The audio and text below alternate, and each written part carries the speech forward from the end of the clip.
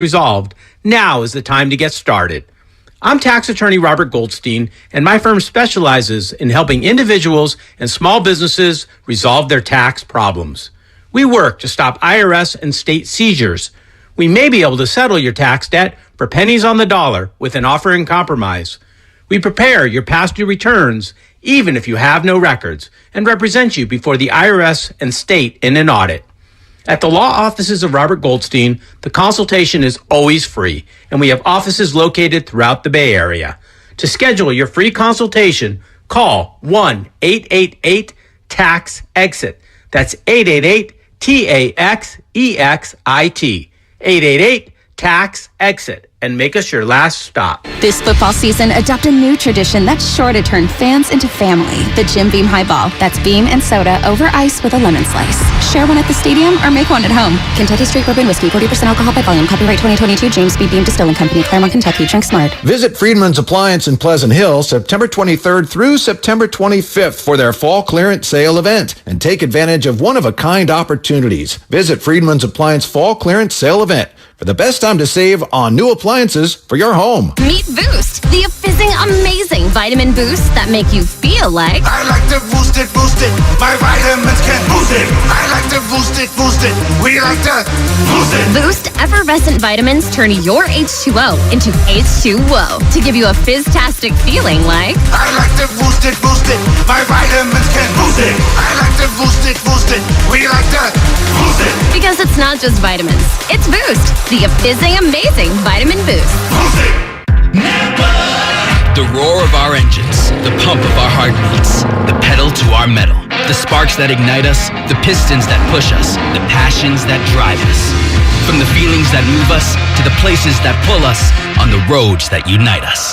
With nearly 6,000 stores and over 17,000 auto care centers, Napa has America's largest network of parts and care, here to keep you firing on all cylinders.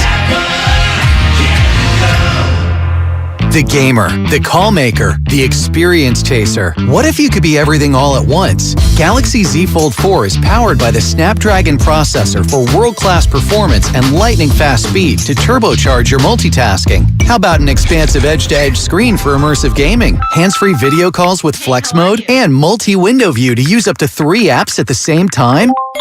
With Galaxy Z Fold 4, do more with ease and make multitasking a breeze. Available now at Samsung.com. Progressive presents Married to Your Home.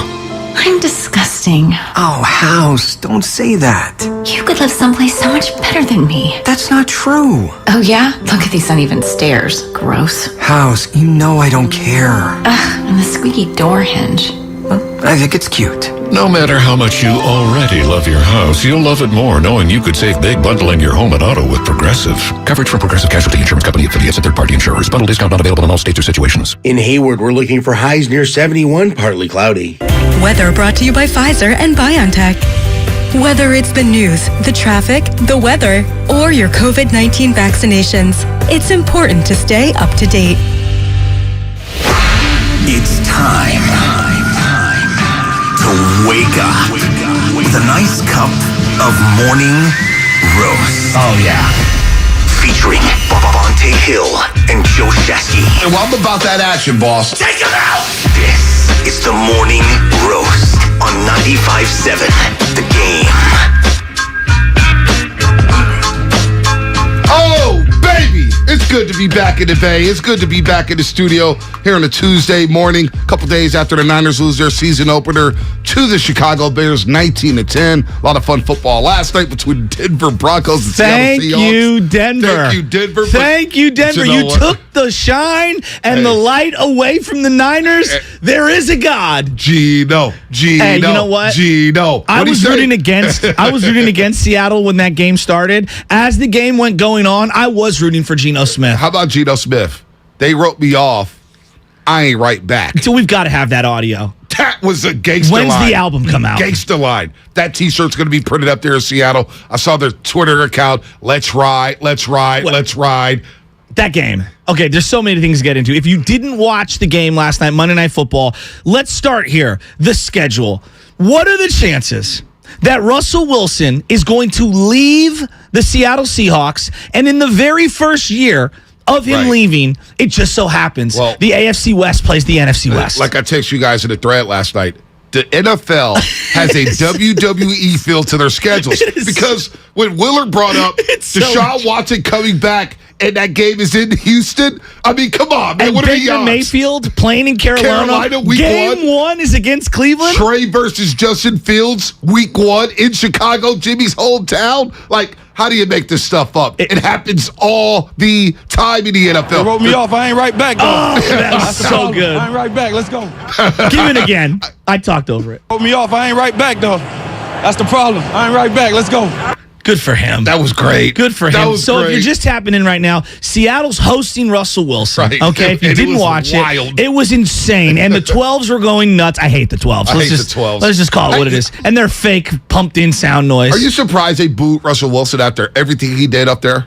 I am a little surprised because Richard Sherman did a podcast where he was talking on the volume, and I like Richard Sherman's podcast. I listen to it. I think he's really good. He's got a co-host who kind of sets him up. It's a good podcast. But I ain't forgot how Sherman left the 49ers. No, both are true. Both are true. No doubt. But I like Richard Sherman, and he was like, look, the Seattle fans are going to clap him up when he first gets there, and then they'll boo him the rest of the game. That never happened. Right? That never happened. He left out the tunnel. He left out the tunnel. They booed the hell out of him. Well, it did feel like when Richard left, when Earl Thomas left, even when Marshawn left, they all left because the team was like, we're done with you. Whereas it felt like Russell Wilson left because he was done with them. Right. Well, and there was some disconnect with him, Pete Carroll, John Schneider, the GM up there. He leaves. And look, we all agree that it was time for him to leave. It was time to just start a new chapter in Seattle Seahawk football. Now, it's going to be interesting to see what happens with Bobby Wagner when he goes up to Seattle as he's playing linebacker for the LA Rams. But Denver blew opportunity after opportunity. 2 goal line stands by the Seahawks, a couple fumbles, one by Melvin Gordon, one by Javonte Williams, and of course, the clock management at the end of the game. Baffling when you have a veteran like Russell Wilson who's walking into Canton, Ohio, and Nathaniel Hackett. How do you let 30 seconds just elapse off the clock and then say to yourself, we're going to attempt a 64-yard field goal? A 64-yard field goal to try to win the game. Let's get right into it. So part of why Russell Wilson wanted to leave and do his own thing, this player empowerment thing. He has been talking about how he wants more ownership of the offense, B. Right. Here's the exact quote, and this is what Russell Wilson told Peter King. Now, B, you love hoops. I love hoops. Yep. This has a Kyrie vibe to it. I want you to hear it right here. It's the ownership of the players owning our offense. This has to be a player-ran kind of a thing. Right. Coach Hackett gives us the keys to do that. I'm thinking more partnership than coach-player. When I hear that, I snap back and I go, oh, boy. That reminds me of Kyrie. Oh, boy. Oh, Steve Nash is only here to be a partner. Like, no, there needs to be a coach. No. He did sign the extension, $165 million guaranteed. You're talking about Russ? Yeah, Russ. Yeah, but what I'm saying is that's a ridiculous way of framing it. So last night, Paul Hackett's on the sideline, his first game ever. Who's making that decision? I don't know, but here, you want to hear something funny? And look, I'm seeing the Comcast Business Text line. By the way, good morning to everybody out there getting off their graveyard shifts, getting ready for it, getting off of work. If you're at work, what is happening? Good morning to YouTube, Twitch, and the Comcast Business Text line. We will get to Kapler and Zach that's Littall. coming. That's coming. Because when Zach Littall punks you, yeah, this is all bad. But here's the Medicast on when the Broncos were letting the clock run. They had three timeouts. Three timeouts. The 45? The 45. Okay, and there's about 50 seconds, 55 seconds? Yeah, 55 and seconds. I'm in my bed, I'm leaned up, and I'm like, what are they doing? Did you think Russ was going to win that game? Yes! I thought Russ was going to win that game. I thought it was 4-down territory. Yes, I thought they were going to go for it on 4th and 5. For it. To me, you needed at least 7 or 8 more yards. So here's the Manning cast as it's going down, and the clock is running down. This is Eli Manning, Peyton Manning, and special guest Shannon Sharp. I love Shannon. Might try to draw him off sides, E. You don't have that much time. Snap count. You don't want to waste that much time, I don't think. Running a play. It looked unsettled. Sutton doesn't know what he's doing. Hurry up. Time out. What the? So you just burned 30 seconds to call a timeout? A lot of time wasted right there to call a timeout, Pate. Yes. Right? Yes. Because even now, if you get 5 yards, you still got 2 timeouts, but you got to get some yardage. They're going to kick it. They're going to kick it. Kick what? They're kicking right here? Kicking the field goal right here. Hold on. Oh. How far? They're kicking Let me see how far this is. 62-yarder. 63-yarder. What? 64-yarder for the win. And you know what? He had the distance, right? Yeah, he did have the distance. But B, I mean, a 54-yarder, I don't even feel confident on. Like, what are we doing? What are we doing in Seattle? Letting that clock But run you off. just paid the guy $250 million to be your quarterback, and you're like, you know what? Let's trot the kicker out. Dude, Nathaniel Hackett is already on the hot seat. So should Russ, because Russ and him are partners. But Here's the players. quote. Russ and the coach are not coach-player. This is an unnamed source telling Pete King. Oh, my gosh, Pete King. Yeah, Jesus they're Christ. partners. They're partners. Partners. It's like a law firm, right? It's Shasky and Hill. They're partners.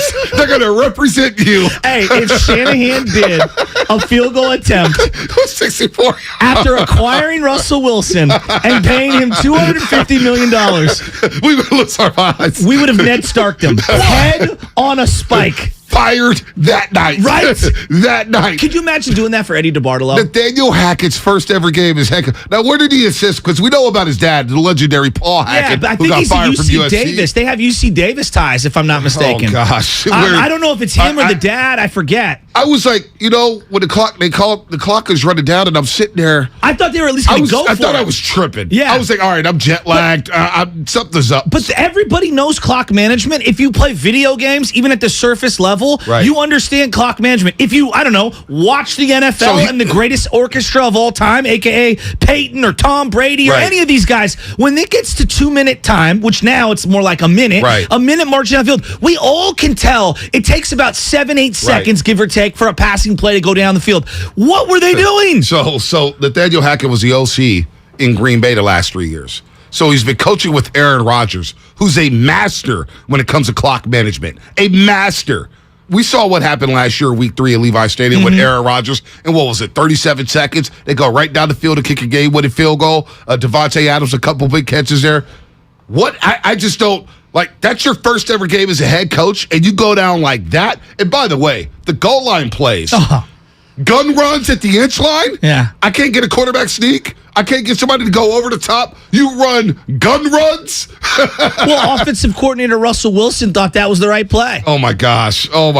Russell Wilson, great debut for him in Denver. They lose to Seattle. It was great. Hey, look, Judy dropped a couple balls down the stretch. Yeah, he did. He sure did. They're a weird team. Denver, they may be on the outside looking in, man, in the AFC. I'm not sure about them. Something's weird. They don't have an identity. They don't know if they want to run the ball. They don't know if they want to pass. Not enough Judy, not enough Sutton. Their identity's Russ. Russ is the coach. I'm telling you, this is the weirdest thing ever. Yeah. Russ has entered a zone where I thought the corny thing was like, he's gone way too deep into it. No, he was high-fiving air yesterday coming out. It's so weird. What about him on the logo? Like, I've never seen him just started praising Jesus on the Seahawks logo. It was as if God was glowing him and like, he's sitting there it was like, weird. Look, it's weird. The guy and is I was out of his rooting for mind. Geno Smith. I can't believe I can say that, but I know. This is a guy who had a really horrible situation with the Jets, and I think everybody ran him out of town. They did run him out of town. He was they had no talent around him. He got into the fight with the defensive lineman. I like Geno. I'm a Geno fan, I was pulling for him. I thought him. last year he played tough behind that terrible offensive line. He goes out there and wins the job over Drew Lock. And you know what? We all watched Seattle, and we said to ourselves yesterday, Sunday's going to be a body bag game between the Niners and the Seahawks. Oh, it was physical. It was physical. Guys were coming off left. Wooten got his collarbone broken on a basic tackle. He smacked KJ Hamler. I saw that. He depleted him and hurt his own damn shoulder. Dude, Seattle's flying around hitting it. That's one thing we know about Pete Carroll teams. I can't stand him chewing the gum. I can't stand him walking up and down the sidelines. Oh, on the goal line stand when he jumped up and down or when they won the game. It's such a Cialis commercial when they show it in slow motion. He's like, there were so many people happy for Seattle. Richard Sherman, Doug Baldwin, subtweeting. I don't know what Russ did to make everybody hate them up there, but I'm on to Seattle, and we're going to break down the Niners game a little bit more. I got a couple questions about Trey Lance. Before we turn the page to Pete Carroll, we have Baldy, and we got Baldy at 7:30. And Baldy's tweeting out stuff because there's some people out there who think that, listen, I'll say this. If Jimmy Garoppolo played that game and he lost, he would have got crushed. deservedly so. He's been in the league since 2014. We expect him to win that game. But does he make the throws with Ray McCloud and Juwan Jennings and Brandon Ayuk or whatnot? I don't know if he does.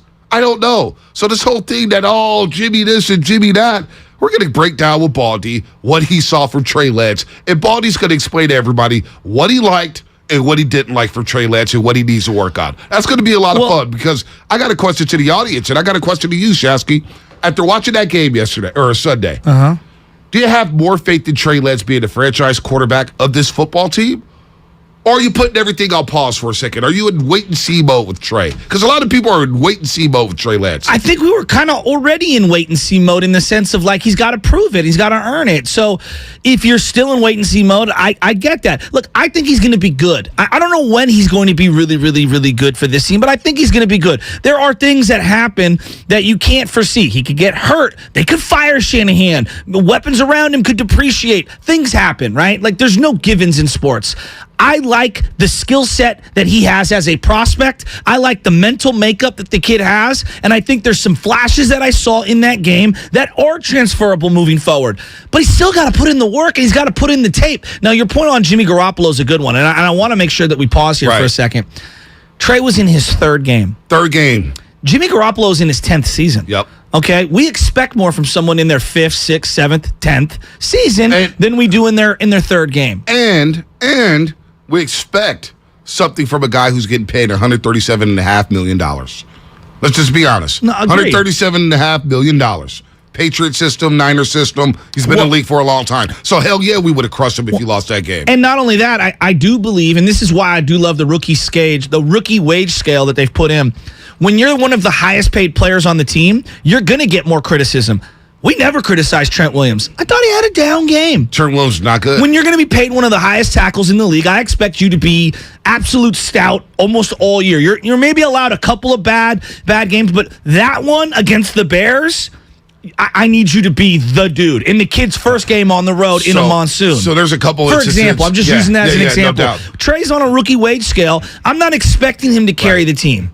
650 Comcast Business Text Line. Trey impressed me on Sunday. He was battling out there. A lot of guys would be terrible in that weather. Him on that. He didn't look terrible. He didn't I agree with that. He didn't fold at all. He didn't fold at all. Now, I'm looking at Jimmy Garoppolo, and I'm thinking back to the offensive lines that he played with, especially in 2020, right? 2020, the offensive line was suspect. No, it was Very bad. suspect. I would say it was bad. Jimmy was getting killed. Yes. Jimmy was getting killed. That offensive line on Sunday, we just mentioned Trent Williams. We saw Mike McGlinchey. We saw Aaron Banks just miss blocks in the run game and a pass game. How does Jimmy perform behind that offensive line? Because if you want to get the ball out quick on those slant routes, Chicago was dropping 7 defenders in the pass coverage. They did not blitz once. What is Jimmy going to do? What is Jimmy going to do behind that offensive line? Look, there's an element of the 49ers brought this on themselves by bringing Jimmy back. I get that. But shame on all of us. Fans, the media, everyone. Shame on us. We're going to be patient with Trey. We couldn't wait 2 drives. No, we couldn't. 2 drives. Everybody's in a monsoon. Well, not only that, but I'm hearing a lot of people say, you got to hit that throw to Croft, right? Well, we act like Jimmy never missed throws. I mean, come on. I watched Jimmy with my own 2 eyes in the NFC Championship game. Mitch George Kittle wide open. But yet the narrative is he led the Niners to 2 NFC Championship games. What about the throw to Kyle Juszczyk on Christmas Eve in Tennessee? What about the throw to Brandon Ayuk down in Dallas in an NFC wildcard game? Oh, wait, his shoulder gave out. We make all these excuses for a veteran quarterback. And again, I like Jimmy. But Trey's first game, being there and then watching it back, I was impressed. I was very impressed. The guts to make the throw to Ray McCloud over the linebacker and in front of the safety, Shasky. Jimmy hasn't made that throw in a very long time. I got a lot of hope for Trey Lance after watching that game back on Sunday. The problem that I have with it is that Bill Simmons, Kevin Clark from The Ringer, Kevin Clark looks like he's never played sports in his life, so I'm not listening to anything he says. Neither does Bill Simmons, but I'm listening to all these people who casually watch the Niners nationally, and they're framing this narrative around the kid. They are. And they're framing this narrative around Jimmy Garoppolo that's inaccurate. And Colin Cowherd, for example, yesterday was going on this long diatribe about Trey, and he used this phrase, and Bill Simmons did the same thing. Essentially, this is what they said. Aaron Rodgers was outplayed last year in a playoff game by Jimmy Garoppolo. Now, Aaron Rodgers didn't have a great game in that game. But and I don't expect the national media to watch all of our local games. But when it's a playoff game, when it's a Saturday standalone playoff game. On a Saturday night. Don't insult my intelligence. Yeah, Aaron Rodgers had a bad game. Jimmy Garoppolo didn't score an offensive touchdown in that game. Jimmy Garoppolo was terrible. terrible. I'm crediting the Green Bay Packers, but to say that Jimmy Garoppolo outplayed Aaron Rodgers in that game, then you didn't watch that game. No, it's that was a laughable. defensive struggle where the Niners special teams came through with one of the greatest moments in 49ers special teams history. Two moments. The block field goal right before halftime. Making up for Jimmy Garoppolo's inexplicit interception on a first down in the red zone. And, of course, the block punt by Jordan Willis, and, of course, Hufanga picks it up. There's this false equivalation where people are saying, well, Jimmy led them X, Y, and Z, and Trey didn't. And just the whole thing is, honestly, it's exhausting. He outplayed Aaron Rodgers. Exhausting. Here you go. Aaron Rodgers, 20-29, 225 yards in that game. Okay. All right. That's Aaron Rodgers. This is Aaron Rodgers. Jimmy Garoppolo, 11-19, 131 yards, 1 interception. His quarterback rating, since everybody loves ratings, his quarterback rating was 57. QBR was 14.7. All right? That was Jimmy Garoppolo's numbers in the second round of the playoffs. But don't give me this sting. That's why I don't listen to these guys. But this is my point. You can't lie to me and say he's outplayed Aaron Rodgers in a playoff game. I agree. And look, I'm not trying to take anything away from Jimmy. I loved what Jimmy did for this organization. Right. I feel like the time to turn the page was appropriate. Right. They went up and they drafted a guy, and this is part of taking the lumps to get to the next level for the kid that you're hoping can happen. But shame on us, myself included, shame on all of us for not, after saying we would be patient, after saying we would give the kid the runway, shame on us for instantly pivoting and getting furious after one game. Yeah, now, when you lose what? to the Bears, you open this up. Yeah. But I'm furious about other things, not Trey Lance. What I'm furious about is the defense. What I'm furious about is Dre Greenlaw. See, I'm with you. What I'm furious about is the offensive line not stepping up and protecting. Running backs getting hurt. Running backs getting hurt. Again in week one. Again. I'm furious about the lack of touches for Brandon Ayuk. Who's that on? You know what I'm saying? I'm not furious at Trey Lance. You go back and watch the game, and people are going to look at the 13-28 and say, oh, he missed out on 15 passes. Go look at the fourth quarter. It was awful. Fourth quarter was awful. Throw the tape away. Up until that point, Trey Lance did what he had to do to keep them in that game. They were 6-12 on third down before he throws a pick to Eddie Jackson to one interceptable ball. How many times did we say, I've been on here since 2017, Jaskin, saying, Jimmy Garoppolo, you got to live with it, but there's going to be 3 to 5 throws a game where you say, oh no, did Jimmy throw his reared its ugly head. Trey threw one. All right, now we'll see what happens in Seattle. But this narrative that everybody, it's the same thing that happens with the Warriors. Narratives, right? Oh, man, Jordan Poole's not going to be happy coming off the bench. Oh, no. Oh, man, Klay Thompson. Hey, everybody's got their own agendas on it. Go to State Warriors. They just went out there and won a championship. They won a championship and said, shut up, everybody. It's about a team here, and it's about hanging banners. But narratives, the narrative-driven radio drives me insane because it tells me you don't know what you're watching. Or you're not watching at all. That's the other thing. But this is what happens when you lose a game the way they did, right? Yep. When you lose, you open up the criticism, and then the vultures come flying in, and they're going to try to pick at the carcass. So I'm frustrated because the team lost, and they underperformed, and I think they have to wear it. But they're not the only team. Look, Denver should have beaten Seattle last night. Russ is a Hall of Fame quarterback. They had perfect conditions last night, and they botched multiple situations and botched a ton of opportunities. Aaron Rodgers lost to his rival, the Minnesota Vikings, and looked completely overwhelmed and threw all his young players under the bus. It's a first ballot Hall of Famer, all right? So just look around the league. The Niners are not the exclusive team that laid an egg on Sunday. Yeah, no doubt about that. Well said, Shasky. Bowl and Trevor will get to you on the other side. We will take your calls, 888-957-9570. And what I have here is brought to you by BMW Fairfield. BMW Fairfield, now open in the Fairfield Auto Mall. They provide a luxurious, all-encompassing experience to address all of your BMW needs. Visit BMWFairfield.com today to book your visit. That's BMWFairfield.com. Hey, Becky, what about this beat for your next song? It's cool, but I'm into faster stuff lately. Like Xfinity that gives me beyond gig speeds. Got it. What about this then? It sounds powerful, just like Xfinity. Because its supersonic Wi-Fi has 3 times the bandwidth, you can connect hundreds of devices at once. That's what I call power. Unbeatable internet from Xfinity. Made to do anything so you can do anything.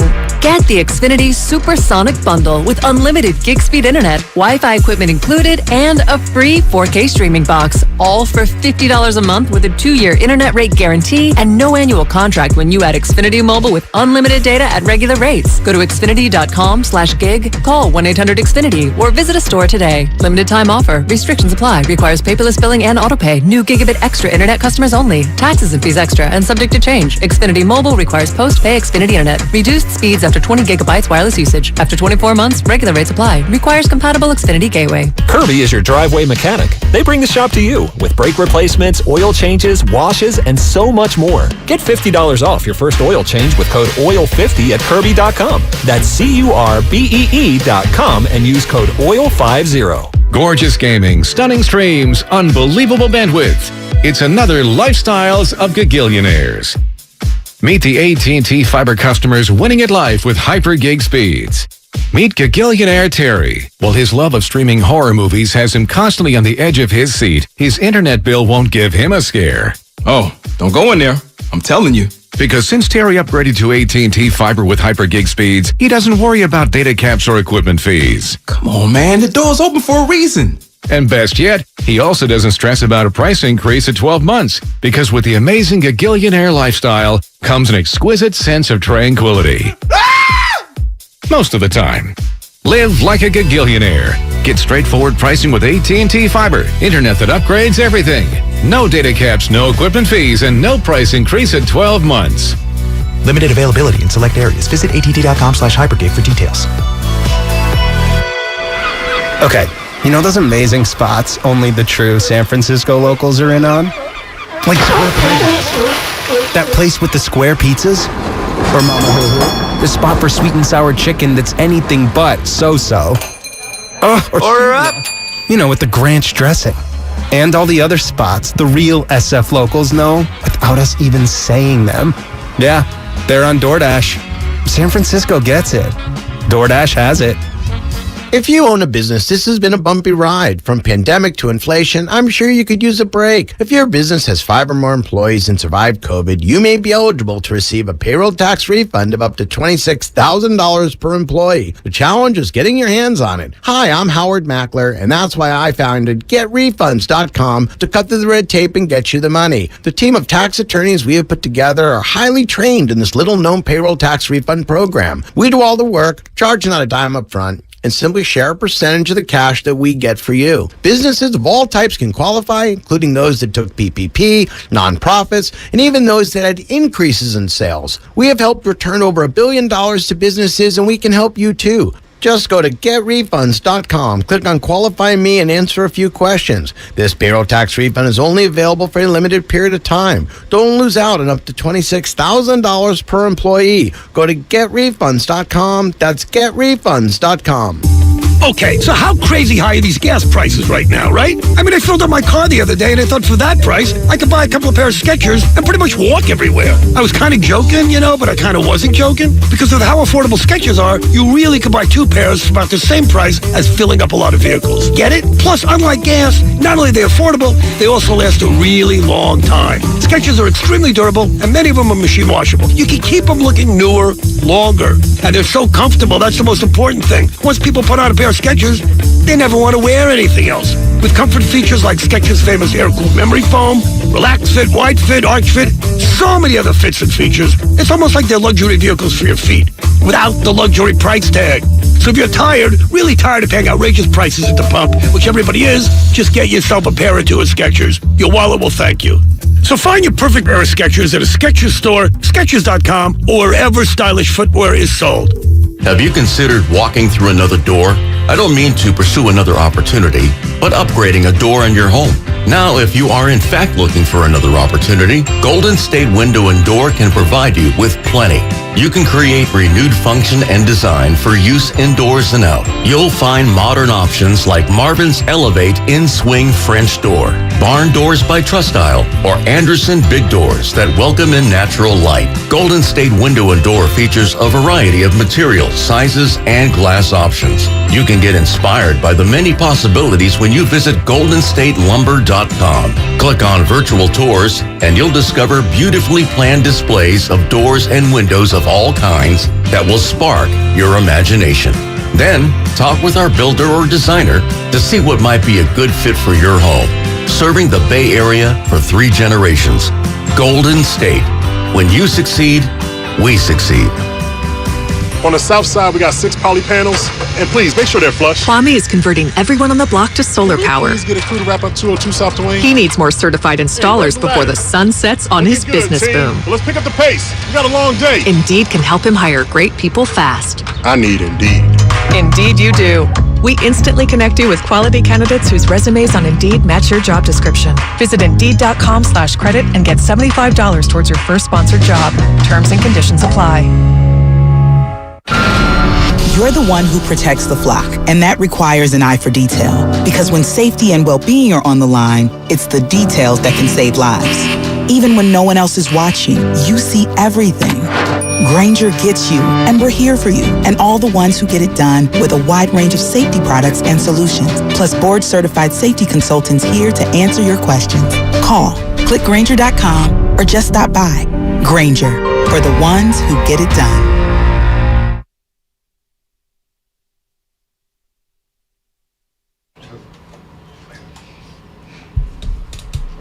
Pick up the poopy. This is Stephen Curry, and you're listening to The Morning Roast with Bonte and The Butcher on 95.7 The Game. Were you walking the dog? Pick up the poopy. No, Willard was texting us. What was that? I think you were out that day, Thursday. I don't know what I was talking about. I don't know what I was saying yesterday. But Willard was texting. I was like, man, continue to walk the dog. Don't forget to pick up the poopy. Something about the Giants? Probably. Yeah. Pick up the poopy. Okay, so here... So do you want to go to Giants, or are we going to go Halls, or what do you got? What do you got in your mind here? Well, there's a couple of things. I do want to get into Deebo Samuel in a second, but here's an interesting one from the 925, because I heard this a lot yesterday. And it's not just at this station. I think I saw this a lot online. Being real. You honestly can't expect this team to go to the Super Bowl. That's why people are impatient. The whole offseason, we talked about how stacked they are, and Lance could win it all from the 925. I think most reasonable fans know that there are levels to talking about championships. Right. When you're an established champion, Patrick Mahomes, Tom Brady, you throw the SB word around, Super Bowl. When you're Steph Curry, we talk about championships because he's already won them. When we're talking about Jimmy Garoppolo and when we're talking about Trey Lance, either one of them, it's make the playoffs first. Put yourself in a position to try to host a playoff game. So anybody that put this SB word out there, Super Bowl, because I don't know you. I know you didn't. I know I didn't. Yeah, nobody did. It was make the playoffs. We said they had a Super Bowl roster. However, I was telling Sam Lovey this morning. When we look at the evaluation of this football team, and I started seeing hey, they have the best linebacker core in football. Well, I didn't see that on Sunday. I saw the best linebacker core in Tampa Bay. Drake Greenlaw, Al Shire did not play well at all. No, but they have potential to be a top couple of 3, 4, 5 unit. Okay. Maybe a top 5 unit, but I didn't see that on Sunday. Well, it looked like two guys that were playing for a contract doing too much. But that's what it felt like to me. But we also said all offseason. All offseason. I've been on this all offseason. And every single year when I look at football teams, I say, okay, what does the offensive line look like? The offensive line, we've highlighted as a position group that needs to play a lot better. They're a position group. I agree with that. That is the flaw of this team. They're the weak link of this team. There's no doubt about that. Some people may say secondary. Thought the secondary was fine on Sunday. Thought they were fine. They blew a couple coverages. For the most part, the secondary was fine.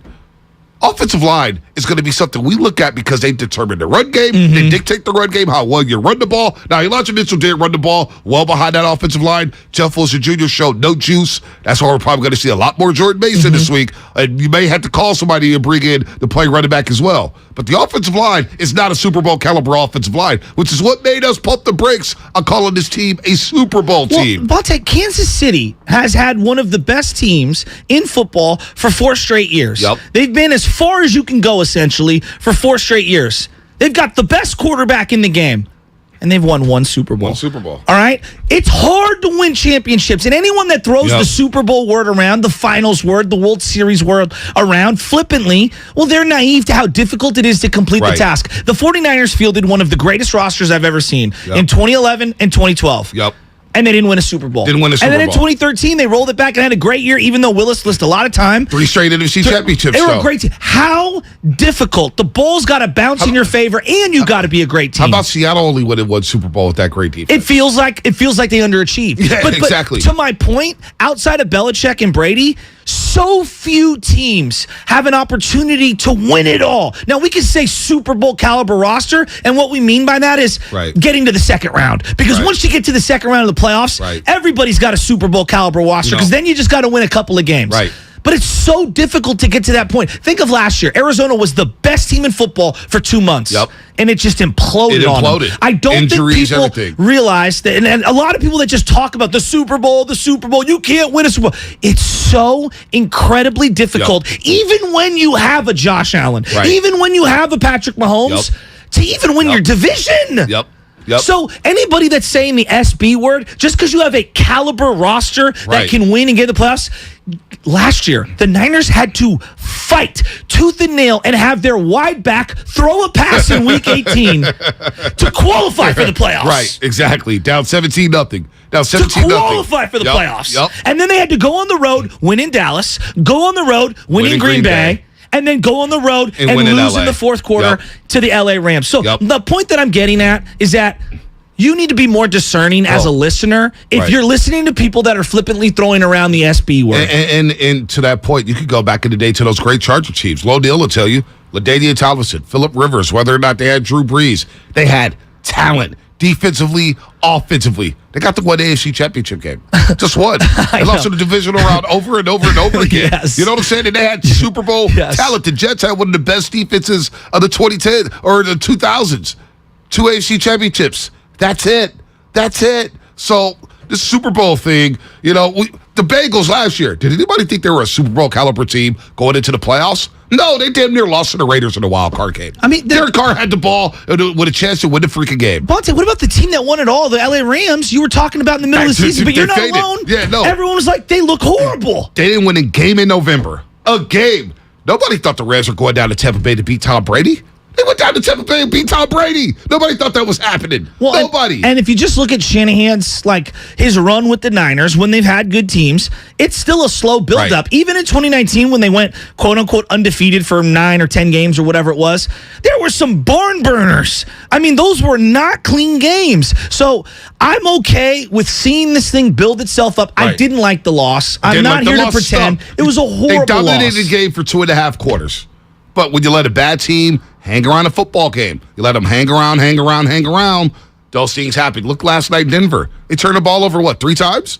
2 fumbles inside the 1 yard line? Yeah. You're going to lose football games like that. And then your Hall of Fame quarterback and your brand new head coach decided to burn a bunch of time. This is someone who's probably one of the best in the league when it comes to clock management. Right. And Russell Wilson looked like he's never done that before. No doubt about that. How bad was that? No doubt about that. And that's a guy who's won a Super Bowl, who's been in the league for 10 years. So apparently Chris Sims says some things, and I'm going to play that a little bit later. But let's take a couple calls real quick before the break. Let's go to Mo in Detroit. He's been on hold for a while. Then we'll get to Trevor up in San Rafael. Mo, what's happening? You're on the roast here on 95.7 The Game. Hey, guys. Thanks for taking my call, man. Appreciate it. Anytime. So I'm from Detroit, and I just wanted to give you my perspective. I've been a Niner fan my whole life, and the only thing I had for a long time was watching the national media because I don't have the luxury back then when I was younger with the apps that they have now with Odyssey, which I listen to you guys on every day. Thank you very much. Hear things. No, I really mean that. I'm not just saying that. And I'll tell you, I'm done with the national media. These guys are a bunch of buffoons and idiots. They are. An article that came out by Mike Martz, Ryan Clark. I can't stand him. Rex Ryan. There's the most impulsive, wishy-washy people. One day they tell you the guy's the greatest player. The following week they're bashing him. They just don't know how to stick to their guns. Their messaging is off. They just go with what's hot. I mean, they're just the most miserable people to listen to. For my health, I listen to you guys because it's the best thing for me. You guys give it real. You guys tell it how it is. I was at that game. Chicago's only 4 hours from Detroit. And just to watch Trey Lance, I'll tell you, he is the real deal. These people don't know what they're talking about. You got to give the kids some time. Mo, let me ask you real quick, Mo, what made you think he was the real deal? Explain to our audience, what made you think he was the real deal at Soldier Field? You could tell by his poise. He stands in the pocket. He doesn't put his head down. He's rallying the troops. I think when the cameras go away, I've seen him giving all the players high five on the sideline. Offensive line giving him props. Debo, he went right up to him when he fumbled. I mean, there was things that you could see they weren't shown on TV. I was in section 105 under the overhang, so I didn't get rained on. Oh, man, you're right next to me. By the way. Yeah, you're right next to me. I was at 106. I was at 106. Oh, the best seats, man. They were perfect. They were perfect. Mo, great call, man. Call us back. We really appreciate you listening on the Odyssey app. That's really cool. I want to get into that. I know you got thoughts on Debo Samuel, but I think we have overlooked. He brought up something, the P word, poise. Yeah. This young man never looked rattled. He never looked rattled on Sunday, and nobody's pointing that out. So let's get into that. Let's get into Debo. We're going to take Trevor on the other side. At some point, we will get to what happened last night at Oracle Park between Gabe Kapler and Zach Littall.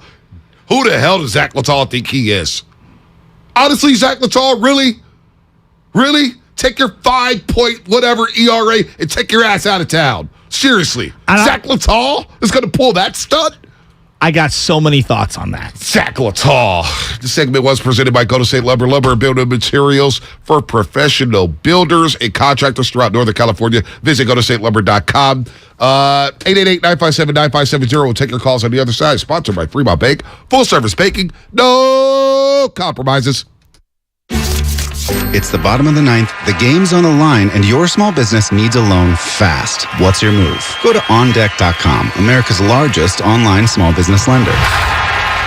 With OnDeck, you can apply in minutes, and if approved, get your funds as soon as the same day. Go to OnDeck.com. Your loan is on deck.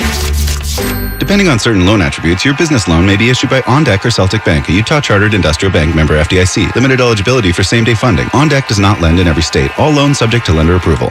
In this market, you'll find Fisher Investments is different than other money managers. Different how? Aren't we all just looking for the hottest stocks? Nope. We use diversified strategies to position our clients' portfolios for their long-term goals. You don't just provide cookie-cutter portfolios? No. We tailor our clients' portfolios to their goals and needs. But you still sell investments that generate high commissions for you, right? No, we don't sell commission-based products. We're a fiduciary, the highest standard of care for a financial advisor. It means we're obligated to act in our client's best interest. So when do you make more money? Only when your clients make more money? Yep. We have one transparent management fee structured so we do better when our clients do better. Sounds like you really look out for your clients. We do, because our priority is helping them achieve a comfortable retirement. That might be why most of our clients come from other money managers. Visit FisherInvestments.com to find out why investors like you switch to us. Fisher Investments. Clearly different money management. Investments in securities involve the risk of loss. In order for small businesses to thrive, they need to be smart, efficient, agile, staying ahead of the market at every turn, and finding ways to do more with less. That's never been more important than it is right now.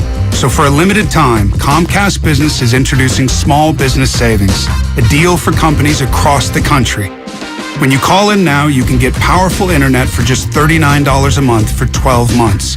$39 a month, with no annual contract and a money-back guarantee. All on the largest, fastest, reliable network for small businesses, with the company that powers more businesses than anyone else. So if you're a small business owner, don't wait. Call and get started today. Comcast Business, powering possibilities. Offer ends 9/21/22. Restrictions apply. New Comcast Business 50 megabits per second internet customers only. Requires EcoBill and AutoPay. Equipment, taxes, and fees extra and subject to change. Call or go online for details. After promo, regular rates apply. If you own a business, this has been a bumpy ride. From pandemic to inflation, I'm sure you could use a break. If your business has 5 or more employees and survived COVID, you might be eligible to receive a payroll tax refund of up to $26,000 per employee. The challenge is getting your hands on it. Hi, I'm Howard Mackler, and that's why I founded GetRefunds.com to cut through the red tape and get you the money. The team of tax attorneys we have put together are highly trained in this little-known payroll tax refund program. We do all the work, charge not a dime up front, and simply share a percentage of the cash that we get for you. Businesses of all types can qualify, including those that took PPP, nonprofits, and even those that had increases in sales. We have helped return over $1 billion to businesses, and we can help you too. Just go to getrefunds.com/sports, click on Qualify Me, and answer a few questions. This payroll tax refund is only available for a limited period of time. Don't lose out on up to $26,000 per employee. Go to getrefunds.com/sports. That's getrefunds.com/sports. Live on DAZN pay-per-view, September 17th, Part 3. Canelo versus Triple G to take the trilogy. Bad blood, a score to settle, controversy, brutality, pure hostility. For victory, for history, for the trilogy. Canelo Alvarez versus Gennady Golovkin. September 17th, live on DAZN pay-per-view. Visit DAZN.com. At Left Coast Buyers, we buy properties all over California. If you own a house or an apartment building and want to sell it fast at a great price, call us at 925-434-5000. We can pay cash and close in as little as 7 days. We buy properties in any condition, any price range. Do you own a property that is run down and needs thousands of dollars in repairs? Are you out of time, money, and energy? Are you looking for an easy way to get top dollar for your property and sell on your terms and timeline? Well, call Left Coast Buyers now at 925-434-5000. We buy divorce houses, inherited houses. We even buy vacant houses and abandoned houses. Do you have a tenant who hasn't paid? Are you behind on property taxes, mortgage payments, or even facing a foreclosure? Even if you're just nervous about capital gains or an upcoming recession, we've seen it all. So if you or someone you know owns a property and needs to sell, call Left Coast Buyers at 925-434-5000. That's 925-434-5000. Now, local businesses can get closer to every customer in their city with fast, affordable shipping. Introducing USPS Connect Local. You want speed? We deliver same or next day. You want savings? We give you supplies at a flat rate. You want less legwork? We do free pickups. Move your local business forward with the United States Postal Service. Let's connect at USPSconnect.com/local.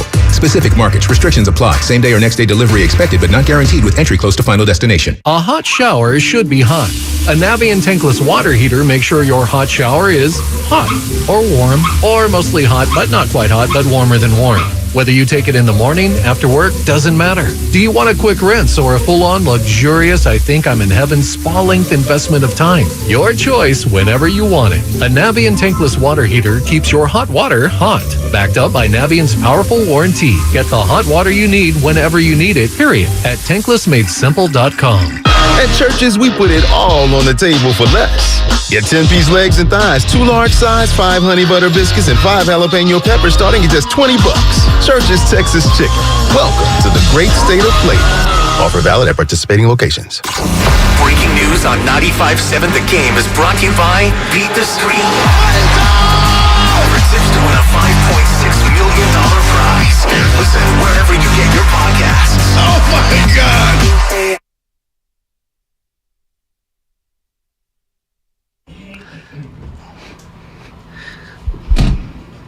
This is Steve Kerr, and you're listening to the Morning Roast on 95.7 The Game. Warriors start training camp in 9 days.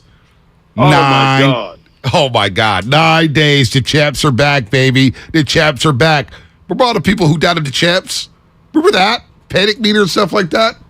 The Chaps are back, baby. 9 days. Can't wait for the Dubs to be back on the floor. I want to get into Debo in a minute, but we were just talking about Jimmy Garoppolo, Trey Lance, everybody going back and forth. And I know that there's a specific quote from Chris Sims that you want to read right now regarding the quarterback situation that I find almost laughable. And again, this goes back to the misinterpretation of what happened years ago. Right. I will remind you in a second. Why don't you read the Chris Sims quote, and then, I'm not even going to read it. We're going to play the sound from the Chris Sims podcast. Because I have some stats I want to back this up with. I do agree with him. Now, I'm not going to say, you said it right before we got in this game. Let's not overjudge it. It was a f***ing monsoon, okay? And he's still young and raw. But to the point of okay? Durs makes some good points, and they are a Super Bowl football team. Look at you, got you giggling now. They are a Super Bowl football team. And to do justice to your organization, your fan base, and more importantly to your football team, the guys in the locker room, you got to play the best players. And I think there's guys, I've heard through the grapevine, there's guys in that locker room that go, Jimmy G's the best player. I mean, I know. He's proven it. How would you say differently right now? I know. And I don't want to call people out here, but I've heard from people that I know around the NFL to go, yeah, there's some prominent people in the 49ers locker room that go, Jimmy Garoppolo's better. Well, wait a minute. Did they directly reach out to you? Because that's what you said first, Chris Sims, that they directly reached out to you. Then you said, prominent people who have heard from other people. So to me, that's okay. We could split hairs on that. Ahmed Fareed, he's proven that he's better. But again, did we not and I'm not here to crush Jimmy Garoppolo. No. Again, I've said this over and over. Jimmy Garoppolo's a damn good 49er. Yeah, but the context. He's a damn good 49er. I get frustrated with the context. Right. We've seen it over the last 2 years. He's regressed as a quarterback. And it was obvious that Kyle Shanahan did not trust him. Availability, what did they say, is your best ability. He wasn't available for key stretches for the 49ers in 2018 and 2020. Those are the facts. They won in spite of Jimmy in those playoff games. I was there with my own two eyes in Jerry's world. He won games too, though. Right. Like not to take anything away from him. And I know that's not what you're doing. The LA game in Week 18 was special. He was awesome. It was special, right? But then there's also the Tennessee game on Christmas Eve where it's I swear that night was incredible because I remember texting people. I said, man, did you see Steph Curry? He dropped 46. Nobody wanted to watch the Warriors game. No. Because of how Jimmy played that Tennessee game. They were like, I got to take it off. And all of a sudden, what's fascinating to me, it's fascinating that all of a sudden, Jimmy G's getting all these props. He didn't get this many props in 2019. The same people who are propping him up, are saying, oh, Jimmy this. Oh, they couldn't throw the ball with Jimmy. They had to run the ball so many times. He only threw the ball 8 times because they didn't trust Jimmy. Oh, he threw up on himself in Minnesota and Shanahan had to take the ball out of his hands. I defended Jimmy that year. I defended him. But who gets to play for Super Bowl 54? Jimmy Garoppolo. Well, that's never been fair. And you and I agree with that. It hasn't been fair. It has never been fair. But that's been the national narrative. No, I know. Listen, and they all fixated on that one throw. Oh, you should have made that throw to Emmanuel Sanders. Which is what we're doing to trade today, which is funny. We're overdoing Tyler Kroft. But then he made up for it by throwing a dime to Ray-Ray McCloud. It's never one play. It's never one play. It's never one play at all. But the fact that all of a sudden Jimmy is getting all these props now is fascinating to me, Shasky. I just where did it come from? Let's go back to 2019. The Niners famously started 8-0. They started 8-0 that year. Yep. Okay. Do you have any idea of what Jimmy's numbers were through the first? I'm going to use the first 6 games because Peter King said week 7 Jimmy's going to take over this year. So I remember who they beat. They beat the first 2 games. They beat Cincinnati. Tampa Bay was week 1. Was week 1, and Jimmy threw a pick. Remember Shanahan? I'll give you all the numbers. Shanahan ripped him, right? Yeah. Ripped him. They had 2 pick sixes in that game against Jameis Winston. All right, 2 pick sixes. Defense won that game. Cincinnati. He threw a pick 6. Remember, he threw it in quadruple coverage, and then Shanahan said, we're going to run the ball the next possession and take this game back over. All right, Pittsburgh, 5 turnovers. Home opener, 5 turnovers, right? 5 turnovers. Didn't play that great, but it wasn't all his fault. They beat, was Washington part of that stretch? Yes, but Cleveland at home, Monday Nighter, Rams, then Washington. All right. So I'm going to give you the numbers. Hold on. I'm just going to. Cleveland first played a game. Matt Breida goes 80 yards. They dominated that game because of defense. Bosa was outstanding. Baker threw up on himself. And Jimmy was good. And then, who you say, the LA Rams? Yes, where they went down to LA. The stats weren't pretty that game. No, he threw in a red zone pick, actually. Yeah, I remember that. And then people lost their minds. Right. And then, obviously, they ended up playing Washington. They beat them 9-0. In the monsoon game. Just through 6 games of 2019, through 6 games, they were 6-0. 6-0. He was 7 touchdowns, 6 interceptions, 6 fumbles. Wow. Now, if I told you, hey, Trey Lance starts off 5-1, and those are his numbers, they would say bench Trey in a heartbeat. Now the situations are different now, but I just think I wanted to clarify just the narratives around things because you've referenced what happened in the playoffs last year, and we do this thing where we associate quarterback wins with the quarterback when there's other parts of it. Is it a skill? I do believe winning is a skill. I don't want to take away that from Jimmy Garoppolo. It's part of the learning process. Josh Allen has talked about it. I had to learn how to win games. There's a management. There's a composure that you have to have. There's checking into the right run or throw or whatever. There's putting your team in a position to win. That is a skill. But there's also the nuance of touchdowns and turnovers. And when you have 7 touchdowns and 12 turnovers through 6 games and your team's 6-0, again, that's what Jimmy Garoppolo did through 2019. But the way we talk about him now, you'd think he's Tom Brady. It's really surreal. It's surreal how we talk about him. It's surreal. And just can we wrap our eyes around trade, see what it is? It's How unfair. come we can't be patient? It's unfair. If I read you Ben Roethlisberger's numbers, because I've done this before, Ben Roethlisberger's first year when the Pittsburgh Steelers advanced to the AFC Championship game, they were led by a running game and defense. A running game and defense. I believe he threw over 200 yards just on the top of the head, maybe twice that year. Maybe twice. They didn't even let him throw the ball. Mm-hmm. They even let him throw the ball. He was throwing the ball 19 times, 20 times, 18 times. It was fascinating. Let's get to Trevor in San Rafael, and then I'll cite these numbers here. Okay. Trevor, what's going on? You're on the Morning Roast. Yeah, hey, good morning, guys. Morning. Obviously disappointed with the Week 1 results, but I think everyone's overreacting. I'm not the type. I'm a realist.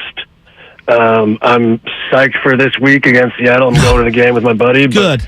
I honestly feel that the Week 1 outing, the blame lies on the coaching staff and Shanahan. Mm-hmm. I mean, 12 penalties for 99 yards.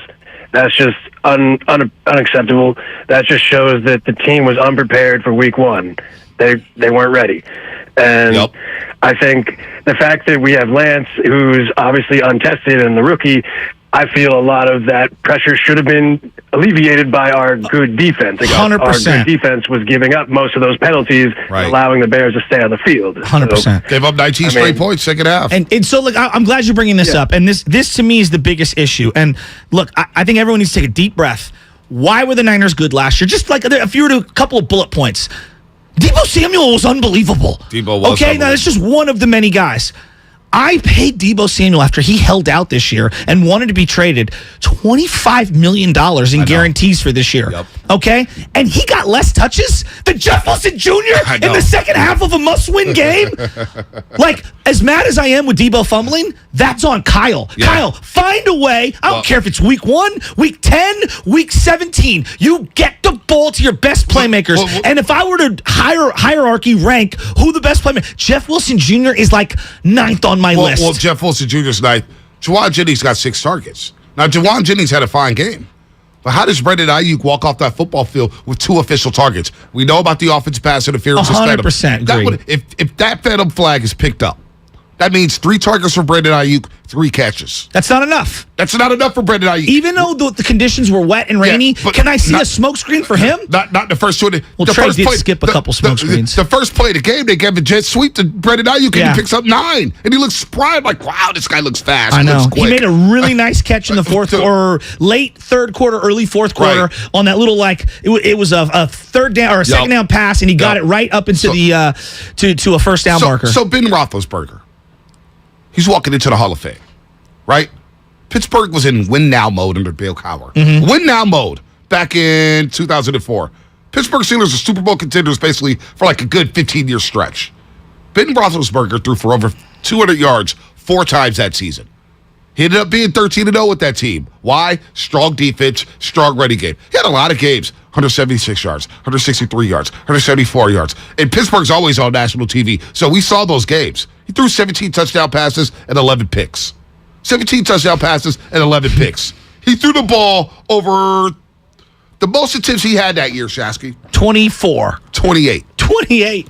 He had a bunch of 18, and 16, how many? 17, and they go 13-0. And how many passes did Trey drop back to attempt in this game? 28, but really it was late, so it was. But still, they wanted to keep it around 22, 24. That goes to show but you 28. That's too many. That's too many, especially given how good we expect this defense to be. And that's the other misnomer about yesterday's game. I would love for people to go back and look at Steve Young at Tampa Bay.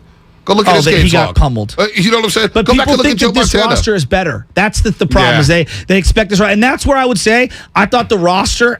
Look, the quarterback wasn't great, but I thought that the roster didn't do them any services. And anybody says that they dominated defensively, they did for a quarter and a half. Right. Watch the rest of the game. The Bears marched down, should have had a field goal attempt before the end of half, and then couldn't tackle in the second half. Go back and watch. It was, now, granted, the interception gave them short field position. Right. But the 49ers defense was blowing coverages and having drive stalling tackles ended because penalties would extend drives. Here's the deal. This defense is so great. It's 13-10. Yeah, you throw the pick. Could you pick up Trey the offense and hold him to a field goal? Well, they let him waltz in for a touchdown right there. 24 Herbert. Yeah. No one touched him. They were running it right down their throats. 13-10. Can you get a stop and make it a 16-10 game, you are still in the football game. You're still in the football game. The defense let me down on Sunday. The defense. You should be talking more about that because the missed tackles, the penalties, the blown coverages, that was bad. That was bad, Shasky. Well, and I'm going to go right to my guy. And, I love the dude. Nick Bosa, I thought it was an underwhelming Bosa game. There's a lot of possessions where Nick Bosa starts off on the bench. I need to play a first, second, or third down. I didn't even pick up on that. It happens. They rotate their defensive linemen a lot. A little too much for my liking. I need Nick Bosa playing all the snaps. Armstead's a very high-paid player for this team, and he was excellent in the playoffs. But, again, I look at the roster, and that's why we were so critical about Jimmy. Right. Jimmy was making the most amount on the team by twice as much early on, and now it's tapered off because other guys are highly paid. Debo's a high-paid player. Armstead's a high-paid player. Bosa will be at some point. All these guys, Jimmy Ward wasn't playing. Kittle wasn't playing. Trent Williams is. How many of those guys had good games? Yeah. I'm asking you. Not a lot. Not a lot. Your premium players. Armstead was invisible. Hell, his jersey looked clean after the game. It looked clean. Let's go to Rob and San Bruno. Rob, what's happening? You're on the roast. What's going on, fellas? Look, man, this is crazy. I've never seen the media try to get a starting quarterback a job so fast. It's nuts. They're playing with these people's minds. The media is a powerful thing, and they putting this false narrative out there like, look, us 49. I said, Bonte, I was saying this in 2019 when y'all were calling me crazy. I told you he wasn't that dude, right? Yep. I said that. Yep. And the film proves it. The film proves it. Like, why would, it's like they trying to get this guy a job. Yeah. Like, if Trey ain't that dude, why do you feel Jimmy going to come in and get the best out of this roster where he's proven he can't? There's receivers on this team right now who don't like Jimmy Garoppolo playing. I can tell you one of them right now. So at the end of the day, it's like, man, give Trey a chance. Trey early on in the game, which I'm mad at Cal because I thought he should have took advantage of this early when it wasn't raining as much. Yep. He made some throws down the field. He hit 3 out of 4, 20-plus yards down the field. How long did it take Jimmy to do that all season to put 3 completions out of 4, to get it ball downfield? So, in my opinion, I thought Trey played well. I thought he battled. I thought he showed heart. He made first downs. He made tough runs. Hey, Rob, you're tapering out. Here's a great one from the 925, and this is what I love. Where were all these captains? We made such a big deal about captains last week, and Trey not being named one. Fred Warner, Trent Williams, George Kittle, Jimmy Ward, Armstead, and Bosa. Which one of those captains either suited up and showed up? Yeah, I was going to say, George Kittle didn't play. Debo's not a captain. Armstead was invisible. It wasn't a good Debo game. Trent Williams, I didn't think had a great game. No. And Dominic Williams of the Chicago Bears said he watched film. This is a rookie who said he watched film and picked up on tendencies from Mike McGlinchey and Trent Williams where they basically tipped off that it was going to be a pass. Basically, like, Trent Williams, toe taps, he double taps his left foot, and he was like, oh, this is a pass. This is a pass. So he didn't play well. Fred Warner was okay. I thought Fred was okay. Fred was okay. Of all the linebackers, he's the least I'm frustrated with. Jimmy Ward didn't play. They missed him. And who's the other captain? Oh, Nick Bosa. Nick Bosa, who I thought it was a mediocre game. It was okay. I didn't think it was a Bosa game. I didn't think they moved him around enough. Hold on real quick. You are listening to 95.7 The Game, KGMZ FM and HD1 San Francisco, always live on the free Odyssey app. Download the Odyssey app and favorite 95.7 The Game for the best and most up-to-date sports coverage. And do not forget that you can also watch us every single day on our YouTube and Twitch streams. Just log on and search 95.7 The Game. I would like to see Bosa moved around a little bit more. Yesterday when I was in Chicago, 670 scored Bear fans. I was talking to them after the show. And they're like, we don't get why you guys didn't move around Nick Bosa. We had a rookie tackle on the other side, and you guys played him on the other side a lot. Why didn't you move him around? And that's one thing. I thought he was allowed to move wherever he wanted. I don't know. I was too, but it felt like he was just in the same spot all the time. I like to see him go inside sometimes and go put some pressure on Justin Fields. And why not? If things are getting hairy there late in the game, blitz Justin Fields a little bit. Why not? Well, they look like they spied him on a couple of plays. I watched it back. It's so tough to tell. Yeah, you don't know what their assignments were, and everything was literally couldn't see the camera. I mean, it was just absolutely crazy. The thing that I keep going back to, though, B, is that I think there's this misnomer that the defense did enough. I thought they didn't. In a game like that, you can't give up more than 14 points. No. And with the conditions being what they were, even if you have a short-sided field, the Bears defense outplayed the Niners defense. They did. I thought. They did. Those are the facts. They really did. They really did. I'm looking at the snap counts here. Bosa did play 45 of the 58 snaps. So it's a lot of snaps. Yeah, it's a lot of snaps. That's a lot of snaps. Eric Armstead played 42. Drake Jackson, 17 snaps. And Drake Jackson, we didn't talk enough about either. I thought he popped. You know, he made a couple plays. Ibukam looked like early on he was good, and then missing tackles and falling. Again, there were 2 plays in particular. All 4 linemen just fell to the ground. Well, the play he hit Dante Pettis for 51 yards. Missed tackles on the 3rd and long. You have to get off the football field on 3rd down. That stretch that we highlighted yesterday, that sequence where Drake Greenlaw, I still cannot believe he grabbed the face mask when Montgomery's getting gang tackled. Bears fans at that point asking, let me tell you, Bears fans behind me, Bears fans, what are we doing? Running the ball on 3rd and 4th. Seriously, screaming, loud. And then there's a flag. And it's like, why are you grabbing the face mask, Drake Greenlaw? All right? Hufanga makes a play. It was reckless. Gibson drops a pick. Drops a pick. Not an easy play, but you know what? We brought you in here. You got to make that play. That's the one missing element of this defense. What makes them special? We force turnovers, right? You got to come up with an interception right there and give your team a short field. That game is over if they hold the Bears to no points. Over. Said Dante Pettis, blow coverage, missed tackles on the same play, and now you got a whole new ball game. Well, and it's just, you're sitting here, you're reflecting on the Bears game, and you're watching Seattle last night, and you're going, they look really angry. They look really angry, and they look like they're on a mission, and I'm very worried about the game this Sunday, because if you fall to 0-2, I know mathematically you're still it feels like a curtain on going to the playoffs. Well, listen. Well, I don't know about that because you got the extra playoff team. I know, but I'm saying it feels. I'm not saying that's accurate. But it's the same thing with Chicago. And this may be ask Rocco. Rocco, your boy Rocco. He was texting me and he goes, Bonte, it's making me uncomfortable that everybody's picking us to blow out the Bears. And I said, yeah, me too. Me too, because all training camp the Bears heard how they're going to get blown out. Matt Eberflus's first game, I thought the Niners would win that game. They should have won that game. They should have won that football game. But I was a little uncomfortable saying that we were just going to destroy the Bears at Soldier Field. It's like, look, man. And then once you get closer to the game, oh, man, it's going to rain. Oh, no, George Kittle's not going to play. It wasn't just a rain game.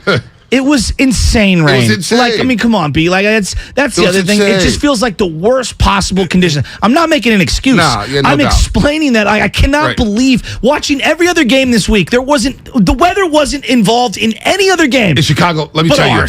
Saturday was beautiful in Chicago. Of course, not a cloud in the sky. Not a cloud in the sky. Let's go to Nick and Berkeley. Nick and Berkeley here on the roast. What's happening?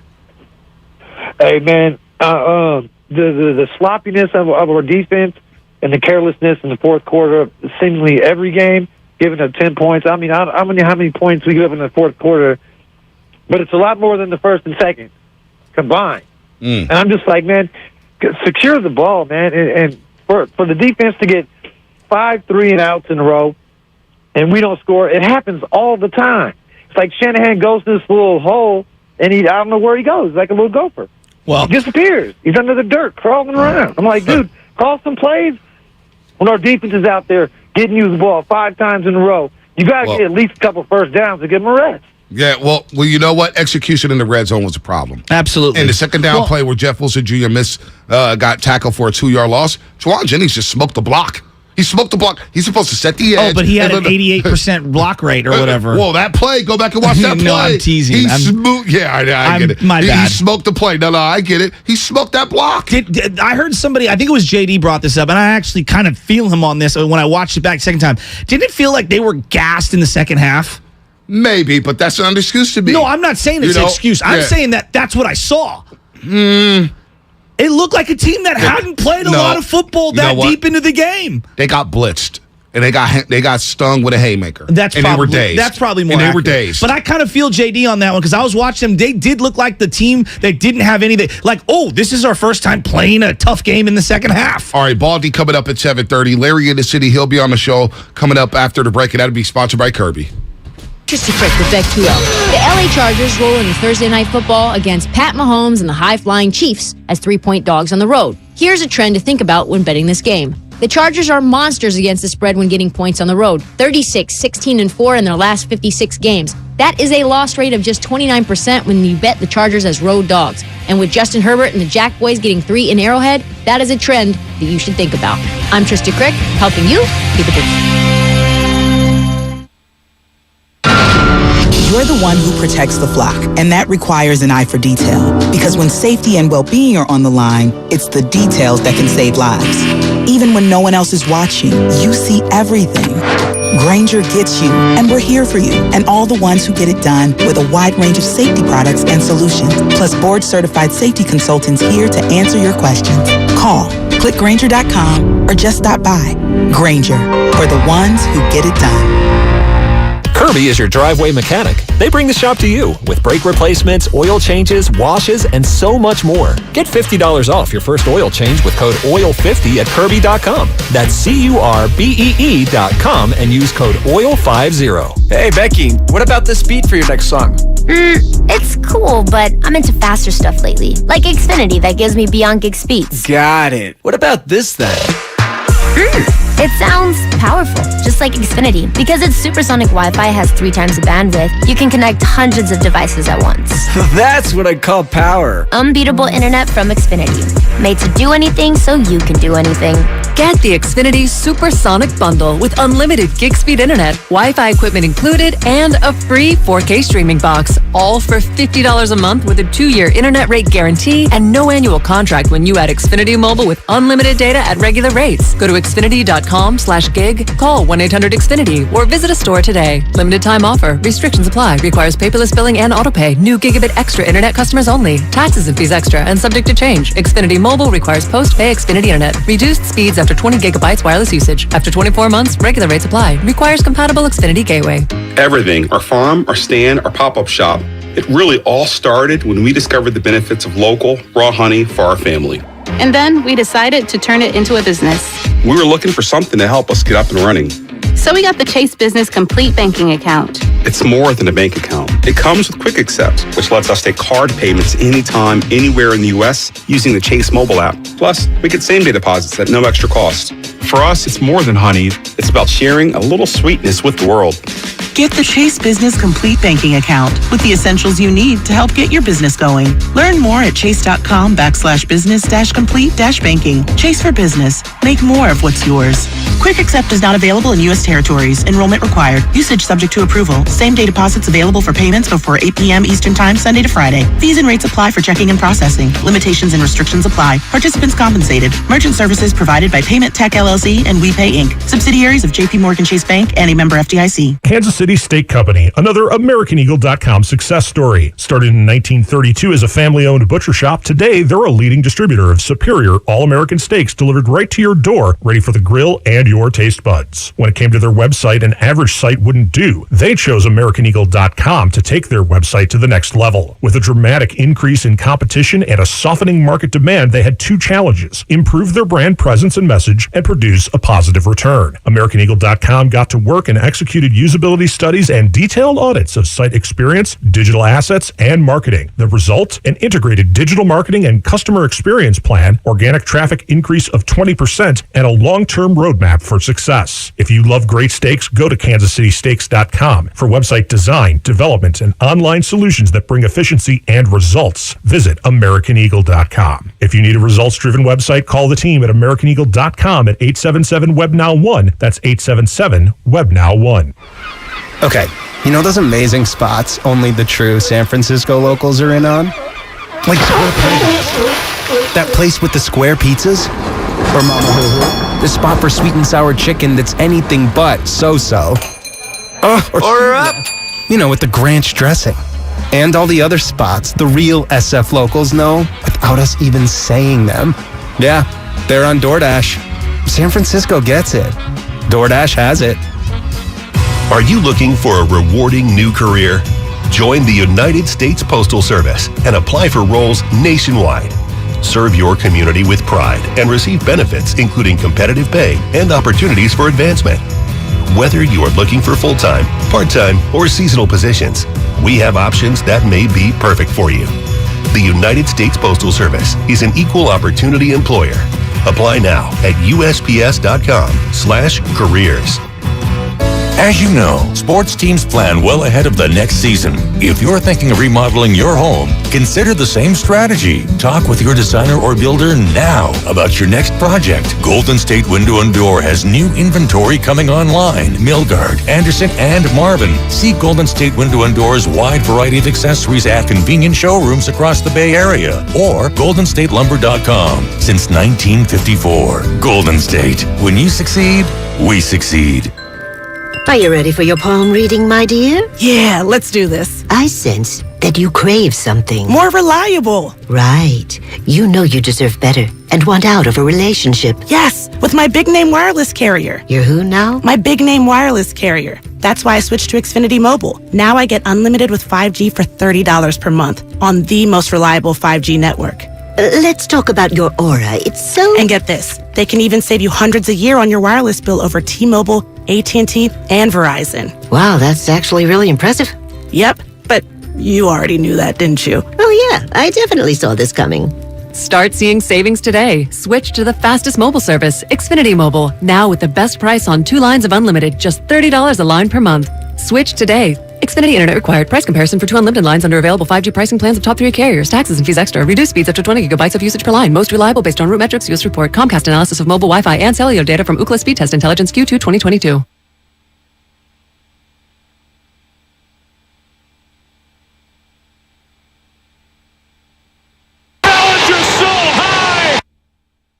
This is Moses Moody, and you're listening to The Morning Roast on 95.7 The Game.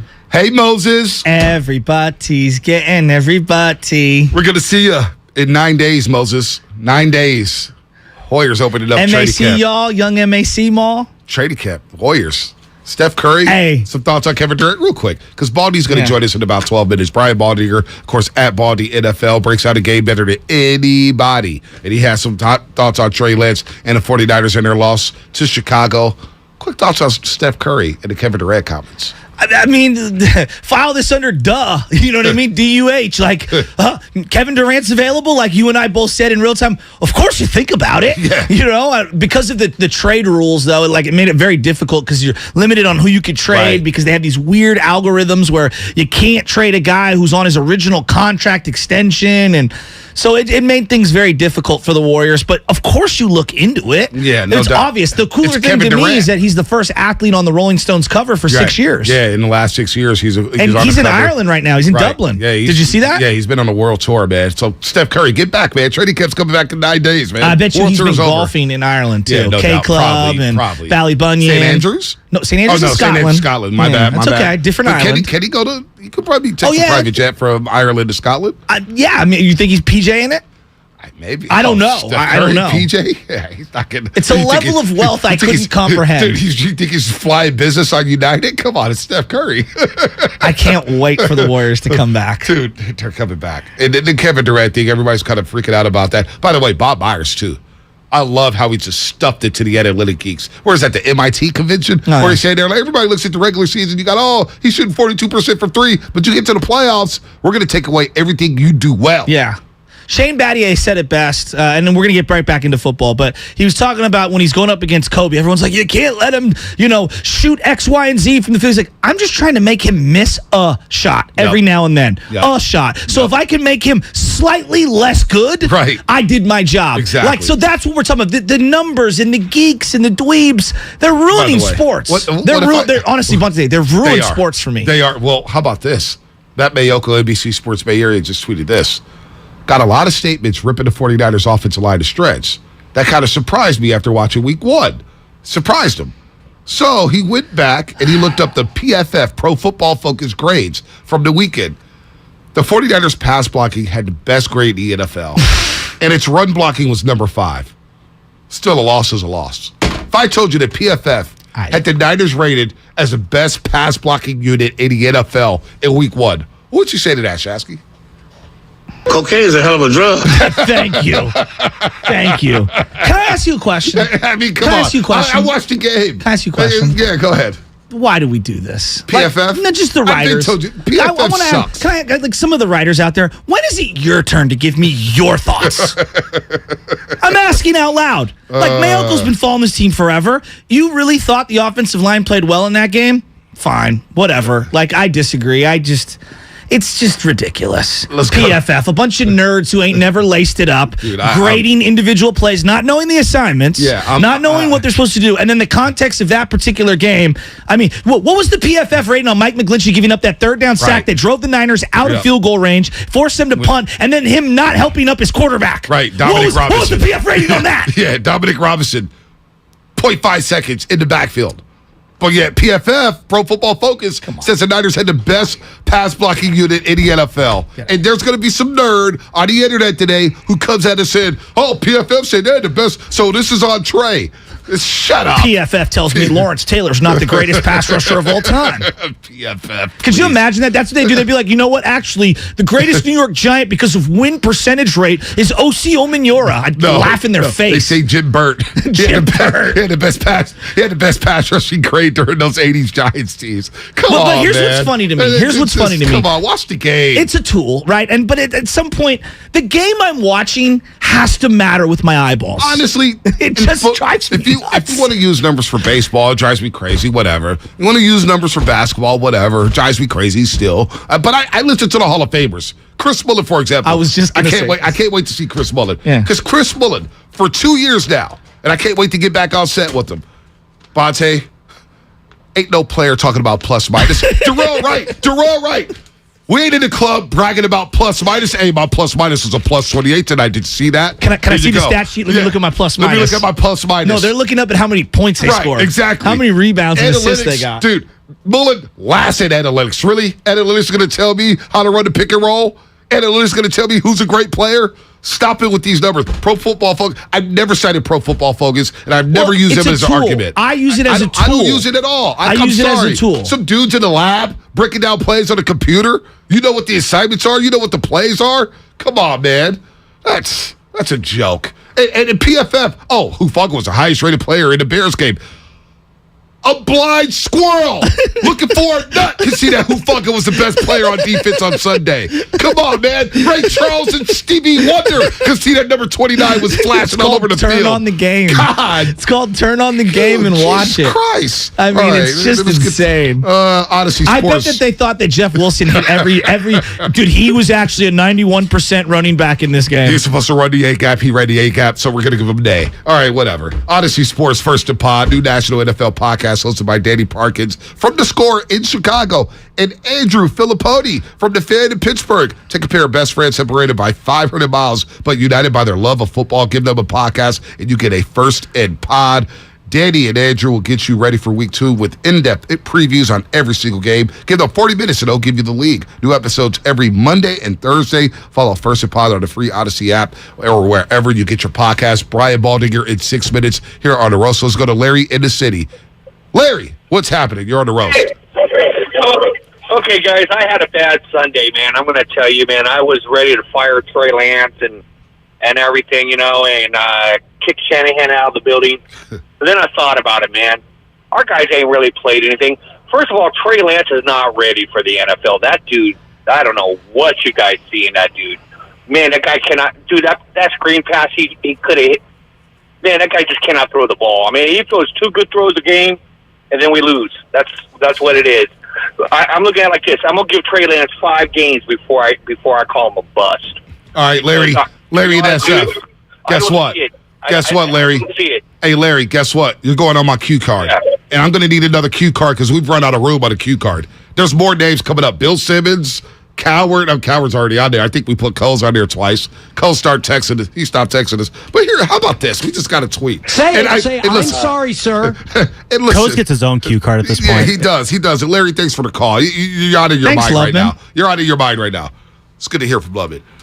So you just shut your yapper. I don't even care about QBR. But there's a lot of people who come at us saying, what about the QBR? What about the QBR? What about the QBR? Bonte, what about QBR? Well, how about this for QBR? Trey Lance had a higher QBR than Aaron Rodgers, Mac Jones, Dak Prescott, Derek Carr, Mac Jones again, Baker Mayfield, Jacoby Brissett, Joe Flacco, Joe Burrow, and a guy he played opposite of Justin Fields.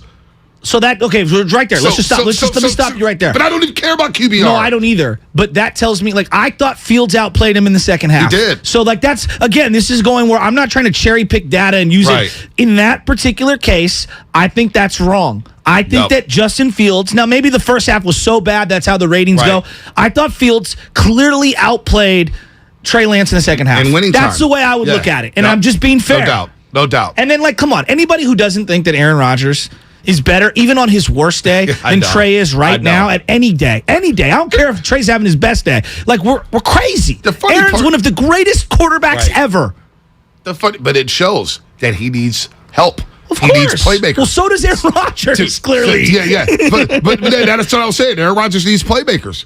Tom Brady's last year in New England had no playmakers, which we all thought he was cooked because he had no playmakers. You need playmakers on the football field. You need them. When you take away George Kittle, how compromised did that offense look in the passing game? You're throwing to Juwan Jennings 6 times. Brandon, now you've got 2 targets. 2 targets. Come on, man. Gosh, let's go to Charles in Redwood City. Charles, what's happening? You're on the roast. Baldy in 3 minutes. Brian Baldinger coming on the roast in 3 minutes. What's up, Charles? What's up, Monte? What's up, Shasky? First time call. Hey, I just wanted to say I had to piggyback on you guys with the PFF grades and the analytics in sports. Look, I understand that there's a space for numbers and statistics in sports like that, but these people, man, come on, you got these nerds who can't even play sports, never shot a basketball through a baseball or football, trying to tell people about the game of football. Like, listen, hey, a 0 is a 0, a 1 is a 1, but Barry Sanders isn't Justin Forsett. Thank you. Thank you. In the world that you can try to sit there and calculate that. So good. It's so good. Well, it's so true. Here's the other thing I want to accentuate. By the way, real quick before you say that, I just want to say, Trey Lance had a game that Garoppolo has all the time, right? Didn't it look like a game? But here's where I want to separate, because this is important. Pick any industry. I don't care what industry it is. Okay, let's say you're a plumber. My family's a bunch of plumbers. Okay, if you've been plumbing for 8 years, I expect you to know certain things and to do certain things on the job site. If you've been here for a year and you're still in your apprenticeship, all right, which is where Trey Lance is at in his career, I'm not expecting of you what I was expecting from the 8-year in veteran. Okay? I don't care what profession it is. So let's be real here. When I first started off in radio, okay, to think that I would be as polished as you or as polished as Damon is foolish. It's just foolish. Now, as time goes on, you're hoping that maybe, the person's ceiling or their know-how or whatever, they can get better, or you think that they do certain things better than another guy, and you're hoping to eclipse them down the line. But to think that week 1, you're going to be better than someone who's been doing this for 8 years, pick the profession. Yeah, no doubt. Come on. There's no doubt we would have ripped Jimmy and Jimmy would have won that game in the first half. Well, Jimmy wasn't carrying the football. Deebo Samuel was. All right? Deebo Samuel's carrying the football. Well, and here's the other thing. We do this win-loss thing with quarterbacks. Do you know what the win-loss record is for the Niners when Deebo and Nick Bosa plays? Like 27-5 or something like that. Some crazy number. By the way, you will love this. Sam Levin just sent this to us.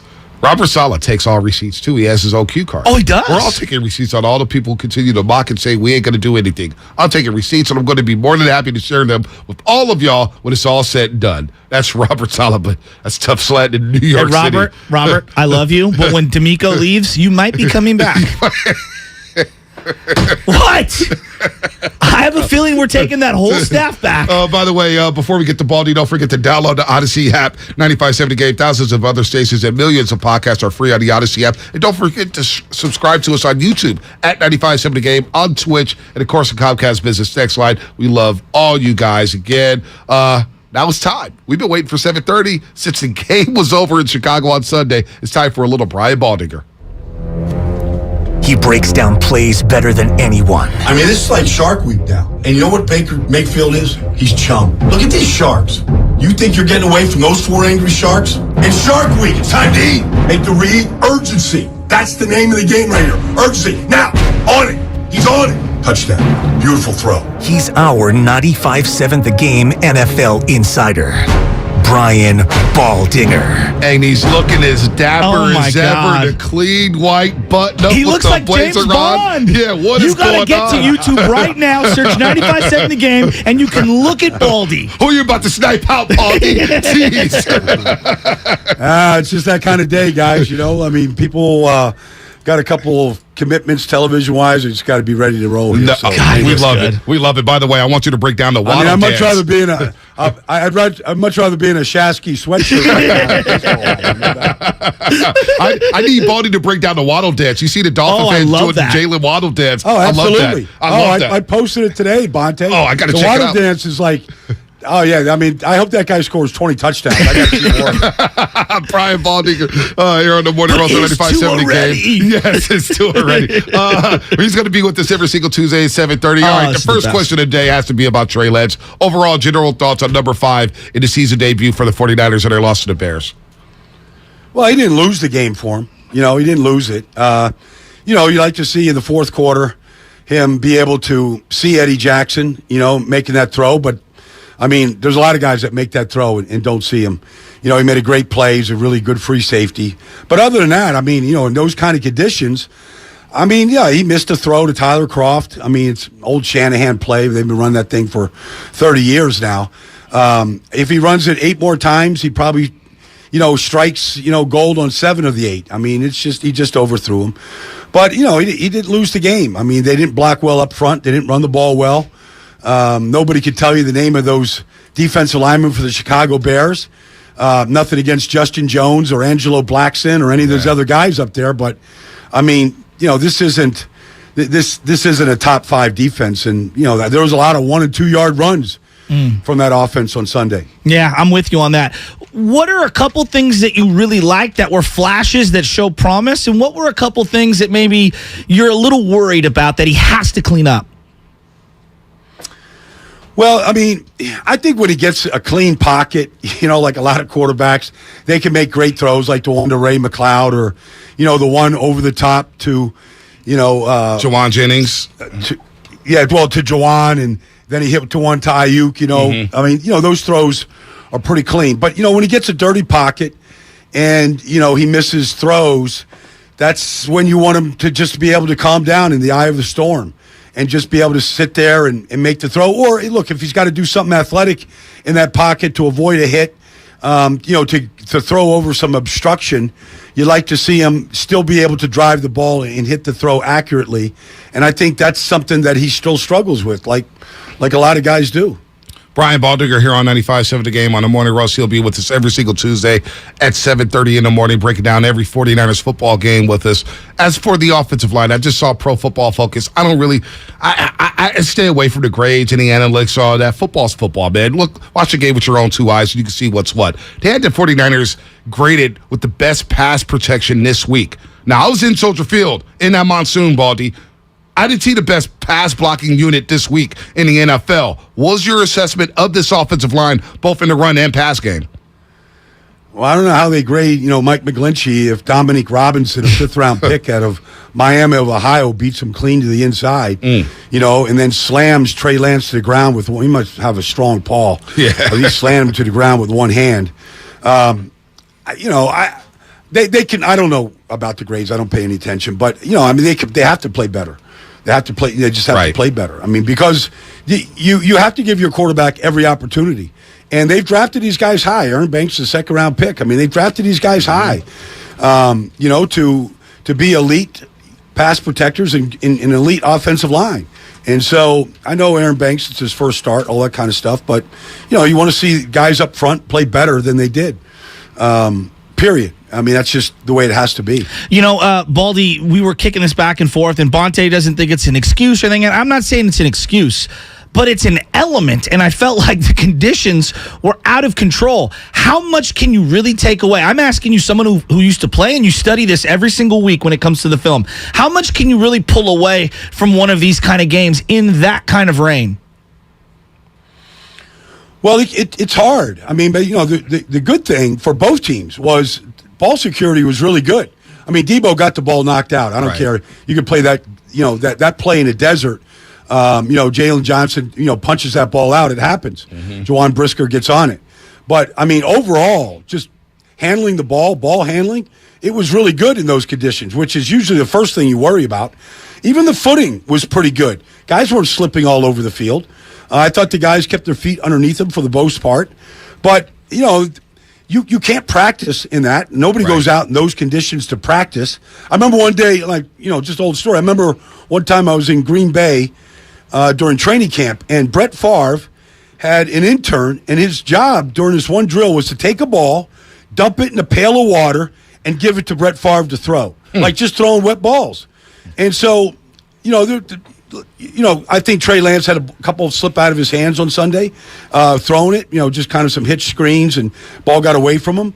But, I mean, just something that simple can be worked on. No doubt about that. Brian Baldinger here on the Morning Roast on 95.7 The Game. Looking over at the defense.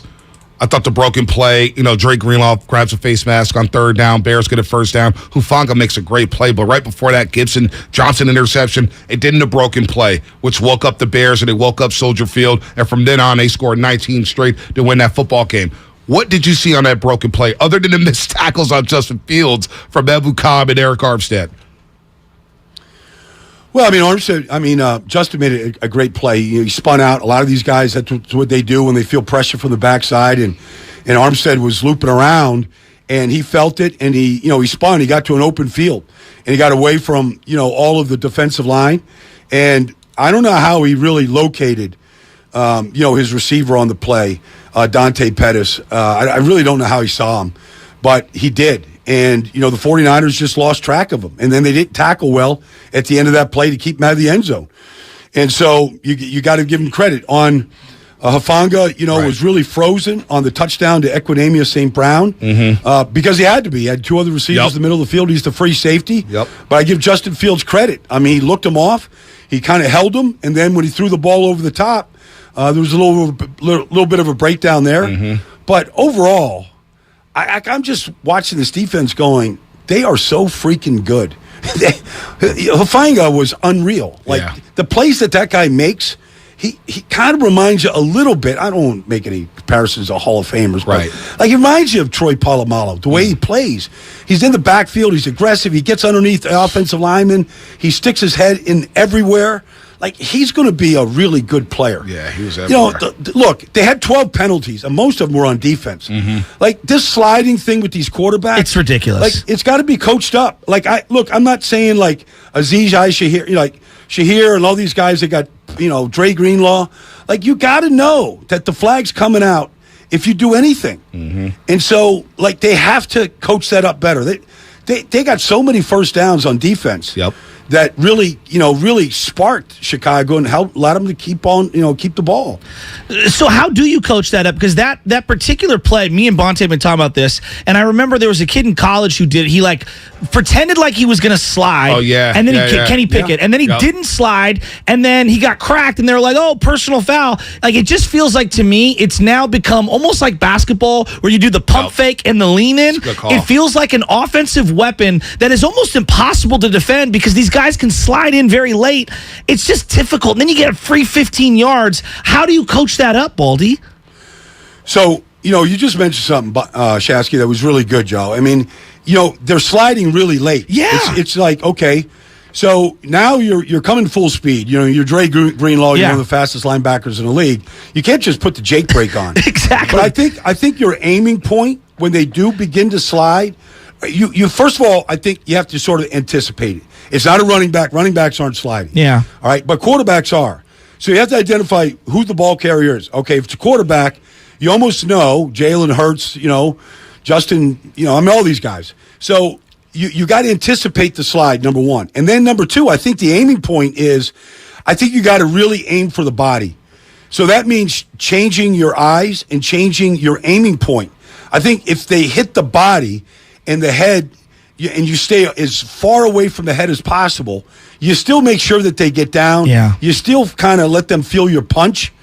And then I think you might be able to avoid the flags that are flying right now. Yeah, I know. And Trey wants to go through people, and I'm like, hey, you got to last all 17 games. Take advantage of the rules. Right? You did go down, my friend. I'm worried about the running back situation. Elijah Mitchell gets announced that he's out for almost 2 months yesterday. It felt like all the juice in the run game was zapped the second he left. I hate crushing the guy. Jeff Wilson Jr. is a backup. How can they get some juice in the run game here, Baldy? I'm worried. Yeah, I would be too. I mean, 12 minutes and 35 seconds to go in the second quarter, and Elijah Mitchell's down. I mean, I didn't really see what happened on the play. It was really difficult for me to see just what the injury, like how it happened. But regardless, you got basically 2 rookies there and Jeffrey Wilson. So how much can you rely on? I mean, look, Mason looked good in the preseason, free agent. All right. Davis Price, TDP. I mean, you're going to have to count on these guys because it's going to be a committee. I don't think, look, they went right back to the well last year, and they went right back to Debo and carried it 8 times, and he looked like Debo last year. But, we heard some of the things that he talked about before the contract this year. I don't think you can feed it to him 8 times a game from the running back position. Wow. And I know he's not going to be happy catching 2 balls for 14 yards. Right. 8 targets, Baldy. 8 targets, for Debo in that game. And a lot of it was smoke screens. They got to get him down the field, but the report, or everybody's, even Joe was down there at training camp, is he's not getting separation at the line of scrimmage. Yeah, well, I mean, if he's not, then he has to work on that. He's got to work on his release. He's got to work on his crossover dribble. I mean, there's been plenty of guys that don't have, that type of top-end speed that can get off the bump. Devontae. That can get off press, that can get separation. Then he's got to work on it. He's still a young receiver. He's not a finished product. No doubt about that. Brian Baldinger here on the Morning Roast on 95.7 The Game. Looking at the defense, giving up 19 straight points there in the second half. This defensive line we talked about all offseason. Great defensive line. What did you see from that unit, specifically Nick Bosa, number 97? Because after the first quarter, where he's getting a lot of pressure, to me, being there, I didn't see a lot of 97. And I don't know if the Niners moved him around or what, but the defensive line really caved in there in that fourth quarter. Well, be honest with you, they didn't. They dropped back to throw 19 times in a game. So, they just didn't drop back that much. I mean, 19 dropbacks in a game, you're not getting that many opportunities. When it was 3rd and 8, Nick Bosa was winning easily. And so the defense line is really good. I mean, Drake Jackson is going to be a good player, man. He made a couple plays in the run game, but he's a really athletic guy. He really, he really just has a feel for the game, spinning out of blocks in the run game, making tackles. Kinlaw looked effective. I know he got banged up early. He got stepped on somebody stepped on his foot and banged up, but he got back in there. So, I mean, they rotated the guys. Givens was in there. They're all in there. They just didn't get that many opportunities. Right. What did you think of Shanahan's game plan Sunday, Baldy? I know the rain came in that fourth quarter, the monsoon. It was nasty out there. But overall, what did you think of Shanahan's game plan? Well, I mean, look, Chicago, you got to give Matt Eberflus and Luke Getsy credit. I mean, when it was 7-0, 10-0, they're running it on 3rd and 11. They're running it on 3rd and 7. They just weren't going to, allow for turnovers and put the ball in a young quarterback's hands against that defense in those conditions. And so they just kept running it and punting it. And then so I never felt like Kyle got antsy. They were in control, 7-0, 10-0. Even at 10-7, I felt like he still thought he was in control. They missed a couple of shots down the field that could have been big. But I didn't feel like he panicked at all. They didn't run the ball like they expected to run the ball outside of, Debo and some runs. That was disappointing. Brian Baldinger with us, breaking down the 49er game. I mean, he's just the absolute best, does it all over NFL Network, the internet. I mean, no one's better at breaking down the film. I felt like they really missed George Kittle in this game. Did you notice them missing George Kittle? Yeah, I did. I think they missed him on the edge. I like to see him in some of his combo blocks. They weren't in a 2-back system very much at all. So you saw very little of Juice in that game. So that's unusual for that team. But I said last week that the combination of Juice and Kittle together is very difficult to defend on the edge. And you just saw very little of it. So maybe it was Kittle out that made less of an impact for Juice. And I've said it before, sometimes Juice can impact the game without ever touching the ball as much as any player on that team.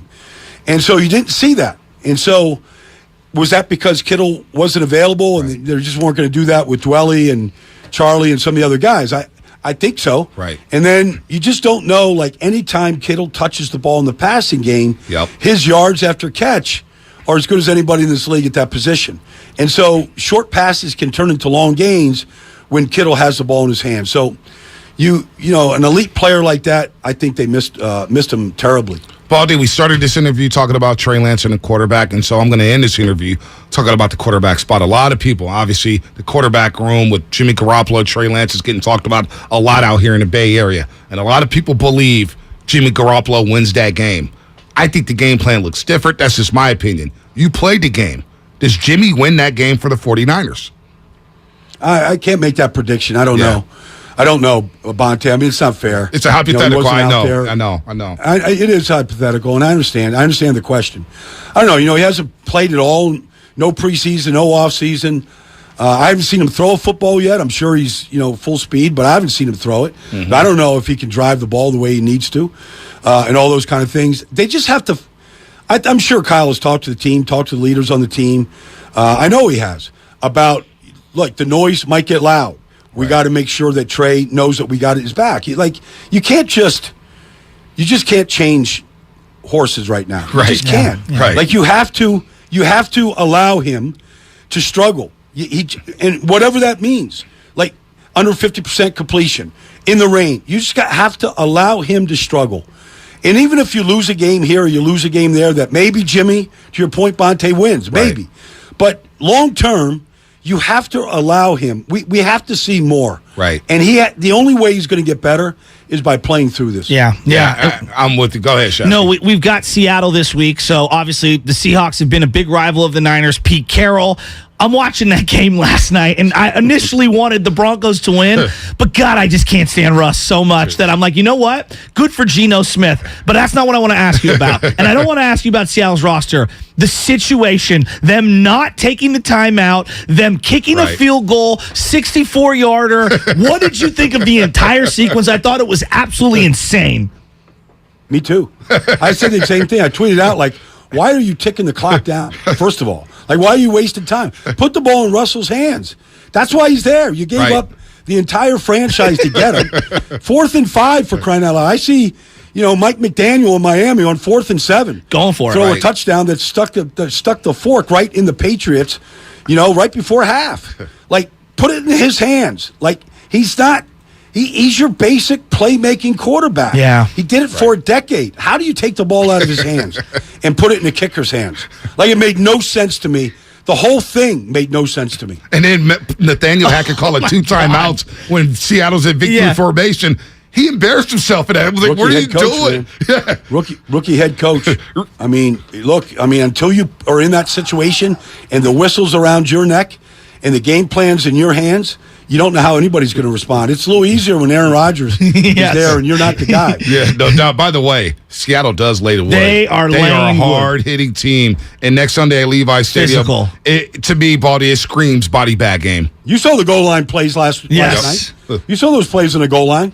Like, they played, there wasn't even on the goal line, guys. That play, those balls were inside the 1 yard line. Unreal. And they popped both those fumbles. Wow. I mean, it was it looked like a great goal line drill, like something you'd go out to practice to go watch and see. No, they were physical yesterday. Baldy, should be a lot of fun. Baldy, man, you're looking dapper, man. Where are you going on TV? Sky Sports, NFL Network. What Sky you got on Sports, NFL Network? Like, it's loaded up here, man. I'm going straight through the day. You're locked in, baby. You're locked in. Baldy, a.k.a. Jay's Bond. Are you coming to Levi's at any point in this season? I know you're kind of like week to week. Yeah, when where it comes are you at to these this things. week?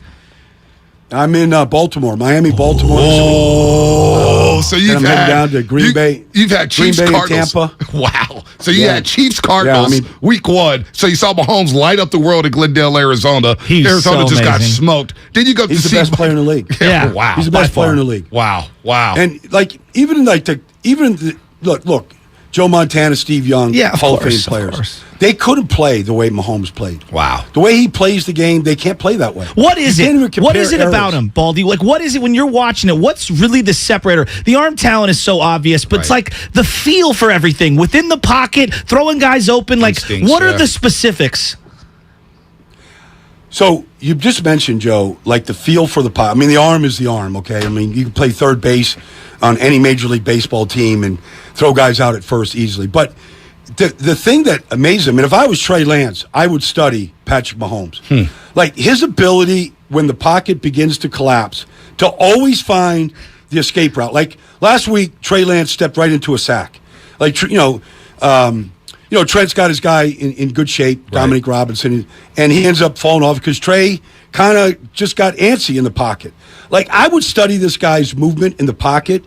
It's just so rare of what he can do. He always finds the opening and the escape route, and then he has this GPS system in his head, and then his eyes can locate any one of the 5 receivers. Wow. Anywhere on the field and get the ball to him. He was special last week. It was special. It feels like we're watching Far from the 90s, but even better. If that's, I don't even know. You got Josh Allen up there in Buffalo making the plays that he's making. They're on a collision course. Good era, guys. Yeah, it's a great era. And then Baldy's going to Baltimore to go check out Miami and the Ravens and Lamar Jackson throwing the ball deep. It's a wheelbarrow game because Mike McDaniels is coming in with a wheelbarrow. No doubt. Exactly. Get those nuts in that wheelbarrow. All right, guys. All right, Baldy. Take care, man. We talk to you next week.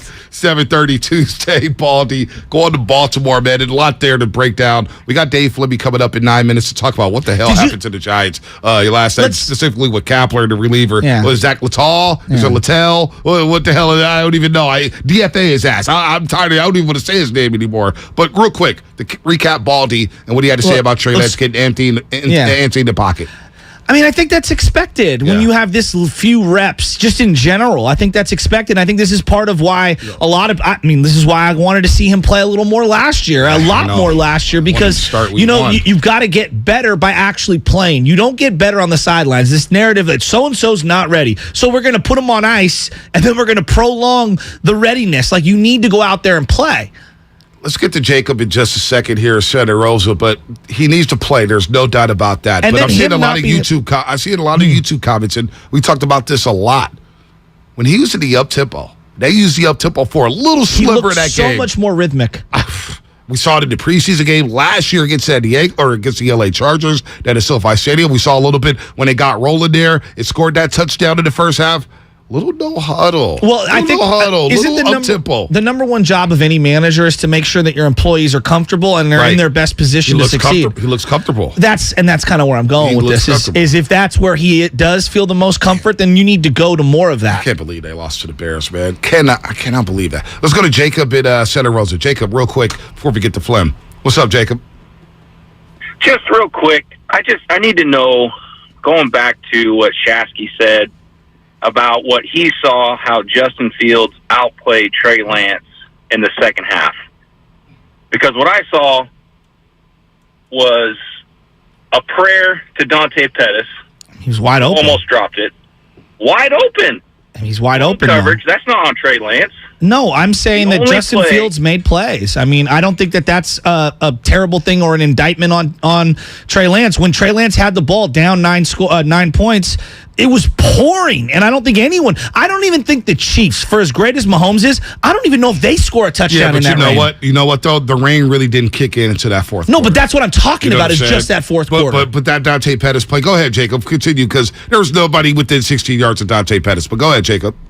That's my point. Yeah. So my point is, if a side-by-side comparison, to me, what I saw was Trey Lance, who is technically making what? How many starts? 3 of his profession? This is now 3. 3.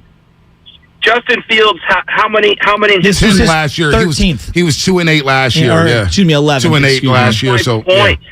Yeah. I feel what I'm hearing from all the national media and all this stuff is just it's getting that blown out of proportion. I feel like Trey Lance, the sky is the limit for this. I said he played good. I think you're hung up on saying that Justin Fields. I thought Justin Fields made a couple of more plays in the second half, and Trey didn't. I don't think it's a sweeping indictment on Trey Lance. I thought that Justin Fields used his legs and threw a couple guys open. That's all. And we're talking about 2 or 3 plays. I'm not talking about like thoroughly through 48 minutes. No, Trey, 60 minutes. Dude, that's a typical Jimmy Garoppolo game that we saw on Sunday. And if you think we were going to crush Jimmy Garoppolo if they lost that game, you damn right we would have. You damn right. Because look at it. He's been in the league since 2014. 2014 has had a number of starts. So Jimmy can't go out there and lose that game. He can't go out there and lose that game. People who say that, you're absolutely right. We would have crushed Jimmy Garoppolo if he lost that game. But if you watch that game on Sunday, you realize, and Baldy just said it right off the rip, that game's not on Trey Lance. It's on penalties. It's on the offensive line, because he basically just said PFF. I don't know what they're looking at. Offensive line didn't play great. Mike McGlinchey got pushed back in multiple times. And he also admitted that Trey Lance ran into a sack. No doubt. But the other thing that he brought up was when you asked him about Jimmy Garoppolo, which I thought was a fair question, he's like, how can I even begin to answer that? It's a game plan. It's everybody asked it. We had to answer the question because I hate it. I don't think Jimmy wins that game. I don't. I think the game plan's completely different as well. So, anyway, we could argue about that till we're blue in the face. I just find it interesting, an expert, a film expert, who's watched more Jimmy Garoppolo back and forth than anyone in this market, had no idea how to answer that question. He basically backed us up. I mean, everything we said, Baldy basically backed it up. And no, Brian on YouTube, I'm not making any excuses about the rain. I said throw the weather out the window. Weather to me is not an excuse. It's not an excuse on why the 49ers lost and why Trey Lance played poorly in the fourth quarter. I'm more worried about how they're going to establish the run for Trey Lance than I am about Trey Lance getting better week to week. Right now. The rain, nothing. Anyway, injury report. Let's go.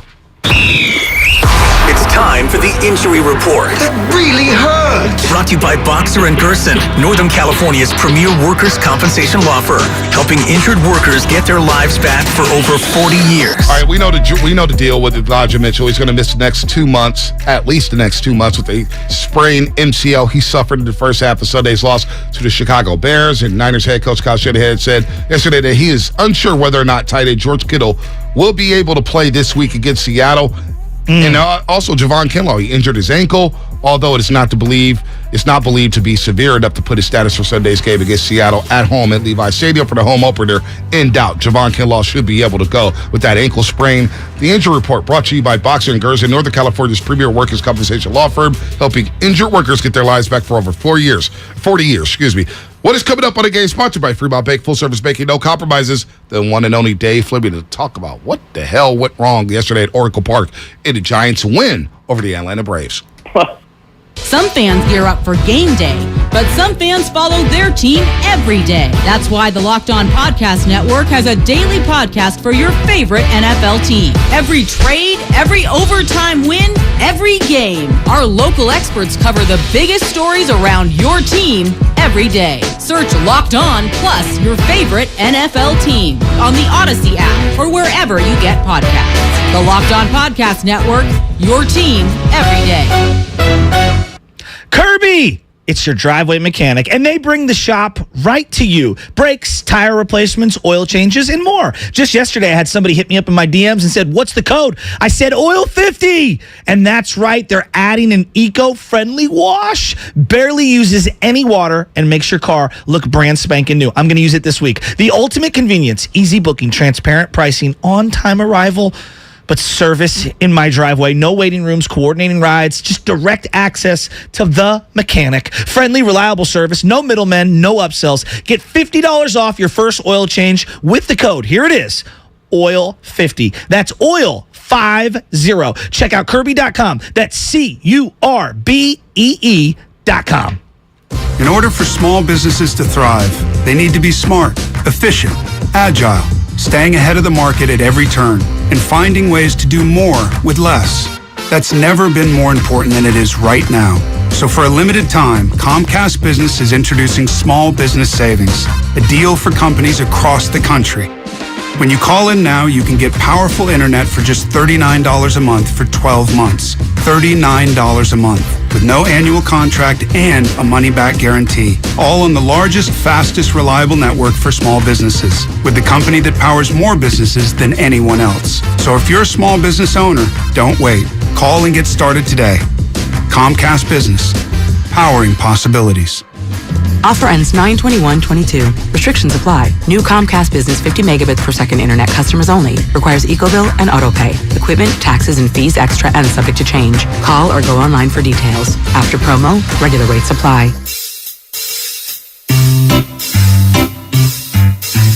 One 877 Cards for Kids. KARS Cards for Kids. 1-877 Cards for Kids. Donate your card today. 1 1-877 Cars for Kids. KARS Cars for Kids. 1-877 Cars for Kids. Donate your car today. Donate your car today at carsforkids.org. Your car, running or not, can be picked up as soon as the next day. No title, no problem. Call 877-CARS-FOR-KIDS or go online at carsforkids.org to donate today. 1-877 Cars for Kids. KARS Cars for Kids. 1-877 Cars for Kids. Donate your car today. Now accepting donations of land, homes, buildings, or any kind of real estate. The gamer, the call maker, the experience chaser. What if you could be everything all at once? Galaxy Z Fold 4 is powered by the Snapdragon processor for world-class performance and lightning-fast speed to turbocharge your multitasking. How about an expansive edge-to-edge screen for immersive gaming, hands-free video calls with flex mode, and multi-window view to use up to 3 apps at the same time? With Galaxy Z Fold 4, do more with ease and make multitasking a breeze. Available now at Samsung.com. Bart is turning 50 and we'd love to celebrate with you. Get 50% off your ride in honor of Bart's 50 years of service to the Bay Area when you pay with Clipper. That's 50% off Clipper Bart fares for the entire month of September. Add Clipper to your digital wallet for free. If you're eligible for other Clipper discounts like youth or senior fares, you get to take an additional 50% off those too. Details at bart.gov/50 years. That's bart.gov/50 years. Celebrate Bart's 50 years of service with us this September. Let's go! Golfers, tee it up this fall at the Golf Mart for big savings. Save up to $150 off on Ping G425 Woods. Upgrade your gear with discounted Wilson standard cart golf bags and stock up on TaylorMade Distance Plus golf balls, now 2 dozen for $35. Don't miss these items and more happening now at the Golf Mart and get a free custom fitting today. The Golf Mart, home of the 90-day satisfaction guarantee, or shop us online at worldwidegolfshops.com. So is this the line for Dragon's Maze? Wow, the line is really long. We'll meet up later. How long will you wait? As long as it takes. So you guys are only going to do this one ride all day? It won't be that long, probably. Mom, can you get us food? Wait, are they cutting? Caleb, food is so far away. Should I say something? Daddy, pick me up. Mom! Hey, there's a line here. Daddy, swing me. That's like 20 people. Oh my God. One person holds the line for 20 people? This is bull. Don't go there. Go on a real vacation. Go RVing. Learn more at GoRVing.com. Kelley Blue Book is the one-stop shop for pricing, fixing, selling, and instant cash offering. Instant Cash Offer is exactly what it sounds like. An official offer to buy or trade your car. Just enter your VIN or license plate, answer a few questions about your car's history, and what kind of condition it's in. In minutes, you'll receive an offer to sell or trade your car that you can be sure is fair. Then choose a dealer to purchase your car and schedule a time to meet. For all of the its, KBB.com. How do you make the most of your land? Everyone has their way. The Nelsons depend on their John Deere Gator XUV 835R to get from point A to point B with decoys and the dogs. As much as we got going on, it's all about efficiency. And if you ask the Mosers what they use their Gator XUV 590M for, they tell you.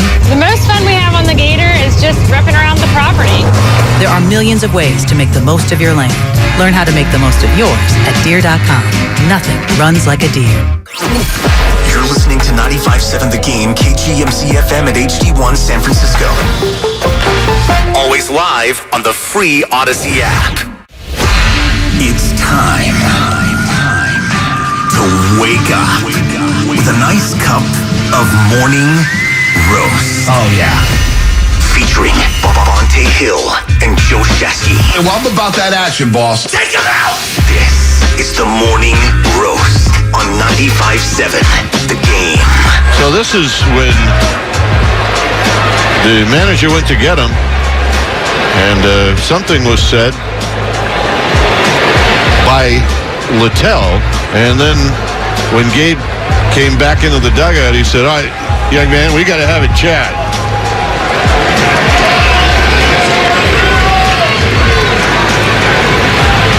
And a chat they had. Dwayne Kuiper on the call. Explain to NBC people. Sports Bay Area. I will, Shasky. Let me get there. Good morning, everybody out there in Old Baby. We got drama with the Giants. Even though he won a game yesterday, coming back off that road trip, 3-2 against the Braves. Strider's really good for the Braves, but he picked up the loss. He's now 10-5. Alex Cobb, 3 straight starts, going to at least 7 innings, 6 hits, 7 Ks. You could see him back next season with the Giants. But Zach Littell basically didn't like getting pulled out of that baseball game. Didn't like getting pulled after giving up 3 hits, 2 runs, and a walk, and his ERA ballooned to 5.08. And he had some words for Gabe Kapler.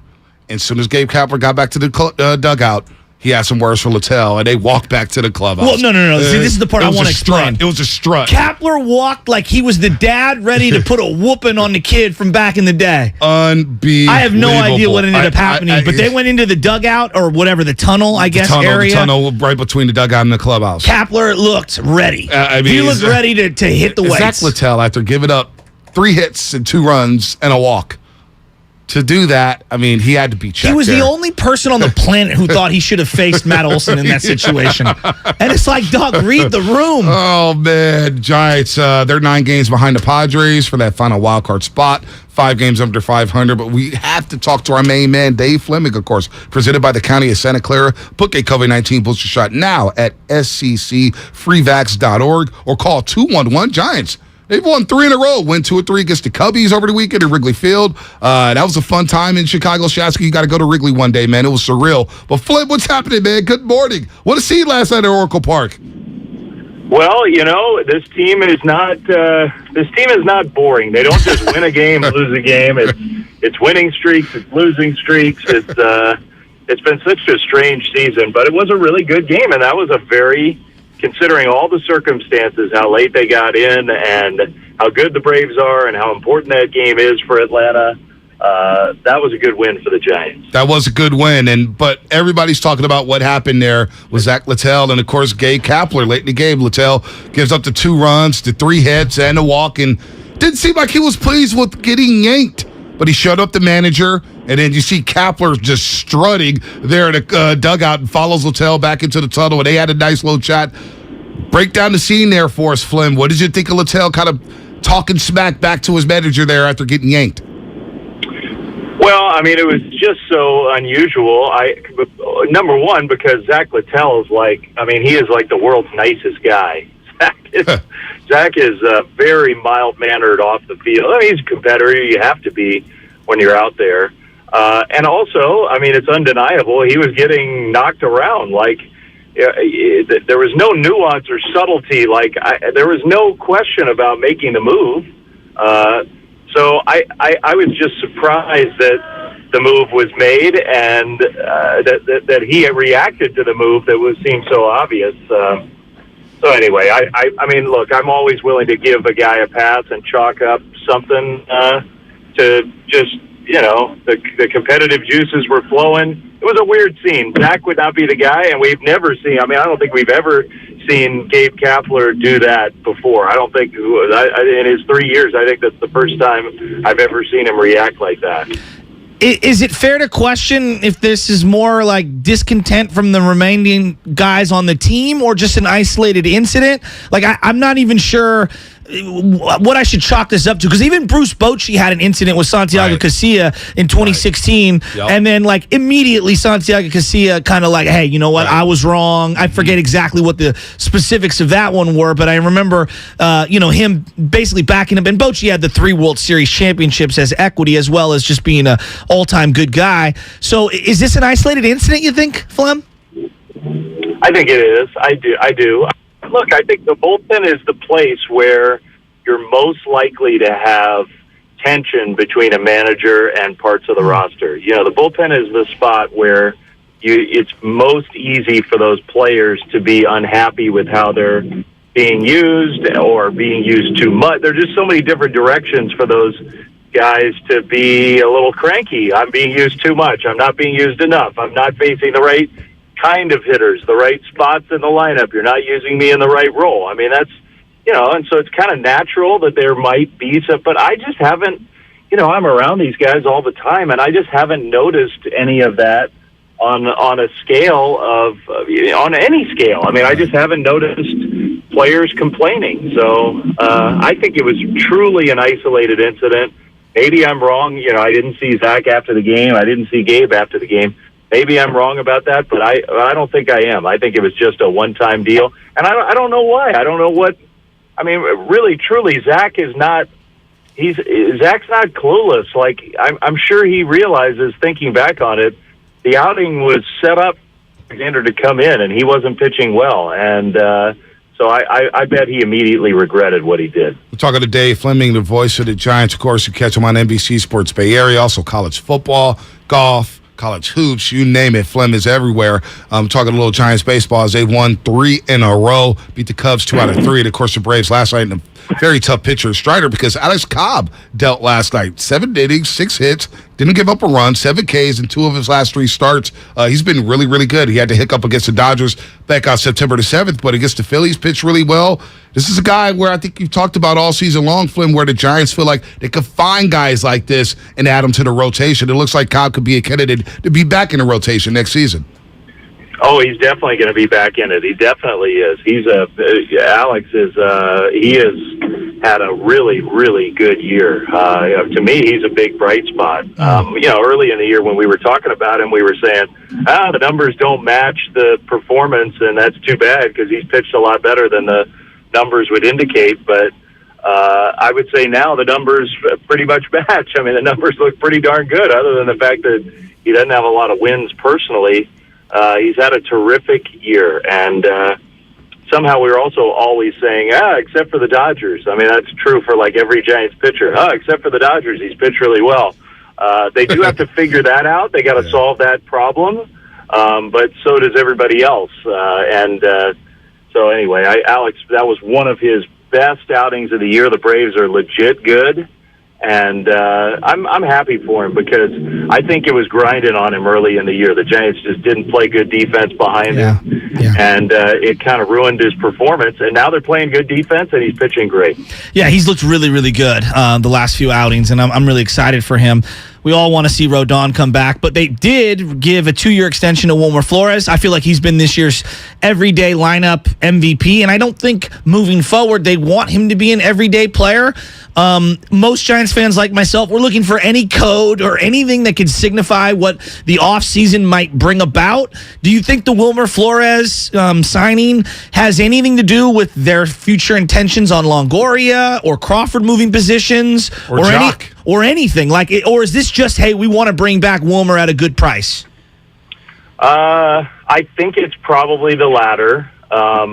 Again, yesterday was a weird day just because everybody was in a coma, so I didn't, it's not like I was bouncing around talking to everybody before the game, like, oh yeah, how about that deal, and what does that mean? I just, everybody was just kind of in survival mode. So maybe today I'll get a chance to get a better answer for your question. But I think, you rattled off those names there. Longoria is the interesting one. Mm-hmm. When you bring back Wilmer, does that mean that, because here's the thing about Wilmer. We all love him. I'm thrilled he's coming back. He's been a huge part of this team for 3 years. He's still young. He's still got a lot of good baseball left. That's a no-brainer deal to me. Like I'm thrilled he's coming back. Mm-hmm. But the Giants have also said, we need to get more athletic. We need to get better defensively. Right. And if you bring back the same team next year, you're not really accomplishing that. So I do think they still intend to do that, and that's where it's a fair question to wonder, okay, they've picked Wilmer, they've circled him.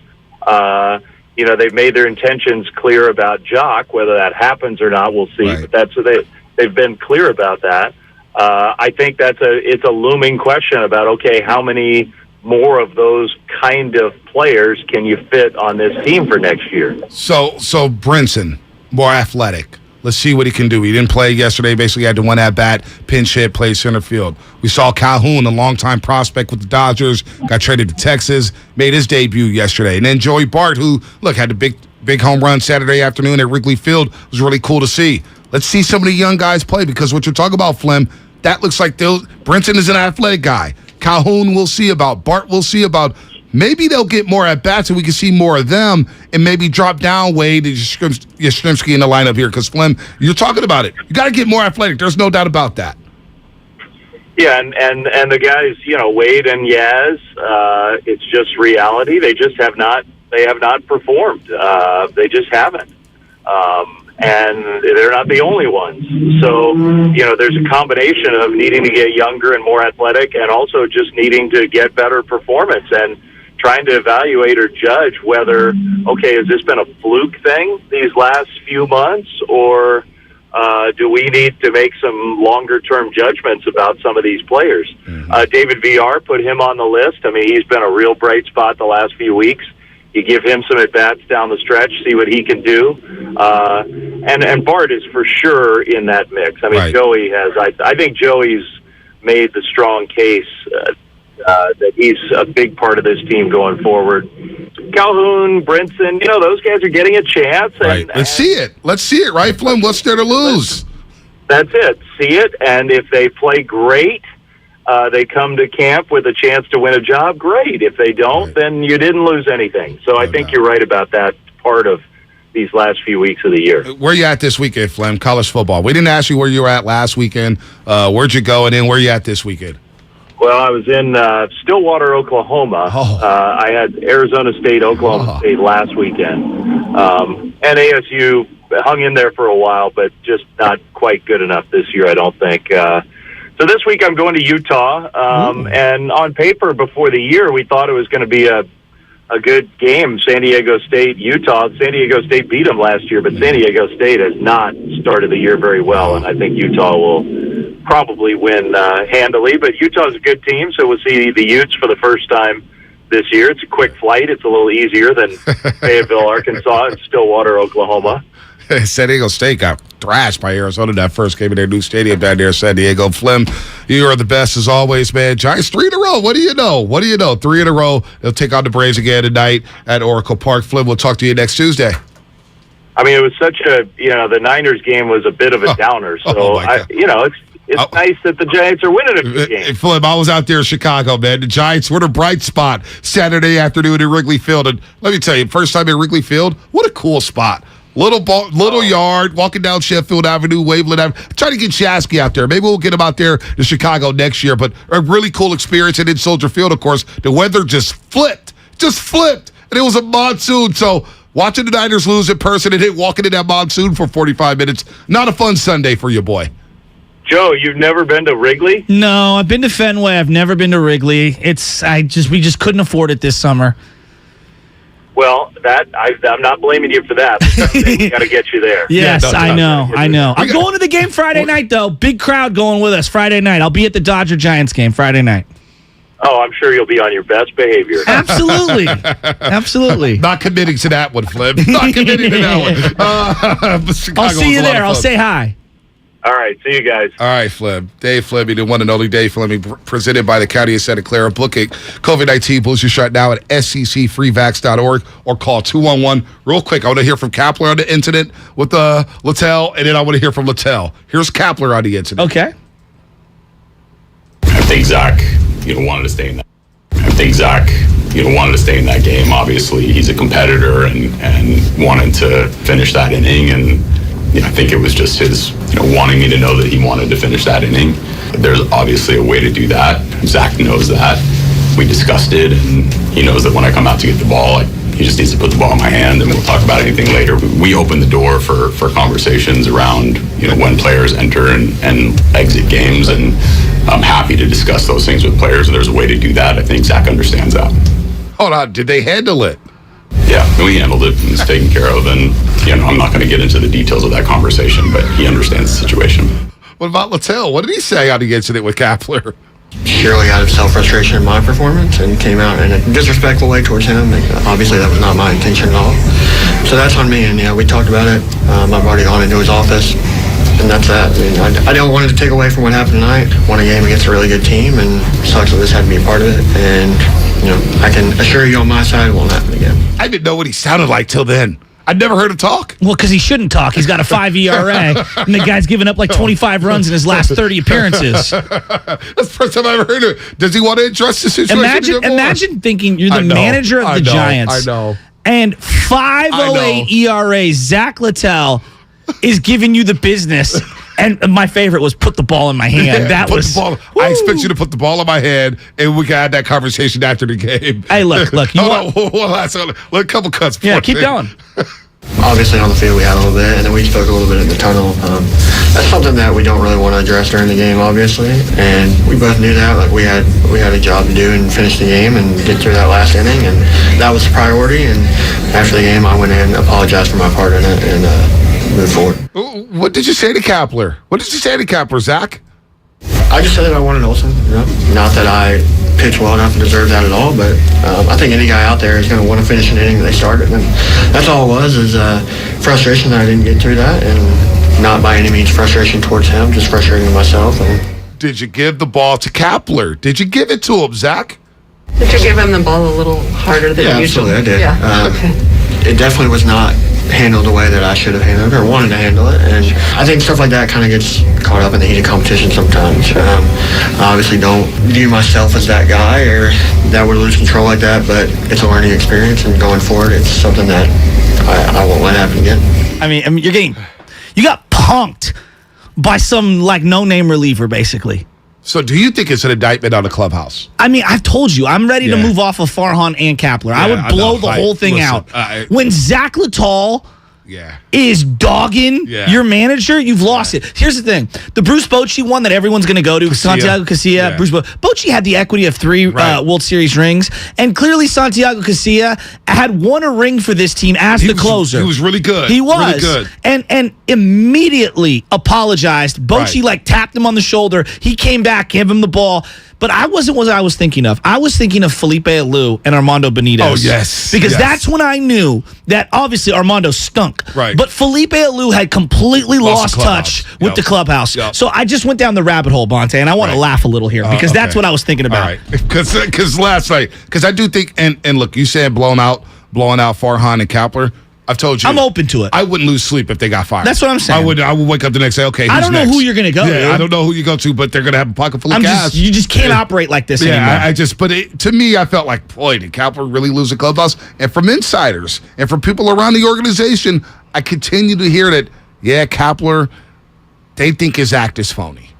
Players think his act is phony. Well, they do. Well, when you lose touch, whether it's because you're too old and they're too young, whether people just don't like you, whatever it is, once you lose the players, you do lose your authority, and then people start doubting every decision that you make, whether it's Tony La Russa, Felipe Alou, like it doesn't matter. He put a little heat on the ball when he gave it to Kapler. So do you remember when Armando Benitez was getting removed from the game by Felipe? He flipped the ball over his shoulder. It's one of the seminal moments. The Giants have scrubbed this from the internet. I looked for it for everywhere. I can't find it. So here's what I found there's instead. 2 things they scrubbed. They scrubbed that, and they scrubbed the A-Rod home run when he was a Yankee. Yes. And he hit it like 550 feet. I went to that game, 2007. It was like straight center field off of Tyler Walker. I still have the plastic cup, Yankees-Giants. Off of Tyler Walker. He hit that baby 550 feet. I can't find that home run anywhere. So in honor of Armando Benitez and Felipe Alou and altercations of being removed from games, I went down the Armando Benitez rabbit hole and I found a Armando Benitez 10 greatest / worst moments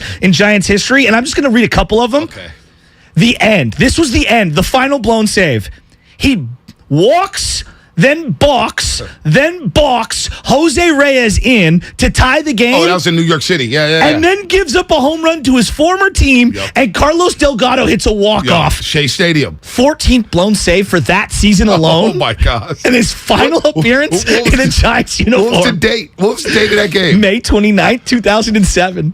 He had 14 blown saves before the end of May? I'm telling you. Wait a minute. That's got to be a record. I'm telling you. 14 let me keep blown going. saves and you're not even in June? That is, hey, Spinelli, come on, man.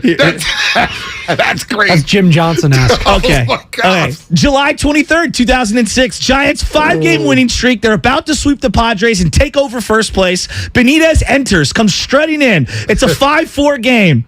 and they rally for 3 runs, okay? And Benitez gives up a home run to Termel Sludge. Giants lose in the 12th inning. Termel Sludge, what a great name. Termel Sludge? Here's the best part. I made a mistake. He threw a splitter. He got me. The guy came in and hit the ball. No excuses. He beat me. Then 3 days later, oh my gosh, Benitez enters the 9th inning of a Washington game, 3-2 lead. He walks the first 2 batters. And then there's a game-ending double play that's booted by Ray Durham. In the post-game presser, Benitez, I got a ground ball, should have been a double play. I did my job. It gets better. A couple of weeks before that, or after that, I did my job, part 2. I did my job. I got 3 ground balls. And what happened? We should have won the game. How many times do people have to load the bases? I come in, I do my job, a guy hits a good pitch, and we don't make a play. Giants lose that game on a 2-run Rocky base hit off the glove of Kevin Frampton. I love it. I just love it. And that's when you knew Felipe Alou had lost it, when him and Armando Benitez. Now that I'm thinking about it, we just watched the Captain Doc, and the brawl between the Orioles and the Yankees was started by Armando Benitez, and Strawberry went over there and slugged the hell out of him. No, dude, Armando Benitez smoked somebody in the back. That was like in the late 90s. Here's the best. Okay, Armando versus the world, June 13th, 2006. Benitez is pissed off with the way he's been treated, quote unquote, to Andrew Baggerly, who was at that time part of the Oakland Tribune. I'm sick of this. I'm sick of being judged by people who don't know who I am. And now he says, I signed here with the Giants because I thought it would be different. Not now. Not me. I'm not the only one. A lot of people suck right now. Oh, my gosh. Oh, my gosh. The Armando Benitez experience. I forgot how rocky that was. Oh, my gosh. Here's my favorite, though. We need sound bites from this. We have to find sound bites of this. Not today, but in the future. When we want to laugh about I can't get over 14 blown saves by May 27th. Come on, man. 14 blown saves. It wasn't even in June. Here's my favorite. And this is Zach Littell. We'll go back to Zach Littell for a quick second. He allowed 3 hits and a walk. And he thought he should have faced Matt Olson. Did he think he did his job? Oh, my gosh. Oh, what's coming up? Sponsored by Kirby. We're going to get back into the Niners. Lost it. Come on. I mean, it's not even him. It's Farhan. Farhan should be wearing a uniform sitting in the dugout. Farhan did this. No doubt about it. I wouldn't lose Imagine thinking you should have pitched to Matt Olson in that moment. I'm not saying the Giants should fire Kapler or Farhan Zaidi, but if they got fired, I wouldn't blink an eye. I wouldn't lose a second of sleep. This regime of Giants baseball just stinks. But you know what's funny, B? Did you know that Armando Benitez actually had more saves in a Giants uniform than Mark Melancon? No, of course he did.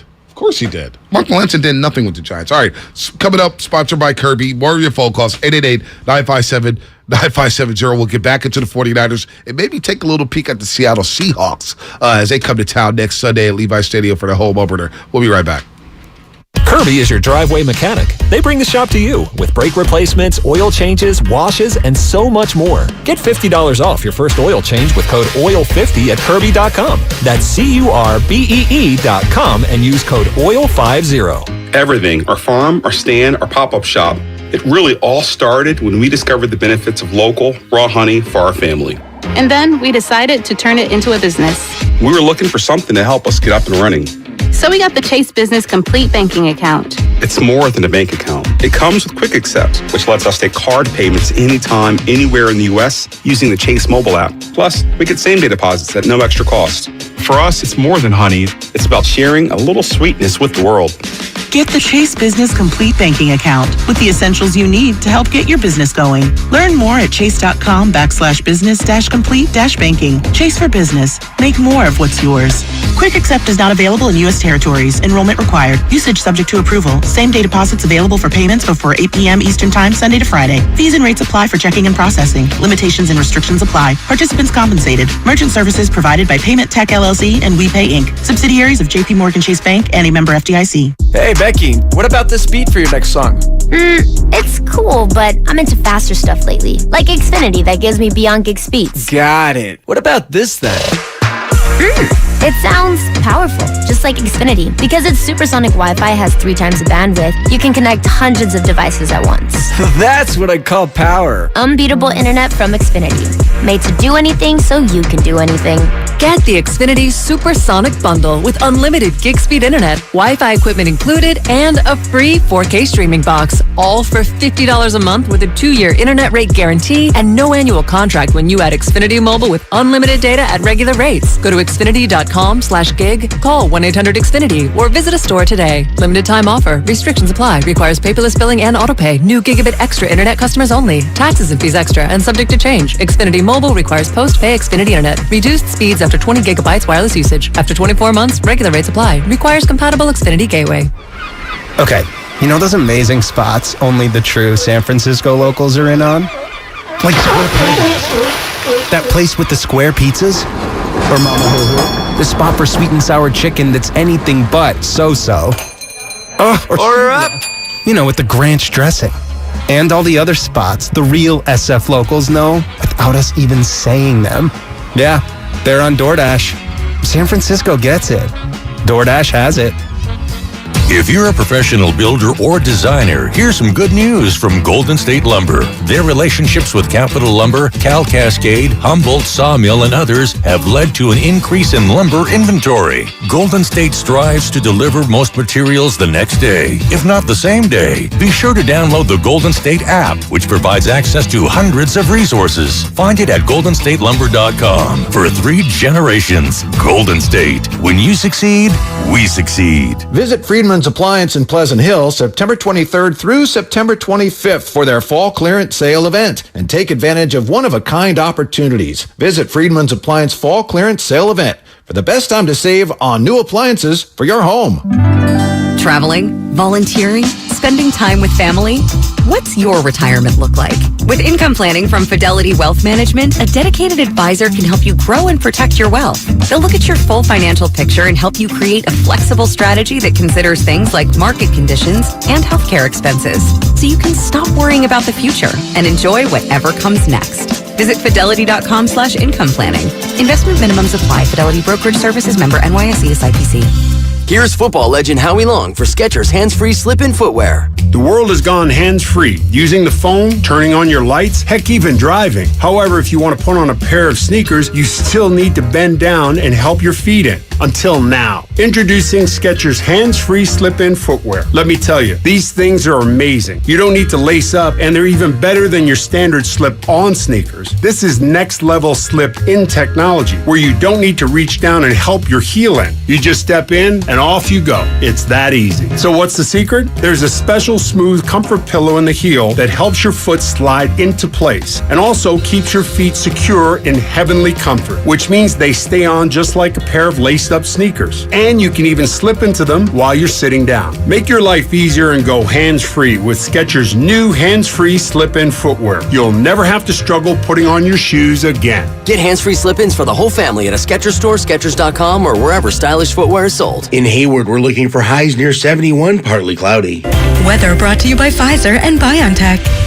Whether it's the news, the traffic, the weather, or your COVID-19 vaccinations, it's important to stay up to date.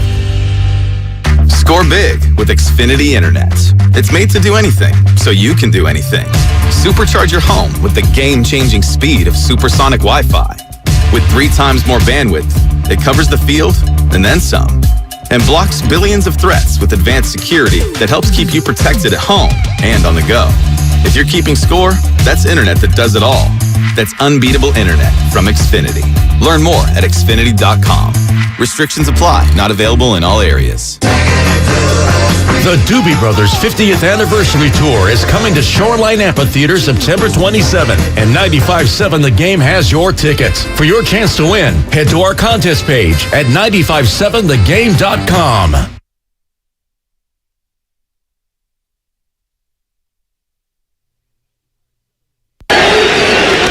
High fly ball in a deep right field, going back to the wall.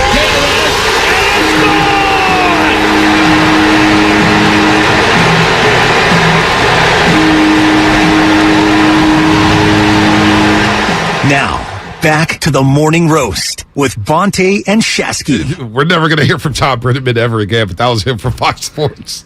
You know what that was? No, I don't. That was Armando Benitez serving up a 3-run home run that tied the game. Mets-Giants 2000 NL- That was the JT Snow home run? NLDS, yes. Was that Benitez They were who gave down it up? 4-1, the Giants were. Benitez gave that up? Yes. Benitez is, anytime there's a blown save, he shows up. Unbelievable. I know. I remember Franco. He's the Forrest Gump of blown saves. It wasn't Julio Franco, was it? It was Juan Franco. Who was John Franco? John Franco, the lefty. Struck out Barry Bonds looking in that baseball yes, he game. Did.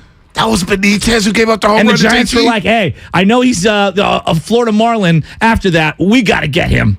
I know we're going to move off it. I just thought you'd laugh a little. But like, that JT Snow home run was I cut it. That's all time. That's why when people say Brandon Bell's a great Giant, JT Snow ain't.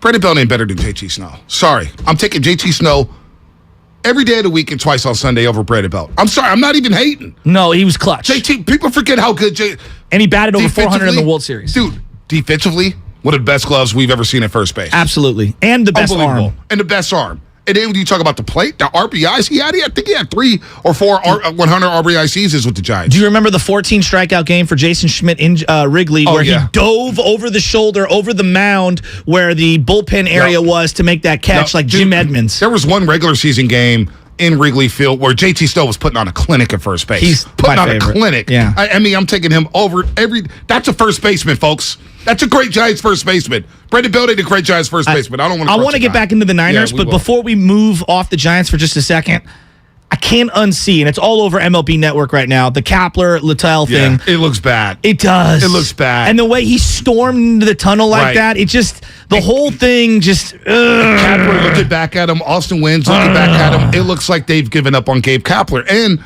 You know, I was at a groundbreaking last week at Treasure Island for the SF Glitch. They just broke ground in their new stadium. Shout out to Ryan Macchiana and everybody. London Breed was out there, and I ran into a couple beat writers, and I won't say names. But they basically were like, "Yeah, Kapler, his act is worn thin. Players believe it's a fake act. He's lost that club out. Just when he got kicked out of the game, remember he got ejected."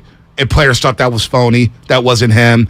Some of his antics after the game, some of the responses after the game when he's explained losses, they think it's phony. Interesting. They think it's phony. So I think he has lost that clubhouse. That's just my personal belief from everything I've heard. Now, whether or not he gets fired, I don't know. Am I asking for him to get fired? No. But again, if they blew out this regime, I would not lose a second of sleep. It does feel like since the second Mauricio Dubon laid that bunt, it feels like everything has imploded since then. Now, maybe I'm misremembering it. I told you. But you called that. When they was went wrong. out there and everybody was saying... I said swing the bat, but everybody was back at the Giants like, yeah, play hard for 9 innings. Yeah, that's right, Giants. Yeah, you keep playing hard. And I was like, it's going to bite you in the ass. And now look at you. You're 68 and 73. Well, you're closer to the Pirates than you are the Dodgers. That you just don't do that because of one season where you won over 107 games. Well, that's the other thing I saw. Is like, oh, well, they did roll it back. You can't be mad at foreign. They did not roll it back. No, they didn't. Gosman left. Okay, he was an integral part of what this team did last year. And I think you upgraded with Rodon, but it's not the same team. No. You let Bryant go, which is fine, but you didn't only played upgrade. 41 games. He played 41, but people, they disrespect Chris Bryant He for was his time good with in the the Giants. playoffs. He was your best hitter against the Dodgers. Yeah, and then Buster Posey's gone. Like, there's no way of replenishing Buster Posey. No doubt. So, and the bullpen is completely worse than it was last year. No doubt about that. And just the fact that when they said that in Washington, like, yeah, we're going to play hard all 9 innings. It's up to the other team to stop us. Who the hell do you think you are? Baseball's been going on for over 100 years. Over 100 years. Unwritten rules, you may think they're stupid, but what they were pulling in Washington, we're stealing the bases, taking extra bases, we're going to swing. Like, it was a joke. And that's when I said, oh, boy, they think their stuff don't stink in San Francisco. And now you look at them. Now look at you. Well, now they're stinky. Now your clubhouse is going to get blown out. Kapler may not be back. May not ever get a job again as a manager. Well, this is the other thing. I don't know what happened with Jake McGee, but clearly something happened. Right? It was just, yeah. You don't just like let a guy go when your bullpen's horrible and you had no lefties forever. Something happened there. Say what you want about Jake McGee. Jake McGee was a good reliever, and he was starting to turn it around with the Giants. Was it Grilled Cheese? Is that what his nickname was? I don't know. There's so much corniness going on at Third and King. All right, let's get into Hashtag football. game up. Yeah. Like, are we still doing that? Hashtag game up. Or is it hashtag game off in the fourth inning, like our texter for the 510 said, Comcast Business Text Line? What's the joke of the day for the Giants? Well, and then I'm seeing, Sam Lubin, God bless his soul. He's like, we're seeing this trade show some fruition here. Willie Calhoun. Oh, my gosh. I look at the Giants roster the last couple of weeks, and you know what it looks like to me? You know how in a video game where you make the first couple of draft picks? Right. And then you hit simulate? Yeah. And then you look at your team, and you're like, oh, my God. This is terrible. This is a horrible team. Trust me. It's a bunch of randos. You look at the Wrigley Field scoreboard. Ask Mark Willard in 20 minutes about this. You see the lineups for both teams, the Cubs and the Giants at Wrigley Field. I literally paid attention to like 3 innings of baseball. We just walked around and met friends and chopped it up and checked I heard out you Wrigley were a Field. celebrity. Not really. Not really. That's a lie. You know who'd be a celebrity right now? Trey Lance? Jimmy Garoppolo in Dallas. Oh, my gosh. Why are you out on Jimmy Garoppolo getting traded to the Dallas Cowboys? I would do it for a first-round pick. Well, let's say it's a second. I'd probably do it. But I want to protect Trey Lance. And what I mean by that is he going to be able to survive with that type of game plan?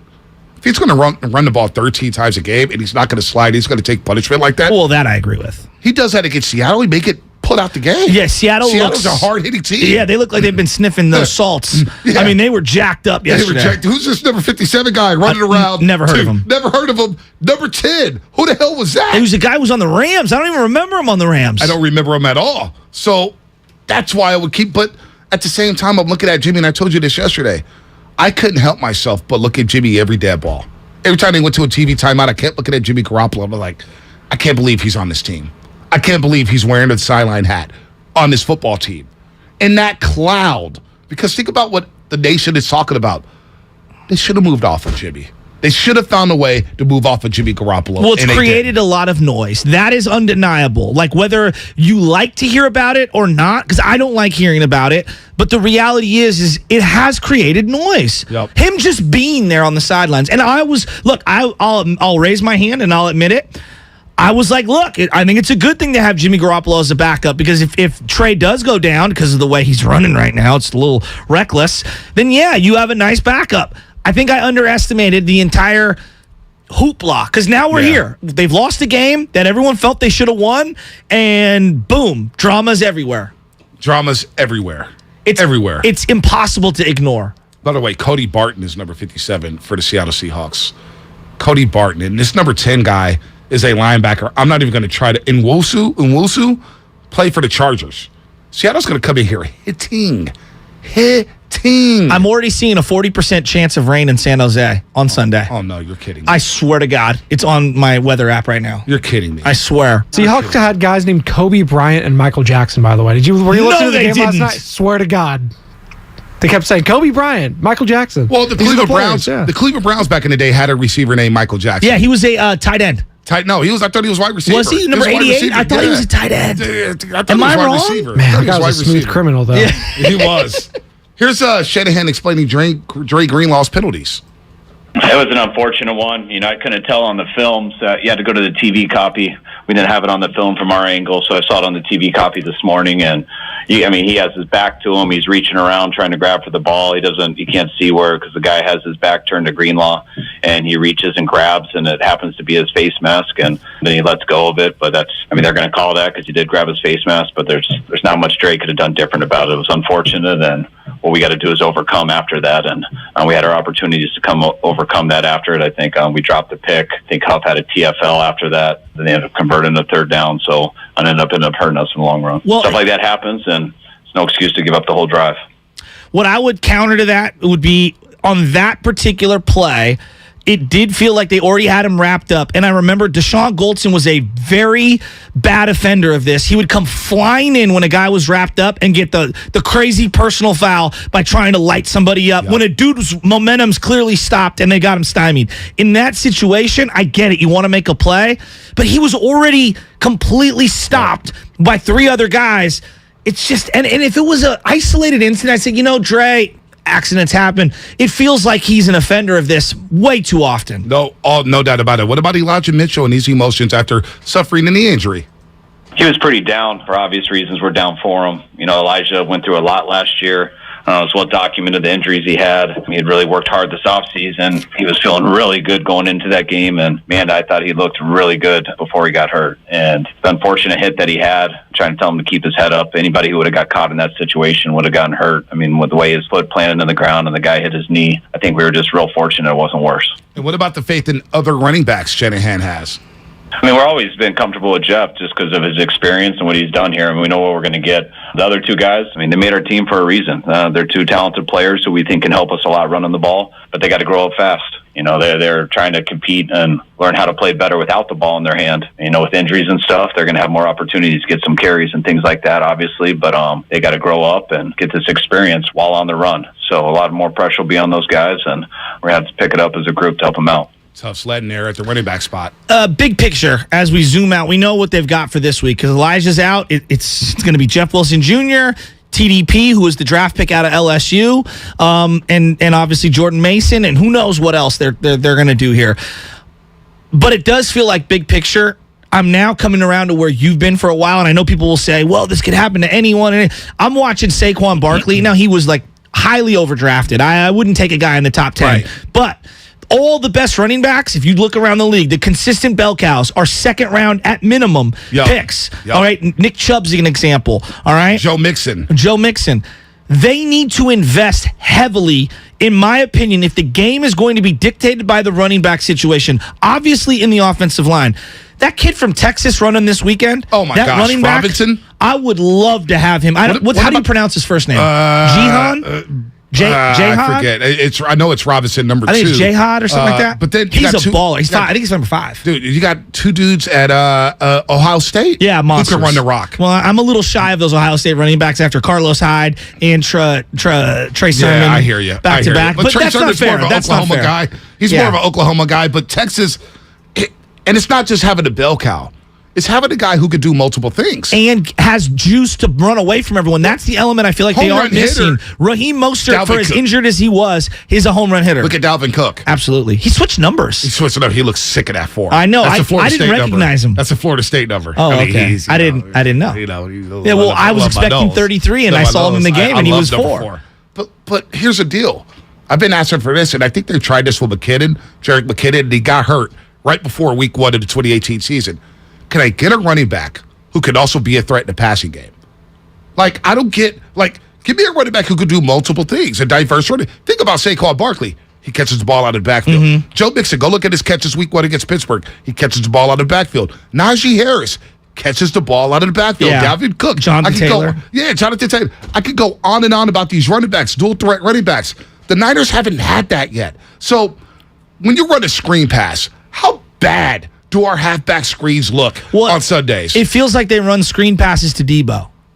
That's it. You know, I mean, the screen game looks bad. It does. Screen games look bad. So if you're going to invest third round picks, and now, look, TDP, you drafted him in the third round. I want to see TDP this Sunday against the Seahawks. Well, he's got to be suited up. I was really like, whoa, wait a minute. It's raining and you're not suiting this guy up? What are we doing? What about Jordan Mason? Well, I wanted to see him at least just get a touch. So I'm interested to see if the Niners are going to work somebody out this week. Well, what about Kareem Hunt? Would you trade draft capital for someone who needs a contract? I would trade a third round pick right now for Kareem Hunt. Third? Yes, I would. You've whiffed on third round picks for running backs. Yeah, that's true. You whiffed on it with Trey. You cut Trey Sermon after a year. And your second round pick, right? And Aaron Banks looks bad. Joe Williams was a 4th round pick. Yeah. You cut him before the regular season. You invested in TDP. That feels more LA Rams like than it does 49er like in terms of how they've assembled the roster. It does. It's not their philosophy, right? But you sometimes have to go outside the philosophy. And there's going to be people who say Kareem Hunt. We know what happened. That incident when he got cut from Kansas City. It feels like John Lynch and Kyle Shanahan and this organization, Jed York, they've done a great job of finding good character guys. Guys who kind of just keep they keep their nose out of the street. You know what I'm saying? They're not getting into trouble. The days of Alden Smith and Ray McDonald and Bruce Miller, it feels like it's long gone. Ahmed Brooks, it feels like it's long gone, right? They've built up enough equity to where they've had a lot of guys who've got good character. Yeah. I would take a chance on Kareem Hunt. I would too. I would take a chance on him. Well, plus the league has allowed him to play, and I believe in rehabilitation. No doubt. I've had so many extra chances in my life. Same here. And this guy has gone through the process. He's been adjudicated, and now he's allowed to play. I would do it. So I would do that because Kareem Hunt, yeah, he's going to have a contract, but a third-round pick for a rental with Kareem Hunt for 16 games? Now, I don't know what the Cleveland Browns situation is. I know they love Chubb. They love Kareem Hunt. But if Hunt's unhappy, bring him into the building. And you know what? If he balls out for the 49ers, I'd be willing to give him a little bit of cash. I would. I know what Kareem Hunt can do. Him in the screen game with Kansas City, I think we've forgotten because he was so good for them and the incident really blinded us. He was awesome for Kansas City in that screen game. Oh, he was awesome as a dual threat. So do you feel me on like just a receiving threat? Like Mostert, we remember the angle route against Arizona the first week in 2020 when he ran that angle route against Simmons in Arizona and he burned him for 90 yards. I need that from my running back.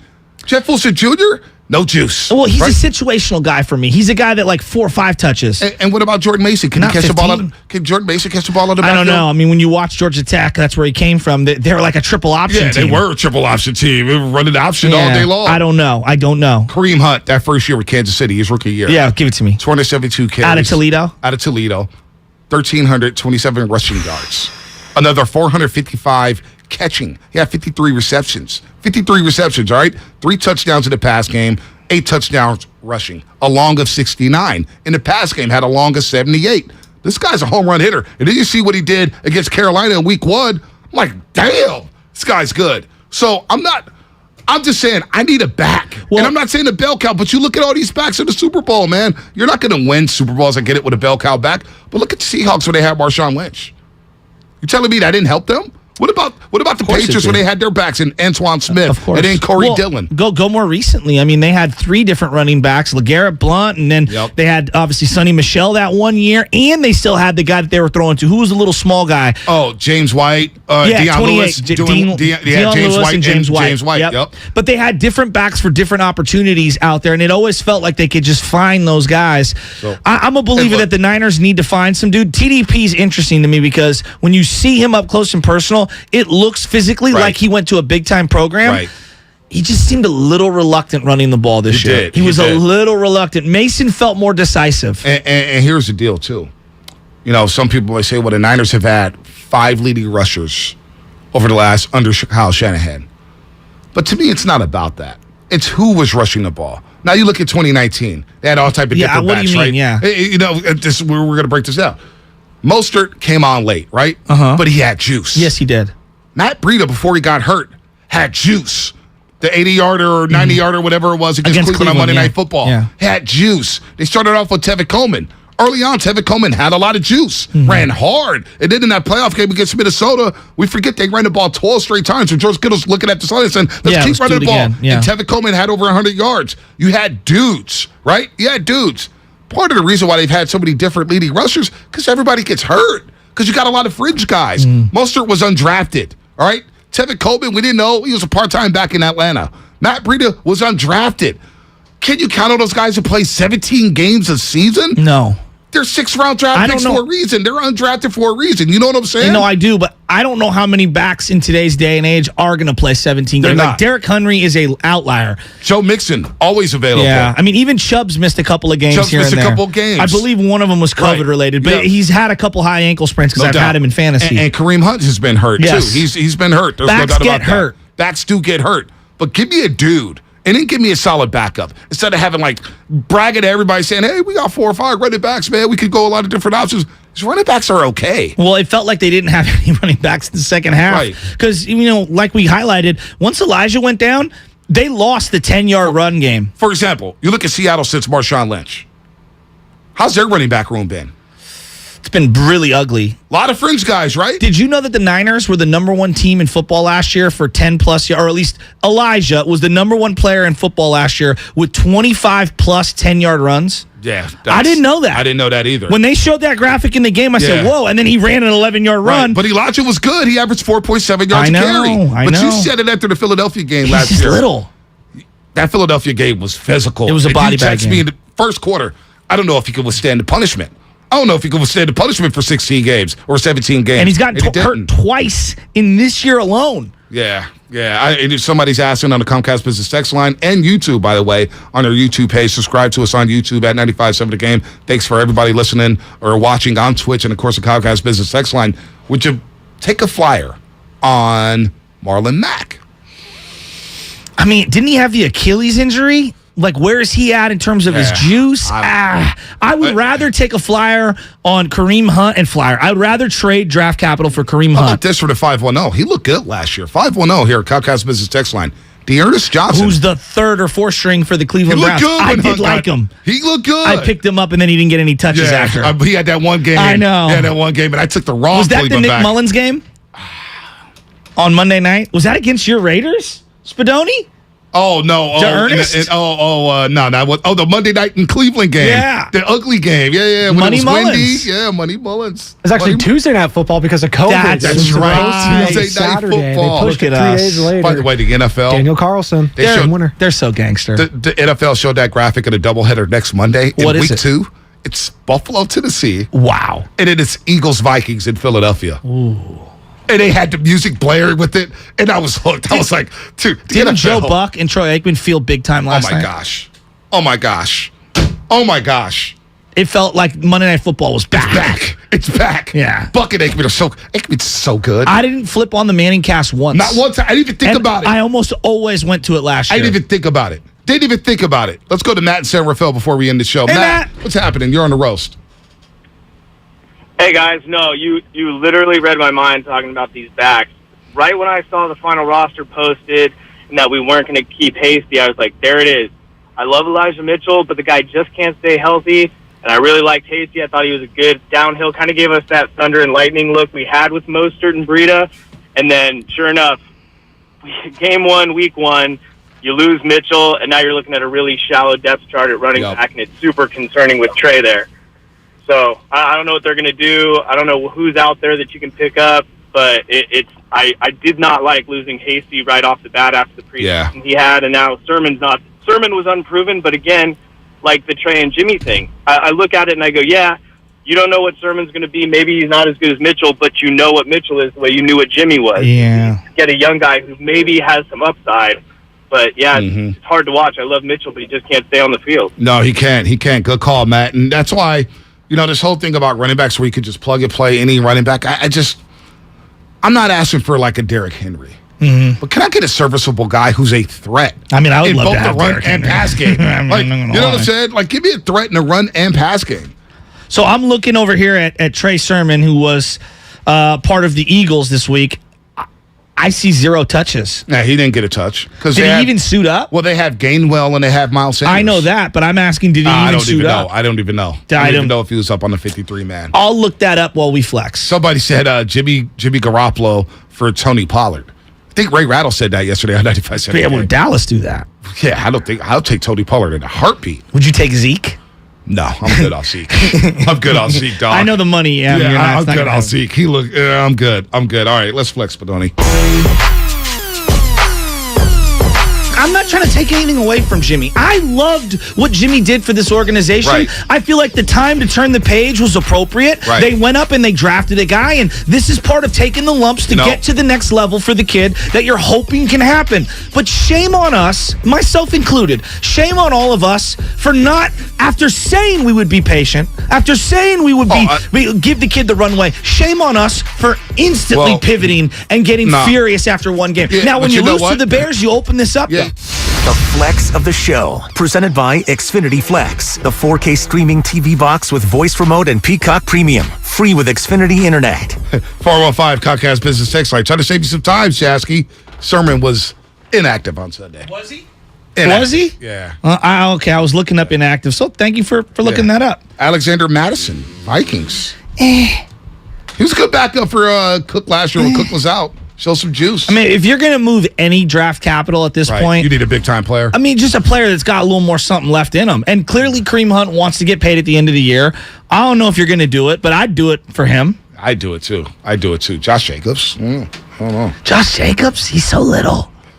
Showed a little something against the Chargers on Sunday, and the Raiders lost to the Chargers. The guy that I was hoping would be available, and it's not going to happen now, but I was hoping, like, hey, maybe they move off of Saquon. Yeah, no, and it's not like, happening. after that game? Yeah, no. Hell no, they're not moving off of Saquon. Saquon looked amazing. I against wouldn't the take Tennessee you Titans. 5th overall, but I will trade a pick for you. Yeah, would you trade a second-round pick for Saquon right now?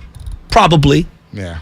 I could be talked to. But he's a big time dual purpose back. And that's what the Niners need. He looks healthy too. I just want a guy who could be a threat in the passing game. When's the last time the Niners had a back in the passing game who could be a threat? Mostert showed glimpses. Frankie He showed G. glimpses. Frankie G. Even though he wasn't, I would say pass catching wasn't. Pass catcher. It wasn't his forte, but he was a great pass blocker. Yep. Supposed to be Jerick McKinnon. Oh boy, that's why they got him. Yeah, that's why they fell in love with him. The paper airplane. Yep. That's why they fell in love with him. And I think that they learned a lesson there, and that's what I'd say to both of you in this conversation. I'm not paying a running back. I don't care if it's the 49ers, the Panthers, any football team in the NFL. I am not ever paying a running back again. I don't think I'll pay. They get hurt way too much. Taking flyers on 3rd and 4th and 5th, 6th round picks and expecting them to play 17 games also is not beneficial.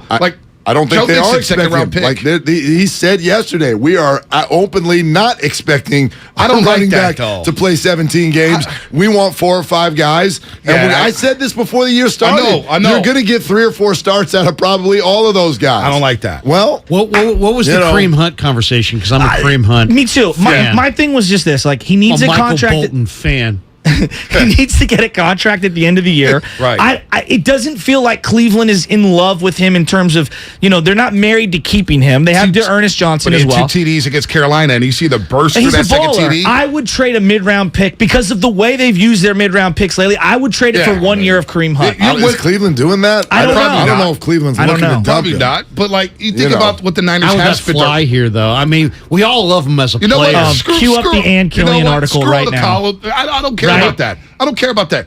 Lynch, Shanahan, and Jed York have done a great job of finding high-character guys and staying away from that. I think they could take a chance on a player like that and still have the equity to say, okay, we get it. He gets a second chance. Eddie D would. Eddie D would in a heartbeat. Al Davis would have. I just don't even think this is in play. I don't think it's in play. It's probably not in play. This guy tried to say, I demand a trade. I do it in a heartbeat, Larry. He tried to say a few weeks ago, I demand a trade, and he sat on the sideline for about an hour and a half. And that was the end of the conversation. The Browns get your butt back on the field. And then he scored 2 touchdowns week 1. Here's the thing, they're Mark. not trading him. They're not blinking. They're not doing anything. He's a terrific back. Yeah, he's a terrific back. Terrific. And he's a threat in the passing game. Give me a back who can catch the ball out of the backfield. You look at the Niners, they're not throwing the ball to Elijah Mitchell. I mean, and let's be honest, the Niner whole game plan and recipe for success is all going to be about the run game. Agreed. So why not invest in a top flight back? Like I was going to ask you guys, and I was going to ask Mark later on, who would you like to see lead the Niners in carries in week 2? I wanted them to at least split the carry. I got an answer for that. Okay, for Jordan example, Mason? Yep. give Mason a couple touches. I'm not saying he's got to get 15, but in the game the other day, when you're not getting any juice from Jeff Wilson Jr., what's the downside of 1 touch to see if the guy can break a tackle? I know what every coach will say, which is you got 2 rookies who have both not taken 1 snap yet in the NFL. Yeah. And so they are much more worried about what he'll do when he doesn't But have Elijah the ball. didn't either until week 1. But they're much more worried about what he would do without the ball than what he's going to do with the ball. These guys can carry the ball. Well, we saw that in the preseason. We've seen that in their college careers. So I don't know how buttoned up they would all be as blockers. I haven't gone that deep on the tape yet and whatnot. We haven't seen enough of them play. But I'm also a big believer in flow, which so many running backs don't get in the NFL today because rhythm. Yes, I'm with you. They get 2 carries, 3 carries. Marshawn get off the field. was better in the 4th than he was in the 1st. You can do fire and ice. Look at Javonte and Melvin Gordon last night for the Broncos. I thought they did some good things. Yeah. And keeping them fresh, and I get all of that. For that field goal. Yeah, but right. both of them did a great job of fumbling inside the 5-yard line as well. Right. So they both did that nicely. Well, you know why they did that? Because I bet the Denver Broncos. Well, of course they did. That was a bad bet. But The home dog on a Monday night. You know better than that. That's the oldest trick in the book, Larry. With this running back thing, though, you're a run-first team. You want to play a physical brand of football. And Seattle's coming down to Levi Stadium on Sunday. And that's a physical They look ready to hit. Is Jordan Mason ready to take that contact? This is going to be a body bag game. Pete Carroll's going to have these dudes hunting. And that's why when I look at Joe Mixon, I look at Najee, I look at Saquon, I look at all these guys who are getting 20-plus carries and their factors in the pass game, a lot of these guys were second-round picks. And you're whiffing on third-round picks with Trey Sermon. You're whiffing on Joe Williams, a 4th-round pick.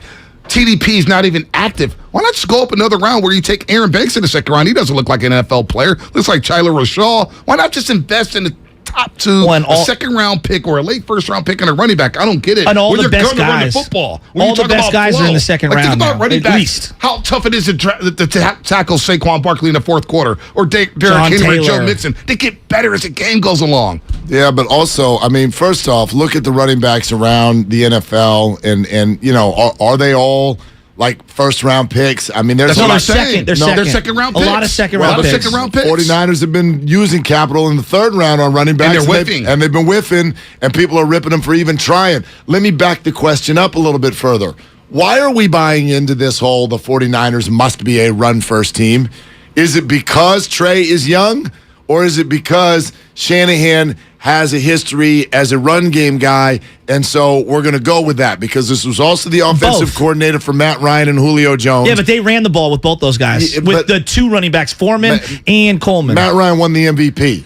You're not winning in the NFL with this run first stuff. They had Julio Jones. You're not. So we got Yeah. Debo Prime. and Brandon Ayuk. You're not winning in the NFL. Why are we talking about it? Are you going to beat Herbert and Mahomes and Allen and Brady with we run the ball? Well, you're going They to almost went lose. to the Super Bowl by running the ball. You got to do Twice. what you do. Twice. I mean, the 49ers. That's what they do. And who they lose to. And they've clearly, looking Why at the they way moved off of they him. put the roster together, Yeah. No, they they went lost with a because ton of O-linemen. They went Yes. with bigger backs. Yes. They went with, 4 tight ends. Thank I mean, you.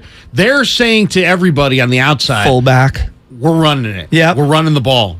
So, and that's Good luck. Shanahan's whole offense is predicated on run the ball, play action pass, crucify And you should have your won 2 defense. Super Bowls by doing it. Yeah. You should have. And you did. The Patriots.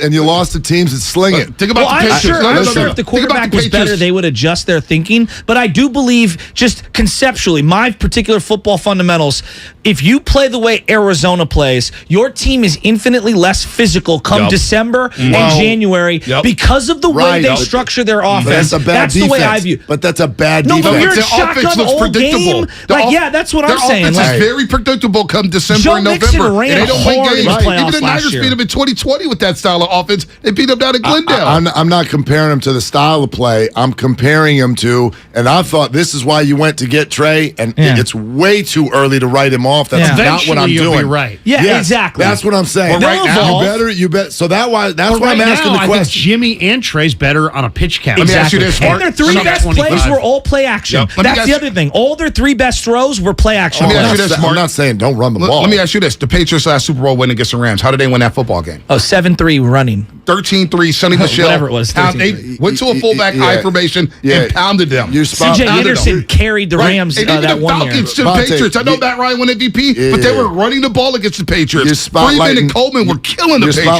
spotlighting one game, okay? The I could go to a lot of games. Right, the Patriots quarterback is called the GOAT.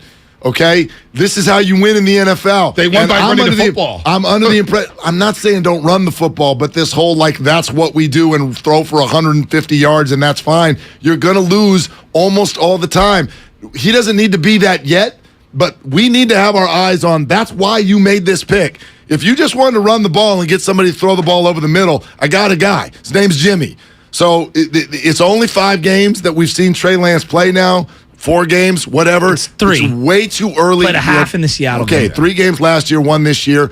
I'm not saying we're there yet, but I am not sitting back and going, we're gonna Debo right, Debo left. This better arc toward your hope that Trey Lance can become one of these dudes. Because if he can't, you're not gonna win. Well, it's You're not gonna and it's win. all tied together. That's why you got Ray.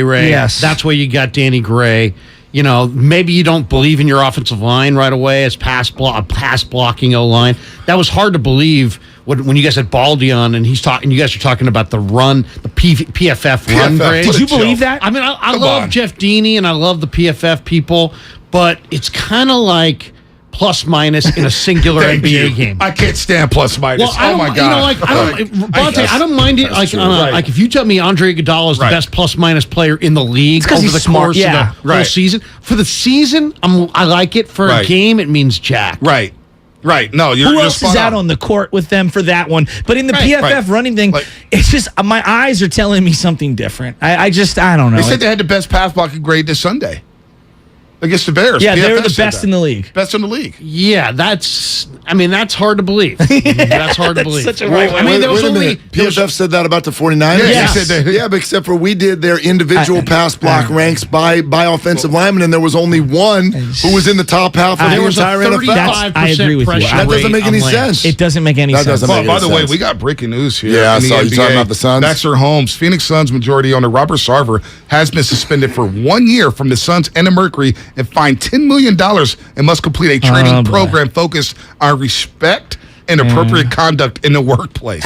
So there was Amin El Hassan, who's on Meadowlark now, used to be on ESPN and The Jump. He's been talking about this owner. This owner is out of control. Oh. And I heard the language that he uses around the players and around other employees, as well as just misconduct in general. This is long overdue. Yeah. The league has wanted him out for a while. Yeah. What's coming up? You've heard the same thing, Mark? Well, I have my best friend is one of the broadcasters for the Suns. I'll leave it at Didn't that. know that. The Phoenix, Arizona area has some hell of an ownership group The thing Bidwells. going on. Okay, let me just say that. And somehow this dude has become the lesser in terms of class of the two ownership groups for those teams there. I don't really know much about the Diamondbacks ownership, but They want to move anyway, to Vegas. Wait, Sarver's weighing in. He says, F that S. Yeah, exactly. Yeah, he is. He's a piece of work, right, he's Mark? a piece of work. That's what I've heard, He's too. a piece of work. Yeah, He's a piece of work, and he deserves this and probably a hell of a lot more. What's coming up on your show? We're chatting this out. Well, no, PFF. I there's two things I think that are Sarver big 10. today. We're definitely going to get. I loved your conversation today with Gabe and Zach Littell and all that. We're definitely George Contos going to come on at 10 because I want to hear from a reliever about conversations on the mound and how he sees this. And We're we'll not get into getting that. Gabe and Littell in studio? Well, you might get Gabe Yapler and Zach Littell in studio. So we'll get into that. But also, I thought, and this is big for Kyle Shanahan, there's an extension of what we saw in the Monday night game last night. Trust in your quarterback, which I think is a big question for Kyle Shanahan as well. So we're going to get into that. I'm ready to hear all of that. Before we go, you two, Armando Benitez, we were going down the rabbit hole. Did that do anything for the two of you? I enjoyed it. Made me laugh. Made me laugh. Do you remember him flipping the ball? What do you guys remember that who got him traded? It was Ralph. Was it? Oh, yeah, that's because of the Ralph stuff. Yes. And then Saves came on and said, "All right, Ralph, now who you gonna whip?" You know, and he goes like, "Okay, we traded him. Now who's gonna be your guy?" You know. Do you know who they traded him for? Greg. UC Davis guy, right? Randy Messenger. Oh, was it Randy Messenger? Remember Randy that? Messenger. I know. I went down. By the way, your stat can't be right. There's no way It he was had 14 career. Okay, career in thank a you. Giants uniform. I'm like, because no way he was blew wrong. 14 I know. saves in the first 2 I months read of a that wrong. season. I read my own There's note no wrong. way they would. I know. I'm like, listening to that, I go, that sounds great, but there's no way. He did have more saves than Mark Melanson through his tenure, which is crazy to say. Not big on And that he was closer willing to either. stretch. He was willing to stretch. He couldn't cover Oh first, my though. gosh, such a mess. I'll be listening. All right, boys. They're longtime friends. Let me tell you something real quick about Dibs that I'm sure not everybody knows. And first-time partners. Hang in there, big guy. There'll be brighter days ahead. Now, these two homegrown Bay Area boys finally come together to take over sports talk. Get the hell off of my doorstep. Major League Baseball, you stink. It's Willard and Dibs on 95.7 The Game. Larry, I just wanted to pass this along to you real quick before we get into anything else. I checked my shoes this morning, the ones that I wore to Soldier Field the other day. I checked my shoes. They've had one full night inside the house. Now they spent one full night outside the house. Airing them out. Airing them out. Picked them up this morning. Sopping wet. Sopping wet still. Absolutely, completely soaked through in every single way possible. Leather, canvas? No, just sneakers, man. Just Adidas. Adidas sneakers, man. Just white sneakers with black stripes on them. Just sneakers. They've had a full plane flight. They've had a night inside a house. They've had a night outside of the house. I don't know if I need to take a hair dryer to these suckers. Dryer, maybe the dryer. Maybe the dryer. Have you heard that noise? Yeah, the shoes as would they tumble in the dryer. You're like, is the house coming down? Anyway, That's how wet it was at Soldier Field over the weekend. You're just now, 24 hours later, starting to dry them out. Oh my gosh! Will they be ready for Sunday? Such an experience. Will they be ready for a short turnaround if they had to go again on Thursday? I don't know. Like the Giants had last night. I don't know. It's been a long night, and then a short turnaround. But we'll get into all that. Zach Littell definitely grabbing some people's attention, and we'll get into it, as you said. George Contos coming up at 10. Good morning, everybody. Larry's obviously in for Dibs. 888-957-9570. Your calls, your texts, Comcast Business text line fired up on YouTube and Twitch. Good morning to you. Thank you for being with us. Okay, so how come nobody trusts their quarterback? I'm sorry, a few people do trust their quarterback. Andy Reid trusts his quarterback. Let's see. The Chargers trust their quarterback. The Bills trust their quarterback. Todd Bowles in Tampa Bay, he trusts his quarterback. I don't know how many other teams trust their quarterback, which is odd. Kyle Shanahan, I think this is sort of defined him now with the 49ers for a few years. He's even admitted it. The Shanahans, by definition, have a hard time trusting quarterbacks. And trusting Jimmy, that was a thing, right? I mean, like halftime Super Bowl against the Chiefs. Do you trust Jimmy? No. Do you trust Trey? Mike trusted Steve Young in 94. Yes, he did. And so I get it because we're talking about really, really elite quarterbacks, and the 49ers don't have that yet. Jimmy was not really, really elite, and Trey Lance is just a really young guy. But, man, that was what went to my head, which is that, can you win the Super Bowl if you don't trust, and I mean trust, your quarterback? Because what we saw last night, what in God's green earth was that $250 million to say, forget, we got a minute on the clock, 4th and 5, and we're going to just run the clock down and kick a 64-yard. What on earth is going on? I watched it, but it was off to the left, to the right of the camera, to the left of on the field. Was it also short? Or was it long enough? I couldn't tell. It was close. Yeah, it was close. And the practice one he took when they called the timeout definitely had the leg, but it was way left. Weird. You're asking a guy whose career-long field goal is 61 to connect from 64 over Russell Wilson against his former team on a 4th and 5. I mean, Russell Wilson looked very confident, like he was going to be able to make that. And then the way they handled the clock, and then you had Hackett in the last 10 seconds calling 2 timeouts. It's like, what are you wasted all this time. Now you're now it's over. Now you're going to try to stop the clock before you shake hands? Yeah. Now you want to call timeout. Yeah. What Peyton Manning is on the Manning cast freaking out, trying to call timeout. Some people were like, fire Hackett. People were yelling, fire Hackett. One game. You guys had one NFL head coaching start. That was weird. It was really weird, though, right? And you got it. And Russ had thrown for 350. He looked fine, especially in the second half. Like, they were definitely the better team in the second half. They're moving the ball, but we also get all the context going on here. Okay, this guy begged his way out of Seattle. Why? Because they wouldn't let Russ cook. He wanted to make it all about him. And so now he gets $250 million. You got former Seahawks celebrating all over social media, which tells me all I need to know about what kind of a locker room guy this was. Richard Sherman thought this was hilarious. Doug Baldwin thought this was hilarious. They all hate the guy. The fans of Seattle booed him off the field. I mean, he has been the best player in the history of that organization, and it's not close. They're going to build a statue out front, and they booed him like he was public enemy number 1 at the anthem, at the intro. So he and Ciara go off, build a compound in Colorado. Now we've got an organization who really is going to let me be me.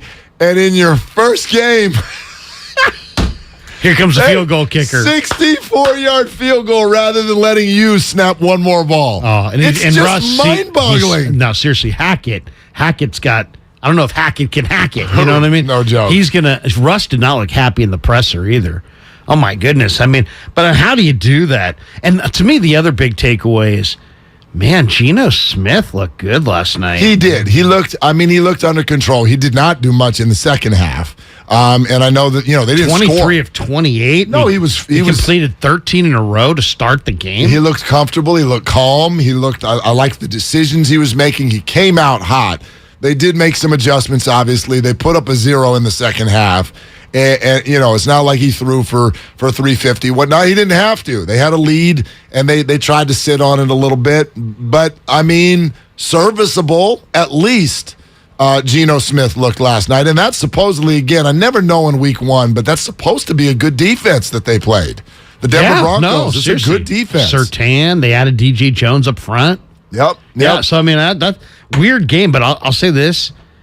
I'm looking at the week 2 matchup. Yep. Niners are 9-point favorites. They're 1-7 against Seattle in the last 8. Should the Niners be 9-point favorites? If Geno rolls in and plays that level, and Pete Carroll said in the postgame, he's like, hey, man, this is what we see in practice. This is what this guy is doing. Is Geno going to come to Levi's and steal one? I got excited when I saw that number. That's a big number. I got excited. I might be the wrong team favored there. Based on what I saw last night. Let me ask you a question. Seattle was good last night. Let me ask you a question. How many times in life have you looked at Vegas odds makers and you see a number where you're like, oh my gosh, they just got it completely wrong. And then the game happens and you were right. Well, you know what it is? It's so right. It's about the Vegas guys look forward while the rest of us are looking backward. We're looking at, wow, the Niners look bad. Wow, Seattle look good. They're looking at Seattle on the road, short week, off of a win. Niners at home, bouncing back in better conditions, desperate, somewhat desperate, more desperate than Seattle.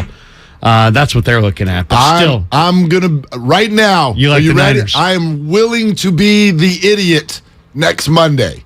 Some of you are like you are every day, Mark. But next Monday, I'm willing to be the idiot. You're going to pick the Niners. All I needed to see was that spread. The Niners are going to kill Seattle. They're going to kill the Seattle Seahawks. That does not make any bit of sense based on any single thing that we saw over the last 48 hours. But one thing I know, it's begging you those to people, bet the Niners. Begging you. No, they're begging you to bet Seattle. They're like, I get Seattle. Seattle. Right? Seattle, yeah. Seattle and 9. Begging you to bet they're Seattle. Like, what on earth? This is a 2-foot tap-in putt. Right. It's not, because it never is. All I know is I trust those guys. It's a week-to-week league. Thank you. And when I say those guys, who do I trust? I trust the people in a dark, smoke-filled room who just made that number. The Roxy Roxborough crowd. Absolutely. The Niners are going to kill the Seahawks. Well, that's a good sign. It makes you feel better. 9 points? Seriously. What? I mean, you could argue Seattle has total ownage on the Niners, and they're on the short week, on the road. Yep. Everything on paper sets up for the Niners. But I don't know. Based on what I saw last night, it makes me nervous. So I'm with Seattle you on looked this. better last night than I thought they were going to look. So Seattle comes out and goes on the opening drive. And I bet every 49er fan's mind went to the same place. And that was, oh, crap. Oh, crap. Now this Sunday just got harder. We know what we all did. You marked week 1 and week 2 as W's, and then we'd go from there. Right. And then you already had the first one go sideways. And now it's your home opener. People are saying they better beat Seattle or Trey's out of there. Right, of course. Look, the 49ers, they worked hard to set that up. That's just going to be a week-to-week thing. There will be people that say, go to Jimmy anytime Trey loses a football game. But I said it yesterday, I'm going to put must-win on this game because it's your home opener. It's not going to rain. Do you hear what Chasky said? 40% chance of rain. That's 5 days out. It's not going to rain. It's not going to rain. Maybe it'll rain. Anyway, that'd be crazy if it rained. It'll be a little cooler on the coast, a little warmer inland. It's going to be fine. It's going to be fine. It's going to be a dry field. It's your home opener. It's a team you're supposed to beat because going in, you're thinking, Geno Smith, whatever. Like, who are these two quarterbacks that were playing week 1 and week 2? This is a piece of cake. So the first one goes sideways, and you're like, all right, just go home and right the ship. And you watch Geno Smith get the ball in the first quarter and just carve. I mean, twice. Up and down the field. He looked fantastic. Command, yeah. Right. And you're like, oh, no. You kidding me? Is this going to be that hard? All I needed to see was that number. So you're just like, you know what? The odds makers, they're telling you what you're going to see. Take the Niners. Tell me one thing that makes sense about Seattle none of it. plus 9. Tell me one thing that makes sense. The only thing that makes sense is the fact that Seattle's on the short week on the road. Mm-hmm. So, and they are short week on the road, and, the 49ers are, home opener coming off a loss. So you got to focus but other than that, the history in the matchup, no. The head-to-head, no. The way, Trey Lance, unproven quarterback. Gino looked great. The head-to-head matchup thing is interesting to me because I know we're talking about coaches that are matching wits, but to me, Is that about Russell? It's so focused on the quarterback position. I look at this as this series is 0-0. This is Geno Smith versus Trey Lance. Both teams switch quarterbacks. So this I don't know. To me, this sort of reboots the whole thing. I know there's overlap here there, but this is a start over. And something coming out of that game last night, the odds makers saw something that said to them, this is a paper tiger. This will not last. By the way, it didn't last into the second half. Well, but Seattle got lucky last night. Let's be honest. Denver could have scored 14 points. They were on the doorstep twice inside the 5. Twice on the 1, right? And you and again, we're all sitting here going, let Russ. I think part of this is also as 49er fans, we know what happens if you let Russ play on 4th and 5. He gets 7 yards. Right. We know. I we watched this 1,000 times. To me, it was like, for sure they're going for it. Yes. And then all of a sudden I'm like, wait a second, they're not going for it? And then I'm like, they're going to try a 64-yard field goal instead of... Come on. What are the odds on a 64-yard field goal compared to a Russ converting a 4th and 5 on a night where he's thrown for 340? Even when they let the clock go all the way down to 20 seconds, which I was like, I don't get that, but I'd still go for it because you have all 3 of your timeouts. You're already just shy of midfield. If you get the first down, you're going to be at about the 50.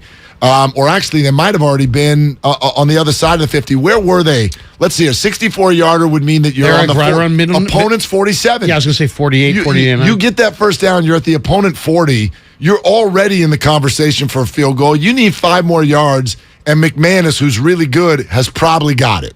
He's probably got it. So you don't need more than 20 seconds. I'm like, get the first down. You got all your timeouts. You can still use the middle of the field. 1 or 2 more plays. Get the ball to the 30 or 35. You're probably going to win the football game. And they said, you know what? I'm like, get out there and kick that record field goal. It's amazing. It's just amazing. Just a bizarre finish. All right, so how does last night sort of translate in your head to the 49ers? Is it the lack of faith in a quarterback? Is it, wait a minute, Seattle's better than we thought? We can get into all of this. Plus, we do need to open the door on the Zach Littell, Gabe Kapler situation. And George Contos is going to join us at 10 at the top of the hour. Larry is in for Dibs. It's all sponsored by BMW, now open in the Fairfield Auto Mall. They provide a luxurious, all-encompassing experience to address all of your BMW needs. Visit BMWFairfield.com today to book your visit. That is BMWFairfield.com. Willard and Dibs, your call's ready to roll on 95.7 The Game. What went wrong in week 1 for the Niners? Just happy to get back to California. We'll find out from 2 of the smartest guys in football, Brian Baldinger. They got to be able to flash. You haven't seen that flash. Yeah. Face son? And Peter King at 4:30. I'm not trading Garoppolo. On the Bay Area's sports station, 95.7 The Game. Did you know System Pavers has been designing and installing outdoor living systems for 30 years? Since 1992, we've helped more than 80,000 homeowners transform the way they enjoy their outdoors, and they've been happily talking about their remodels ever since. If I would have known how quick and easy replacing our crumbly old driveway was going to be, I would have contacted System Pavers years ago. We had a small issue with our outdoor kitchen, and System Pavers went above and beyond to make it right. Excellent service. I'm Larry Green of System Pavers, and nothing makes my day more than hearing how the quality, beauty, and durability of our work has helped thousands of families make the most of their outdoor spaces. For a limited time, you can take advantage of special financing and save 10% on an outdoor transformation that'll get people talking too. Call System Pavers at 800-PAVE-004 or visit systempavers.com today. All orders must be placed by September 30th. See website for offer details. Financing subject to credit approval. Contractor's license 661575. Are you ready for your palm reading, my dear? Yeah, let's do this. I sense that you crave something. More reliable. Right. You know you deserve better and want out of a relationship. Yes, with my big name wireless carrier. You're who now? My big name wireless carrier. That's why I switched to Xfinity Mobile. Now I get unlimited with 5G for $30 per month on the most reliable 5G network. Let's talk about your aura. It's so... And get this. They can even save you hundreds a year on your wireless bill over T-Mobile, AT&T, and Verizon. Wow, that's actually really impressive. Yep, but you already knew that, didn't you? Oh yeah, I definitely saw this coming. Start seeing savings today. Switch to the fastest mobile service, Xfinity Mobile. Now with the best price on 2 lines of unlimited, just $30 a line per month. Switch today. Xfinity Internet required. Price comparison for 2 unlimited lines under available 5G pricing plans of top 3 carriers. Taxes and fees extra. Reduced speeds up to 20 gigabytes of usage per line. Most reliable based on root metrics. US report. Comcast analysis of mobile Wi-Fi and cellular data from Ookla Speed Test Intelligence Q2 2022. Are you looking for a rewarding new career? Join the United States Postal Service and apply for roles nationwide. Serve your community with pride and receive benefits including competitive pay and opportunities for advancement. Whether you are looking for full-time, part-time, or seasonal positions, we have options that may be perfect for you. The United States Postal Service is an equal opportunity employer. Apply now at USPS.com/careers. O'Reilly! O'Reilly Auto Parts is here to keep your car on the road with our free loaner tool program. Your local store has more than 80 specialty tools available to rent for your next repair. Refundable deposit required. Ask our professional parts people about the loaner tool program today at your local O'Reilly Auto Parts store or visit O'ReillyAuto.com. O'Reilly Auto Parts. Ever since I got the new Galaxy Z Flip 4, I've been learning all these new tricks with my dog Finn. Like how to take the best selfies at the park. I just set my phone down, put it in flex mode, and capture hands-free pics from multiple angles. Aww. Or how to capture our training sessions for his followers. I simply wave my hand to start recording video. Good boy! Plus, the Z Flip 4 is compact and fits perfectly in my pocket. Wow! Visit Samsung.com today to get the new Galaxy Z Flip 4. Kirby is your driveway mechanic. They bring the shop to you with brake replacements, oil changes, washes, and so much more. Get $50 off your first oil change with code OIL50 at Kirby.com. That's CURBEE.com and use code OIL50. Get a cash offer for your car, truck, or SUV today at your local Bay Area Chevy dealers. Selling has never been easier. Just bring it into a Bay Area Chevy dealer, get a free appraisal, and we'll make you a cash offer on the spot with no obligation to buy. We buy any make or model, paid off or not. Find your local Chevy dealer at BayAreaChevroletDealers.com. MVP's bonus days are back at Lowe's. Right now, get a special BOGO offer from Bosch. Buy a select Bosch 18-volt Bear Tool. Get a battery free. Shop savings on all of our top pro items. Plus, MVPs earn up to 3 times bonus points on select products. Join today and redeem points for products designed to level up your business. Don't miss MVP's bonus days, happening now at Lowe's. Pricing and offers subject to change at any time. Bonus points calculated before taxes and fees after applicable discounts, if any. Valid through 9/23. It's not easy being the one everyone counts on to keep the facility running, no matter the weather or supply chain hiccup. But we get you, Raymond in Buffalo, and Maria in Miami, Jules in Minneapolis, and Stan in Central Indiana, taking control of everything that's under your control. At Grainger, we're here for you with experienced branch staff at over 250 locations so you get the product you're looking for. Call, click Grainger.com, or just stop by. Grainger, for the ones who get it done. By now, you know that sound. It's the sound of the Home Depot. But what about those sounds? Those are the sounds of a new laundry set with the latest technology for faster, more efficient cleaning and drying so you can get back to the sounds of fall. Making this the sound of savings on top brand appliances. The Home Depot. How doers get more done. Final days to get up to 30% off select appliances, all finishes included, in September 14th. Offer valid August 25th through September 14th. See store or online for details. What's your retirement look like? With Fidelity Income Planning, a dedicated advisor can help you create a flexible income strategy to grow and protect your wealth so you can stop worrying about the future and enjoy whatever comes next. Investment minimums apply. Fidelity Brokerage Services member NYSE SIPC.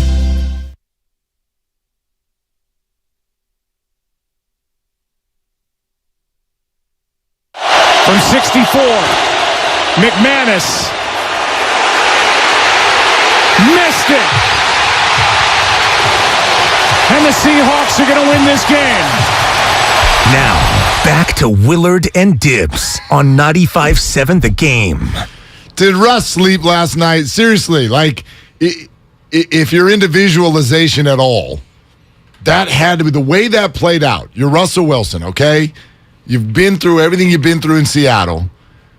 You come to the sort of mutual decision, we're going to part ways. Begged out, basically. Right. You get traded to Denver for a haul. You get a new contract. You get a new home. And your very first game is to go back to Seattle. And three things happened. A, you got booed. Loudly, consistently.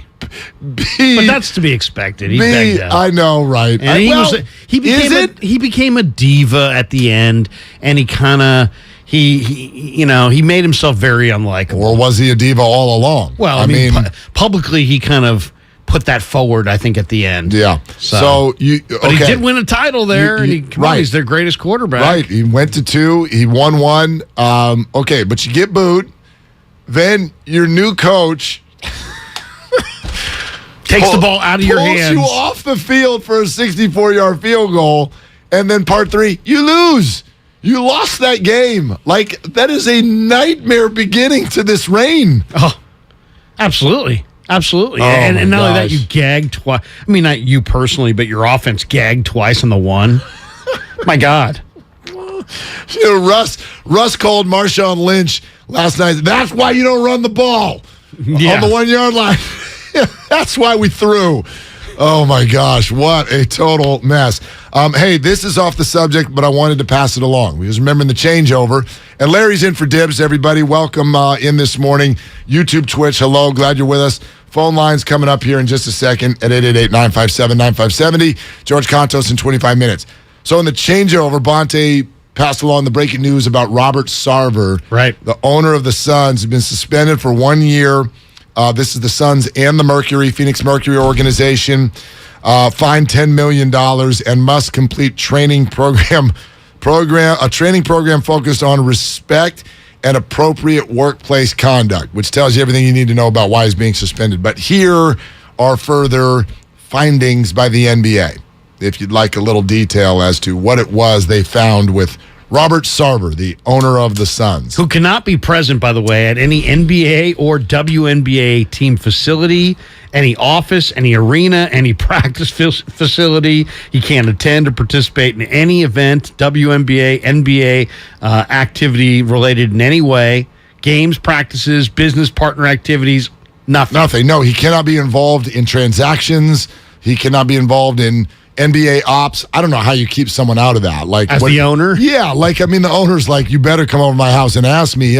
Don't send text messages because, then there's receipts, but I don't know if he actually goes out of this. Will he be forced to divest himself of the franchise? Well, to me, that's a precedent-setting thing. This is why I'd like to dive onto this just for a couple of minutes because I don't understand this in the NBA, and we've already been there with Donald Sterling. Here's what the NBA found.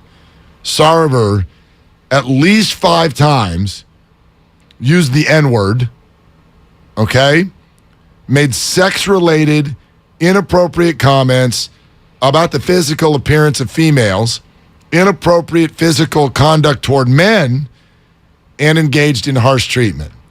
Look, I don't understand the N-word ever. Period. End of sentence. But in the NBA, are you kidding me? How are you how would he even think that's ever going to fly? It's a wrap. Yeah. You can't bring to the NBA. The thing is run by LeBron and Curry, and you're running around with the N-word? You're out. Yeah. Get out of here. He got off soft. I'm surprised that they didn't know what they were getting into when he purchased the franchise. Jeez. You tell me there was no indications of this prior to him buying the Suns? I mean, do they not do their due diligence? Yeah, I don't know how that comes in. Do they care about anything but the price? I don't know how that comes in when you're on your way in. But once you're here, aren't you vetted? And aren't the Joe Lacobs of the world when they go to say I want to bid on the Warriors or Larry Ellison, whoever? Aren't they all vetted by some group of NBA owners or representatives of the owners? I think so. But then again, obviously not. Well, but if you're vetted by other owners, then you're You're being vetted by other white billionaires. Right. Right? Like, but once you're here, and obviously the world has changed so much. How long ago was it that Sarver got this team? It's a good question. I mean, if he's had it forever, then that tells you something. I don't even know how long he's had the team. But this, what are you telling me? In a year he's going to come back and you're going to have trained this out of him? I don't see it. I don't see how how are you allowed to stay? But I mean, they forced Sterling to sell the franchise. 04, Spadoni says. So he's had the team now for 18 years. Wow. And yeah, the world has changed a lot in 18 years when it comes to workplace conduct, but not the N-word. I mean, what are we talking about here? That's wild. That's wild. He got off easy. $10 million fine, too. That's like me handing you a $5 bill and saying, go get me a Starbucks if you can. Right. I mean, what are we talking about here? Robert Sarver, $10 million. The Phoenix Suns are worth $4 billion. That's weird to me. That's really weird to me. Well, I mean, it'll be interesting to me to see how long he is allowed to keep owning this franchise, or will they try to? Because the franchise is these things escalate in value at such a rate that it's an incredible asset to own. There's lots of people that would love to own any one of these franchises. Any franchise in the NBA goes up for sale, and there's going to be multiple bidders because it's the arrow's pointing up on the revenue, and everybody knows it. So.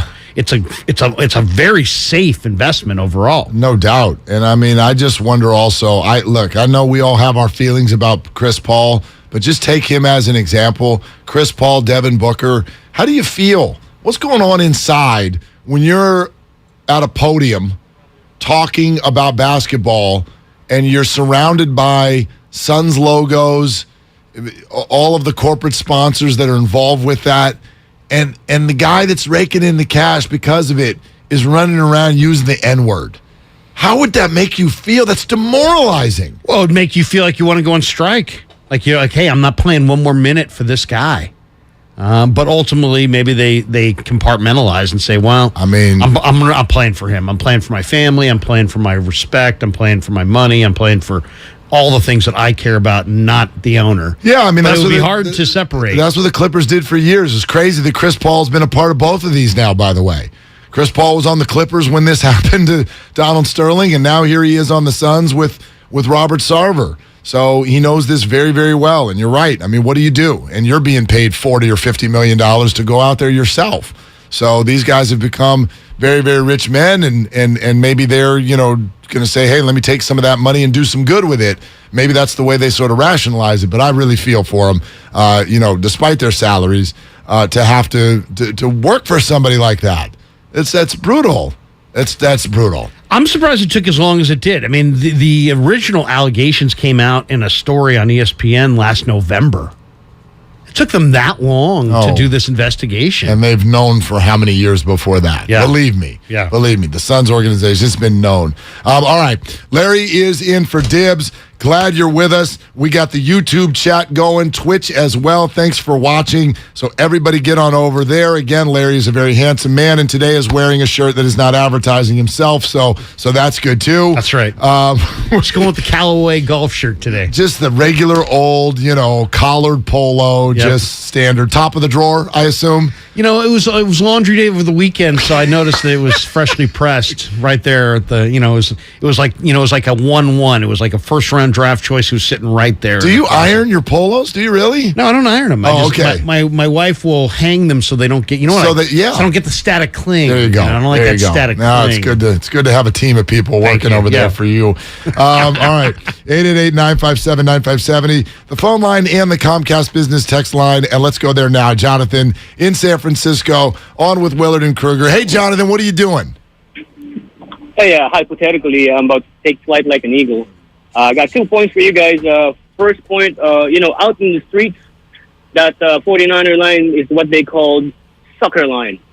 Point number 2, Mark, I completely agree with you. It's a must-win. I know it's game 2 of 17, but it's so must-win because you know why? If they don't win this game, they can show that guy that every female in America wants him exactly where he is. And, because he doesn't have a helmet, they're going to say, Kyle Shanahan can't win without Jimmy G. I mean, Jonathan's not wrong. Jonathan, thanks. Listen. That stat just won't go away. It's going to make everybody roll their eyes, and you're right to roll your eyes, and I'll go ahead and write it down in a Sharpie right now. I think the idea of even having conversations around benching Trey Lance at this point, it's ridiculous. And there's no scenario where that should be the case. And you would do him a lot of damage. Totally. I think psychological damage. I mean, I'm not saying that he's going to ruin his life, but that means, hey, we're all with you, and then immediately, we're not with you. But the Niners welcomed this, and they knew it. They absolutely knew that we were going to be discussing this today. Of course, why did Kyle Shanahan call 20 veterans and go, okay, right, we're going to do this. We need you to have his back. Don't go to social media. Don't say anything. They knew. Like these, I think sometimes we forget how seasoned people in the public eye are about the way things get processed in the public eye. They're very aware.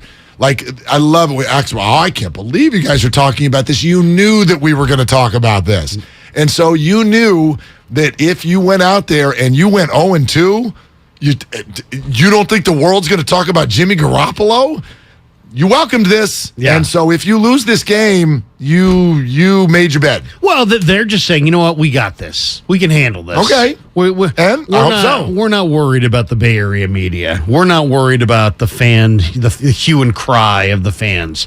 And, you know, we'll see. We'll see if they can handle it. I think Trey can handle it because I think he's that grounded, that solid. And obviously the veterans in the room felt like they could handle it as well. Is it about a hedge? What we're going to find out, I guess, in the next few weeks is it about a hedge on Trey, or is it about, you know, this desire to get value for Jimmy Garoppolo in a trade? Are they going to, you know, you hear guys like Peter King saying, I wouldn't trade Garoppolo. And you have other people saying, you know what? Yeah, they absolutely will trade Garoppolo. And Shanahan said, make us an offer, basically, yesterday when he came out and said, you know what? We'll consider it. We'll absolutely consider it. I mean, he basically said, anybody, any phone call, we'll listen every time. So it's an answer, non-answer. And Jerry Jones already took the Cowboys off the table. Interesting move by them today. They didn't even put Dak on IR. They said, we're not putting him on IR. We want to keep open the possibility he plays over the next 4 games. I know. So maybe they move the timetable up. Yeah, that's weird because the original context or the original timetable on the injury for Dak was, you know, week 8, week 9, maybe after they have a week 9 bye. So maybe he would come in after the week 9 bye. Now they're saying he may play in a month. Yep. But he also confirmed, he goes, anybody who plays quarterback while Dak is out will be the quarterbacks who played for us in the preseason. So it's not just no Garoppolo. They are not making a move. Cooper Rush. Come on down, Cooper Rush. Do your thing. Gosh. Well, week 2 to me is always, in many ways, college football truth as well, the most interesting one. Because we always say this leading up to week 1. Oh, we need to see him play. Right. But week 2... Then we need confirmation. Week 2 is when you find out if what you saw week 1 was real, right? Is somebody better than you thought? Is somebody worse than you thought? And that's why this spread that you just brought up has my mind spinning. Because the Seahawks came out and looked way better than you thought. The 49ers came out and looked way worse than you thought. And Vegas went, cool, we're going to double down on that. And we're going to make it almost a double-digit number in favor of the 49ers. They're telling you that they think something you just saw isn't real. Right. That's what they're telling you. And I believe them. I thought Denver's defense was supposed to be pretty good. But then watching Geno Smith complete 23 of 28 and only sack him a couple times makes me wonder how good is Denver's defense. They pitched a shutout in the second half, though. Yeah. They made halftime adjustments. They pitched a shutout, got a couple sacks, got a turnover in the second half. Then you look at Denver, the way that Denver ran the ball in this game. Denver ran for over 5 yards a carry against Seattle's defense. So Javonte looked fantastic. How good is Seattle's defense? That's what I'm saying. Cody Barton from Stanford is like one of their leading tacklers. We look at final scores. They look at analytics. And there's something they saw that's telling you this is not what you think it is. And by the way, Geno Smith over here doing victory laps, and we're like, wow, Geno. They scored 17 points. I know. Okay? If Josh Allen came out one day and scored 17 points, you'd be like, what the hell was that? What went wrong? And they turned the ball over one time. It's not like they were in the red zone and had weird stuff happen like the 49ers did. That didn't happen. So can we pump the brakes on Geno Smith is amazing? They scored 17 points and got shut out in the second half. Well, I will say this, though. Geno Smith's a veteran. He seems like he's a big kid, too. I mean, he's, 6'4", 215, 220, something like that. And he can take hits, and he doesn't play scared. And he was accurate. I mean, Colby Parkinson and Disley, they use their two tight ends a lot. They got Lockett, they got Metcalf. So, I mean, they have Noah Fant there. I mean, we'll see. I mean, Seattle, I really don't know what to expect in week 2. And Penny is a good runner. I've always liked Rashad Penny. I followed him closely at San Diego State. He's a good football player. They thought he was a bust that first year, but he's really emerged. They're not a bunch of chumps, but listen, I'm going to believe Vegas. Vegas is telling me that something we saw over the last 48 hours isn't real. Right. And I believe them. I don't know what it is. We'll find out Sunday. We're going to find out Sunday. We'll find out Sunday. Will it be dry? Will it be another rain game for the Niners? I hope it's dry. If it's raining. That's the one thing. It's like I can't really separate it's hard to evaluate week 1 because of that freaking monsoon from I would say, 3-4 minutes to play in the third quarter to the rest of the game? Well, I saw a lot of people. It's hard to know what you were seeing there. Totally. I saw a lot of people say, it didn't really rain until the fourth quarter. Okay. Let me explain. It had rained all morning. Let me talk about the arc. First of all, yes, it completely did rain in the first half. It just got sort of swept under the rug because what came in the fourth quarter was twice as hard. It was like a torrential. So it rained all morning. The field was already a pool during pregame warmups. Then rained for a good portion of the first quarter. Not crazy, but rain and on a pool of a field already. I was kind of amazed at some of the passing that Trey Lance was able to do in the first half simply because of what was going on, but it was manageable. It was manageable, right? Then it stopped about halfway through the second quarter. You got a good run of second quarter to third quarter where it was like, it's fine. It's still a mess of a field. There might be a little drip drop here and there, but we're okay. And then 10 minutes to go in the game, that's it. That's a wrap. It felt standing water it felt everywhere. Like you were under a waterfall. Right. You're under a waterfall. You couldn't even see the game. No. The TV cameras were all covered with water. I mean, you couldn't even see the game in the last 3 minutes. Like the fourth quarter, I had a poncho on the whole game, and the fourth quarter is where you're like, this doesn't even matter. I have a poncho on, and every part of me under the poncho is soaked. It was it was crazy. So you're right. And if it rains again week 2, then I just got okay. God, what do you have against Trey Lance? Seriously. Like what's going on here? But Trey was good.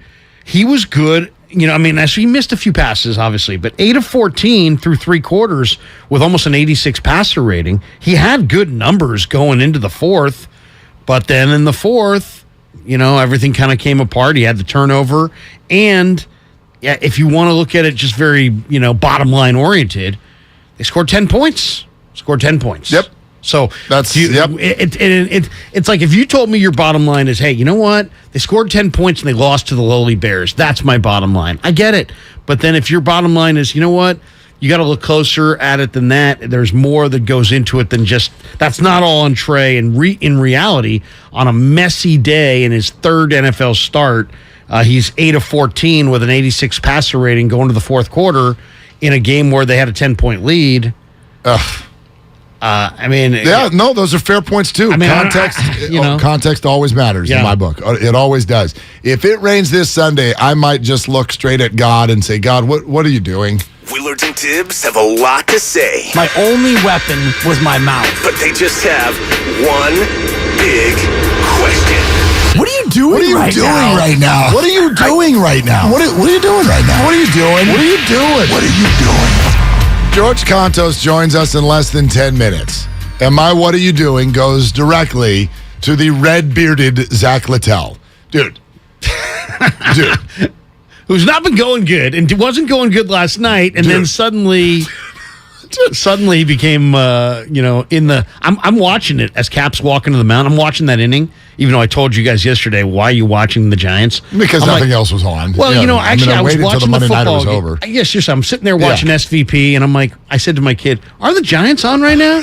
Like, oh yeah. What are you doing, Dad? They're leading the Braves. The Braves 2-0. All right, so flip over, and then all of a sudden, I'm watching this disaster inning, and he gives up a hit, another hit, and now we get the bags loaded, and I'm thinking, what's going on? Littell is just a gas can, and then gets the double play ball on a little grounder, and then it was like he thought it was his birthright to finish the inning because he got the double play grounder. Cap goes out to the mound. Cap hasn't even crossed the third baseline. And Littell's muttering, giving him the gas F-bombs. face. Totally. Yeah, under his and Austin Wynns looks at Littell and just kind of walks right by him. And then Cap gets out there, and then you see Littell with his ball in his right hand, kind of slams it into Kapler's hand, and then said something. I didn't see that the first time because I'm looking at the camera on the back of Littell's head. But then Kapler turns and stares at him like he wants to kick his ass. Well, he gave him a look, and then he caught it, so it was just like, okay, whatever, I got a job to do. And then when he got back to the dugout, it was like, that was the walk you never want to see your dad do.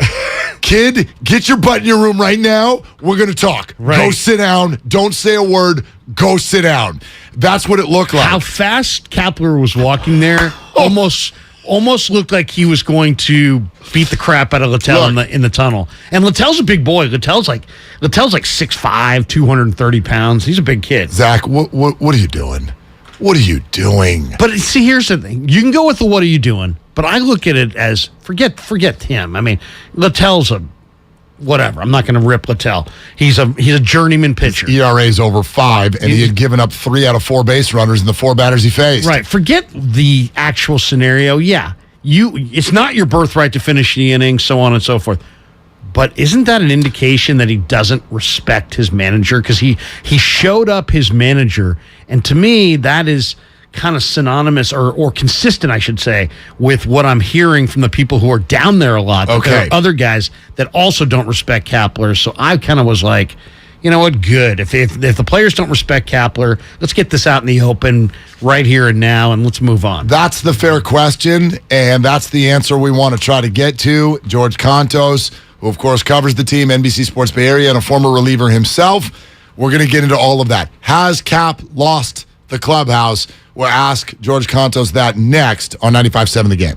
Hey, Becky, what about this beat for your next song? It's cool, but I'm into faster stuff lately. Like Xfinity that gives me beyond gig speeds. Got it. What about this then? It sounds powerful, just like Xfinity. Because its supersonic Wi-Fi has 3 times the bandwidth, you can connect hundreds of devices at once. That's what I call power. Unbeatable internet from Xfinity. Made to do anything so you can do anything. Get the Xfinity Supersonic Bundle with unlimited gig speed internet, Wi-Fi equipment included, and a free 4K streaming box. All for $50 a month with a 2-year internet rate guarantee and no annual contract when you add Xfinity Mobile with unlimited data at regular rates. Go to Xfinity.com/gig, call 1-800-XFINITY, or visit a store today. Limited time offer. Restrictions apply. Requires paperless billing and autopay. New gigabit extra internet customers only. Taxes and fees extra and subject to change. Xfinity Mobile requires post-pay Xfinity internet. Reduced speeds after 20 gigabytes wireless usage. After 24 months, regular rates apply. Requires compatible Xfinity gateway. Everything, our farm, our stand, our pop-up shop, it really all started when we discovered the benefits of local, raw honey for our family. And then we decided to turn it into a business. We were looking for something to help us get up and running. So we got the Chase Business Complete Banking Account. It's more than a bank account. It comes with Quick Accept, which lets us take card payments anytime, anywhere in the U.S. using the Chase mobile app. Plus, we get same-day deposits at no extra cost. For us, it's more than honey. It's about sharing a little sweetness with the world. Get the Chase Business Complete Banking Account with the essentials you need to help get your business going. Learn more at chase.com/business-complete-banking. Chase for business. Make more of what's yours. Quick Accept is not available in U.S. territories. Enrollment required. Usage subject to approval. Same-day deposits available for payments before 8 p.m. Eastern Time, Sunday to Friday. Fees and rates apply for checking and processing. Limitations and restrictions apply. Participants compensated. Merchant services provided by Payment Tech LLC and WePay Inc. Subsidiaries of J.P. Morgan Chase Bank and a member FDIC. Okay, you know those amazing spots only the true San Francisco locals are in on? Like Square Planet. That place with the square pizzas? Or Mama Hoo Hoo. The spot for sweet and sour chicken that's anything but so-so. Order up! You know, with the Granch dressing. And all the other spots the real SF locals know without us even saying them. Yeah, they're on DoorDash. San Francisco gets it. DoorDash has it. This is your time to cash in at Cash Creek Casino Resort. To rock and to roll. Over the hills and bluffs. Go all out or go all in. With 4 stars and rising stars. Now we do more than ever, so you can do as much or as little as you want. It's your time to cash in at Cash Creek Casino Resort. Golfers, tee it up this fall at the Golf Mart for big savings. Save up to $150 off on Ping G425 woods. Upgrade your gear with discounted Wilson standard cart golf bags and stock up on TaylorMade Distance Plus golf balls, now 2 dozen for $35. Don't miss these items and more happening now at the Golf Mart and get a free custom fitting today. The Golf Mart, home of the 90-day satisfaction guarantee. Or shop us online at worldwidegolfshops.com. Fantasy football leagues are won on the waiver wire, and with trades, and with savvy starter sit decisions. The Fantasy Football Today podcast will help you along the way with the best advice on how to manage your team and dominate your league. With 8 episodes per week, Fantasy Football Today is the only resource you'll need. Start sit, grade the trade, fantasy cops to settle your league disputes, and so much more. Check out Fantasy Football Today, anywhere podcasts are found. Dancing crew, trip for 2, nailed the final interview. Game with Doug, brand new mug. Come here, kid, give me a hug. The more you want to do, the more we want to do. Boosters designed for COVID-19 variants are now available. If you've had your primary series, schedule an updated COVID-19 booster appointment as soon as you're eligible. Sponsored by Pfizer and BioNTech. When a nasty cold keeps you up all night, Vicks NyQuil Severe gives you powerful relief from your worst cold and flu symptoms, which changes a night that sounds like this into a night that sounds more like this. That's better. NyQuil Severe. The nighttime sniffling, sneezing, coughing, sore throat, stuffy head, aching, fever, best sleep with a cold medicine.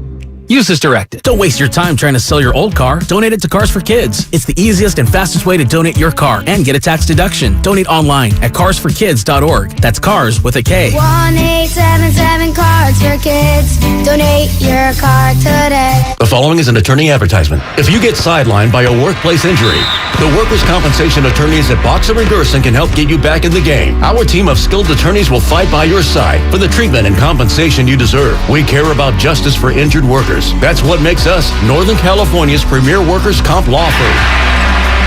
Call Boxer & Gerson at 510-345-2341 or visit boxerlaw.com for a free consultation. Boxer & Gerson, your life is worth the fight. This football season, adopt a new tradition that's sure to turn fans into family. The Jim Beam Highball. That's beam and soda over ice with a lemon slice. Share one at the stadium or make one at home. Kentucky Straight Bourbon Whiskey, 40% alcohol by volume. Copyright 2022, James B. Beam Distilling Company, Claremont, Kentucky. Drink smart. You're listening to 95.7 The Game, KGMZ FM at HD1 San Francisco. Always live on the free Odyssey app.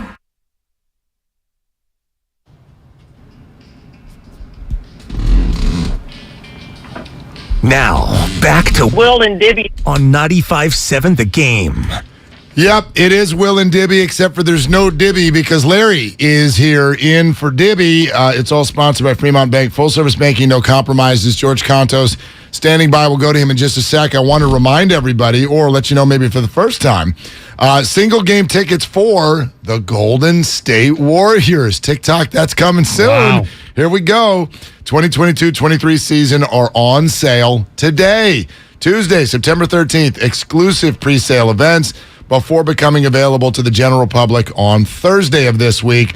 Tickets are currently available for the team's season ticket members, and starting at noon will be available for Dub Club members and Santa Cruz Warriors season ticket members. At 2 p.m., Chase card holders using their Chase credit or debit card can take part in an exclusive pre-sale event on Wednesday, September 14th. This is tomorrow. Warriors insiders will have access to a pre-sale event beginning at 10 a.m. before tickets go on sale to the general public Thursday at 10 a.m. For more information on your 2022-23 NBA champion Golden State Warriors, please visit warriors.com. You got all that? Got it. Okay. All right. Let's talk a little Littell and Cap. Yeah. Okay, George Kontos. How much force is supposed to be put in the manager's hand when you ram the ball in there? How did you go about it? Well, I'm not going to lie. There were a couple times where I handed the ball to Boch a little bit with a little bit more force than I probably should have, but never almost a full windup trying to make a point. You know, I think emotion got the best of Zach last night a little bit. He was frustrated in that the first four guys he faced reached base, had given up a couple runs. You get that double play, and it gives you hope. You're like, okay, I can get out of this. We still have the lead. And then you see the manager coming out. And the competitiveness and everything kind of culminated with him just showing a little emotion that it was obvious and evident that he regretted and he was a little bit embarrassed by. Well, you know, it was an interesting thing. I mean, at first, it's an easy pushback on Littell. Come on, you're not pitching well. Now you're staring down the manager. Gabe kind of addressed it multiple times, right? He addressed it afterwards. He also kind of addressed it by what we saw him kind of dragging Littell down into the tunnel. But is this just something, kind of an indication of a bigger issue? We've seen Brandon Crawford's wife tweet out, "Do we ever bunt?" We've seen Carlos Rodon and Alex Wood kind of push back a little bit this year. Has Cap, in your opinion, George, lost the room or some of the vets? How would you term it?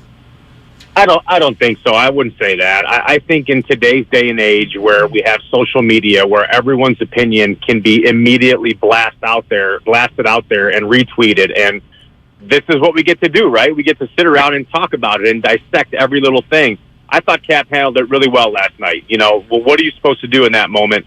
There was a similar situation that I'm sure you guys remember in Arizona about 7 years ago, where Santiago Casilla gave the ball to Bruce Bochy in a very similar fashion, and Boch called him back to the mound and was like, "Hey, don't you ever hand me the ball like that." And we talked about it then as well. I think that the age of information hadn't quite gotten to where it is now, so it was over with in a couple days.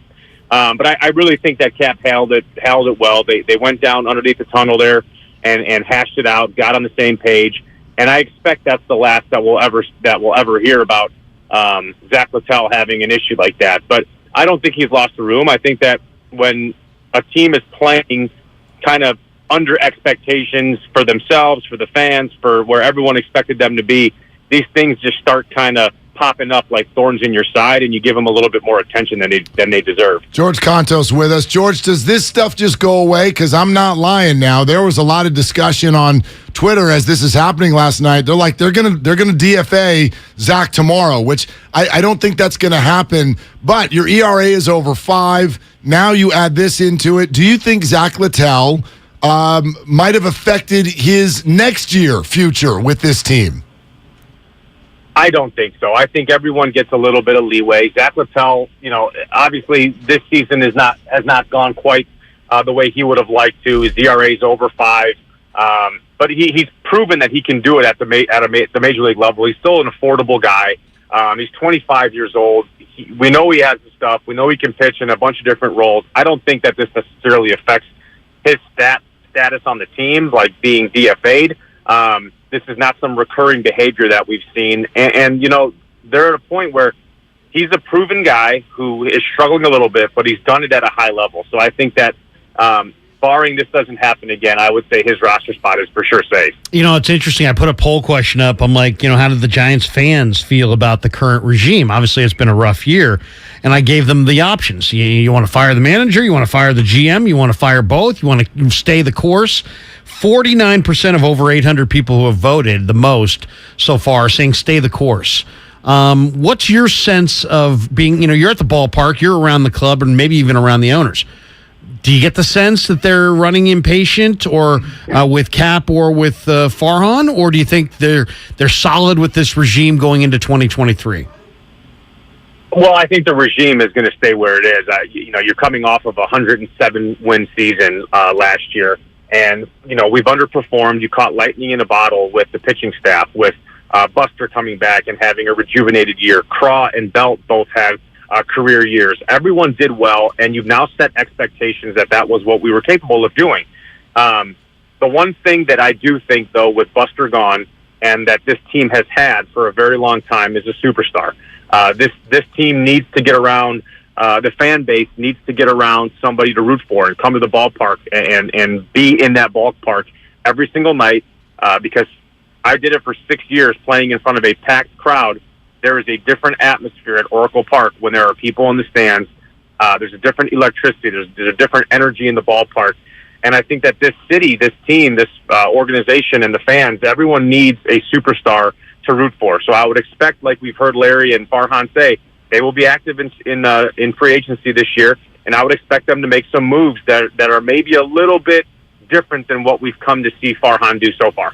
Yeah, George, let's go a little further there, because there was a report from Bob Nightingale yesterday that said, and I think the way he termed it, if the Giants don't get Judge, they would, quote, love to get a top-of-the-market shortstop. And all of our minds go, what about Brandon Crawford? Do you think a position change is possible?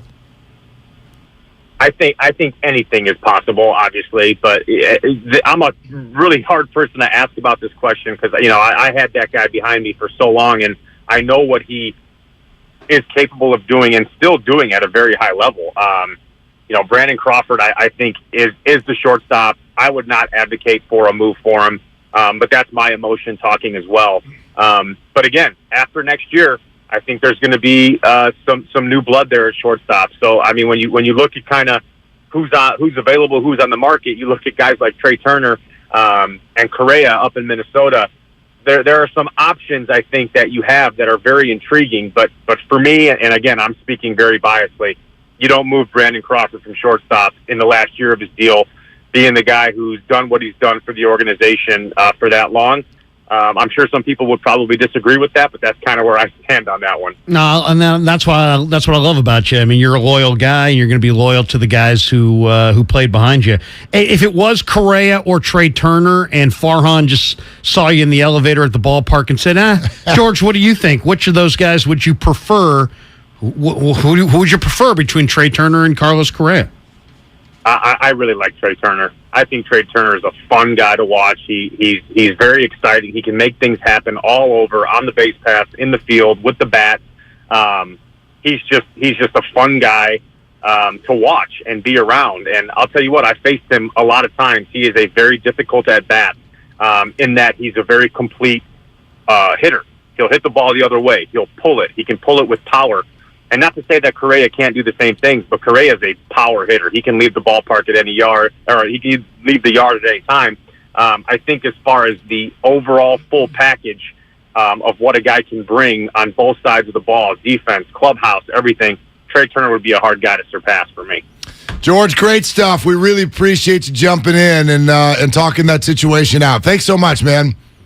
Thanks for having me, guys. Thanks, George. All right, there it is. George Contos on the Zach Littell situation and maybe a little bit of the free agency as well. Look, I know that everybody looks at the Giants front office right now and says, yeah. Chat. Do it. I don't want to hear any talk. Do it. I'll give the Giants this. They've actually put themselves in a spot now where they have to win some of these free agent battles. They have been so open. Farhan has talked so much about it's a big offseason. You can expect we're going to be active at the top of the market. If they come back with Platoon for $3 million there and Platoon for $5 million over there, they will rightfully and fairly be very criticized because of their own words. Yeah. So I mean, to me, I'd go all in on Trey Turner. Why? Because I don't think you necessarily want to move Crawford off shortstop because I don't think he's going to be good at second or at third. I would go after Trey Turner and pay him a boatload of cash. That makes LA worse.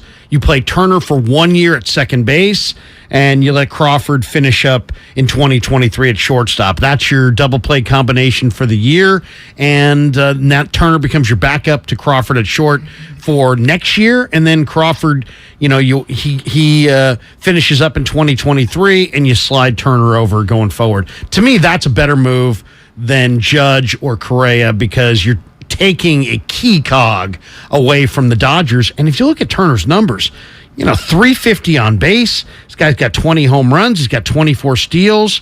He's a relatively young player. He's only fantastic. 29. He's just a fantastic He's an baseball igniter player. at the top of the lineup. Yep, and I think his skills will translate into his 30s, maybe better than some of these other guys too. So yeah, I like that plan. I could also see it this way. Turner can play shortstop, and Crawford can be the left-handed platoon second baseman with Thairo Estrada. I could see that too. I don't know how that would sit with Brandon. That's a conversation for him. I don't know if he could do it, but keep this in mind. The shift has been banned, which means you need more athleticism at second base than you've had in the past. That's a good point. You've been able to hide second baseman. You can't put Wilmer Flores or a Donovan Solano over there and say, just cover 5 feet each side of you. No, you got to cover all of second base now in both directions. So I need someone who's a better defender at second base. Could that be Turner, or could it be Crawford? Like Crawford, at this age, is becoming a middle-of-the-road shortstop, but he could be an elite athlete at second base if he could make that translation. And then also keep in the back of your mind of what is supposedly coming on the left side of the infield in the future for the Giants. We've already seen some of David Villar. I know you like Casey Schmidt. Luciano looms a couple seasons from now. I don't know if they'll play third, short, whatever. That's all in the mix. But, I'm 100% with you that Turner, Judge, Turner, those are the top two targets for sure. Only thing with Judge is I worry about, okay, how many years, how much money are you going to have to spend to get him away from the Yankees, and then the injury factor, and then switching leagues, and just there's some questions about Judge, because you may sign up for his mid to late 30s.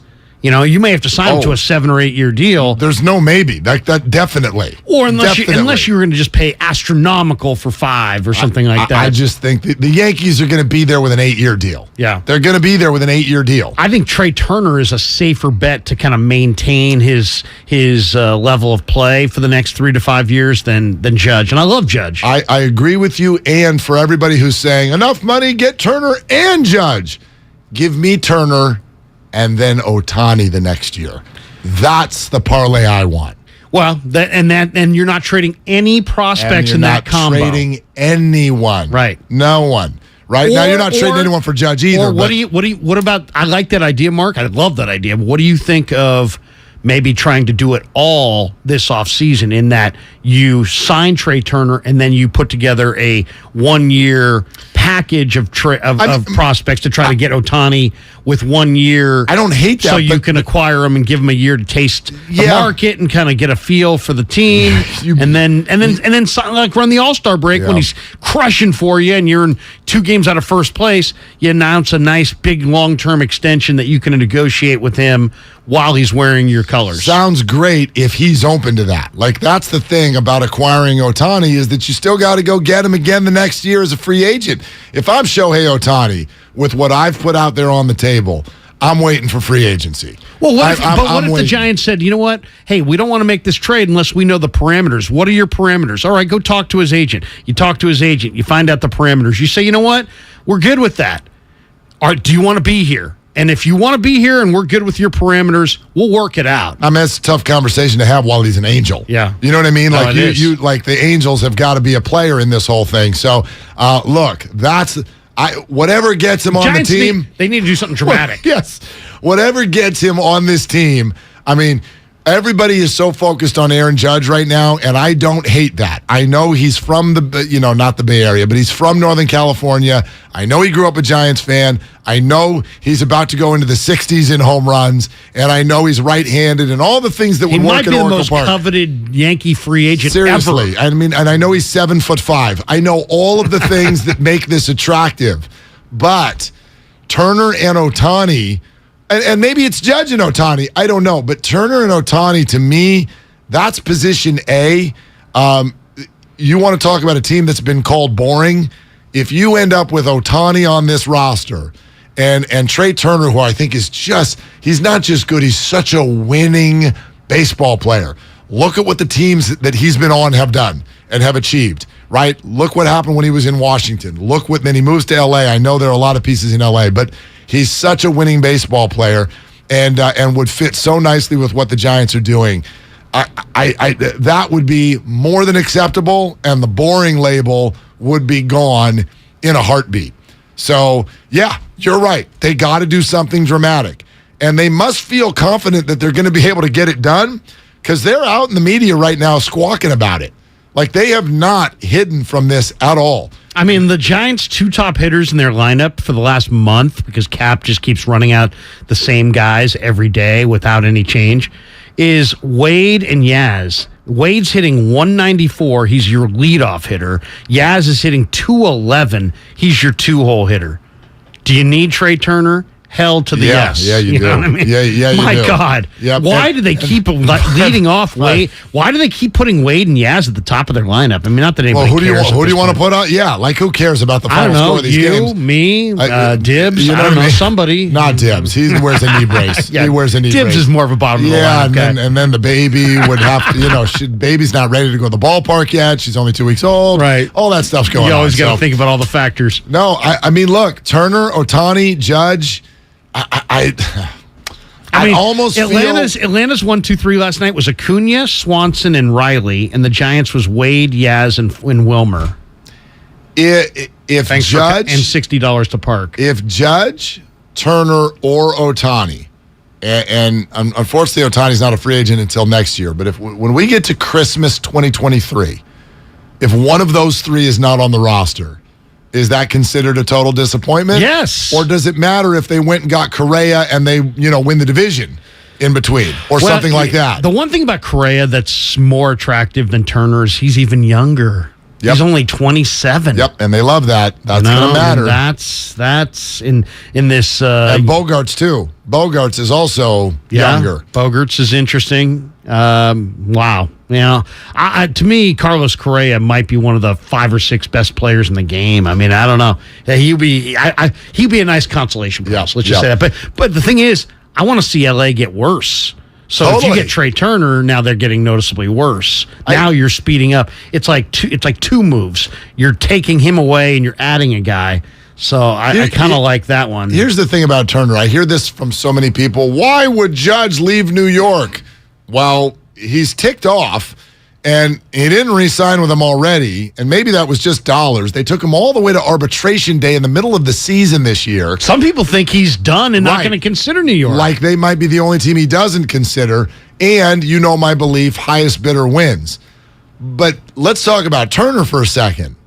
That's the one where I'd be like, is that guy really want to leave? Would you want to leave L.A.? With the roster that they have, with the way they've been treating their players, I don't know what it is they've got to offer. It's interesting that they haven't been working really hard on an extension with him already. I know they've got a big roster with a lot of big contracts and all of that. But, you're in Hollywood. You're winning the division every year. You are just flanked by all-stars in your lineup. Does Trey Turner have any interest in playing somewhere else? It's a great question. He's a Florida kid, right? Right. So maybe he wants to be back east. I mean, that's the whole thing. It's like we don't know. Or I've heard people say that that Aaron Judge is going to use the Giants as a stalking horse, and that he's just going to re-sign with the Yankees. Maybe. But I have a couple of Yankee friends who are like, you know what? Aaron Judge is done with the Yankees, and the only reason he's not saying it because he's using them as a stalking horse to drive up the price so he can go somewhere else. That's believable to me. So, I mean, who knows what to believe. If you look point. at his behavior, and if you even read the comments that, what's his name, Levine, who runs the ops for the Yankees, if you look at his comments from last week, it suggests to me that it is very, very possible that Aaron Judge is totally ticked off at the Yankees, because Levine is not only he's a legendary Yankee and we're going to come with the bag and we know how important this guy is, but then he sneaks in, I don't know what Aaron wants to do, but I mean it sounded like somebody who knew we were probably wrong based on what we offered you because look at your production. But B, we've got some fences to mend. We got some fences to mend. That here. also sounds like, posturing in the public. Like, hey, you know what? Our dialogue is not where we want it to be. So let's take the blame off of us by saying we are all in on the player. So then if the player leaves, well, he wanted to leave, right? We were stated publicly that we're all in on retaining this player. So if he leaves, it's on him. I don't know, but I'll say this, though. There's so much pressure in New York to retain Judge. There's way more pressure for the Yankees to retain Judge in New York among Yankee fans than there is in L.A. among Dodger fans to retain Trey Turner. For sure. I mean, Trey Turner, it almost feels like in L.A. just kind of gets lost in the group. Right. You know what I mean? Like he's not the face of that franchise. No, I think it's probably Mookie right now, don't you think? If you had Kershaw, to single out Mookie, yeah. Kershaw for like long-term sake, but like right now, if you went like who's the Dodgers' best player? Who's the guy? Yeah, it's Mookie. Probably Mookie Betts. But I look would say up and down that lineup, and Freddie Freeman's over at first, and you got Turner at third, and Bellinger, even though he's not very good anymore, has an MVP in his back pocket. There's Muncy, bad year, but he's Muncy. That was the shocking thing that LA re-upped Muncy. Exactly. Because he's been terrible this year. Totally. So, yeah, just kind of getting, but maybe he likes that. That's free agency. We're all like, don't you want this? I don't know what makes a guy tick. Is he quiet? Is he loud? Does he like the big city? Let me ask you. Want the small city? I don't know. We're talking about two different topics this morning. We're talking about, Kapler and this regime and going forward and how solid are they and how the ownership feel. And we're talking about the Giants and free agency. What if you found out, and I'm not saying this is true, I'm just hypothetical. What if you found out that free agents would not come here, and it was because of Gabe or Farhan, and you're the Giants ownership? Is that enough? Knowing that your prospects are really far away, knowing that you almost have to engage at the top end of the free agent market to have a prayer of contending, would you kiss off Cap and or Farhan if the word on the street was nobody's going to sign with you because they don't like Kapler, or nobody's going to sign with you because they don't believe in Farhan? Is that enough to make you say, you know what? Regime change, I'm open to it now because this is the avenue we have to go to rejuvenate our entire franchise, and we can't get these players because Gabe's in the dugout. It'd be a problem. It'd be a problem. Now, I'll start by saying I do not believe that is the case. Right. I believe that the Giants and the way that they've done the turn and burn of like, oh, this guy's coming off injury. Come here. Kevin Gausman, why aren't you using this pitch more? Come here. And then you get a $100 million contract after coming here and sort of proving it. I think that's played very well in baseball where there are a lot of people, especially pitchers, who want to come to San Francisco. But if the players have totally lost it on Kapler, they think that this is a ridiculous clubhouse and this platoon action where you're like a long-time, really good big leaguer and you're getting pinch hit for in the sixth inning because you're not allowed to hit lefties, yeah, that's a problem. Because we need to know, if people called Littell, if people called Crawford, if people called Belt and said, hey, tell me about Cap, what do you think? And they're like, oh, man, run from this guy. Idiot. Yeah, this guy's a moron, and he's just ridiculous. He politicized everything. I don't think the manager matters that much anymore. Okay. I really don't. I think money's going to talk more, number one. And number two, I think the Giants have signaled to you and me and everyone they're going to switch up their approach a little bit next year. They know they can't come back with this. They get laughed out of the room. They know that. I mean that. And how are they going to switch their approach? I think you're going to see a lot less platooning. You're going to see a lot less yanking guys in the sixth inning. It's like I think you're going to see a lot less. I've heard that too, Mark. But then Jock Peterson, we want him back. He's a platoon guy. Oh, we want him back. He's a platoon guy at best. I don't think you're going to never see a platoon again. I think you're going to see less. Yeah. But Forrest talking about 5 everyday regulars. Right. There's none in the lineup. You just signed Wilmer Flores back. Bart is one of them. Okay, Bart's going to be one of them. So you got one. Yeah. But I mean, you've said you want Peterson back. He's a platooner. You re-signed Flores. He's a platooner. They've talked, about Yaz he was coming back. He's a. I'm just saying there's a lot of platoon guys. They seem like they're behind. Your call's coming up next, plus audio you've got to hear from Richard Sherman After that game last night, that's all coming up around the bend. Larry's in for Dibs. It's Willard and Dibs on 95.7 The Game. Watch the Morning Roast on Twitch or YouTube. Bear fans, maybe the softest fan base in all of sports. Those jokers didn't say a word to me for the first 2.5 quarters. Fan base is soft, so soft. They started talking. Now they got these little smirks like, you guys lost to us. They know they're weak, Shasky. That's what's so frustrating. Bears fans know the Bears are weak. Watch the Morning Roast on Twitch and YouTube. Just search 957 The Game. Are you looking for a rewarding new career? Join the United States Postal Service and apply for roles nationwide. Serve your community with pride and receive benefits including competitive pay and opportunities for advancement. Whether you are looking for full-time, part-time, or seasonal positions, we have options that may be perfect for you. The United States Postal Service is an equal opportunity employer. Apply now at USPS.com/careers. Hi, I'm Aaron, owner of California Deluxe Windows. Ever notice? When your neighbors get new windows, there is a large black eye of broken stucco, uneven plaster, and even mismatched paint. At California Deluxe Windows, we never leave a ring around the window. Why? Because we are one of the only companies in California who custom crafts every window and door to your home's exact measurements. Almost everyone else on the radio is a distributor. They grab a window from a warehouse, break open your walls, shove it in, and patch things up. At California Deluxe Windows, we take pride in our work. Our installation technique is so precise, we do not break your stucco. Your house could be covered with potato chips, and we wouldn't crack one. Call now, and for a limited time, you get 30% off your entire order and 24 months of interest-free financing. 800-874-3600. 800-874-3600. That's 800-874-3600. California Deluxe Windows. Windows engineered for life. Certain terms and conditions apply. CSLB number 774518. Attention veterans. If you were stationed at Camp Lejeune between 1953 and 1987, you and your family may be victims of toxic water poisoning. Cancers, birth defects, deadly illnesses have all been linked to the contaminated water. Congress is now holding the government accountable. You could be awarded financial compensation for your suffering, but you must act now. Visit sickvets.com for your free case review by True Law. That's sickvets.com. sickvets.com. Visit sickvets.com. Every search you make, every click you take, they'll be watching you.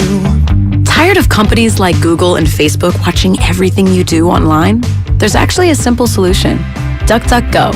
It's an all-in-one privacy app with a built-in private search engine, web browser, one-click data clearing, email protection, and more. All for free. Download the app today and get the most comprehensive privacy protection with a push of a button. DuckDuckGo. Privacy simplified. Come into Friedman's Appliance in Pleasant Hill September 23rd through September 25th for their fall clearance sale event.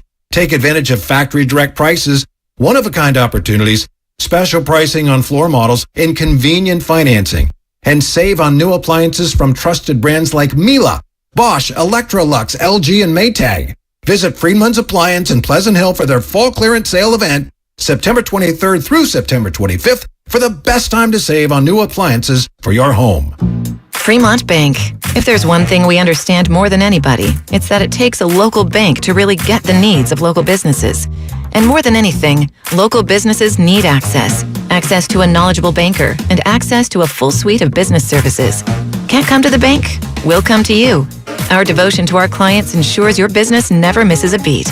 That's why Fremont Bank remains the right choice for local and family-owned businesses. Learn more at fremontbank.com. Member FDIC. Other banks go out of their way to make redeeming credit card rewards needlessly complicated, like how they require minimums or force you to use your rewards before reaching some arbitrary expiration date. But Discover isn't like that. With Discover, you can redeem your rewards for cash in any amount at any time, so you'll never have to jump through hoops. Unless you're like a trapezist, then by all means, go right ahead. Learn more at discover.com/redeem rewards. Terms apply. You don't need special gadgets to be a hero with unlimited 1.5% cash back on every purchase everywhere. The Capital One Quicksilver Card makes you the hero of every purchase. What's in your wallet? Terms apply. See CapitalOne.com for details. Come into Friedman's Appliance in Pleasant Hill September 23rd through September 25th for their fall clearance sale event. Take advantage of factory direct prices, one-of-a-kind opportunities, special pricing on floor models, and convenient financing. And save on new appliances from trusted brands like Miele, Bosch, Electrolux, LG, and Maytag. Visit Friedman's Appliance in Pleasant Hill for their fall clearance sale event, September 23rd through September 25th, for the best time to save on new appliances for your home.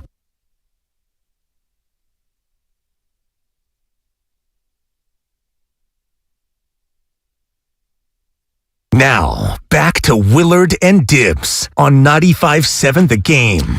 But it's Larry in for Dibs, and it's brought to you by BioNTech and Pfizer.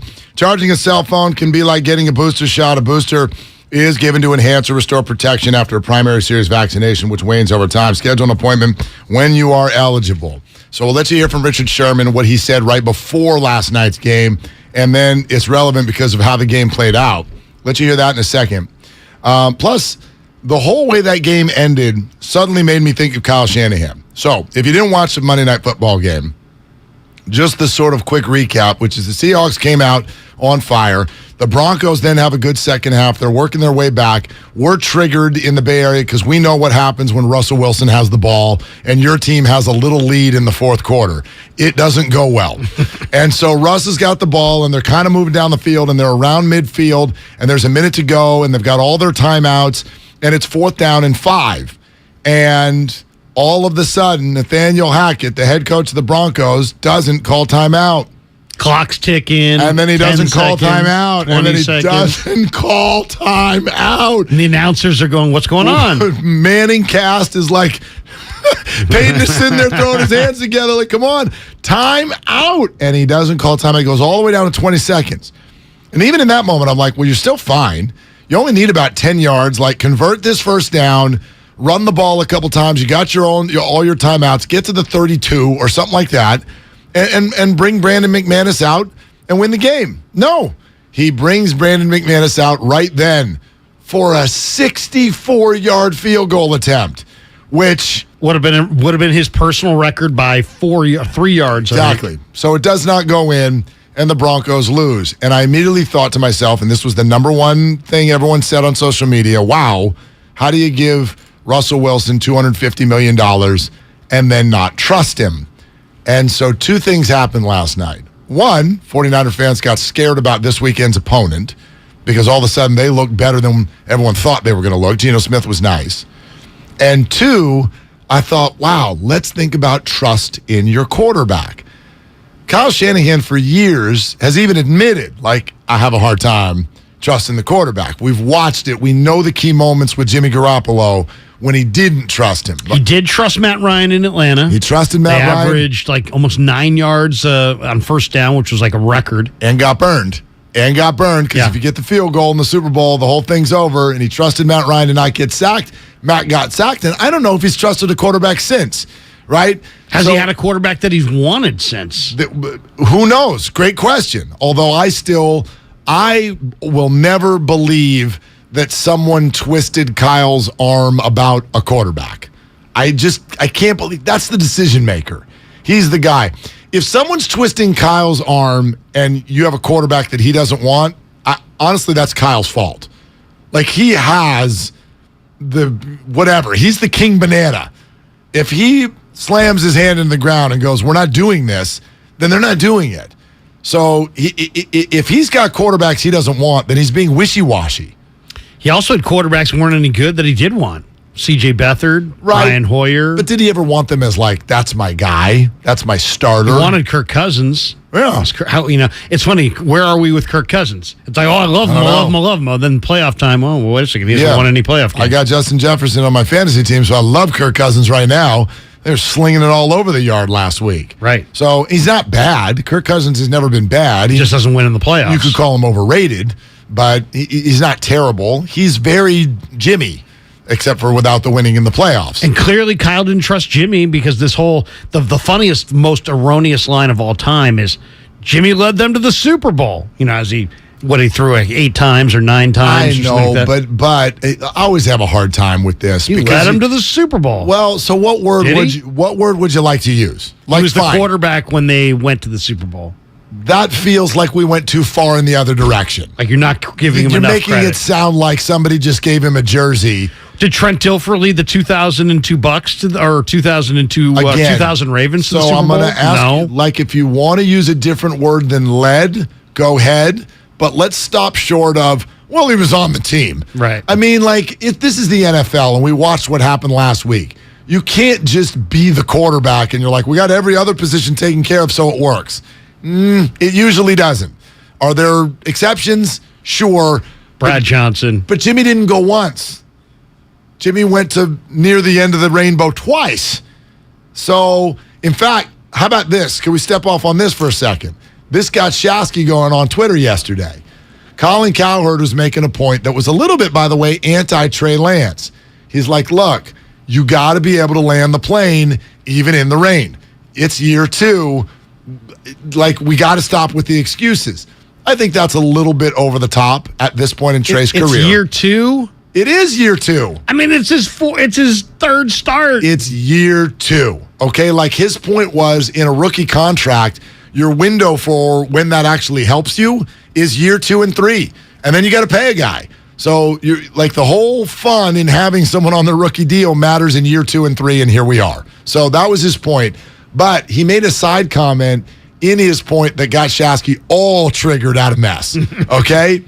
He goes, look, all I can tell you about Jimmy, like Jimmy outplayed Aaron Rodgers in the playoffs. No, he didn't. What Colin said was, because that's what Joe heard, hey, if you think he outplayed Aaron Rodgers, you didn't watch the game. I agree. I went and listened to Colin's comments. Jimmy outplayed Aaron in the fourth quarter. That was his actual statement, and he is freaking right. He is absolutely right, because Aaron was a hot mess in the fourth quarter, if you remember, number one. And number two, Jimmy will never get credit for this because no one wants to give Jimmy credit when he was bad, he was hurt, there was weather, there was all of that. Hufanga tied the game. He didn't win the game. He tied the game. And then Aaron got the ball, and Aaron gagged. And then Jimmy got the ball and drove him into field goal range. Why doesn't he get credit for that? Why?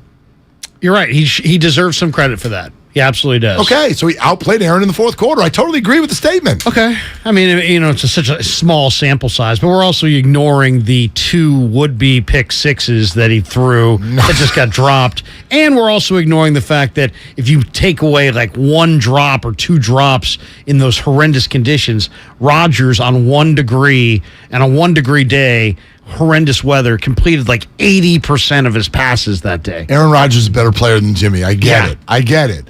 But what Colin's point was, and I do think Jimmy should get credit for this, look, there have been a lot of big moments where things have gone sideways, and he showed up and went, okay, let's take you on this drive. Now, you'll remember the moments where that didn't happen. Fourth quarter against the Rams in the playoffs last year. Super Bowl against the Chiefs. How about Week 18 against the Rams? It was phenomenal in the second half. He did get the ball in the snow in Green Bay in a tie game and drive him into field goal range. He does get credit for that. Like, he did have plenty of moments. He made some big throws. Where he came up big. No question. And obviously Trey hasn't had that opportunity yet. And so it's not so much about that comparison. But back to the original point of trusting your quarterback. We don't need to be there yet. This weekend is only Trey's 4th start.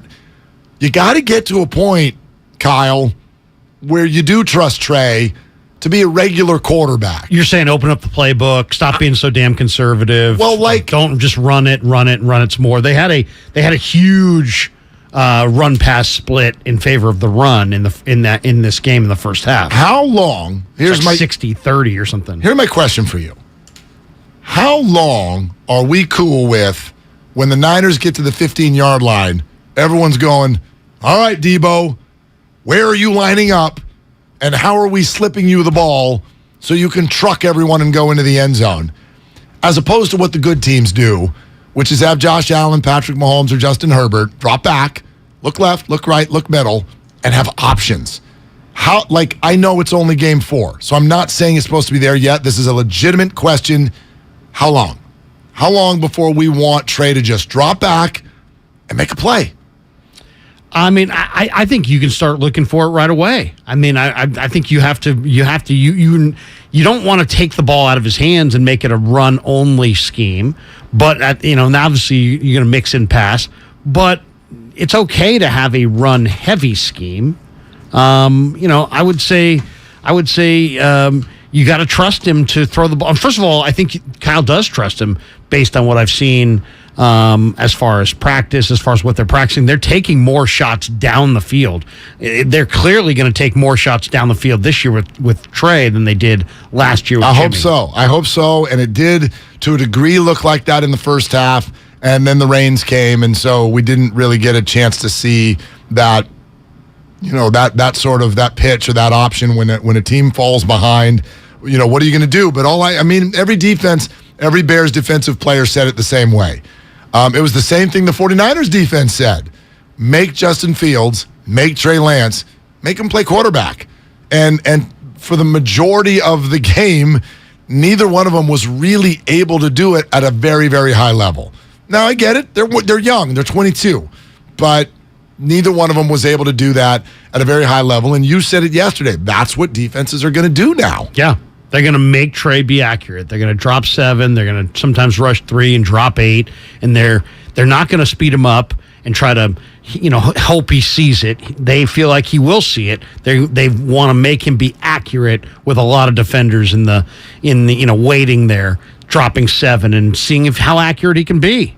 We're going to find out how accurate he can be. I mean, that is the big question. How accurate can Trey be? Yeah.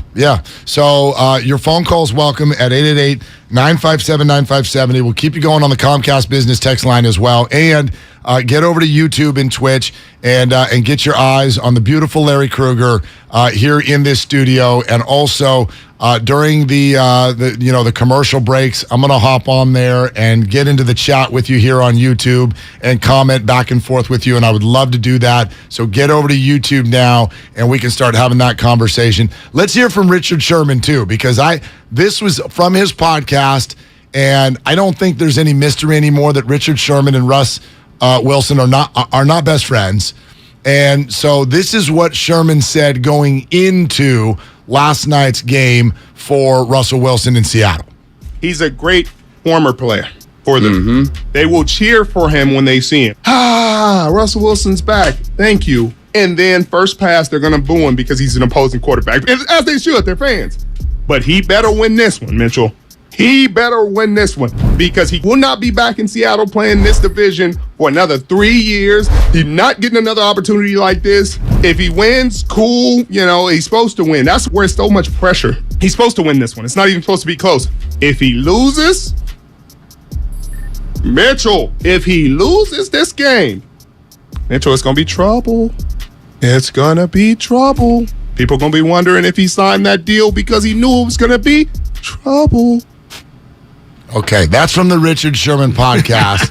And there's two Trouble. things. First of all, he was wrong.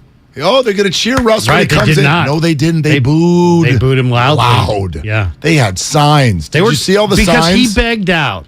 It's like, I want out. If they had sent him out, they had traded him against his will, he would have been cheered. But instead, he was like, I want out. And so it's like, they took it personally. Like, hey, you want away from us? And so he's public enemy number 1. You know what's interesting? That's actually about the way the narrative twists after it happens. I don't remember the press conference where Russell Wilson said, I want out. I don't remember the trade demand. Well, I mean, I think he didn't do that, but the Seahawks have done a... Well, wait a second. It wasn't reported that he was okaying a trade to like 3 or 4 teams? Reported. You know how many things have been reported? But that was like a year before it actually happened. I mean, let's go to Jimmy Garoppolo reports. Think about how many things have been reported. So I think there's reason to believe he wanted to leave. Of course there is, but... and they know that. That's why they booed him. But the narrative has been shaped nicely by the Seahawks.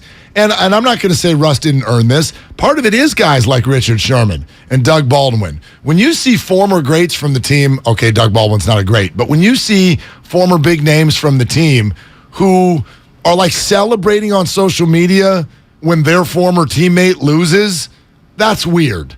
That makes someone go, what's going on here? Why do his teammates not like him? But these people showed up with signs yesterday in the stands that said 12 greater than 3. Right. which you know what that means. The 12th man, the fan, is greater than number 3, Russell Wilson. I mean, they showed up to hate him last night. He's the greatest player in the history of the organization. Yeah. It's wild. I asked Dave Softy Muller. He's a friend of mine, so I texted him this morning driving in. I'm like, hey, what's the deal? How come, and he's like, because Russ begged out and the fans hated him for it. And, the fans view him as a diva, and they've been spinning it up there on sports radio that he's all these diva tendencies and they're so fiercely loyal to their team. But I thought they would give him a cheer based on he won them a Super Bowl. He presided over the greatest team in the history of their franchise. And he did a ton of winning there. But no. They booed him right away. I mean, would this be different than Madison Bumgarner getting booed when he comes? I mean, Madison had an offer from the Giants and left on his own accord and actually said on his way out the door, I didn't love the way the previous regime under Bobby Evans treated me. And so I'm a Diamondback now. But maybe if there was a year-long speculation of does Madison want out? Does Madison want to be here any longer? How much dialogue was thrown around up there about that? If that had been the situation, maybe fans respond differently. Also, Madison did something incredibly, unique and clearly historical with his World Series Game 7 2014. Russ didn't. I mean, winning a Super Bowl for Seattle. Yeah, but I mean, Madison's was, and I don't know. Also, Bumgarner's a little bit of the shucks, Right. He's just like a little bit more likable, I think, and a little bit more relatable than I'm dating a supermodel, and it's just Russ.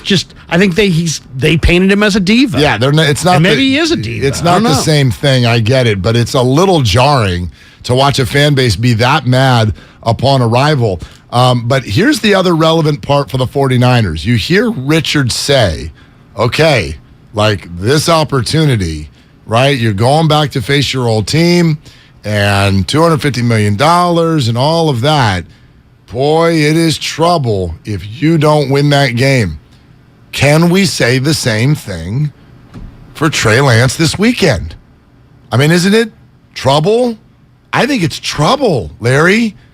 Well, there's two standards. It's like, how does Trey play? And then do they win games? And Jimmy's got this incredible record, but he has also some flaws in the way he played. So I think the people that want to hold Jimmy's record over Trey are going to look at the win and the loss. They're going to say their record with Jimmy, Kyle's record with Jimmy was X, his record with Trey is Y, and they're going to use that as the bottom line. But what if he plays great? I mean, give you an example. Last night's game, Seattle won 17-16. Denver had 433 yards. Seattle had 263. But Denver had 12 penalties and were -1 in turnovers. Where does that sound familiar? That's the Niners Bears from the day before. And you fumbled twice inside the 5. So and the 49ers had a red zone fumble too. And then Russell's numbers were great. Like if Trey comes out and has Russell Wilson like numbers and he throws for 340 yards and doesn't turn it over, throws a touchdown pass, individually looks great, but the Niners lose because they can't stop Rashad Penny and Kenneth Walker, by the way, is healthy for this next game with the hernia. They're saying he's going to go. Let's say Seattle just runs it down the Niners' throat, but Trey plays great. Are people going to sit there and say, yep? The people who are going to love Jimmy are going to say, hey, he lost the game, and they're 0-2, and they got to do something because their playoff chances are dwindling. The other people who want to root for Trey are going to say, yeah, but he threw for 340 yards, and he wasn't the reason they lost. Not only was he wasn't the reason they lost, he was one of the bright spots in the loss. So the scenario you're painting, I agree completely. So what's more important, Trey's success or the W? Well, the W. It's always the W. What's more important to the team's chances of the playoffs? But as far as to somehow squelch the anti-Trey callers, does he need to play well or do they need the win? Is it about the win or is it about him playing well? That, I think, that's debatable. Yeah, I agree with that. So if he doesn't play well, but they win, are people going to be cool with it? Or are they going to say, oh my God, but yeah, they won because they got a great team and Seattle was on a short week and traveling for the game. And, are they going to point to those reasons? or is the win the bottom line? The win is the bottom line, but it doesn't stop the conversation that we're all going to have about Trey and Jimmy if he goes out and plays poorly. Here's the other side, which is the other scenario you're throwing out there, which is Trey plays great and the 49ers lose.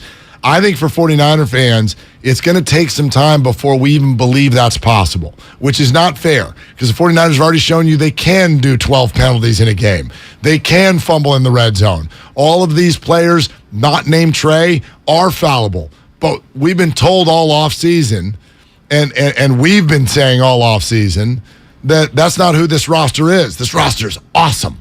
They're amazing at every position except for quarterback. That's the one we don't know about. And if they're good at quarterback, well, then they are unbeatable. It may not be true, but it is a perception. The idea that Trey Lance would go out, throw for 300 yards, 2 or 3 touchdown passes, and the Niners lose, it's unthinkable. Right. You're like, if he does that, they're going to crush him by 30, which is the thought. And so it's kind of hard. That's the bucket that Trey is unfortunately in, which is, yes, the W is the most important thing, but the idea that it's someone else's fault, that happened this last weekend, but storm, weird field, blah, blah, blah, penalties. It's not really realistic in my mind to think that Trey goes out and goes crazy and they lose. I don't see it. Here's the story, and we'll get into it at some point here. Here's the story that we're not talking about. What happened to the vaunted Shanahan run game? They had, the run game is the staple of Kyle's offense. They lose Elijah Mitchell. Where was their run in the second half? Yep. Trey Lance, Deebo Samuel. Where was, is Jeff Wilson not the guy? Is he regressed? Is he just a guy, just like a plugger, part-time guy after the injury? I mean, to me, the big debate going into this next game is, who do you hand the ball to? Do you hand it to TDP? He wasn't even active. Do you hand it to Jordan Mason? Is it a Jeff Wilson game? Is it Deebo? Is it you going to run Trey all day? Because that, to me, was, okay, yeah, it rained. The field was sloppy. Where was the run game? Yep. The whole second half begged for the run game, and they didn't have one. No, it's a very fair question, and you and I were talking this out before the show, and we can dive into it further, because Kyle Shanahan, by the way, he openly discussed yesterday, what do we do now with Eli Mitchell out? How are we going to approach the carries? What are the names he's going to bring up? What does he say about him? We'll let you hear that audio coming up next, plus want all of your phone calls. How did last night's Seahawks game change, if it did at all, your perceptions about the game coming up this weekend for the 49ers? 888-957-9570 is the number. Keep the Comcast business text line coming. We're reading those. I'm going to hop into the YouTube chat right now. Juan and Milpitas and the rest of you on hold. We're coming to you next at 888-957-9570. Larry is in for Dibs. It's Willard and Dibs on 95.7 The Game. At Left Coast Buyers, we buy properties all over California. If you own a house or an apartment building and want to sell it fast at a great price, call us at 925-434-5000. We can pay cash and close in as little as 7 days. We buy properties in any condition, any price range. Do you own a property that is run down and needs thousands of dollars in repairs? Are you out of time, money, and energy? Are you looking for an easy way to get top dollar for your property and sell on your terms and timeline? Well, call Left Coast Buyers now at 925-434-5000. We buy divorce houses, inherited houses. We even buy vacant houses and abandoned houses. Do you have a tenant who hasn't paid? Are you behind on property taxes, mortgage payments, or even facing a foreclosure? Even if you're just nervous about capital gains or an upcoming recession, we've seen it all. So if you or someone you know owns a property and needs to sell, call Left Coast Buyers at 925-434-5000. That's 925-434-5000. Is your old bulk tank water heater dying? That's a good thing, because now you have the perfect excuse to get that Navien tankless water heater. Hot water as much as you need, only when you need it. Your old tank hot water heater kept pouring your money into itself. A Navien only heats water when you need it heated. Rest of the time, you're just saving the bucks. Put new life into your hot water. Visit tanklessmadesimple.com today and check out Navien's strong warranty too. Water, heat it only when you need it with Navien. You can't get much for $5 these days. Unless you go to Wendy's for a $5 Biggie Bag. Get your choice of double stack, junior bacon cheeseburger, or crispy chicken BLT. Plus 4-piece nugs, fries, and a drink. All for just $5. You got that bag. You got that Biggie Bag. You got that bag. That was smooth, wasn't it? That's how you're gonna feel when you get that Biggie Bag at Wendy's. U.S. price and participation may vary. Includes 4-piece nuggets, small soft drink, and small fry. Prices may be higher in Alaska and Hawaii. Odyssey knows that football fans can't get enough football. That's why we've got nonstop football coverage on the free Odyssey app. Podcasts and live shows dedicated to every pro team. NFL play-by-play and enough game talk for the most diehard fans. Local radio stations talking football, interviews with star players and coaches, and football fans being fans. What kind of play calling was that? Listen to everything you love about football, live and on demand with the free Odyssey app. Get in the game and download today. Hey, I'm Andy.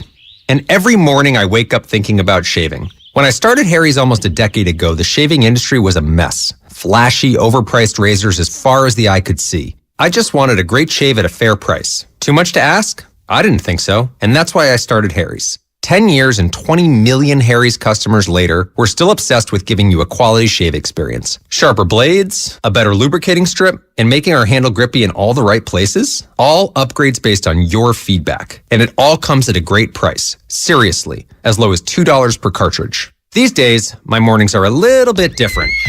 Morning, girls.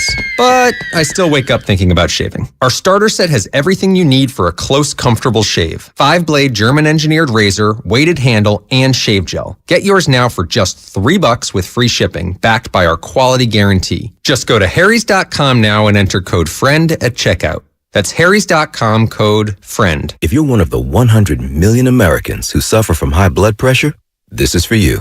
New Vicks NyQuil High Blood Pressure is specially formulated for people with high blood pressure. NyQuil High Blood Pressure is sugar-free and alcohol-free. NyQuil High Blood Pressure is also decongestant-free, unlike some ordinary cold medicines. So look for Vicks NyQuil High Blood Pressure, the nighttime sniffling, sneezing, coughing, aching, fever, sore throat, cold, and flu for people with high blood pressure medicine. Use as directed. You know what a booster shot can be like? Charging a cell phone. Just like a cell phone charger helps restore your battery, a booster is given after a primary series vaccination to enhance or restore protection against COVID-19, which wanes over time. Boosters are recommended for people 5 years and older. Schedule a booster appointment as soon as eligible. You can even make the appointment on your phone, as long as it's charged. Sponsored by Pfizer and BioNTech. Your most valuable asset is your time. So why should buying a car eat up your whole day? At BMW of Fairfield, we value your time as much as you do. So once you've decided on your next car and how you want to buy it, we'll have you behind the wheel of your ultimate driving machine and on your way home within 1 hour. There is a better way. Experience it for yourself at BMW of Fairfield. One price, one person, 1 hour. Hey, Becky, what about this beat for your next song? It's cool, but I'm into faster stuff lately. Like Xfinity that gives me beyond gig speeds. Got it. What about this then? It sounds powerful, just like Xfinity. Because its supersonic Wi-Fi has 3 times the bandwidth, you can connect hundreds of devices at once. That's what I call power. Unbeatable internet from Xfinity. Made to do anything so you can do anything.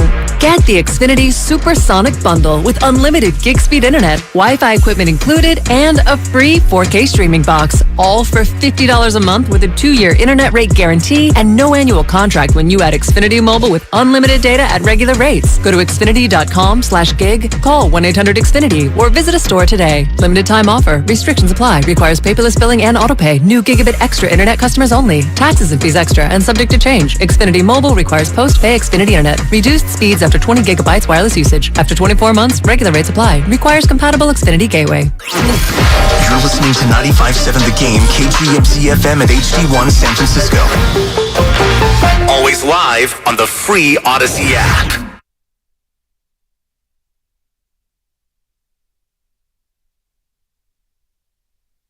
Now, back to Willard and Dibs on 95.7 The Game. Okay, well, let's hear from Kyle Shanahan on the running back situation in a moment. There was another thing I wanted to ask you about and see if you even saw, Larry, and welcome you all in. 888-957-9570. And hello, Twitch and YouTube. Keep it coming there. Fun chat during the break. And this was actually brought up by Joey 2 times on YouTube. And it sparked a memory that I wanted to bring this up to you today because I saw the video as well. Reminder, it's all sponsored by Fremont Bank, full service banking, no compromises. Did you see the video of Trey Lance getting sacked? It was Mike McGlinchey's responsibility. Okay, I forget who the pass rusher was, but it was McGlinchey's guy. Lance gets sacked. McGlinchey sprinted off the field. Sprints off the field, and Trent Williams, with less vigor, is right behind him. Walking off the field. And it sort of looked weird because there's a side-by-side that's being sent out, and they're like, watch what the Bears' offensive line does when Fields gets sacked. And he gets just smashed into a pile in the middle, and all of the offensive linemen go in, kind of help get the 49ers off of him, lift him up, dust you off, let's get off to the sideline. Lance is flung to the ground by his jersey, and his 2 biggest named offensive linemen are running off the field and don't even look back at him. Now, I don't want to make something out of nothing. I have no idea what the scenario was there. But like the side by side, it doesn't look good. It almost looked like they were in a crunch for time. Right, like get off the field, and it's like I don't know, like check on your guy, especially you, McGlinchey. Like that was your dude that just threw your quarterback to the ground, and your response was to not just to run off the field. Was he embarrassed? Was he mad at himself? I don't know, but it didn't look great. Is this a thing or not a thing? I don't think it's a thing at all. Okay. I mean, I was down there Wednesday and Thursday, and Trey's hanging out in the locker room, joking with the guys, taking a lot of time. Guys are coming over. He seems to be very, among the more popular guys in the room. So, I mean, you would almost think, do the players does Trent not like him? Trent or I should say, Trey's locker, I think, is right near Trent's. And, Jimmy's is kind of, I don't know. I haven't seen Jimmy hang out in the locker room much in the last week. I was Jimmy's down there hiding, Wednesday, Thursday, and if he comes in, he goes out. I didn't see him. I barely saw him. Where Trey's hanging out, he's spending more time. He's talking to a bunch of guys. They're shooting hoops, and they got a basket in the corner of the locker room. So I don't think it's anything. But the optics, it didn't look good. It looked a little weird. I don't say it didn't look bad, but it didn't look. It looked like, well, you just gave up a sack, or you're not going to help your quarterback up. Yeah, it's just weird. And again, listen, there's a lot between just bringing this up and then getting to the locker room hates Trey. I'm not saying that. First of all, based on everything we've seen and we know about Trey, how could you not love this guy? Oh, he's very likable. How could you not love everything about the way that this guy handles himself, carries these situations? These situations are so unique. Nobody does this. Nobody's the 3rd overall pick in the draft, walks into a room, watches his team get quarterbacked by somebody else all the way to the NFC title game, then gets the keys and gets told, oh, by the way, the guy who just led us to the NFC title, he's still here. He's still here. He's right there across. Nobody gets this. And he's handled it perfectly. He deserves a ton of credit just for that. Then there's the football. But I'm going to keep ringing this bell. Things like this are going to come up on social media because the world is watching. And because we love the NFL, we're going to... Right. But here's the better comparison. What I mean by that, though, is the 49ers set up a dramatic situation. The most recent text, here we go, 209, Willard, why are you trying to manufacture drama? I don't have to manufacture it. The Niners did it for me. The Niners did this, and they knew the better roster, I would contend, this year. They just won with Jimmy. So if losing continues, I'm sorry, our eyes are open. I can't close them. I know. The assumption is that the veterans want Jimmy and not this new kid. But who knows? Maybe the veterans see Trey as a guy who's going to help them get to a level that Jimmy could never take them to. I also would say that that is not the great indicator. The great indicator, I think, is like when you saw Fields take a hit, a late hit from Dre Greenlaw. What happened? white hair and a couple of the Bears O-linemen immediately right there in the face of Greenlaw. I don't say they were kicking him, but they were standing over him and kind of kneeing him a little bit and basically saying, hey, don't go at our quarterback.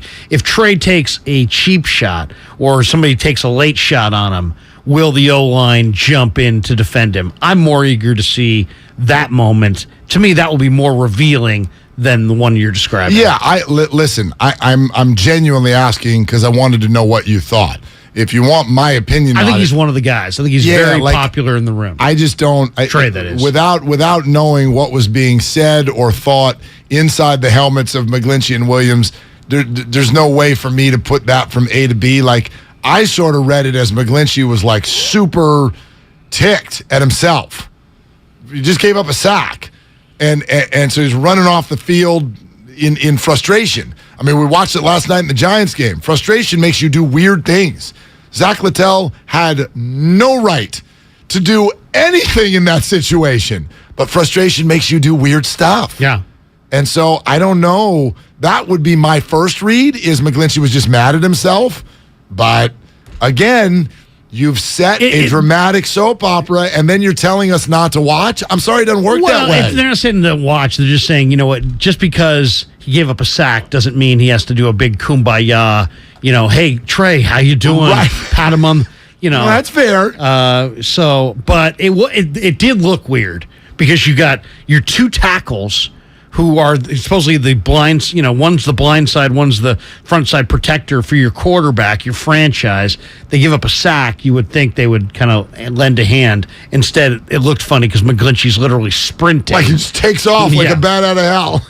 like somehow they he didn't think he could get to the sideline in time. Like he was going to be 10 men, it was going to be 12 men on the field, kind of a thing. I'm like, if you can move like that, why didn't you block that guy? Seriously. All right, here's Shanahan. You wanted to talk about the running back situation. I think it's a very good question. Here's Shanahan on what happens next with Eli Mitchell out. I mean, we're always been comfortable with Jeff just because of his experience and what he's done here, and we know what we're going to get. The other two guys, I mean, they made our team for a reason. They're two talented players who we think can help us a lot running the ball, but they got to grow up fast. They're trying to compete and learn how to play better without the ball in their hand. With injuries and stuff, they're going to have more opportunities to get some carries and things like that, obviously, but they got to grow up and get this experience while on the run. So a lot more pressure will be on those guys, and we're going to have to pick it up as a group to help them out. Little revealing for him to say they need to grow up fast because everybody last week said, wait a minute, why is Davis Price inactive? And then Jordan Mason, when Mitchell gets hurt, Mason still doesn't get on the field.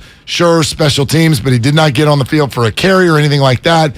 And so you're thinking, why? And I think Shanahan's given you a little bit of a window in his thought process right there, which is that in some form, like they're still very, very green and maybe not ready for certain situations. Well, and it's about trust, right? Maybe there's a fumbling issue. Maybe it's a blocking issue. I will say this. I'm watching TDP, Ty Davis Price, this summer blocking in a number of drills against Fred Warner. I mean, I thought Ty Davis stood out as a guy who could really be a phenomenal blocker. So I got to see how that looks. But I don't know his fumbling habits. I mean, the one thing with Elijah Mitchell, he didn't fumble at all last year, so he's very trustworthy.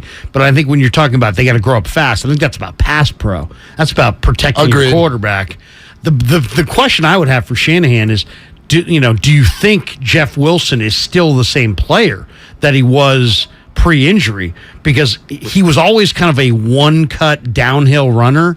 Now he almost looks like a no-cut runner. Like, I don't see him making jump cuts that Elijah Mitchell makes. I don't see any kind of cutting ability from Jeff Wilson. It's like he's lost his cutting ability. He's like a straight-line guy. You look at his carries this weekend, 9 carries for 22 yards, 2.4 a carry, far and away the worst of any of the Niner runners last week. So how long do you go with the vet just because he's the vet?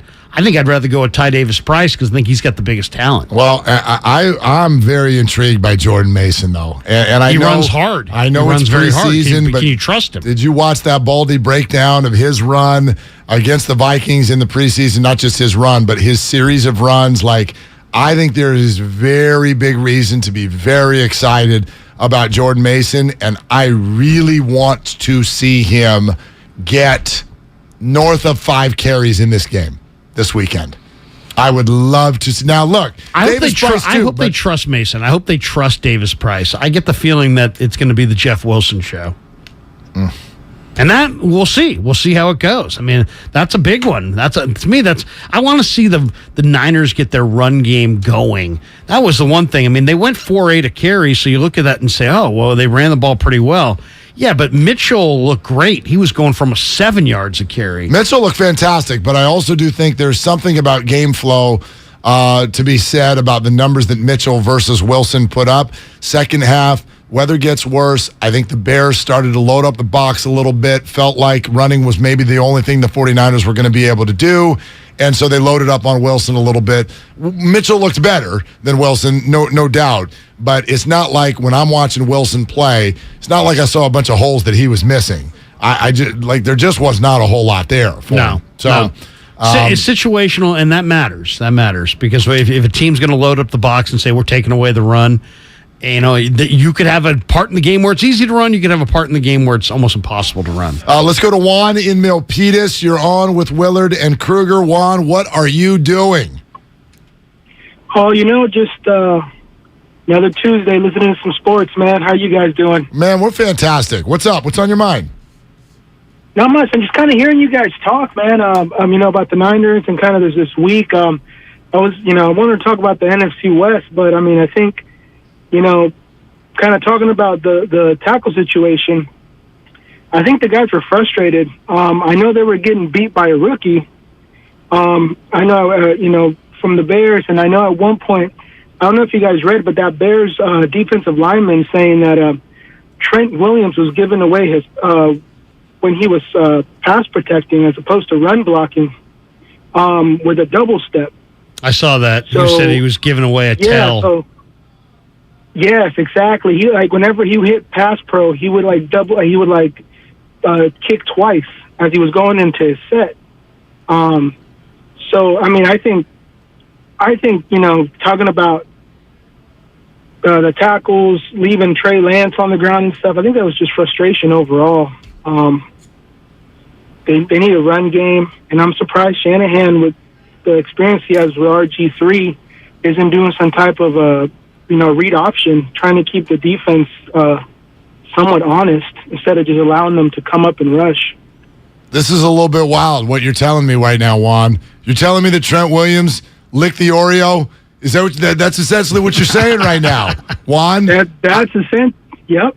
That is what I'm saying, man. I'm really glad you got that reference. Thank you, Juan. I appreciate that. Yeah. Thanks, Juan. Don't talk about that. Pay him. No, actually, Trent got paid. Trent's doing fine. It was one of the least effective games of Trent Williams' 49ers career, no doubt. Penalties. He did have 18 and a half sacks on the other side in Robert Quinn. So it's not like Quinn's some slouch. For sure, but you're Trent Williams. Right. You're the guy. You're supposed to be the guy that can stop any guy. Well, that's the who thing. he's been. That's the thing about the 49ers offensive line. It's like Trent Williams is a great player, but it doesn't mean the Niners offensive line's a great offensive line. I was listening to Jeff Saturday last night on ESPN talking, and he's a former offensive lineman, being very critical of the Niner offensive line. So we'll see. It's a huge inside. In the inside, you got a lot of question marks. Burford graded out highly, but and I thought the kid Muhammad, who came from Indianapolis, played well in this game for the Bears. I know they're not a big name group. Justin Jones, Blackson, it's Robert Quinn and 3. Who do you got? But I thought the kid Muhammad played really, really well. So maybe the Bears have a little bit more up front than we thought. We're going to find out this week against Seattle because Seattle's D-line's better.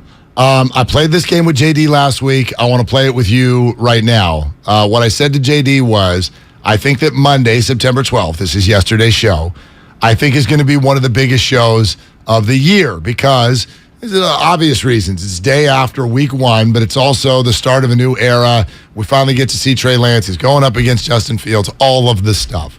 I said, predict what kind of the headline is and what the tone of the show is on Monday.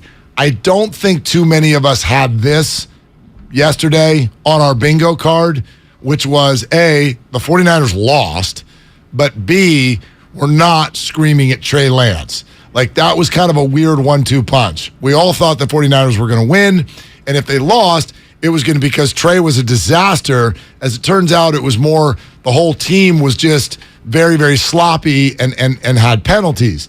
If I asked you right now, okay, you just watched the Seahawks last night. They're coming to town, and the game suddenly looks harder than what we originally would have thought, which is normal in the NFL.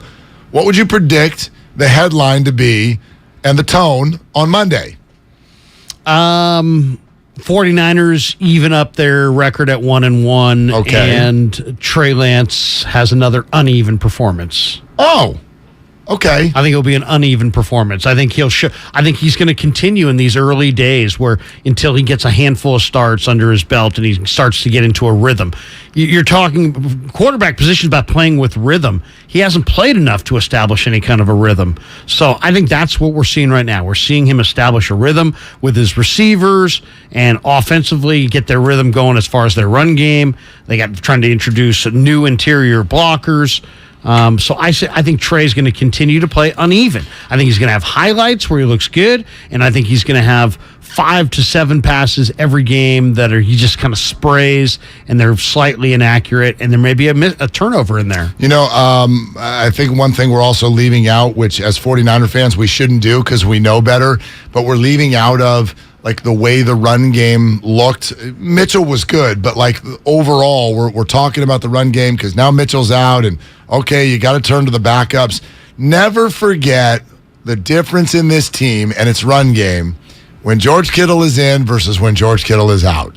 It's huge. And now that you're going to these backups, this is one of the things I'm really waiting for tomorrow when we get that first practice report and injury report. Is George Kittle going to play?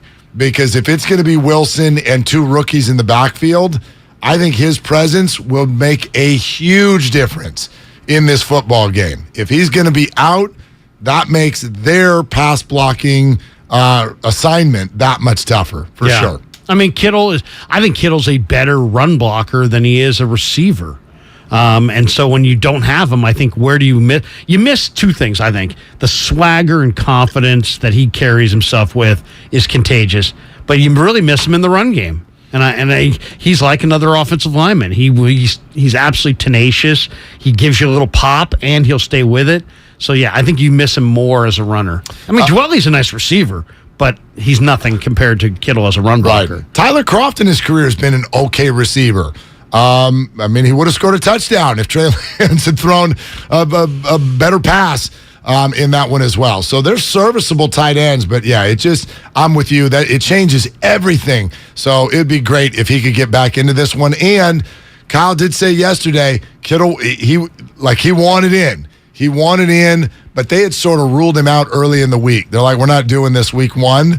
I think there's a decent chance George Kittle will play this week based on the what we're hearing. Well, and it's a groin, right? So it's like, oh man, if there's levels of it. If it's a nagging groin situation, and you just don't want him to miss half the season because of this, and that's the fear. So I think they were conservative because I think they thought they were going to be able to handle the Bears without Kittle, and now there's a lot more urgency because now that's about getting a win. AJ in Fremont next up with Willard and Kruger. Hey, AJ, what are you doing? I'm just listening to you guys all the time, and great talk again. Well, I mean, based on last week, I mean, was I sad? Of course I was a little sad. I mean, the way everything shaped up and, things didn't look good at all. But all I can tell is based on the game I saw last night, I mean, Seahawks is not a bad team. It's a great team. Their defense is working. Their offense is working. I mean, and again, everything is connecting to each other. And I believe it's all about connection. And all we got to do is fix the basics. It's no need to panic. Injuries will happen. And, it's not as bad as Dallas injury with Russ Prescott. I mean, it's going to happen. But we got to live with what we have. And we got a great team. The quarterback is great. I mean, he did mistakes, but the stuff he has done in the last game was good. And every single game, as long as we are winning and he is playing, he's going to keep on improving. You know what's interesting, AJ? Yeah, you use great in there a whole lot, that the Seahawks are a great team and the 49ers have a great quarterback, and I don't know any of that. And as I'm sitting there listening to AJ, I've decided that after week one, there's actually still very, very little that we do know. Like, you watched week one of football. Tell me make any statement you want across the whole NFL that you know. Justin Jefferson is an elite young receiver. Okay, there's one. I'll give you one that's shorter. The Chiefs are still good. You got another one? Yeah. The Bills are improved from what they were a year ago. Okay, the Bills are very good. There's another one. I got like a couple more. Tom Brady can still play. That's another one. Okay. The Chargers are going to be good. Justin Herbert is good. Okay? These are things, though, that, like, look at what we just came up with. We just came up with Tom Brady's good, Justin Jefferson's good, Josh Allen's good, Patrick Mahomes is good, and Justin Herbert's good. I think we already knew that. I know, but I think we already knew all that. I would think it was. I think that week one was one of the weirdest week ones we've ever seen. I'm not going to bury anybody though who looked bad. Like, now the Packers stink. The Packers stunk last year after week one, and then Aaron Rodgers won the MVP. So this, like Trey is a problem, or the Seahawks are really good. Nope, I'm not going there yet on any of those things. Oh, exactly, because we don't even know how good the Broncos are. We have no idea how good the Bears are, or any of these teams.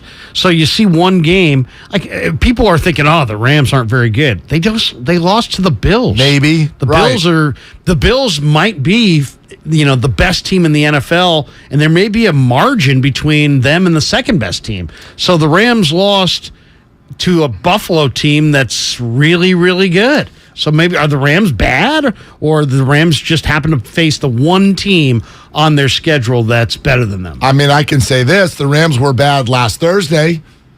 I can't say anything after that. They have 8 new starters.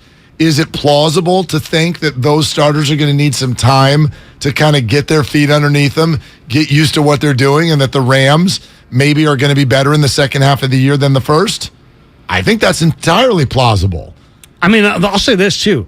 How many games did we see this weekend where at the end of the game, you don't necessarily know who the better team is? Oh, you know tons, what I'm saying? Tons. I mean, look at this. I mean, go right on down the list. Broncos, Seahawks. Do we know who the better team is? I would say no. Actually, I think it's still the Broncos. Okay, exactly. Then we'll skip Bucks, Cowboys, but Raiders, Chargers. Do we know the Chargers are better than the Raiders? Yeah, probably. Probably a touch, but yeah, no, not. Now, not we know the definitively. Chiefs are better than the Cardinals, but like Vikes, Packers, Vikes won 23-7, but Vikings have handled Minnesota at home in the past. I mean, to your point, I think they're very comparable teams. I think even better is how many teams lost who you'd still say have the better team. Titans lost. I think they're better than the Giants. 49ers are better than the Bears. Colts, Texans was a tie. I mean, Colts are better than the Texans. I think the Panthers are better than the Browns. I think the Bengals are better than the Steelers. Yeah. Like there's a bunch of those. There's a bunch of those. And so, yeah. Bengals, Steelers, yeah. I mean, that's another one. I think there's very, very little. Saints, Falcons. Saints, are the Falcons better than the Saints? Are the Saints better than the Falcons? I mean, a lot of these are very much coin flip. So you brought up something before the show that I didn't know. I hadn't looked yet. You brought it up, and I immediately went, the Niners are gonna win this weekend, solely based on the piece of data that you gave me. We'll share that with you coming up next and go back to the phones at 888-957-9570. Kruger is in for Dibs. It's Willard and Dibs on 95.7 The Game. I'm Chelsea Messenger, helping you beat the books with BetQL. The Orioles continue to be a surprise team in the American Leagues, and while they fall short of the wild card, they've been a moneymaker for bettors all season long. Tonight they face the Nationals and their struggling bullpen. Washington's relief corps is giving up the third most home runs this season, and starter Corey Abbott is only averaging about 4 innings a start. With plenty of chances against the Nats bullpen, the BetQL 5-star play of the day is the over in the Baltimore-Washington game. It's not easy being the one everyone counts on to keep the facility running, no matter the weather or supply chain hiccup. But we get you, Raymond in Buffalo, and Maria in Miami, Jules in Minneapolis, and Stan in Central Indiana, taking control of everything that's under your control. At Grainger, we're here for you with experienced branch staff at over 250 locations so you get the product you're looking for. Call, click Grainger.com, or just stop by. Grainger, for the ones who get it done.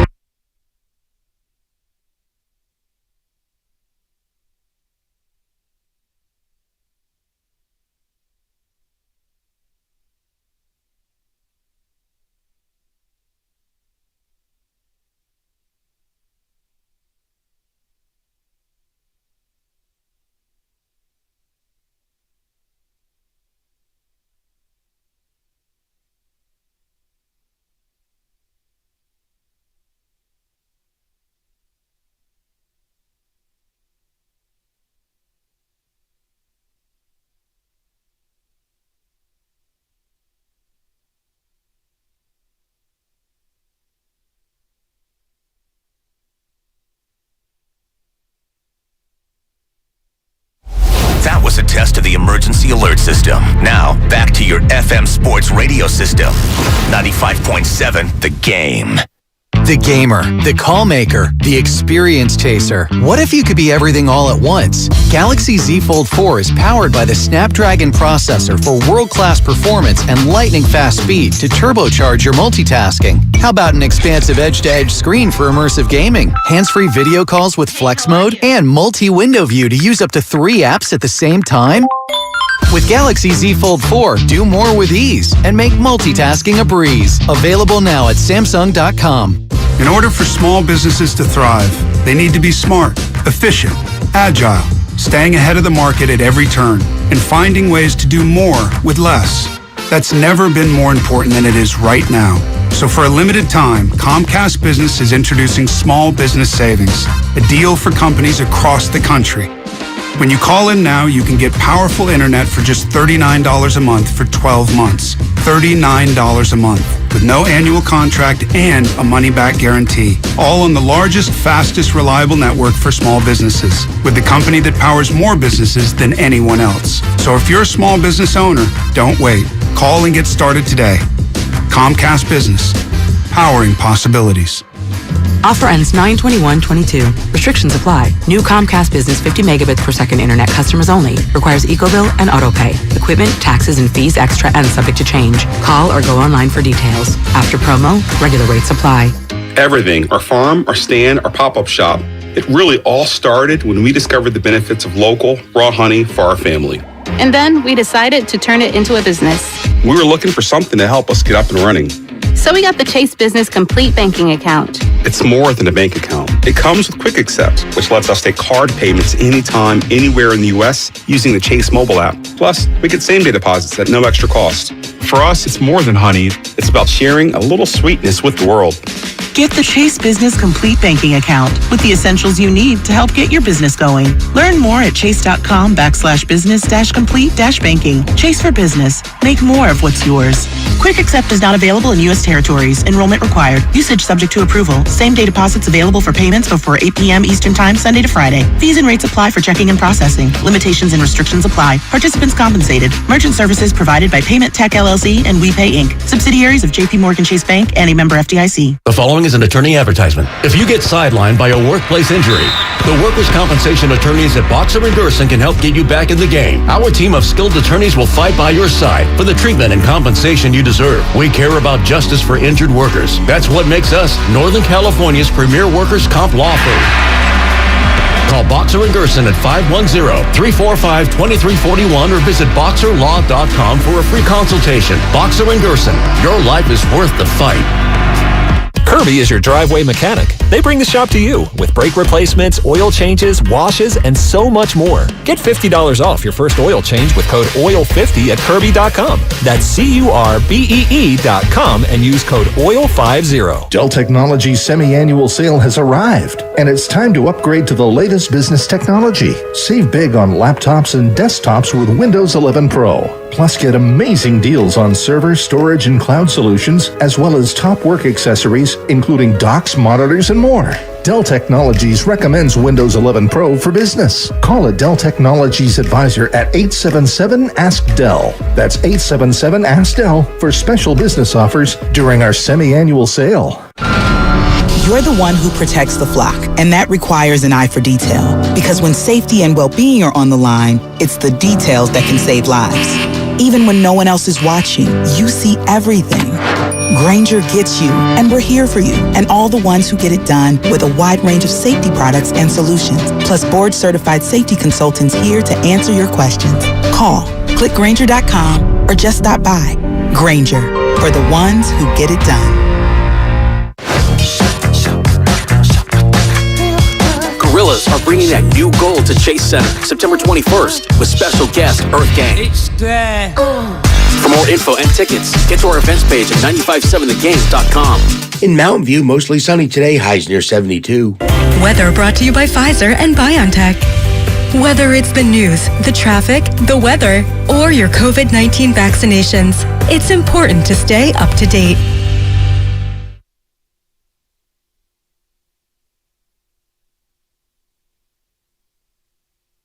Now, back to Willard and Dibs on 95.7 The Game. First off, want to mention that starting this Saturday, 9 a.m. and airing every Saturday leading up to the Super Bowl, Odyssey presents Kickoff with Boomer and Valenti, a one-hour show with our very own Boomer Esiason, breaking down the games each week, giving his unique perspective on the NFL on and off the field. 9 a.m. starting this Saturday right here on 95.7 The Game.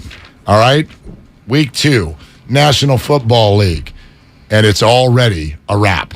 And in fact, the data you gave me before the show, right, I thought was so huge. Yet here we sit 2.5 hours later, and that data, it's not even accurate anymore. And in fact, it's even more damning than it was when you first mentioned it to me 3 hours ago. And the data we're talking about is simple. It is simply the spread. How on earth? You explain this to me. So unlike me to bring up spreads. I know. Like what's gotten into you? You've flipped over to the dark side. Exactly. Why would you do something like that? Why am I talking gambling? Why are you like waking up on a Tuesday morning and going straight to gambling.com? Why are you doing this? Why do all my friends have a first name after a city? I wonder why.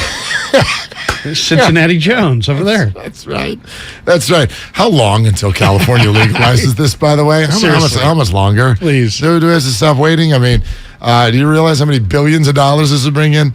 Anyway, real quick. So you go, hey, did you see that the 49ers are 8.5-point favorites over the Seahawks? And I go, wait, really? No, that can't be right. You mean the Seahawks, who just pulled off an upset just last night, and the 49ers are watching Justin Fields on a wet banana in the end zone at the end of the game? You telling me that the 49ers are 8.5-point favorites? And you're like, yeah, that's what I saw. So I pull up my site and I go, no, they're not 8.5-point favorites. They're 9. And then we have a whole conversation about it. And then we just looked again. They're 10. No, it's 10. Larry, what's happening right now? Explain this to me. People are reading the tea leaves on how this game sets up for the 49ers and saying, this is a Niner win. This is a big Niner win. Get on it now while they can. Too late. Yeah. Too late. The spread's already up to double digits. I know. A 10-point favorite. Now, that still seems really high to me. Now, I am looking at Geno Smith's second half numbers, and they were not good last night. He was 23 of 28, and he completed 13 in a row to start. Second half, though, 6 of 10 for 31 yards in the fumble, and Seattle got shut out in the second half in the final 30 minutes. So maybe Geno's not quite as good as his numbers would indicate. I already said I'm willing to be the idiot next Monday. Because, by the way, this is not the only game that when you look at it, you're now hold on a second here. Because, for instance, the Atlanta Falcons, even though they lost, played a pretty competitive game against the Saints, right? And then those Rams, who everybody decided last week, oh my gosh, they're a joke. Matt Stafford's arm's going to fall off. They're actually a terrible team. Rams host the Falcons this weekend. Rams minus 10.5. Okay? So I think what Vegas is doing, there's two things here. One of them is just week 2. They're like, watch us take advantage of the overreaction that comes when people have seen a team for a total of one time. Like, how much more evidence do you need that this is a week-to-week lead? If you did not pick the Ravens in your survivor pool, you're out. You're out. All of the other games that we thought we knew at least the winner, forget the spread, we knew at least we were wrong on all of them. Broncos, lost. Titans, lost. 49ers, lost. Bengals, lost. All of the 7-point favorites, they all lost, except for Baltimore. That's it. And so what Vegas is doing is like, well, now here comes the pendulum in the other direction. But it's also what you're saying. I know people will say, oh, spreads are just public perception. But odds makers are in there, and they know where, at least early, where they're trying to get the money. And obviously this number, they're trying to get money on the they're begging you to take Seattle. To take the Seattle Seahawks. And maybe I'm being dumb, but I find that to be, like, I get a whole lot of optimism about that. So my prediction for Monday's headline, Niners winning a rout. The Trey Lance excitement train leaves Monday. It may only last 7 days, but the Trey Lance excitement train leaves Monday because I think we're going to come in here after a double-digit 49er victory and Trey Lance north of 250 passing yards. Well, I'm expecting more. Thank you. I'm expecting a run-heavy plan, but you're expecting more passing. I'm expecting just a lot of everything. I'm expecting a very successful, offensive, dry performance. That's what I'm expecting. You know, it's weird. There's not that many teams in the NFL. They're so tightly grouped that it's like I almost feel like more times than not, in the past, if I saw a big spread, I would think, give me the favorite. Now it seems everybody's so tightly grouped. The spread that jumps out to me this week is Ravens at home against the Dolphins. Ravens are really good at home. They're 3.5. Baltimore's a 3.5 point favorite. Okay. That seems too low to me. Really? That seems like Baltimore's going to win that game by 2 touctouchdowns or more. How dare you say that about Mike McDaniel? The Dolphins are good. Well, obviously they're better than I think. They're better than I think. According to the gamblers. There's a few that jump out. I mean, how about this one? Mark, Seattle's a big underdog because they're coming off a short week. You know who else is coming off a short week? The Denver Broncos. They're favored by 10 over Houston, who didn't even lose as another. They were the biggest underdog of the week, and they tied Indy. And still, zero respect, double-digit underdog on the road at Denver coming off a short week.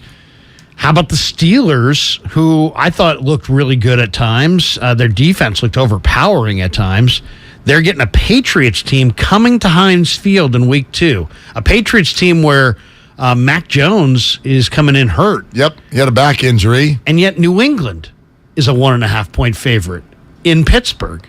Could that be Najee Harris? We don't know if he's going to play. Wouldn't that just be off the board? I don't know. Yeah, I would think it would be off the board. How about this? Anybody go, the Bears actually are better than we thought they were, and Green Bay stinks, right? Green Bay, Sunday Night Football, minus 10 against the Chicago Bears. Right? Rodgers does have ownage on the Bears. Of course he does. So there's a bunch of this. The Raiders are almost a touchdown favorite on the Cardinals. That feels big. That seems very, big. very big to me. Yeah. Overreaction to what Patrick Mahomes did to the Cardinals, but we'll see. All right, there's some people who want to weigh in on all of this, so your calls, 888-957-9570, are coming up next. Steiny and Guru as well. Larry is in for Dibs. Willard and Dibs, 95.7 The Game. Hi, I'm Aaron, owner of California Deluxe Windows. Ever notice? When your neighbors get new windows, there is a large black eye of broken stucco, uneven plaster, and even mismatched paint. At California Deluxe Windows, we never leave a ring around the window. Why? Because we are one of the only companies in California who custom crafts every window and door to your home's exact measurements. Almost everyone else on the radio is a distributor. They grab a window from a warehouse, break open your walls, shove it in, and patch things up. At California California Deluxe Windows, we take pride in our work. Our installation technique is so precise, we do not break your stucco. Your house could be covered with potato chips, and we wouldn't crack one. Call now, and for a limited time, you get 30% off your entire order and 24 months of interest-free financing. 800-874-3600. 800-874-3600. That's 800-874-3600. California Deluxe Windows. Windows engineered for life. Certain terms and conditions apply. CSLB number 774518. Bart is turning 50, and we'd love to celebrate with you. Get 50% off of your ride in honor of Bart's 50 years of service to the Bay Area when you pay with Clipper. That's 50% off Clipper Bart fares for the entire month of September. Add Clipper to your digital wallet for free. If you're eligible for other Clipper discounts like youth or senior fares, you get to take an additional 50% off of those too. Details at bart.gov/50 years. Celebrate Bart's 50 years of service with us this September. Let's go. Every search you make, every click you take, they'll be watching you. Tired of companies like Google and Facebook watching everything you do online? There's actually a simple solution. DuckDuckGo. It's an all-in-one privacy app with a built-in private search engine, web browser, one-click data clearing, email protection, and more, all for free.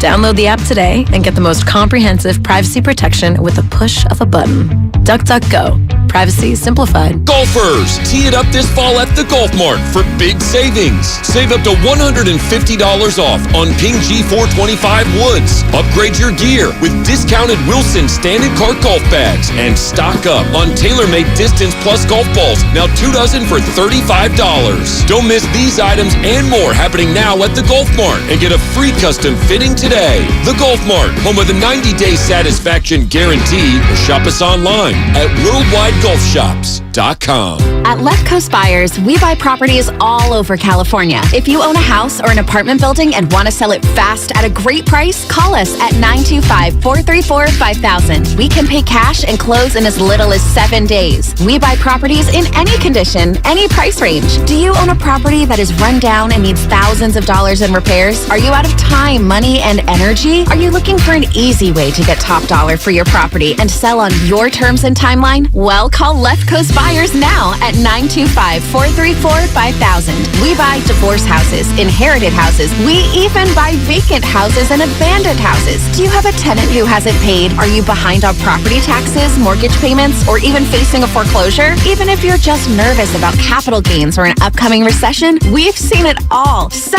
if you or someone you know owns a property and needs to sell, call Left Coast Buyers at 925-434-5000. That's 925-434-5000. Progressive presents Married to Your Home. If you want to leave me for another house, I totally understand. House? Where's this coming from? It's just, I know there's some newer homes on the market. I didn't even know that, because I'm not looking. I bet those other houses don't have a crack in their foundations. You know that crack doesn't bother me. No matter how much you already love your house, you'll love it more knowing you could save big bundling your home and auto with Progressive. Coverage from Progressive Casualty Insurance Company, affiliates, and third-party insurers. Bundle discount not available in all states or situations. Fremont Bank. If there's one thing we understand more than anybody, it's that it takes a local bank to really get the needs of local businesses. Fremont Bank has the flexibility and motivation to service your business loan needs like other banks can't or won't. With our full suite of business loan products and recognition as a top SBA lender in the Bay Area, Fremont Bank is the right choice for local and family-owned businesses. Fremont Bank. Learn more at fremontbank.com. Member FDIC, Equal Housing Lender. Ad paid for by the Sentinel Group. Attention Marines, military personnel, families, and contractors who were stationed at Camp Lejeune. Were you present at Camp Lejeune between August 1953 and December of 1987? You may be entitled to significant compensation. For nearly 34 years, those in the Marine Corps' base Camp Lejeune were exposed to contaminated drinking water, resulting in devastating injuries, including several forms of cancer, adverse birth outcomes, Parkinson's disease, and more. North Carolina's procedural laws have prevented victims from getting the justice they deserve, but passage of the Camp Lejeune Justice Act of 2022 would allow you or a loved one to file lawsuit seeking compensation for illnesses and injuries linked to the toxic water. Call today for your free consultation. 800-631-3019. Let our experienced attorneys fight to get you the compensation you deserve, and you pay nothing unless there's a recovery in your favor. Call 800-631-3019. That's 800-631-3019. Again, 800-631-3019. Do you have neuropathy? Are you experiencing numbness, tingling, and pain that just won't stop? Are you taking dangerous drugs that have serious side effects and never fix the pain? If so, please listen to this message. Neuropathy is a serious, progressive condition that only gets worse if not treated properly. Call SF Bay Wellness at 844-94-NERVE to get back to doing the things you want to do. There is no drug, exercise, or surgery that can heal nerves. Don't wait until your condition gets worse and stops you from living your life fully. SF Bay Wellness has a time-tested, proven track record of helping hundreds of patients to improve and reverse their neuropathy. If you're ready to regain your independence, contact SF Bay Wellness at 844-94-NERVE. Call now for your $99 neuropathy special and receive a personal treatment plan that is tailored to your needs. Call 844-94-NERVE. That's 844-94-NERVE and start to enjoy life again. The Dave Matthews Band is coming to Shoreline on September 17th.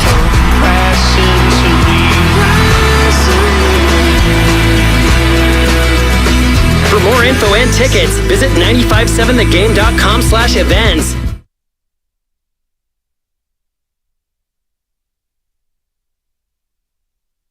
Now, back to Willard and Dibs on 95.7 The Game. All right, Steiny Guru being here shortly. Another reminder. Take a pair of best friends separated by 500 miles but united by their love of football. Give them a podcast, and that's what you get. First and Pod. It's Danny Parkins and Andrew Filipponi. They'll get you ready for week 2 with in-depth previews on every game. Give them 40 minutes, and they'll give you the league. New episodes every Monday and Thursday. Follow First and Pod on the free Odyssey app or wherever you get your podcast. Where the 49ers Super Bowl odds have gone from preseason to now is interesting. There's a few other notes on how odds have moved after week 1. Get to that in just a second. But right now, Ken in Illinois on with Willard and Larry Kruger. Hey, Ken, what are you doing? Hey, guys.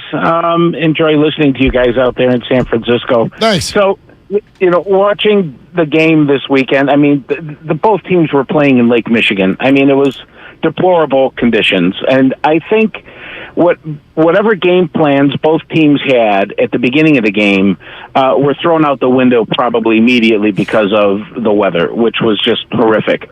I think we saw two really good young quarterbacks trying to figure it out.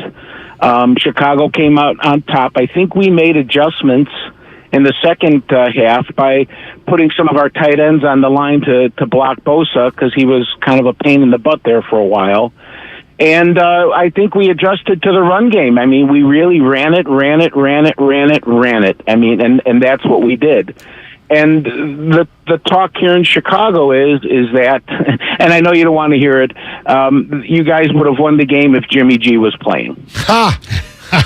Of course. Of course. I mean, who knows? Who knows? Here's what I'll say. The 49ers would win the game if they played it again. That's what I would say. That would be my take. But that's, look, the 49ers lost the game because they were sloppy. They committed a bunch of penalties, and none of those had to do with the quarterback position. I mean, that's my take. But I get that it's, again, the 49ers have invited this quarterback controversy every week. I agree with Mark as far as the Niners' penalties extended drives that resulted in touchdowns. Now, 2 broken plays. It's funny, we credit Hufanga, and Hufanga had a phenomenal game. If there was one guy that really jumped off the page, it was Hufanga. But Hufanga he's the one who probably was most responsible for the St. Brown touchdown. Yes, he was. So I mean, and that's his challenge. We know he's good at the line of scrimmage. We know he's good against the run. The question is, can he play coverage? And can he be exploited down the field? And the Bears found a way to exploit him down the field. So that's a question mark. I would say the quarterbacks were very even. They both completed roughly the same percentage. Lance threw for more yards. Fields had 2 touchdowns. Lance only had the 1 pick. Fields had the 1 pick. But even the rushing numbers, Fields was 11 runs for 28 yards. Lance's were 13 rushes for 54 yards. The one thing I would like to see going forward, I want to see less quarterback runs from Trey Lance. He had 9 designed quarterback runs. He had 4 scrambles. He's going to scramble from time to time, especially behind this line. I don't think you need to call 9 designed runs for your quarterback. I don't think that's a good decision. I'd rather see anybody else run it than Trey. I think that people will be maybe frustrated by this comment because of the fact that the Bears won. I thought Trey Lance played way better than Justin Fields. And other people have said that as well. Outside of your 2 touchdown passes, which, as you said, were both lob ball broken plays. Okay? Lob balls. Busted coverage. One, they just lost Pettis. The other one was just a miscommunication. So you get credit for seeing them and throwing them. That's fine. But how many times did Justin Fields drop back on regular coverage, no broken coverage, and find someone more than 15 yards down the field? I'm just doing this by memory. I think the answer is 0. But you also have to factor in the talent, 0. Mark. The Niners have a way better talent than what Justin Fields has. Yeah, but Trey Lance found Ray McLeod down the field. Yeah. I mean, they did not. They've got Mooney. They've got people who can separate a little bit. Cole Kmet, 0 catches. What'd Mooney have, 1? I mean, they could not move the ball, and that's why the loss is so frustrating. The Bears could not move the ball. Yeah. You had to help them down the field, and they did. Yeah. Oh, that is the killer. That is the killer. The Bears, and I'll say the other thing that I took away is that the Niners had a much more difficult time corralling Khalil Herbert than they did Montgomery. Yeah, it was like they were dialed in on Montgomery. Everything Montgomery did, they swarmed him. Montgomery didn't even average 2 yards a pop. Khalil Herbert ran untouched into the end zone when it took it from a 1-score game to a 2-score game, and he went for over 5 yards a carry. I think Herbert's got more burst than Montgomery right now, and it's not to say that there's more talent or whatever. I mean, Montgomery has been ridden like a horse for about 2-3 years now with Chicago. Herbert just came in halfway through the year last year. He looks fresher. Yeah, he looks. I mean, this is turn and burn. The running back position in the NFL, man, it can change quick. Yeah, it's not to where a long. guy just does not look like he's got anything left. So I think Herbert has a burst that Montgomery doesn't have. So this is interesting. Check this out.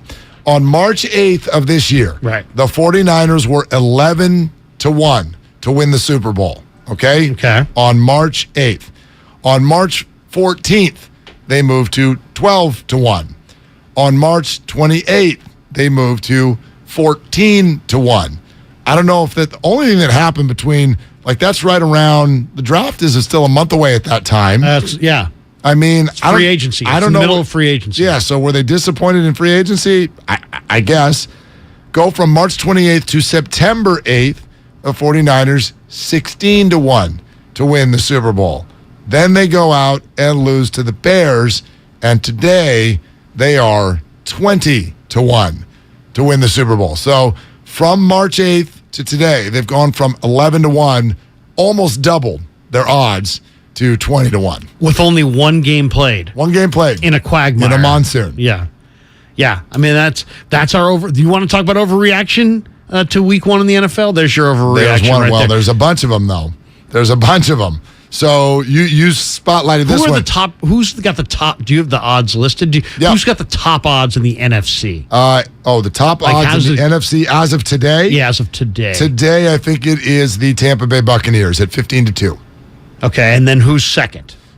Second in the NFC is now the Philadelphia Eagles at 14-1.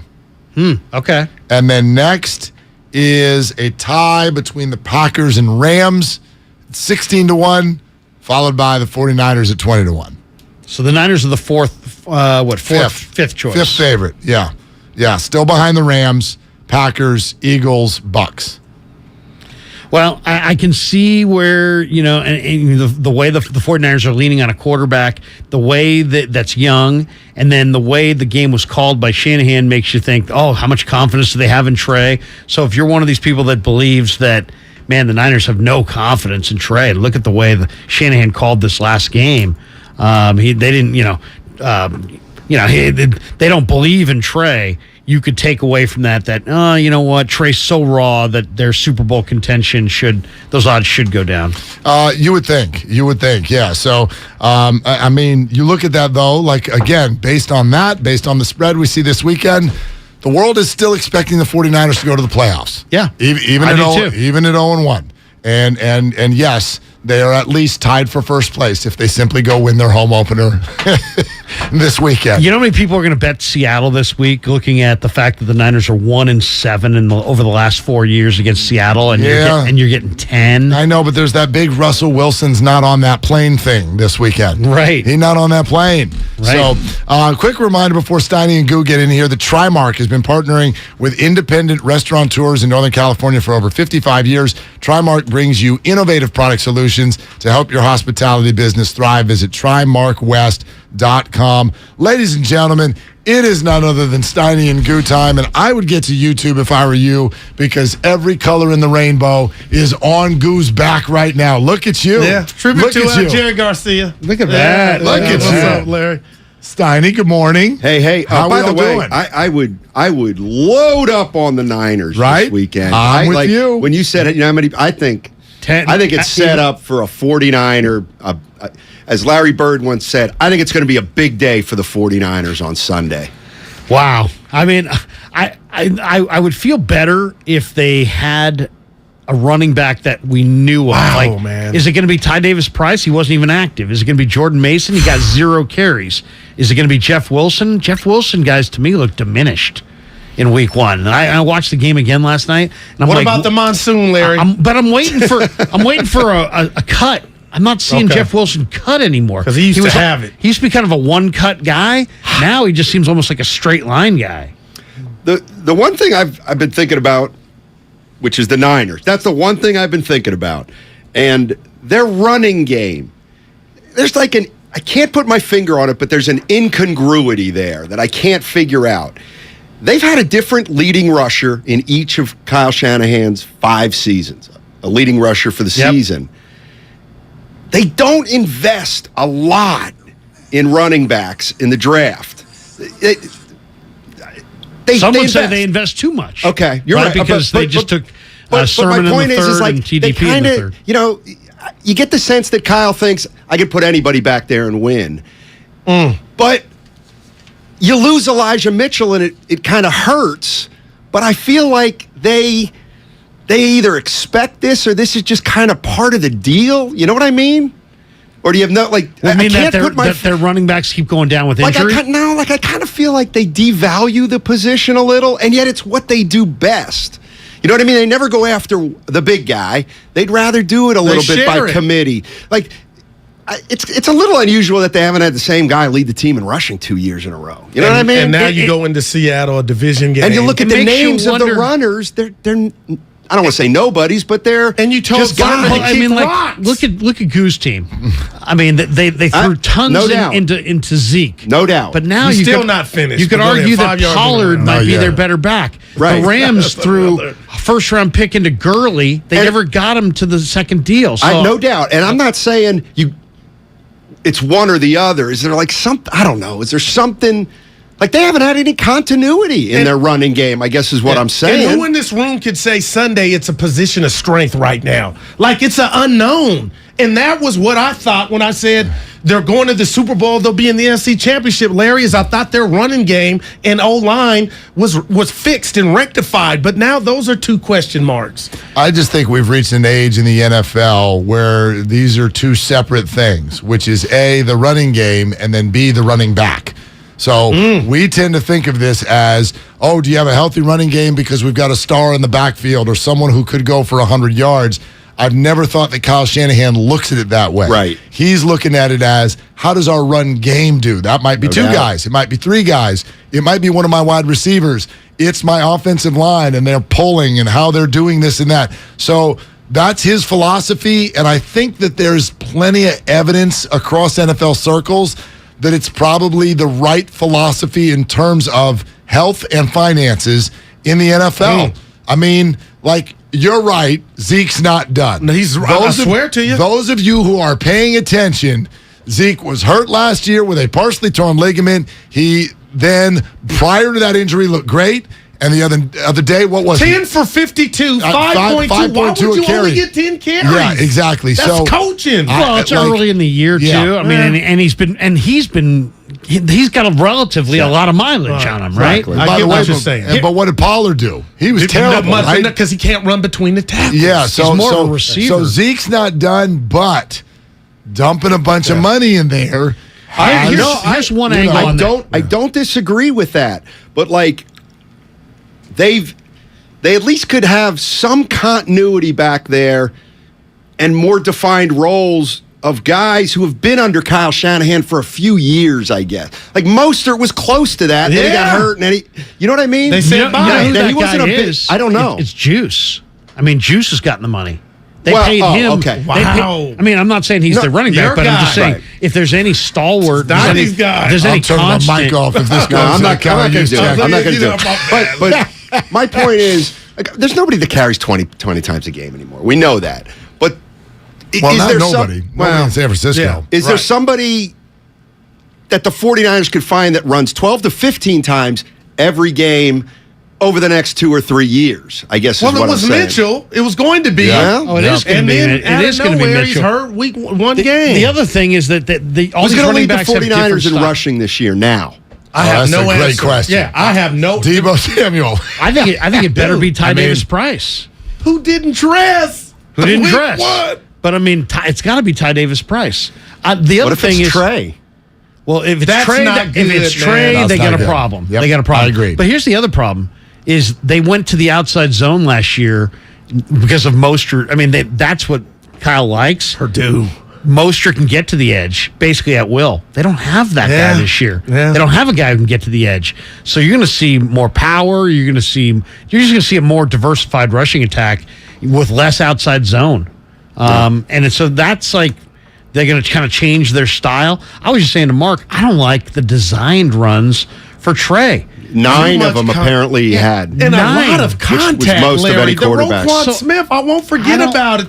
That could have, your clavicle could have been gone. That's out 8 weeks. That to me is a problem. Like if Kyle Shanahan were sitting here and we could actually talk to him about real problems and fake problems that we perceive that his team has, to me a real problem is that you're running your quarterback too much on designed runs. And I looked at the Arizona game. I was just saying this to Mark. Last year they had 16 runs in that game. I think 9 were designed runs. On the designed runs, he averaged 3 yards a carry. He took a hit every single time. Right. What about the On goal line one? On They the could have broke scrambles, his neck. there were 7 scrambles.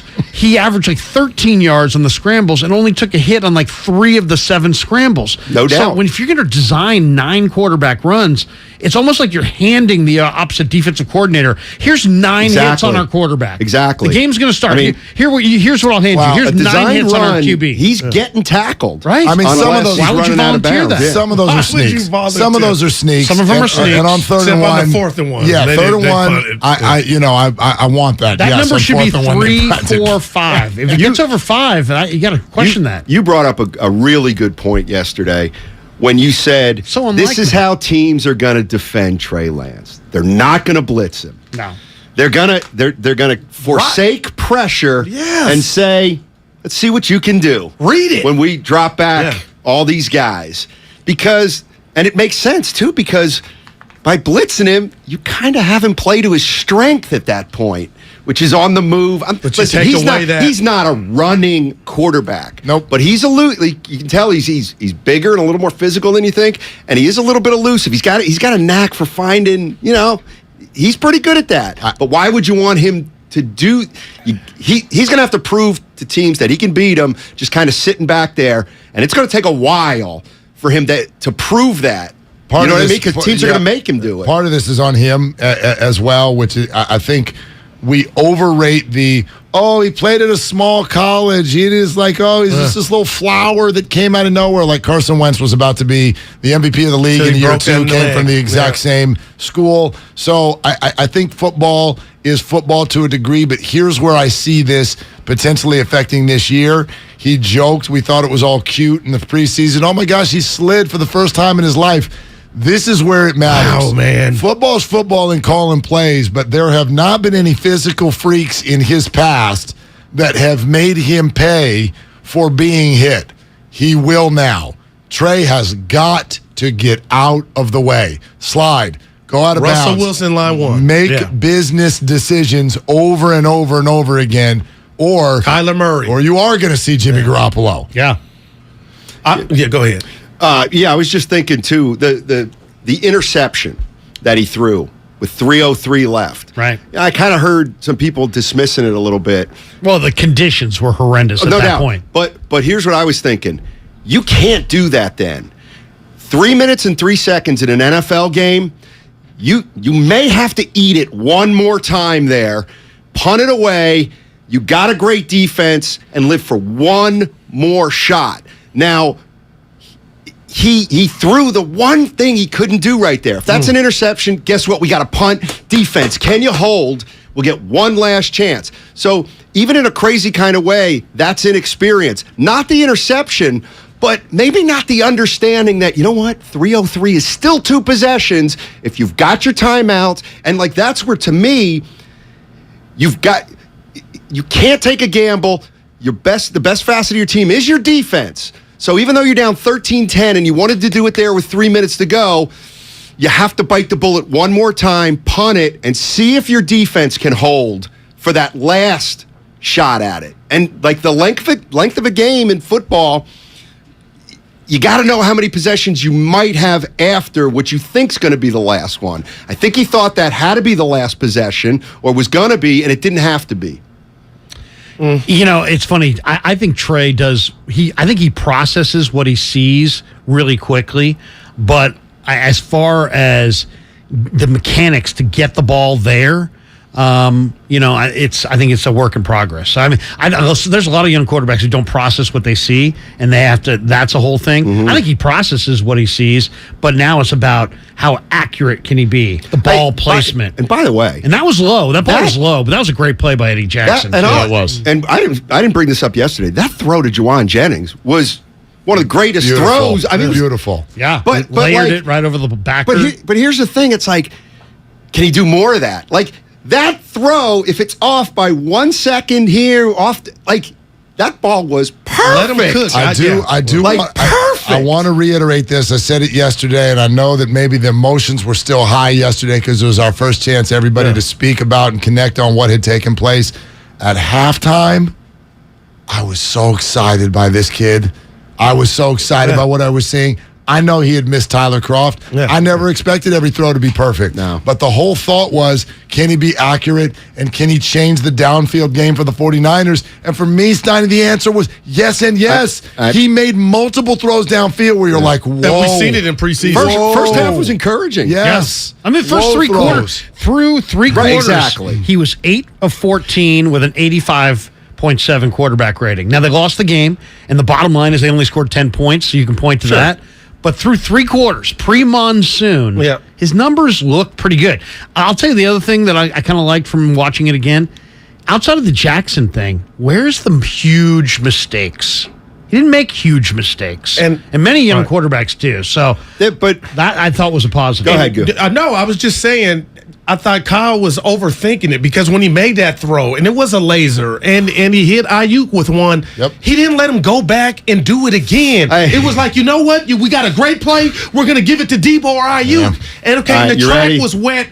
But unleash him a bit, Larry. That's why you get momentum. You can't make that throw twice in a row in the rain like that. Okay. I mean, I'm not saying you go away from it. Hopefully we see it in Seattle.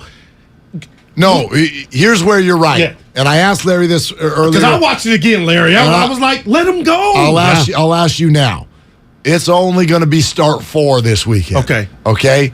But how long do we go until this team asks Trey, when you get to the 15 or 20-yard line, it feels now like it's just like, okay, Debo, where are you? Right. Here. I thought we were kind of moving off of that. Here's the ball. Go. I thought Trey represented. How long until we ask Trey to do what the other top QBs in the NFL do? Drop back, go through some options in the red zone, and trust that this guy's going to throw the ball. When do the 49ers throw the ball into the end zone for a touchdown? Wow, man. When does that happen? Yeah, hit 85. Throw the ball into the end zone for a touchdown. You can't hide We your don't see quarterback, it. and I felt like they did that with Jimmy, and that's why I was excited about Trey. This is my radio wife. You guys have had partners. Yesterday at 2:40, I'm embarrassed. This is a confession. It got ugly. I was screaming, and I came in the day brushing my teeth. way. Yeah, we were yelling and screaming. Did you guys destroy any equipment? No equipment destroyed. And I brushed my teeth this morning like, I know my dog's not mad at me. We didn't got into it, but it was radio mad. And it was over Trey, and it was the people. Do you and think Kyle. you could take Steiny? Oh, my God. He would drill me. I wouldn't put him on the car. Oh, Larry. God, Larry. That's my guy. The guy's 6'4". I would never. Slapped we would together. never. No, I would never look at him like He that. can bench 275. I'll tell you what, 275. You know what would be the biggest I joke? never thought of I that. was listening. No, I was listening. The tail of the tape would be the biggest joke going. But Larry, Shasky, he texted me during the show, and it was a real text. Like, he was hugging me through the phone. He goes, Guru, why are you doing this? And I'm reading. He goes, you really think Trey can't throw? I'm the biggest Trey advocate. What's happening and what I wanted to tell Shasky, and I'll tell him now, is the noise is getting loud about Trey everywhere nationally. Of course. And he had to drop that to his dog, which I am. I'm not out on Trey. I was disappointed in the game call, the play calling, what I saw from him, and some things, the missed throws. But I'm not there saying to the masses he's a bust. I'd be an idiot. Not. But I'm with you. I thought he represents, we're going to throw it and be more dynamic. And Larry, if you want to say it's the wet track, I can't wait for Sunday. But I'm not there telling anybody Trey ain't it. I'm rooting for the kid. Larry, I think to he's me, more dynamic. But it's going to take some time. You know what? You were with me on that day, Steiny. I know you know exactly where I'm going. Let's go back a week and a half. And those of us who told all of you, be careful bringing back Jimmy, because this is what you're welcoming into the room. It doesn't mean you're right or you're wrong. It means you are welcoming this dynamic into your room. That's it. And it's inevitable. But here's the thing. And it was going to either happen week 1, 2, 3, or 4. And it happened right out of the gate. That's and not then our everyone's like, fault. everyone's like, wait a minute. Why are you freaking out about Trey? Because you welcomed this into the room. That's what you did. You're welcoming it into this room. No, but you're not welcoming it into Did you their hear room. Chris Sims? We go into But there's a Royals million played rooms. Chris Sims this morning. There's a million rooms that are talking about. Did you hear that sound from Chris Sims? Like, he could be lying. I don't think he is. About the players in the locker room know that the best quarterback's not starting. Like, why would? And he's supposed to be friends with Kyle. Like, that's just out there. That's not Steiny, Guru, Larry, and Willard saying I mean, that. there's lots of people who are going to stir up a lot of stuff. I mean, Colin Cowherd has been going on and on about how questionable this is, and yet Colin Cowherd Peter on King said draft week 2. day was like, "Hey, this is the guy. They should have gone with Lance. They shouldn't have gone with Mac." So it's like, There's a huge difference. If Trey winds up being great, everybody's going to say, "Oh, I knew it. I knew it." And if Trey winds up being a bust, it's going to be all those same people saying, "You know what? I knew he was going to be a bust." No, so but it's just right, people, but Larry, that's just nature. but of it's people. right. I get that. Again, it's not about the end result. Wow. It's about the journey. Okay. And the journey's going to sound like this because they welcomed it into the room. And and there's no way around it. And I think they would do it again. I don't think they're worried about the four of us in an exchange. Here's not just the four of us; it's every us. Every us in every room in America. Yeah, I mean, I think, don't you think that Kyle Shanahan and John Lynch kind of probably knew that this was coming? Of course. So obviously they felt like the reasons that they did it for superseded, outweighed the negatives. Here's my thing that it hit me like a sack of potatoes last night. Idaho. Let's put Jimmy Garoppolo off to the side. Okay, he's not even on the team. It like hit me. So the 49ers are trying to do two things. They're trying to win a Super Bowl. At the same time, they're trying to develop one of the rawest, most inexperienced quarterbacks who's come into the league in the recent past. Yep. They are trying to do both. Okay? So, and like anybody out there who's like this team, if they don't get to the NFC Championship, if they don't get to the Super Bowl, it's what? Like, I'm sorry. To me, it is almost preposterous to think Trey Lance is going to be quarterbacking the 49ers in a Super Bowl game. I'm not buying it. I'm not holding them to that unrealistic standard. They go 10-7. Trey Lance throws 3 interceptions in his first playoff game and looks terrible. That's a good year. Period. That's the way I feel. I was talking to an NFL GM that we had on the podcast this week, and he said that the 49ers, by re-signing Garoppolo, have basically stated to everybody, their fan base, their players, and everybody, that they are not willing to turn 2022 solely into a referendum on Jimmy G. So what does that tell us? There's a window here. We don't know if it's a week, 2 weeks, 5 weeks, 7 weeks, 10 weeks. Man. There's a window here where, Steiny, what you said is totally true. They're going to try to develop this quarterback. But the question of the year is what takes precedent, the development of Trey or the pursuit of the ring? No doubt. Somewhere in this calendar, we're getting that answer, right? I don't know when, but we're going to get it. Absolutely. It's a little. It doesn't work perfectly. Like what the Warriors tried to do. Yeah. Now Warriors did it. They didn't have a young component, and they didn't lean on Wiseman. And they didn't ultimately. What if Wiseman had come back and he was struggling? Right. Would they have sat him down? Probably not. Maybe. It got so hot yesterday that I already can't wait to get to my car to listen to what is about to happen next. It is Steiny and Guru on 95.7 The Game. Good stuff, Larry. He brings the passion. For what? I want to know now. I'm mentally invested. Don't tell me to pray and you don't say what for. He brings the perspective. Yeah, I think they both have great points. Get off me, text line. He's truly one of a kind. That is whack. Oh, my God. And he's doing a great job. I need you to man up and say what you really want to say. Simon, you're doing a great job. And together, they're Steiny and Guru. Yeah. On 95.7 The Game. Oh, yeah. We still friends, Steiny? Hell yeah. Yeah. All right. No doubt. Absolutely, positively. Oh, you know I love you. Absolute. But here we could try to start the show with a fight. I'm done fighting. 49ers go 9-8, make the playoffs, and if Trey Lance plays 17 games, 49ers go 9-8, and they back into the postseason, and they're in the wild card game, and Trey stinks. That's a great first year for my 23-year-old quarterback. I'll take it. See, I want to give you two answers. And we both agree that the playoffs is the bare minimum. Okay, just qualify for the playoffs with this jump that you're asking the kid to lead. And I'm with you. But to the other 52 guys on that team, Steiny, I wonder what their answer would be if just losing in the wild card game would be suffice. But Larry just said it, and that's all I was trying to tell you and the listeners yesterday. I'm not out on Trey Lance, man. I'm not out. And it's our job to just tell what we feel on what we saw in Chicago.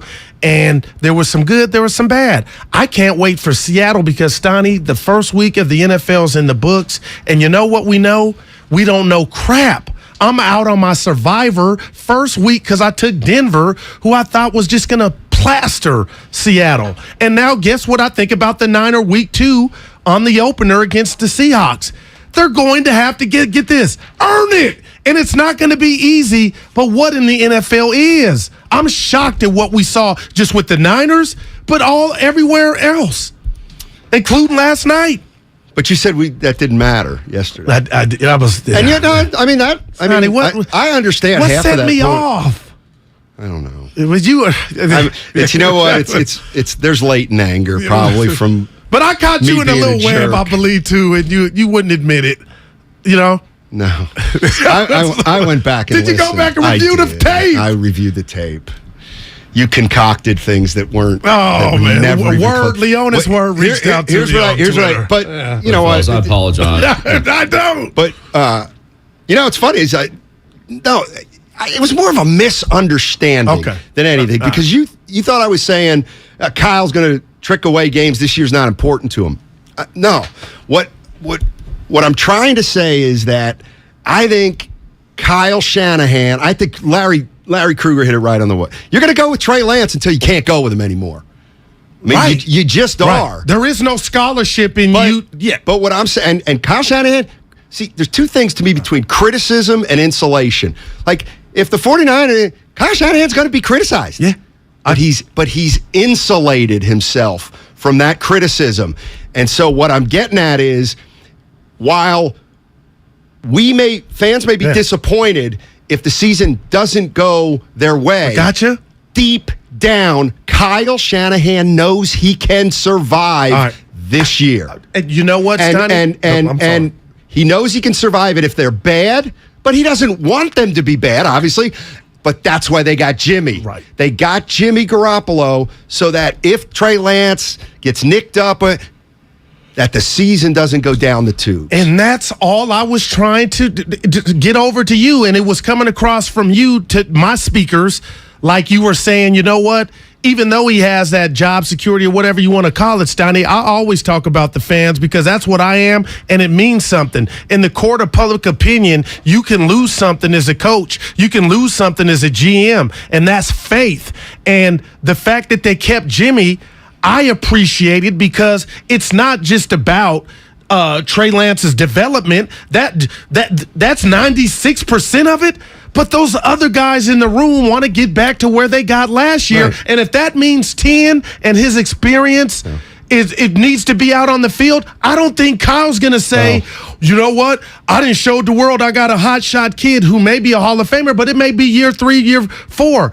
I don't believe he's afraid to make that change. Of course he's not. See, of course he's not. And that's why I respect him more That's for why that. the one thing I disagree wholesheartedly with some 49er fans is that Trey's going to play until he's hurt. No, he's not. He better play well. Right. Listen, I agree. Something's starting to come into focus for me. Minolta. A little bit.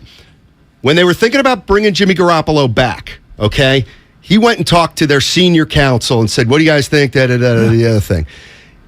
Listen, you know damn well he told those 20 guys, hey, listen, we think we got a nice little quarterback here in Trey Lance. A little bit raw, but you know what? The NFC stinks. We should, this kid might be really good. He might be pretty good right off the bat. Him and Jimmy or him, he does different things, but there's not a lot of difference. So our plan is we're going to give this kid Trey Lance a shot and see what he can do. But guys, I'm telling you right now, we get behind the 8 ball, I'm going to Jimmy.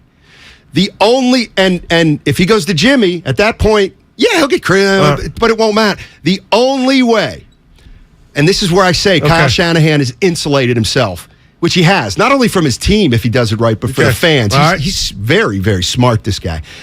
This guy, go ahead. What? No, this guy. The only way Kyle Shanahan can screw this up is if he plays the quarterback who's not the best quarterback.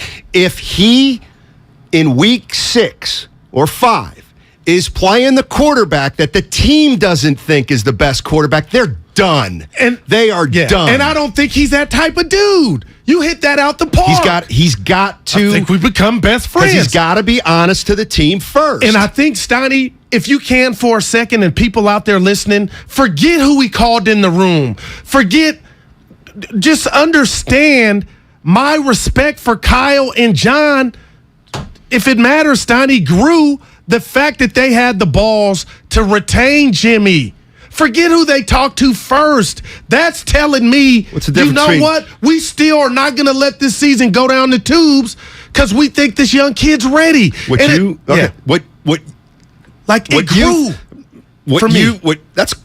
okay. I could see that. Okay, right. Because they're telling me. I accept that point of view. We put 10 in there in week 4, week 5. So hopefully we don't have to. So you call it gutsy? Yeah. I call it arrogance.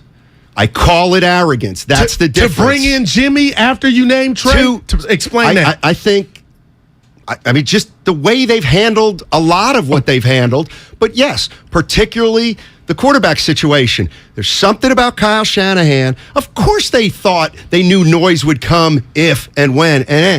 But you know what? Because we got some sound. There's an arrogance about... And, you could just say, that's great, Steiny. They don't hear the noise. They do what's best for the football team. Great, yeah, you're right. You're right. But to me, I kind of look at it the other way. You know, I look at it the other way. I'm like, wow, so what, Kyle? You think of all the coaches who have ever coached in the National Football League and all the things they've said about the delineation between the first-string quarterback and the second-string quarterback and the this and the that, and Warren Moon saying it's weird, unusual, Terror it's gutsy, blah, blah, blah, blah. I think he thinks, I can do it. I can do it easy. In fact, there's no doubt. In fact, even asking me if I can do it hit the pike because I'm Kyle Shanahan. I think there's some of that in Kyle Shanahan. And Steiny, that started when he made the decision, and we're living it now. Exactly. That Trey's the guy. Yep. It's arrogance. It reminds me of what you used to talk about with Don Nelson. Let me show you I can do it this way. And I'm not mad at that until it doesn't work. Right. Right. All right, here we go, baby. 888-957-9570 is the number. Let's get in and take your calls. Steiny just won't give up on the quarterback talk. Talk about something else. Okay, let's talk about Gabe Kapler and Jay Littell. Hit the pike. That was great, though. Hit the pike. That was great. Steiny, he walked it down. Listen, man.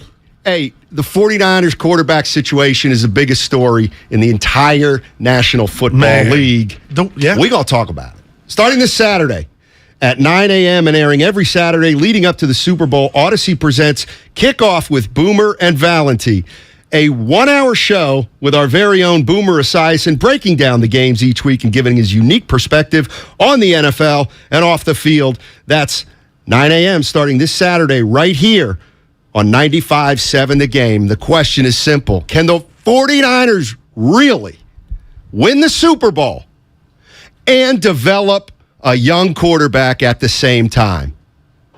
We'll talk about it later. Come into Friedman's Appliance in Pleasant Hill September 23rd through September 25th for their fall clearance sale event. Take advantage of factory direct prices, one-of-a-kind opportunities, special pricing on floor models, and convenient financing. And save on new appliances from trusted brands like Miele, Bosch, Electrolux, LG, and Maytag. Visit Friedman's Appliance in Pleasant Hill for their fall clearance sale event, September 23rd through September 25th, for the best time to save on new appliances for your home. In order for small businesses to thrive, they need to be smart, efficient, agile, staying ahead of the market at every turn, and finding ways to do more with less. That's never been more important than it is right now. So for a limited time, Comcast Business is introducing Small Business Savings, a deal for companies across the country. When you call in now, you can get powerful internet for just $39 a month for 12 months. $39 a month with no annual contract and a money-back guarantee. All on the largest, fastest, reliable network for small businesses with the company that powers more businesses than anyone else. So if you're a small business owner, don't wait. Call and get started today. Comcast Business, powering possibilities.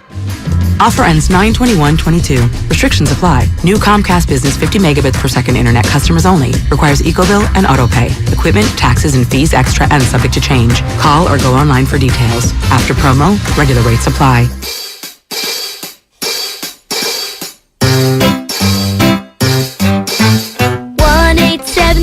Cars for Kids. KARS Cars for Kids. 1-877 Cars for Kids. Donate your car today. 1-877 Cars for Kids. KARS Cars for Kids. 1-877 Cars for Kids. Donate your car today. Donate your car today at carsforkids.org. That's cars with a K. Your car, running or not, can be picked up as soon as the next day. You'll get a maximum tax deduction and a vacation voucher. 1-877 Cars for Kids. KARS Cars for Kids. 1-877 Cars for Kids. Donate your car today. Now accepting donations of land, homes, buildings, or any kind of real estate. Ever since I got the new Galaxy Z Flip 4, I've been learning all these new tricks with my dog Finn. Like how to take the best selfies at the park. I just set my phone down, put it in flex mode, and capture hands-free pics from multiple angles. Aww. Or how to capture our training sessions for his followers. I simply wave my hand to start recording video. Good boy! Plus, the Z Flip 4 is compact and fits perfectly in my pocket. Oh, wow! Visit Samsung.com today to get the new Galaxy Z Flip 4. At Left Coast Buyers, we buy properties all over California. If you own a house or an apartment building and want to sell it fast at a great price, call us at 925-434-5000. We can pay cash and close in as little as 7 days. We buy properties in any condition, any price range. Do you own a property that is run down and needs thousands of dollars in repairs? Are you out of time, money, and energy? Are you looking for an easy way to get top dollar for your property and sell on your terms and timeline? Well, call Left Coast Buyers now at 925-434-5000. We buy divorce houses, inherited houses. We even buy vacant houses and abandoned houses. Do you have a tenant who hasn't paid? Are you behind on property taxes, mortgage payments, or even facing a foreclosure? Even if you're just nervous about capital gains or an upcoming recession, we've seen it all. So if you or someone you know owns a property and needs to sell, call Left Coast Buyers at 925-434-5000. That's 925-434-5000. From carriage house to glass aluminum doors, R&S Doors has a full line of commercial and residential garage doors and gates to suit anyone's taste and budget. Visit rsdoors.com. R&S Doors. Look for the red truck. Are you curious about who offers the best deals on top-rated Samsung, LG, and Sony TVs? The answer is surprising. It's not online, and it's not the warehouse clubs. The best deals on top-rated TVs are at Video Only. Don't believe it? Then check out the trade-in deals at Video Only. How about $500 for your old TV? Try doing that online. Before you buy that new TV, drop into Video Only. If you don't, you'll be sorry. Everyone, who's manning the front tonight? Big E's nightclub needs a bouncer with a military background. Dougie, I need you to keep eyes on the back. Security who lays down the no-no when the uns get too intense. That Swedish DJ duo is back tonight. Y'all remember last time. Indeed can help them hire great people fast. I need Indeed. Indeed you do. You can schedule and conduct virtual interviews all from your employer dashboard. Visit Indeed.com/credit and get $75 towards your first sponsored job. Terms and conditions apply. Ah, look, it's heartburn. How did he know we were at the beach? No clue, but he's not ruining our vacation. I packed Prilosec OTC. With just one pill in the morning, Prilosec OTC prevents excess acid production that can cause frequent heartburn, so we can enjoy ourselves. Speaking of, time for our luau. Aloha heartburn. One pill, 24 hours, zero heartburn with Prilosec OTC. It's possible while taking Prilosec OTC. Use as directed for 14 days to treat frequent heartburn, not for immediate relief. Iron Maiden will be rocking the Concord Pavilion on September 27th, and 95.7 The Game has your shot at tickets. For your chance to win, head to our contest page at 957thegame.com.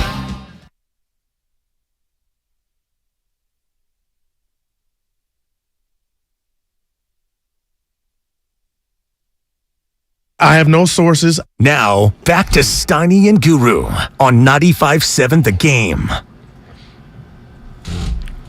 What's going on, everybody? Matt Stein, Matt Darrell, the Guru Johnson. Man, I mean, we're talking so much about the Niners. I didn't even tease our main man, Ross Tucker. Yes, sir. Coming up at 1:30. Ross Tucker, the second most popular Why Missing person. He asked where you were last week. I covered for you. I didn't have to cover for you. Last week he started. Yeah, last week it was him and JD and I. I'm going to ask him to do me a little bit of a favor when he comes on. So, but we're talking about obviously the San Francisco 49ers and what's going on with them. And like I said, it hit me. The 49ers are trying. Their goal is to win a Super Bowl and at the same time develop a raw young quarterback. Not even a young quarterback that's played a bunch in college. So they want to do both. And because I think that is extremely difficult, that's why I'm not holding the San Francisco 49ers to the Super Bowl or bust.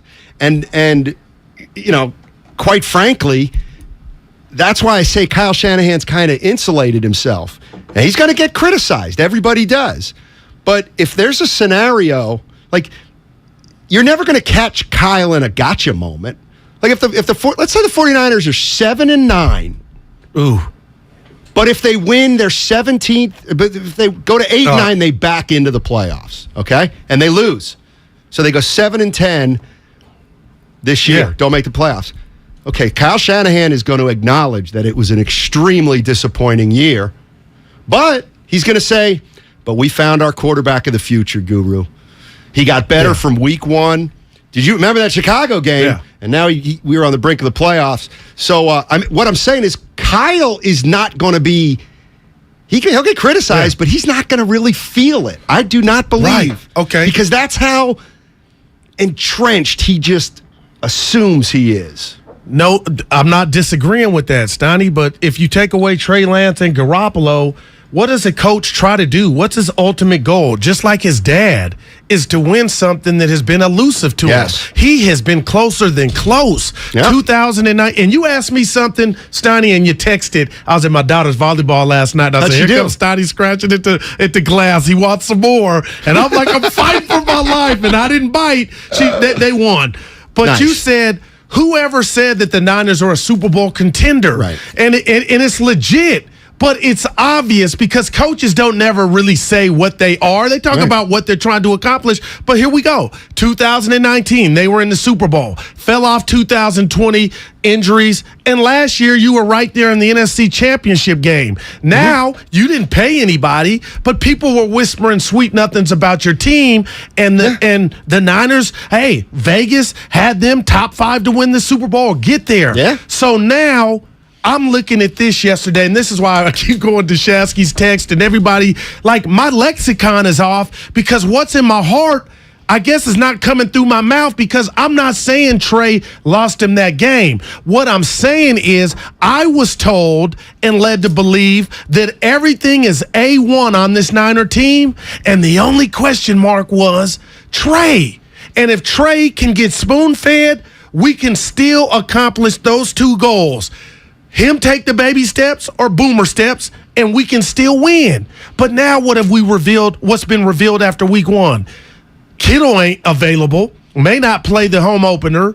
The O-line has issues, and now you're without your running back. So those are like explosive grenades that have gone off, and we're dealing with the fallout, which was already a loss to the Bears, and what's going to happen week 2.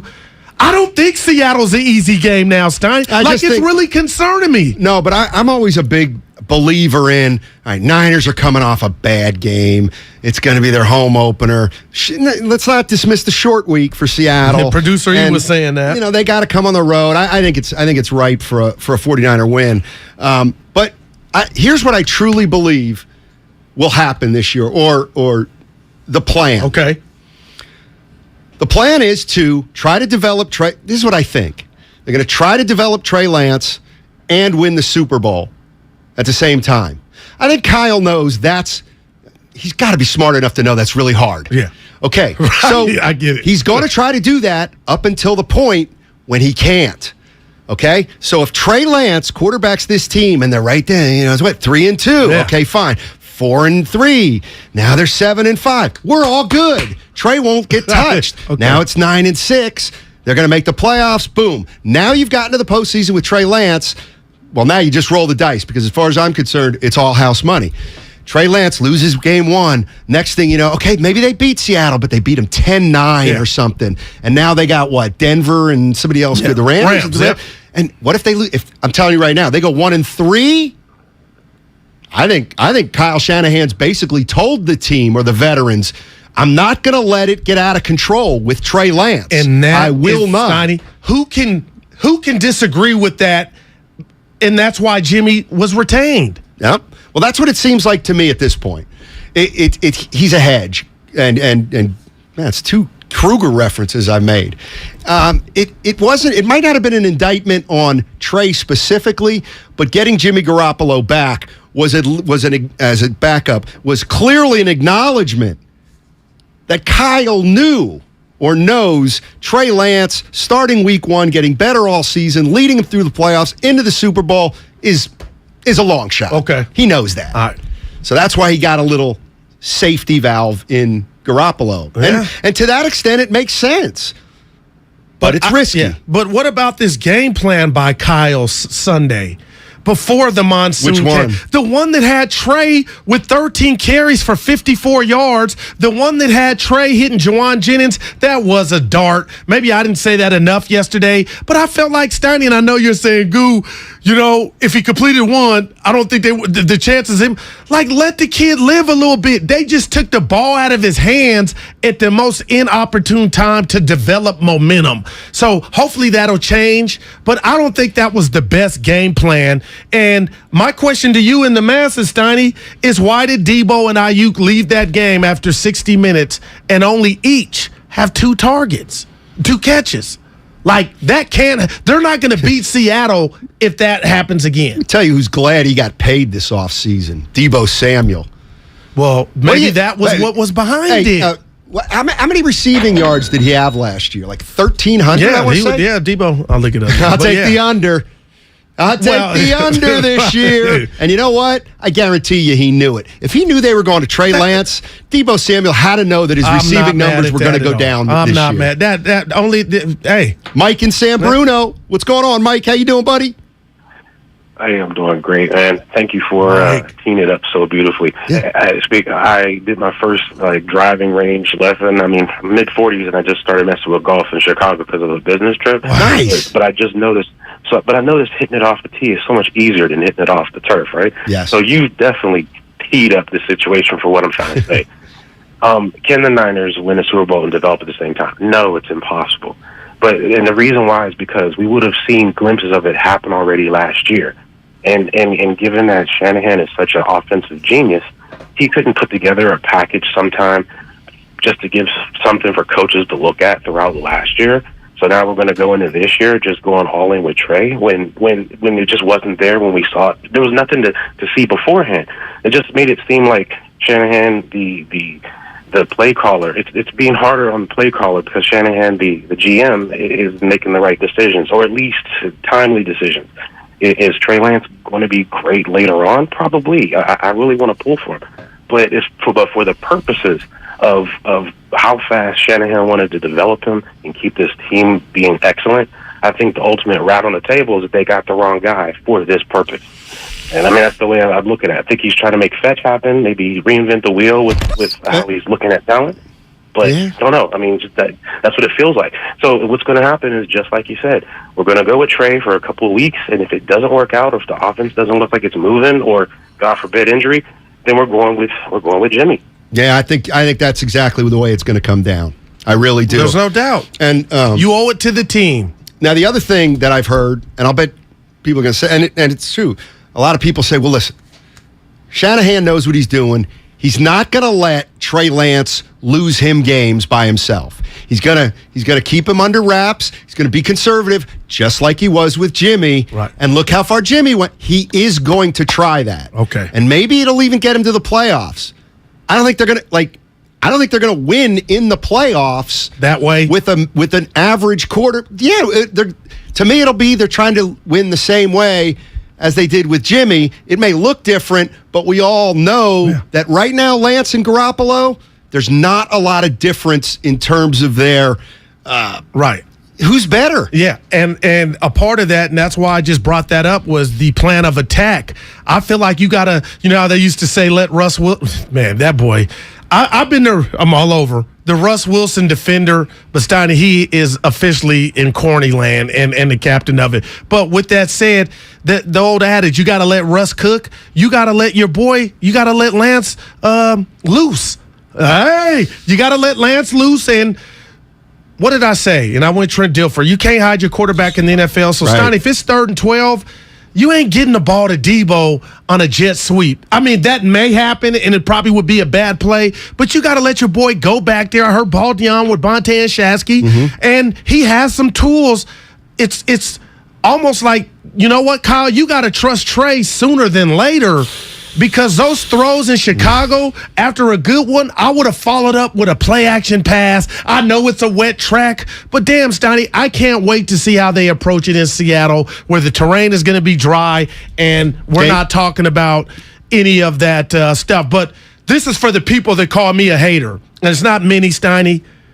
We got some sound. You can turn on any sport television. They are going in on Trey. I'm not there yet because it's not fair, but some have gone in on Trey and the inception of the draft pick, what he was and what you're asking him to do. Some people were turned off. And I'm not saying that affects my answer. I'm just telling you I saw average at best, and that's what Jimmy was on a good day. See, here's I want more. Here's the other thing that, while I agree, I completely disagree. All right. Everybody's saying, well, you should go with Garoppolo because we've got a championship window. Let me tell you something. If Trey Lance is any good, they're going to have a Super Bowl window next year. And the year after that, and the year after that, and the year after that. If Trey Lance is good. That's why I really feel like the people viewing this year as like do or die Super Bowl, it's not only unrealistic, I think it's unfair. And while it would be great and historical, the reality of the situation is this team wants Trey Lance to be really good for the next 8 or 10 years. Yeah. And you know what's fascinating now? Some smart 50% chance of rain for Sunday's game in Santa Clara. Now, there's no way. I don't know if that's true. It better not rain. But anyway, I'm not mad at that. I am not mad at that at all. But Steiny, there are these things and these people, sports gods. We talk about the San Antonio Spurs. We talk about the St. Louis Cardinals. At some point, you got to cash in the chips. So there is a Niner window. And I understand. So do you think the Niner window has reset now that you're starting Trey? What if he don't pan out? Now, that may sound like negativity to the masses, but there's a chance. What if he doesn't pan out? Like long term? Yeah. Then do we look at 2019 and last year as the closest Kyle's going to get to a Super Bowl? Maybe point they go back is there's to Jimmy no and guarantee. Right, but you could go back to go back to Jimmy and still not get back. No, you might though. See, that's a reality. But though. I think Kyle Shanahan believes. Notice I said I think. Yeah, I think he believes that he can get to that he can. Hey, John, I can get to the playoffs with Jimmy. Okay, I can get to the playoffs in my sleep with Jimmy. There's no doubt. Right. So he knows he's got that in the back of his pocket. So that's why, Trey, we're going to go with you as long as things are hanging in there. We're in the playoff hunt, or we're in a position of strength in terms of the playoffs. And then if there's a falter or somebody gets hurt, boom, we can go to Jimmy. And guess what? We still have Super Bowl aspirations. But it's hard to develop a quarterback who's young and be a contender to win it all. You got to trust him, Steiny. Trust who? Your quarterback. Whoever. I was going to say, I thought you meant Kyle. My question was why. And the 510 and I got to say this, 510, Goo, you actually said, and I did, yesterday that Garoppolo would have won that game. And I'm stepping to the podium right now, and I'm telling you, I believe that. That doesn't mean I'm out on Trey. Let me tell you why, Steiny, real quick. Early on when that game was 10-0, I thought Garoppolo could have had it 21-0. And that would have been enough. So when the Bears got their little points, it wouldn't have been a close game. Now, some could say that's shade at Trey, but I feel like Garoppolo, they would have had a bigger lead than 10-0 would have. I don't know. I mean, I'm not saying we can't play that game, but it's a tough game to play because everything changes with the game plan. Like, does Debo fumble like he fumbled? That hurt, man. Debo did fumble. So it's interesting. Yeah. It's just such a fascinating situation. What about this? Not to interrupt you. By the way, you got that off the Comcast. Yeah, there you go. Partner, listen. The Comcast business text line. Could you imagine a scenario? It's Tuesday. If somehow Seattle beat the Niners, and I'm talking to you, Willard, DeRoast, Damon Ratto, the Niners are 0-2, would that just be your regular run-of-the-mill 0-2, or would all hell break loose? Not. And some may say it's broken loose now with the loss to the Bears. Get this. Yeah. It's just thoughts. Like, we could be staring at, or we are staring at in the face. And I don't know how many people this represents, but the one thing that does kind of bother me is the 49er fan who won't acknowledge that what they're trying to do here is a big deal. Like that. That's just the one. I hate people thing, that put that's their the one hands thing over their ears. that bothers you. That just I like what they're trying to do here is really, really unusual. And so here's the other thing. So these people saying it's not a big deal. Nobody's you guys are making. No, we're not. Everybody is. And I'll tell you why. Everybody. So yesterday I go into KTVU. Okay. How about this? Live in studio? Oh, yeah. I didn't see your suit jacket. Yeah. So, thank you. So I go in to the studio, and there's a woman who works there, Jennifer.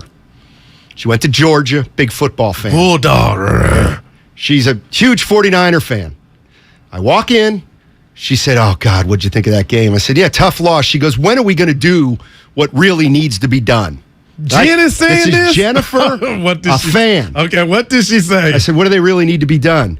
She said, Kyle Shanahan needs to be demoted to the offensive coordinator, and we need to get a real leader/coach in here as the head coach. Okay? That's not a radio talk show. Right. That's a fan. That's like a season ticket holder.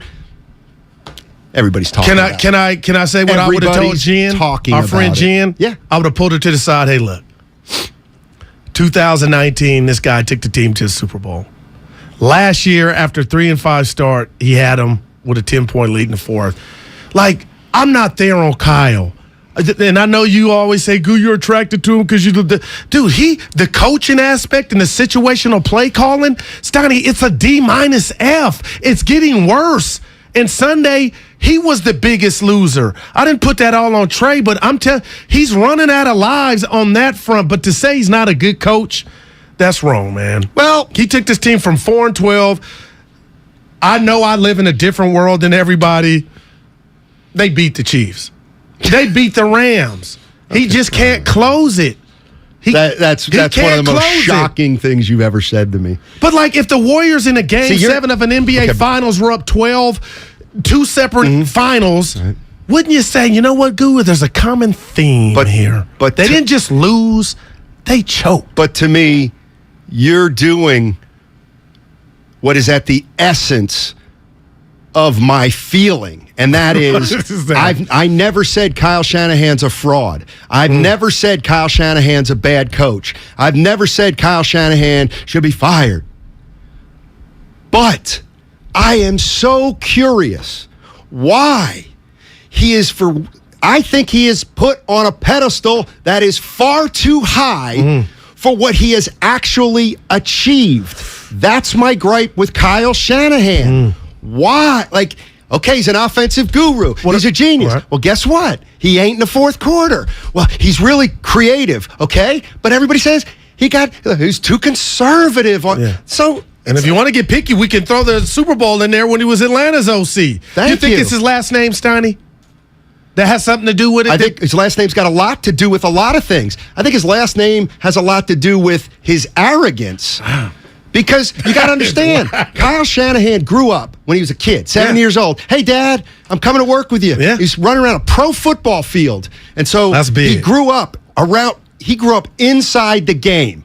So he had a built-in, I know what's going on, you don't. I'm on the inside, you don't. And so there's an arrogance he has toward media guys who just played to Texas. But he didn't play in the NFL. Yeah. He wasn't good enough. So he's got, to me, and this is just what my take on him. My take on him is he's got this Shanahan pedigree, and he considers himself this insider who belongs, but he hasn't paid his total bill yet to become the guy he thinks he is. He hasn't paid the bill yet. So are you saying he's 10 minutes to 20 minutes away? Like, of course. Had he punched the ticket, the team. That's what it's all about. That would have went away what you just said. Guru, do you remember how many times we fought over Andy Reid? Oh, my God. And I said Andy Reid's a great coach. I took the L. I had to take the L. Before he won a Super Bowl? No, before. I took the L. The people listening, Steiny, so had they won that chip against Kansas City, you would have said, you know what? Of course. Oh, my God. If you're a coach and you win one Super Bowl every 5 years, you're going to the Hall of Fame. 888-957-9570. Don't forget Ross Tucker at 1:30. All right, and as long as we're talking about Kyle Shanahan, might be another, there's another little thing that gets to me about him. He might very well be gutless. And I'll tell you why on the other side. It's all sponsored by Caltrans Stormwater. Steiny, you are one pathetic loser. Looking for a fulfilling career with opportunities for job growth? Is paid training, excellent medical and dental benefits, and a pension important to you? Then apply to become a VTA bus operator, providing VTA customers with a great transit experience. Visit VTA.org/point-A and apply. O'Reilly. Trust the professional parts people at O'Reilly Auto Parts to recommend the best products for your car. Like 5 quarts of Mobile One Full Synthetic, now just $33.95, plus earn double O Rewards points. Extend the life of your vehicle, improve performance, and protect your engine against sludge and wear with Mobile One Full Synthetic at O'Reilly Auto Parts and O'ReillyAuto.com. O'Reilly Auto Parts. If you owe back taxes to the IRS, have unfiled returns, or are worried about an audit, the IRS is hiring 87,000 new agents to address these very issues. That means if you need to get your tax problems resolved, now is the time to get started. I'm tax attorney Robert Goldstein, and my firm specializes in helping individuals and small businesses resolve their tax problems. We work to stop IRS and state seizures. We may be able to settle your tax debt for pennies on the dollar with an offer in compromise. We prepare your past due returns, even if you have no records, and represent you before the IRS and state in an audit. At the law offices of Robert Goldstein, the consultation is always free, and we have offices located throughout the Bay Area. To schedule your free consultation, call 1-888-TAX-EXIT. That's 888-TAXEXIT. 888-TAX-EXIT, and make us your last stop. The Golf Mart, home of the 90-day 100% satisfaction guarantee, serving Northern California golfers for over 30 years. If you don't know your numbers, you don't know your business. That's true when your business is growing fast, and even more true when there's a lot of uncertainty. Inflation is running rampant, supply chains are clogged, and the labor market is tight. What does that mean for margins? But not every business is in the dark. Over 31,000 businesses know their numbers because they use NetSuite by Oracle, the #1 cloud financial system. NetSuite gives you visibility and control of financials, planning, budgeting, and of course, inventory, so you can manage risk, get reliable forecasts, and improve margins. Everything you need, all in one place. In 2022, profit is the new growth. So NetSuite helps you identify rising costs, automate your manual business processes, and see where to save money. Know your numbers, know your business, and get to know how NetSuite can be the source of truth for your entire company. NetSuite is offering a one-of-a-kind flexible financing program. Head to netsuite.com/radar. netsuite.com/radar. Neuropathy pain? Call Dr. Robert Dees, DC, 925-393-0100. Finding great candidates to hire can be like, well, trying to find a needle in a haystack. But not with ZipRecruiter. Its powerful technology actively finds and invites qualified candidates to apply to your job. So while other companies might deliver a lot of hay, ZipRecruiter finds you the needle in the haystack. See why 4 out of 5 employers who post a job on ZipRecruiter get a quality candidate within the first day. Try ZipRecruiter for free at ZipRecruiter.com/free. That's ZipRecruiter.com/free. I'm Bob Burke, founder and chairman of Burke America Parts Group, a family of brands that includes RepairClinic.com, an appliance and HVAC parts solution company that's grown into an international brand. Before AmericanEagle.com, we partially launched a new technology platform developed by another firm. American Eagle helped take our technology to a whole new level with digital marketing, software development, and business insights into our key markets, appliances, HVAC, and outdoor power equipment, and did so both on time and on budget. AmericanEagle.com has the resources, experience, and talent needed to produce solutions. Our new technology platform, developed by AmericanEagle.com, has produced tremendous results with higher traffic, conversion, engagement, and online revenue. If you have any home repairs you need to take care of, check us out at RepairClinic.com.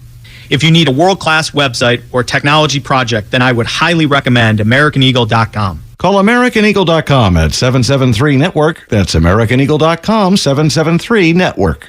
At Churches, we put it all on the table for less. Get 10-piece legs and thighs, 2 large size, 5 honey butter biscuits, and 5 jalapeno peppers starting at just $20. Churches Texas Chicken. Welcome to the great state of flavor. Offer valid at participating locations. The Doobie Brothers 50th Anniversary Tour is coming to Shoreline Amphitheater September 27th, and 95.7 The Game has your tickets. For your chance to win, head to our contest page at 957thegame.com. In this market, you'll find Fisher Investments is different than other money managers. Different how? Aren't we all just looking for the hottest stocks? Nope. We use diversified strategies to position our clients' portfolios for their long-term goals. You don't just provide cookie-cutter portfolios? No, we tailor our clients' portfolios to their goals and needs. But you still sell investments that generate high commissions for you, right? No, we don't sell commission-based products. We're a fiduciary, the highest standard of care for a financial advisor. It means we're obligated to act in our client's best interest. So when do you make more money? Only when your clients make more money? Yep, we have one transparent management fee structured, so we do better when our clients do better. Sounds like you really look out for your clients. We do, because our priority is helping them achieve a comfortable retirement. That might be why most of our clients come from other money managers. Visit FisherInvestments.com to find out why investors like you switch to us. Fisher Investments. Clearly, different money management. Investments in securities involve the risk of loss. You're listening to 95.7 The Game, KGMC FM and HD1 San Francisco. Always live on the free Odyssey app.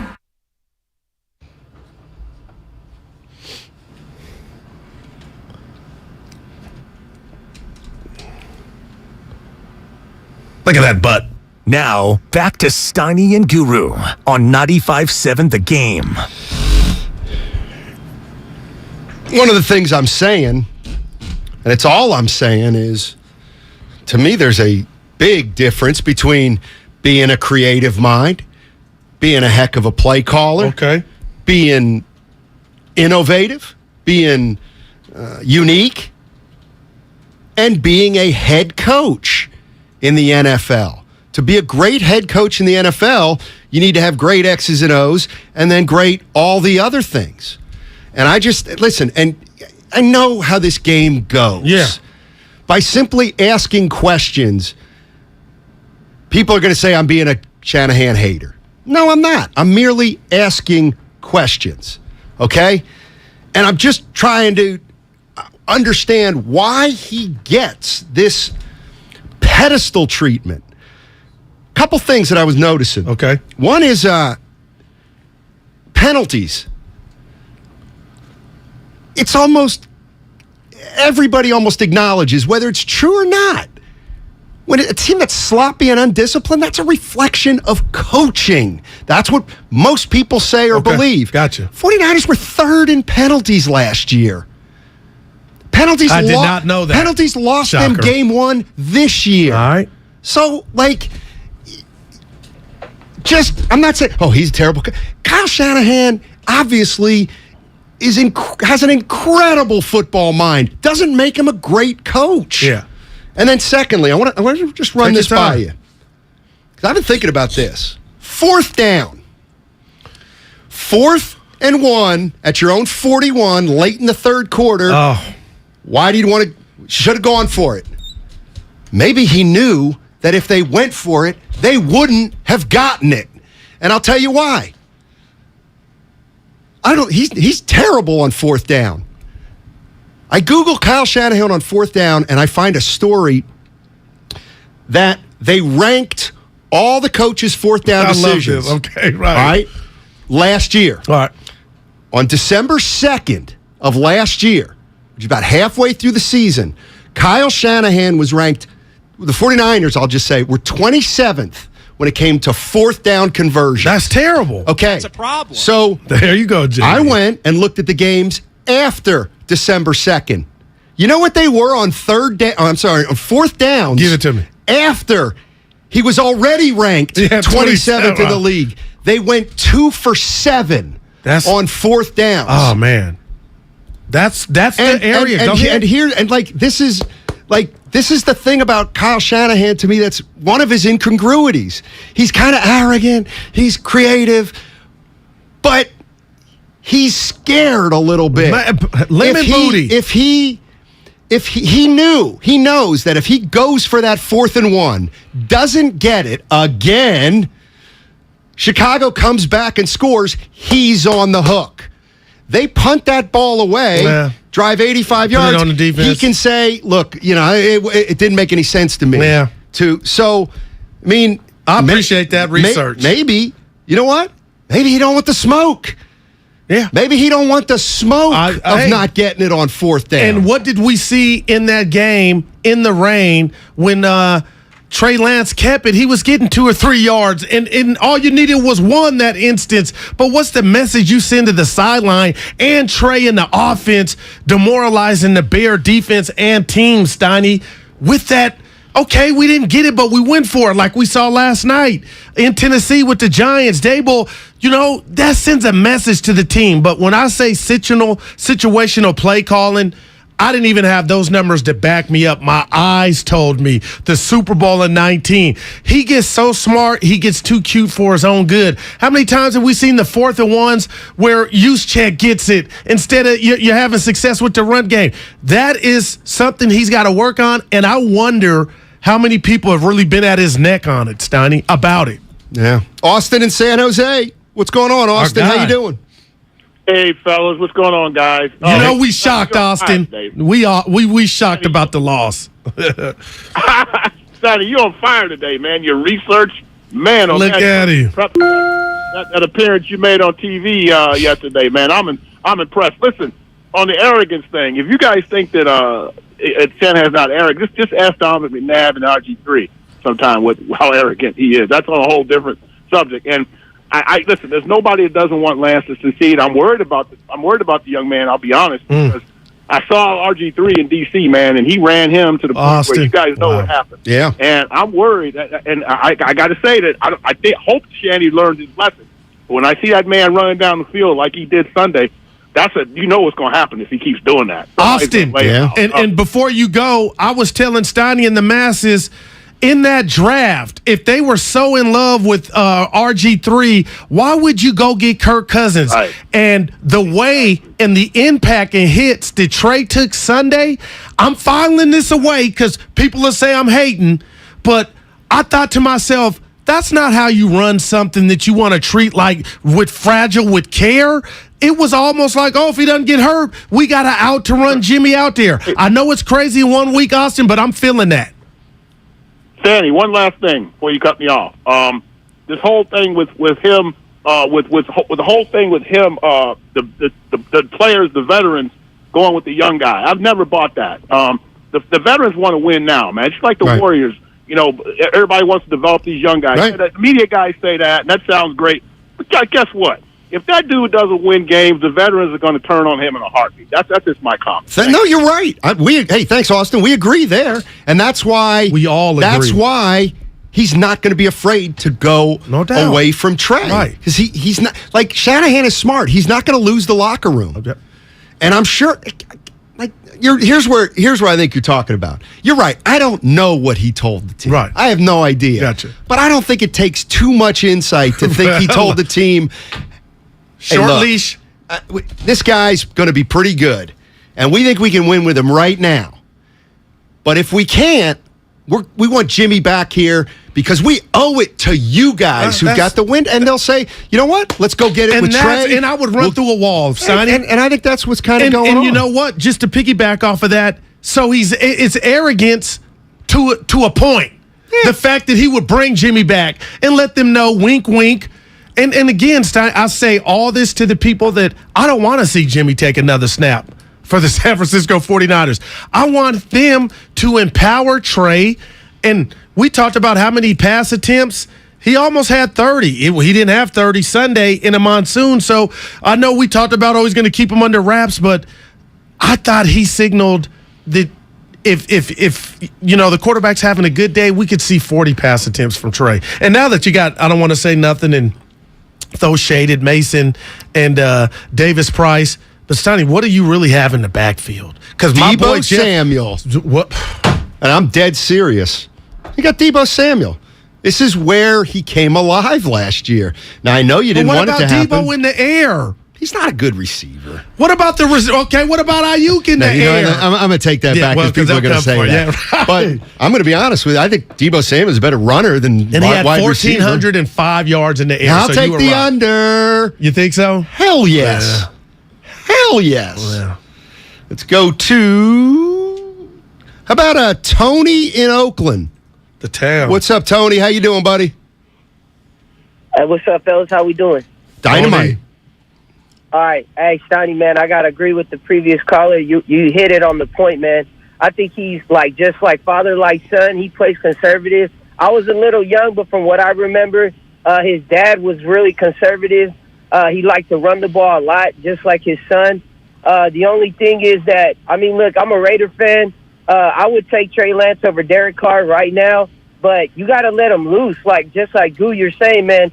There's too much statistics, analytics in sports right now that we forget about feeling. When they get to that first possession in the goal line, man, you got to give Trey Lance a shot to throw one in the corner. You got a bootleg. I think, in my opinion, in football, play action is king.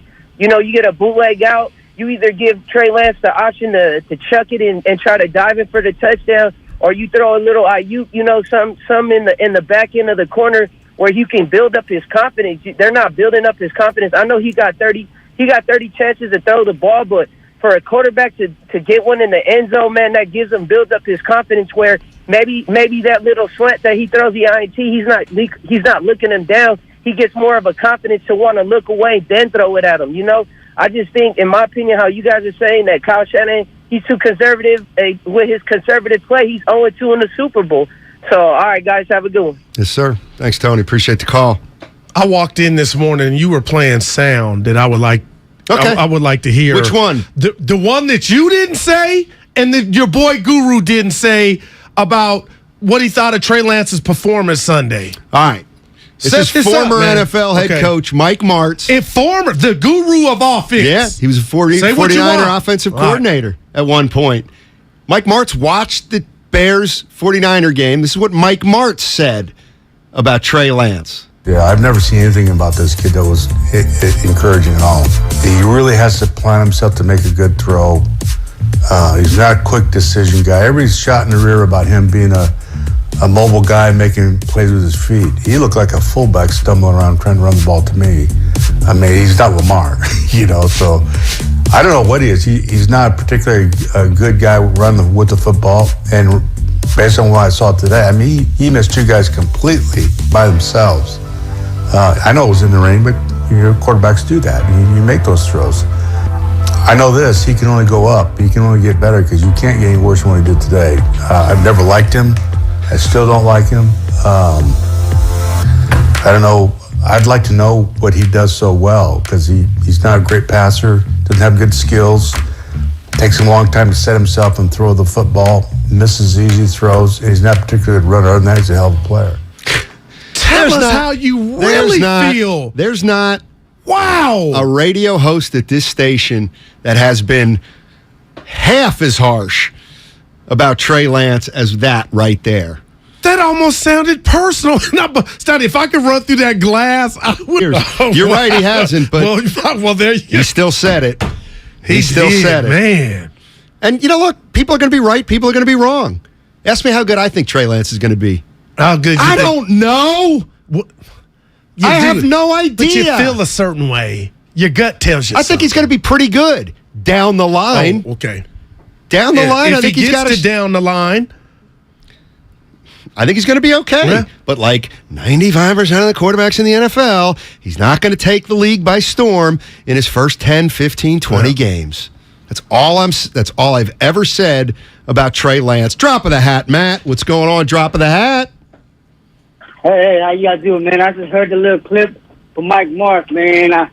Like I said all the time, you don't see nothing out of Trey Lance that you can say, was he a third round overall pick? This is what I think, right? And you was spot on earlier about why Debo was so anxious about getting that money, because people in that locker room, they know what Trey Lance is about. Debo know if I don't give up money this year, I'm not going to get it next year.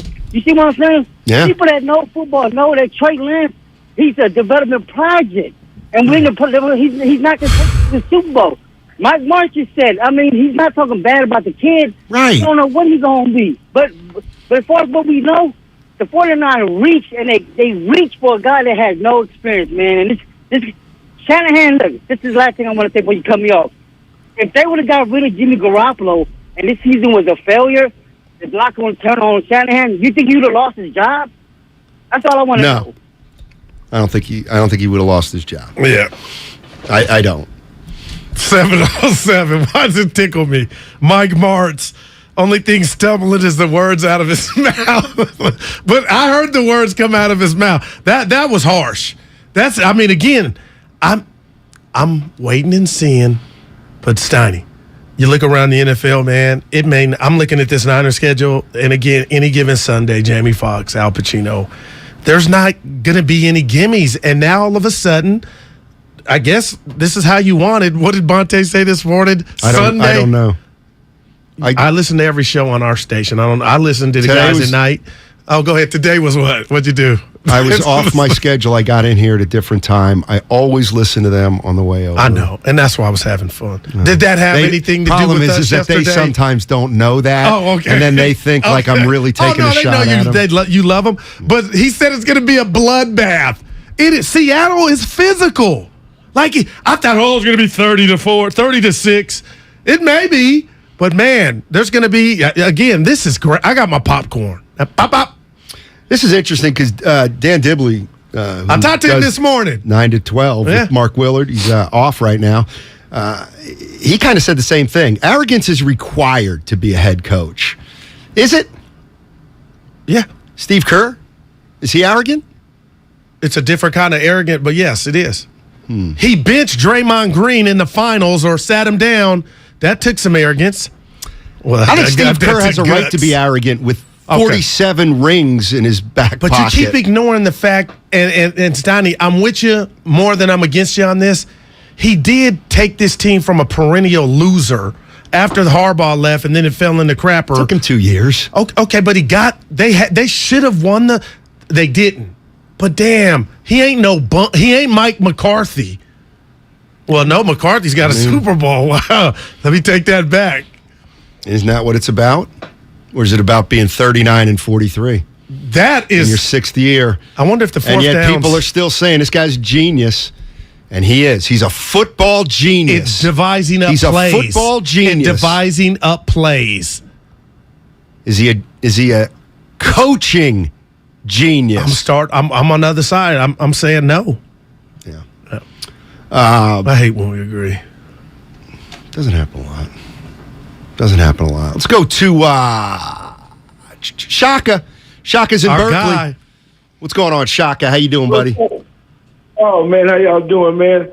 I was like, I watched Sunday, man, and it was like, I really don't see, like the guy said, that Mike Martz said, that he was pretty vanilla, man. I don't really see nothing that he does good, but along with the coach's play calling, who last week, me and you talking, and they said he was a genius, and I just don't see it. Those quarterback sneaks up the middle, like Pop Warner, that's just like I got a kid in Pop Warner, played for the Steelers, so that's kind of plays you see there. Who devised that? But I'm not going to go there.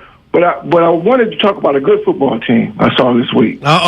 Minnesota? Hey, they came out. They whooped that boy bad. Hey, and they put him on the ground laid up they got to him, man. That was a good game. I think we're going to do pretty well this year. Congrats on that. Appreciate it, our own Michael Irvin, David Ratto, he said Cousins was going to be league MVP. I thought he was just making that up, but your boy can throw the pigskin, just can he win? Who's that? Your boy Cousins. I don't know. We'll see. Well, you ain't fired up on him as much anymore. Well, you took I don't want to say you took the L, but I took no L. You said he'd never win a playoff game. And he did. Beat New Orleans. He dropped it. Who did he hit? Thielen. Should have won the next week, too. Justin Jefferson. Diggs. Thielen on my fantasy who I had on the bench. I love halftime, Jay. Yes, Steiny, Steve Kerr is very sneaky arrogant. No, he is. But sneaky arrogant is... Okay. lower than outwardly arrogant. And who has the right to be arrogant? Steve Kerr or Kyle Shanahan? Chris Sims. Best friend. Yeah. He's Kyle Shanahan's best friend. Go ahead, now you set it up. He's Kyle Shanahan's best friend. What's he getting at right here? To do justice to your organization, your fan base, and more importantly to your football team, the guys in the locker room, you got to play the best players. And I think there's guys, I've heard through the grapevine, there's guys in that locker room that go, Jimmy G's the best player. I mean, I know. He's proven it. How would you say differently right now? I know, and I don't want to call people out here, but I've heard from people that I know around the NFL to go, yeah, there's some prominent people in the 49ers locker room that go, Jimmy Garoppolo's better. That's Kyle Shanahan's best friend. They got matching tattoos. I don't like that. Hey, what are you doing? Let's go get matching tattoos. What's his rub here? What angle? Well, he's stating the obvious, and you know what? Just being part of the media style, I would never say I was talking to somebody. Why? You got to start letting us know. That's a reporter's job. But called being a source doesn't make it any less possible. But it's like the Silver story and the Albert Breer walk back. Starting to look right, aren't they? No, that's obvious. We know Jimmy's got more experience than Trey. He started one game this season. So is that really... Maybe he's talking about an O lineman. A Niner player. But that's not an indictment on Trey and his youth. Trey has to give me as many games. I think if Sims is this close to... That was wild. If he's this close to Shanahan, I think what he's setting up is he's setting up for when...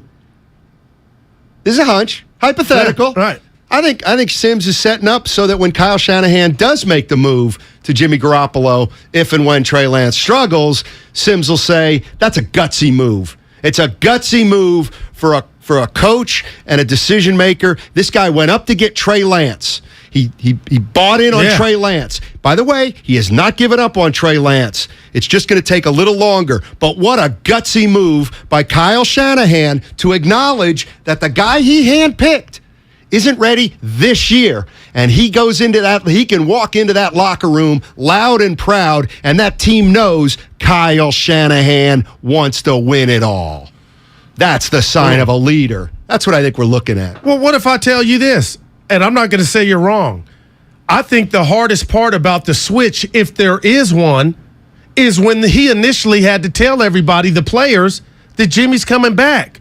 Now that happened, it's just a matter of, hey, we're number 10 is going to be quarterback one, QB1. Like, there is no more guts involved. Now it's just about what he believes. But you got to give this kid, and I know we talked about it early, Steiny, or last week you were gone. JD said 7 games. That was his number. I said 12. Peter King insinuated on Damon and Ratto it might be 2. Well, I think you got to there's noise, and it ain't coming from us. I think you got to put it in the context of what's it look like. JD's. After 7 games, he's not going to he won't let Trey Lance go 0-7. You know what I mean? So it depends. I think like I said, if Seattle if they beat Seattle 10-9. Okay, it's still going to be a lot of consternation. Yeah, okay, but they're 1-1, 1-1. I mean, you got Denver Monday night. So then, what if you lose the next 2 games and you only score 2 touchdowns? You only score 3 touchdowns in 2 games. You're 1-3. I got you. Now you're 1-3. It's what it looks like. JD's. Are there overthrows? Did you have a chance in the red zone to score? He plays. But what if he plays okay and it's the defense's fault? And I'll say this. It's bad luck, I feel like, for the young kid, Trey Lance, on this front.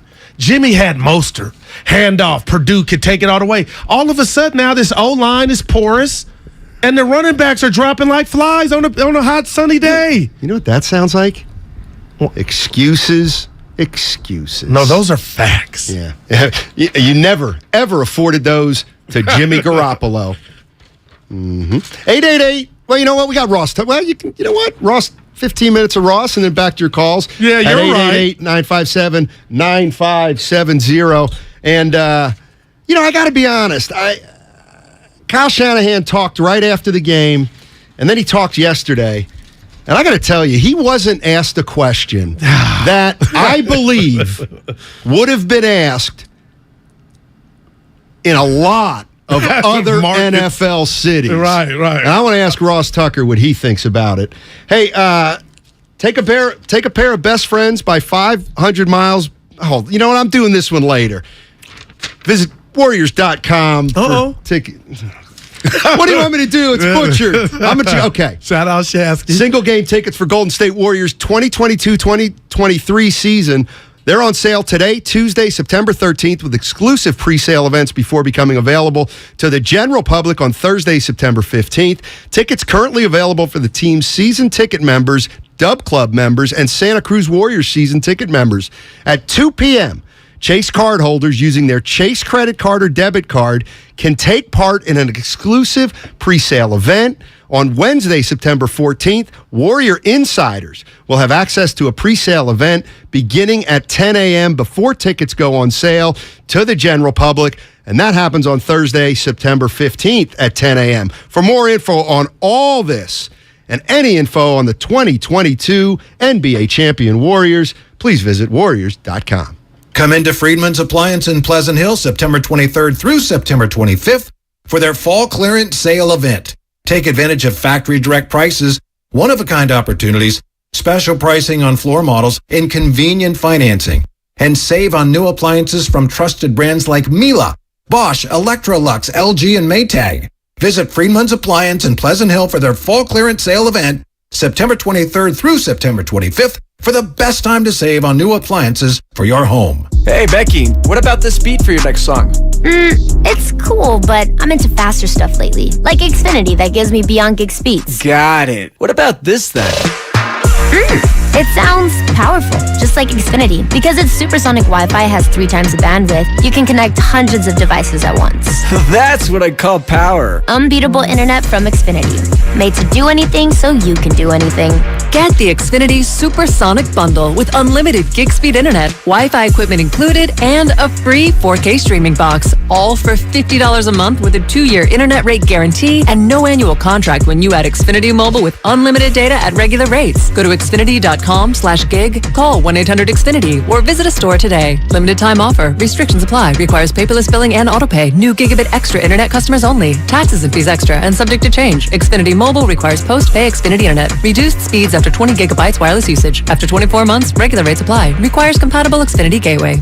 At Left Coast Buyers, we buy properties all over California. If you own a house or an apartment building and want to sell it fast at a great price, call us at 925-434-5000. We can pay cash and close in as little as 7 days. We buy properties in any condition, any price range. Do you own a property that is run down and needs thousands of dollars in repairs? Are you out of time, money, and energy? Are you looking for an easy way to get top dollar for your property and sell on your terms and timeline? Well, call Left Coast Buyers now at 925-434-5000. We buy divorce houses, inherited houses. We even buy vacant houses and abandoned houses. Do you have a tenant who hasn't paid? Are you behind on property taxes, mortgage payments, or even facing a foreclosure? Even if you're just nervous about capital gains or an upcoming recession, we've seen it all. So if you or someone you know owns a property and needs to sell, call Left Coast Buyers at 925-434-5000. That's 925-434-5000. At BMW of Fairfield, our guests work with one client advisor through the entire transaction. No handoffs to multiple car salesmen. No waiting for a finance manager to take you to a back room. Client advisors at BMW of Fairfield are thoroughly trained in every aspect of the process, so they can lead you efficiently and effectively through the purchase from start to finish. There is a better way. Experience it for yourself at BMW of Fairfield.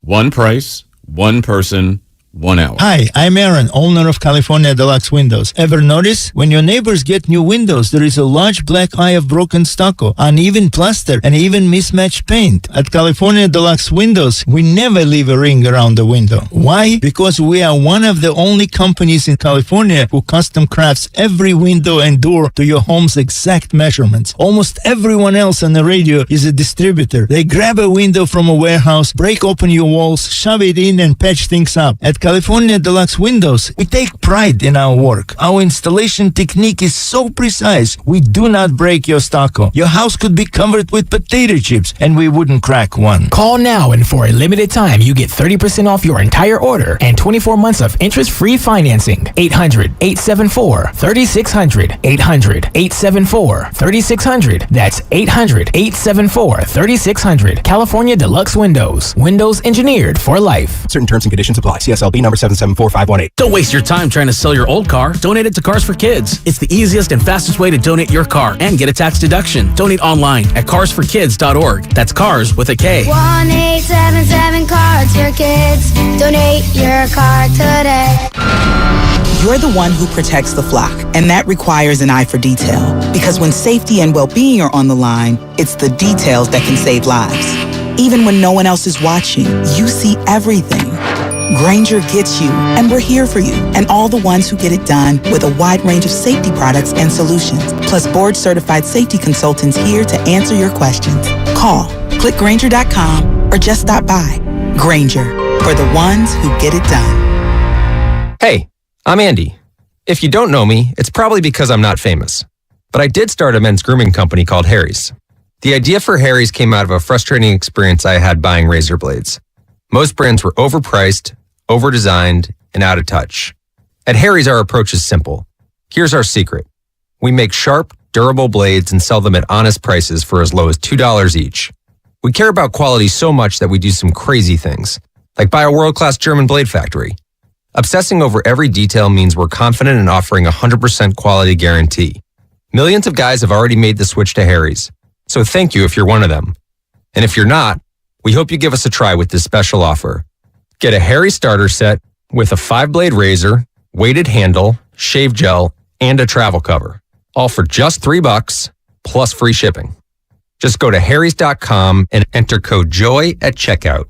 That's harrys.com, code JOY. Enjoy. The Dave Matthews Band is coming to Shoreline on September 17th.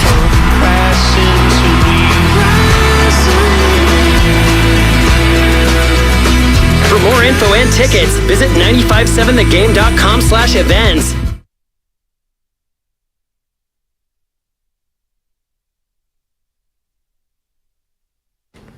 I'm with you, Guru. Now, back to Steiny and Guru on 95.7 The Game. All right, on the line, Odyssey NFL insider Ross Tucker. Insider Calls presented by BetQL. Download the free BetQL app right now and get instant access to the industry's most advanced suite of sports betting tools right at your fingertips. What's going on, Ross? How you doing, man? Steiny, Guru, I am doing fantastic. I am glad you're back this week, Steiny, and you showed up for game week. Yes, wow. Absolutely. I don't need a preseason. Call me. No, Guru, you don't even know. Our high schools play against each other Friday night. Uh-oh. And maybe we should watch it together. We can, we could be on video or FaceTime. Do like a Manning cast. And make a wager. For my squad. Make a wager, Ross. Hey, these are two powerhouses, and I'm not kidding. Seriously? Man. Yeah. We'll talk about. Hey, Ross, I might ask you to do a little favor at the end of the interview for me, if you wouldn't mind. But here's where we're going to start, man. And I just want to throw this at you. It's a little different. You know, I think a lot of people feel like what the 49ers are attempting here with their quarterback situation is highly unusual, really unique. And the fact that they're essentially trying to win a Super Bowl and develop a young quarterback at the same time, it's really unique and it's really hard. After Sunday's game, in how many NFL cities, given the unique nature of the 49ers quarterback situation, would this question have been asked? Kyle, did you at any point during Sunday's game consider putting Jimmy Garoppolo in the game?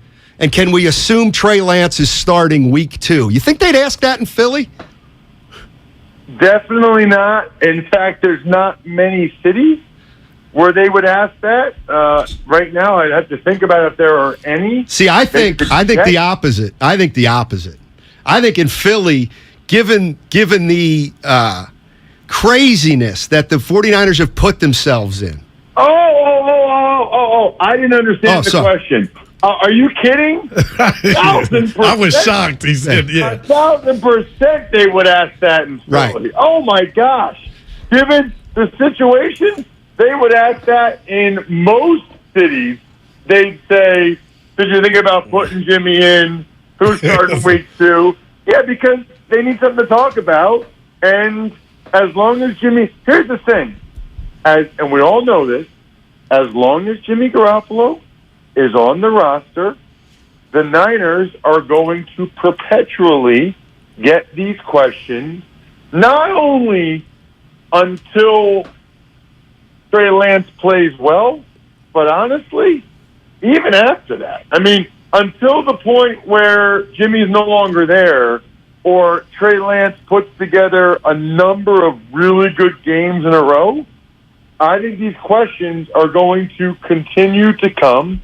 It's the nature of the media that we're in, and I think probably deservingly so.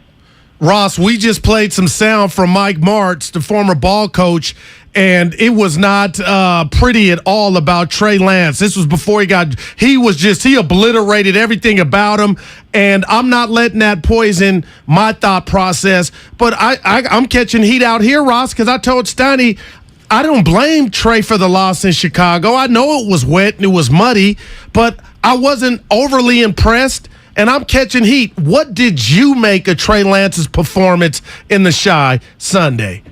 Yeah, you know what? Honestly, that field was a disgrace. The conditions were a disgrace. That was like a monsoon.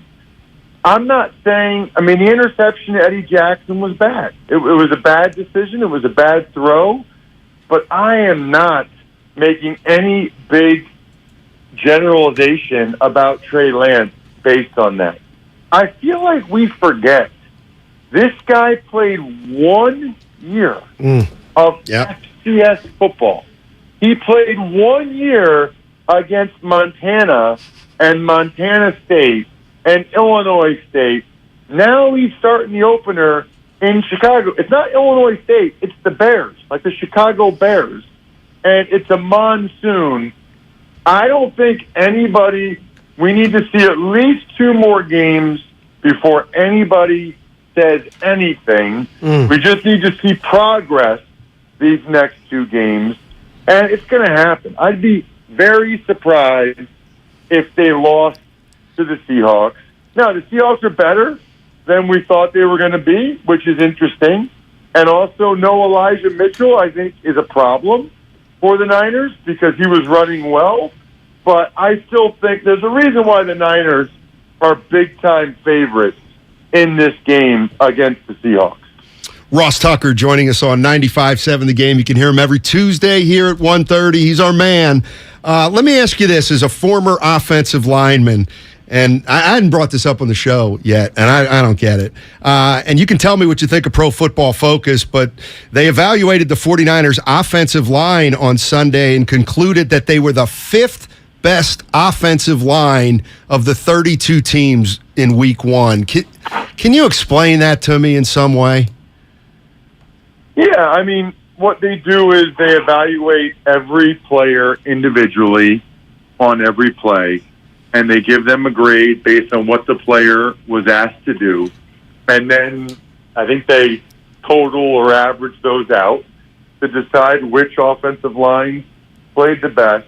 I got to tell you guys, I don't know how many other games you watched, but there was some bad ball going on around football. I mean, even the Eagles, who I think probably have the best O-line in the NFL, there were guys coming free. I mean, they had blitzers that were unblocked. It wasn't real good, guys. I mean, so I think the Niners, I'm okay with that ranking. You thought that that's way too high? Well, no. I don't know. What the hell do I know about the offensive line? But a team scored only 10 points. You know, they didn't run the ball great. Lance was under a little bit of duress. I don't know. I mean, they ran it pretty well. And, who was going to do more than that in that weather? Look, I know we're on the air. We're talking Niners football. We have to. It's the one game. It's the only game we have to talk about. But there's a reason why every pro bettor I know because we talk about this on the Even Money podcast. They immediately hit the under on like everything when they saw the weather. I mean, that game, first of all, I would say this. If you look at NFL last couple of years, first of all, week one is a unique entity unto itself, really, to begin with. You know, look at like the Packers getting blown out by the Saints last year in Jacksonville, which was just weird. There's not a lot of correlation between week one and what happens after that, because week one is a totally unique animal because you don't know how the teams are going to come out that first game. You don't know how they're going to use certain new players. Then you combine that with the weather, which was about as bad a conditions you can play in, and it just makes for a pretty obvious to me. I'm not giving anybody a pass. I'm just saying I'm not going to really sit here and make strong judgments based on that. I'm not mad at you, Ross. I speaking about other things happening around the league, I told Steiny when you got Aikman and Buck in the booth for Monday Night Football, even the last year's crew with Greasy and the gang, I thought it was disrespectful. You got the Manning cast, but I fell in love with it last night, Ross. But did anybody have ever a worse coaching debut than Nathaniel Hackett? What was he doing last night? Now, I feel like in Pop Warner, they would, like, what was that? You paid all that money for Russell Wilson, and you can't get it together and trust him? But on top of that, it was embarrassing. Tell me I'm wrong. No, I mean, it's about as bad as I've seen because it's twofold, right? It's number one, why would you let the clock go down if you're then going to kick the field goal? I mean, call the timeout, kick the field goal. If you miss it, because there's a much higher likelihood that you'll miss it than there is that you'll make it. If you miss it, then you still have time to maybe get a stop and get the ball back. Then, so let's do the logic here, right? We talked about this on today's Even Money podcast. What is the chances of McManus making a 64-yard field goal? Maybe 10%. Man. Maybe we'll give him the benefit of the doubt and say he's really good and say 10%. Okay, we'll say 10%. Sure. Well, what do you think the odds are of Russell Wilson converting a 4th and 5? Hello? Probably around like 50%, maybe a little less. And then if you convert that 4th and 5, what are the odds that McManus makes a much closer field goal? I don't know, probably around 50%, maybe a little better than 50. So 50% times 50% is 25%, which is way better than the chance of McManus making that field goal, which is 10% at best. Just a horrible, horrible miscalculation by Hackett. And, it really matters. It really does matter because it's our only information on him. And first impressions are big. First impressions really do matter in life. And unfortunately now, for him, that's the first impression that everybody has of Nathaniel Hackett. Ross Tucker joining us, and I don't know if you caught that, but two just sensational little pieces of news there. One, of course, bragging that 50% times 50% is 25%. That's not an easy one. That's that Princeton. That's that Princeton education for sure. And so I got a buddy whose dad went to West Point, and he sought me out this summer. His name's Ed Lawrence, and he goes, "Hey, I got to tell you, I love Ross Tucker. Can you tell Ross Tucker that I love Ross Tucker on the Army games, and I love hearing him on your show?" Anyway, his name is Ed Lawrence, and he thinks you do an incredible job on Army football. I just wanted to pass that along. Well, hey, Ed, my question for you, Ed, is did you go to Princeton, the number 1 ranked school in the country? Because you're clearly a genius with impeccable taste who just gets it. No, he went to West Point. About that? He went to West Point. By the way, Steiny, for telling me that. it's like the thing where people come up to me somewhere and they're like, "Hey, Ross, I hate to bother you, but I'm a big fan. I really like listening to your stuff." I'm always like, "Bro, you're not bothering me. I am very open to people coming up to me and telling me how great I am. That is not a bother. If that's a bother, what am I even doing? Please, anybody, social media, in person, to Steiny at the beach or wherever Ed Lawrence did it. Tell anybody you know or tell me how great I am. I'm very open to that." Hey, Ross, since speaking about doing a good job on play-by-play, I'm watching Tampa Bay. I got my dinner Dallas, first Sunday night game of the year. I love Collinsworth. I love him.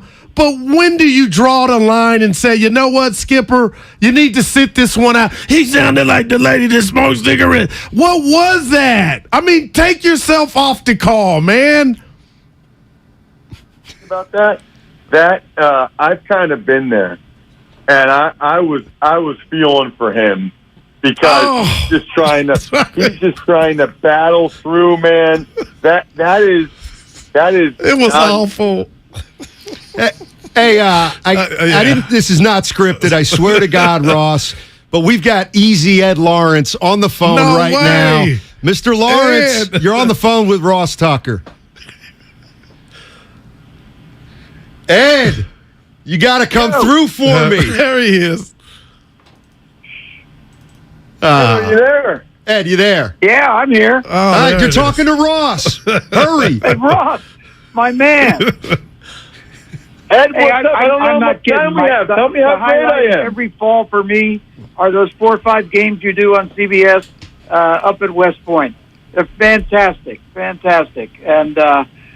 whatever you do to get yourself up from Wyomissing up to West Point, it's really appreciated by particularly grads like me. I just a few observations. I mean, of all the announcers, and I watch everybody. Nobody gets more excited about offensive linemen. I'll give you a good example. The last game, I guess it was last week. So you see a trap block, and all of a sudden, it was about a 30-second soliloquy there about what a trap block is and things like that. And the other thing is, you're always telling the audience about Army football, you know, that if they get within 2 yards on 4th down, they're going to go for it. And so I don't know if it was last year or the year before, but Army did the usual. They got 3, and it's 4th and 1. The problem was they were on their own 15, and all of a sudden you realized that Jeff Monken was going to go for it. And you got very excited. There's only one guy in American football that would ever do this, and there he is. And CBS put a picture of the coach cheering on the team, and they got it. Mainly because of your favorite fullback. All right. We can't get too deep into Army football, Ed. But Hey, Ed. Thank Ed, you. I appreciate it so much, man. Honestly, my mom was an Army brat. My grandpa was a career captain. I never served, but it is an honor to call those games. It's kind of my little way of showing my appreciation. Thank you for your service, and thank you for your kind words. And anybody listening that ever served, thank you guys so much from my family to yours. I really appreciate it. All right. There Ross, you're the best, man. We'll talk to you next week. Ed, Ed, thanks for calling in. Eddie. Can I be honest? What? I just hope the boss wasn't listening. No, like the last 2 minutes. Ed, you're there, no, Ross. But it happened, though. You're a hell of a friend. I just look. You know what I mean. You know what? 888-957-9570. You would have gone ballistic and I had 49er Frankie on. We're heavy into Niners. You all know that. Last two days have been all Niners, 24/7. I'll be honest with you. You're a listener. We got a lot of them out there. Yeah. Great listeners. Were you like... Get Ed off. Can somebody get the cane for Ed Lawrence? Right. Or were you like, you know what? This is pretty cool. Yeah. I like this. And, or did Steiny let it go on too long? No, it wasn't your fault. The thought was good, but there was some you want to get away moments. I had Well, the beginning was struggle. That always that's is. all. Oh, other than that, we were rolling. All right. Yeah. Engineer, did they talk to say, but dude, you're a hell of a guy. Let's go to Vince in the city. Get moving again. Hey, Vince, what's going on? Hey, what's up, guys? Just wanted to talk about how you guys were talking about Kyle Shanahan. And, I get into debates all the time with my boys about how he's a terrible coach and he's a choke artist with play calling and everything. He got the Niners to the Super Bowl and possibly could have got us to the second Super Bowl, but Jimmy G just didn't make the throws. He missed Emmanuel Sanders. He missed George Kittle on the opening drive against the Rams. It kills me still, but whatever. I think he's a good coach. I think he makes the right calls.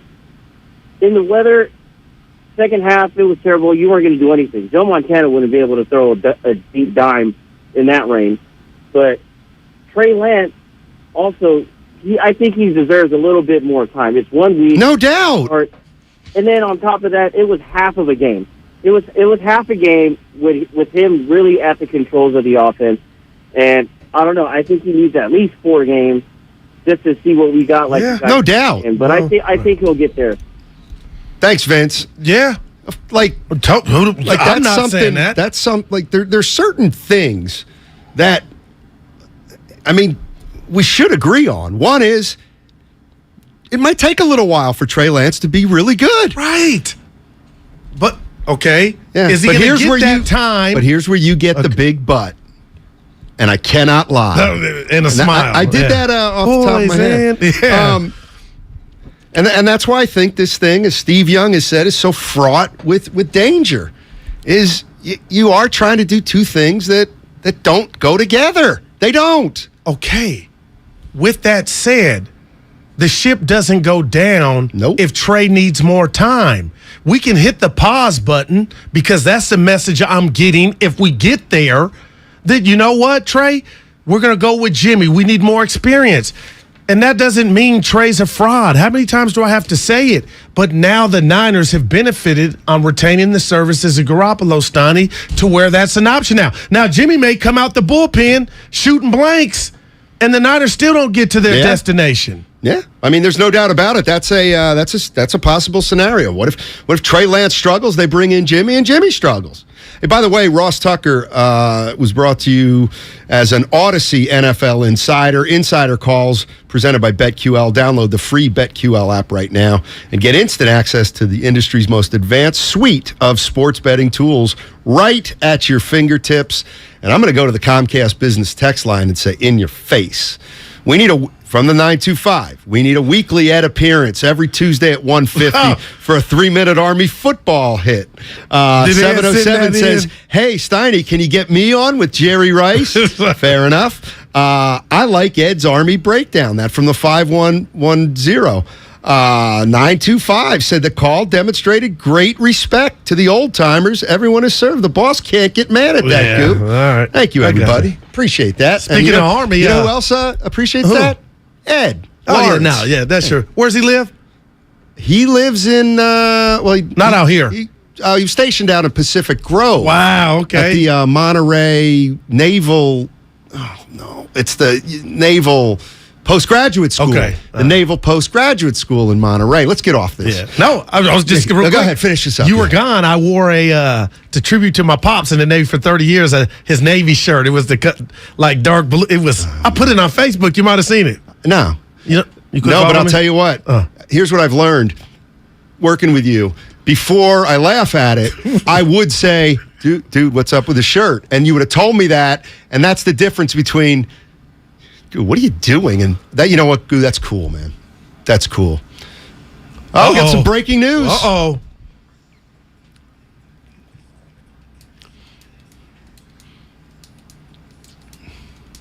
Every day this baseball season. Listen on Odyssey or wherever you get your podcasts. All right, a couple pieces of breaking news, or actually one piece. The 49ers are signing former Texans running back Marlon Mack.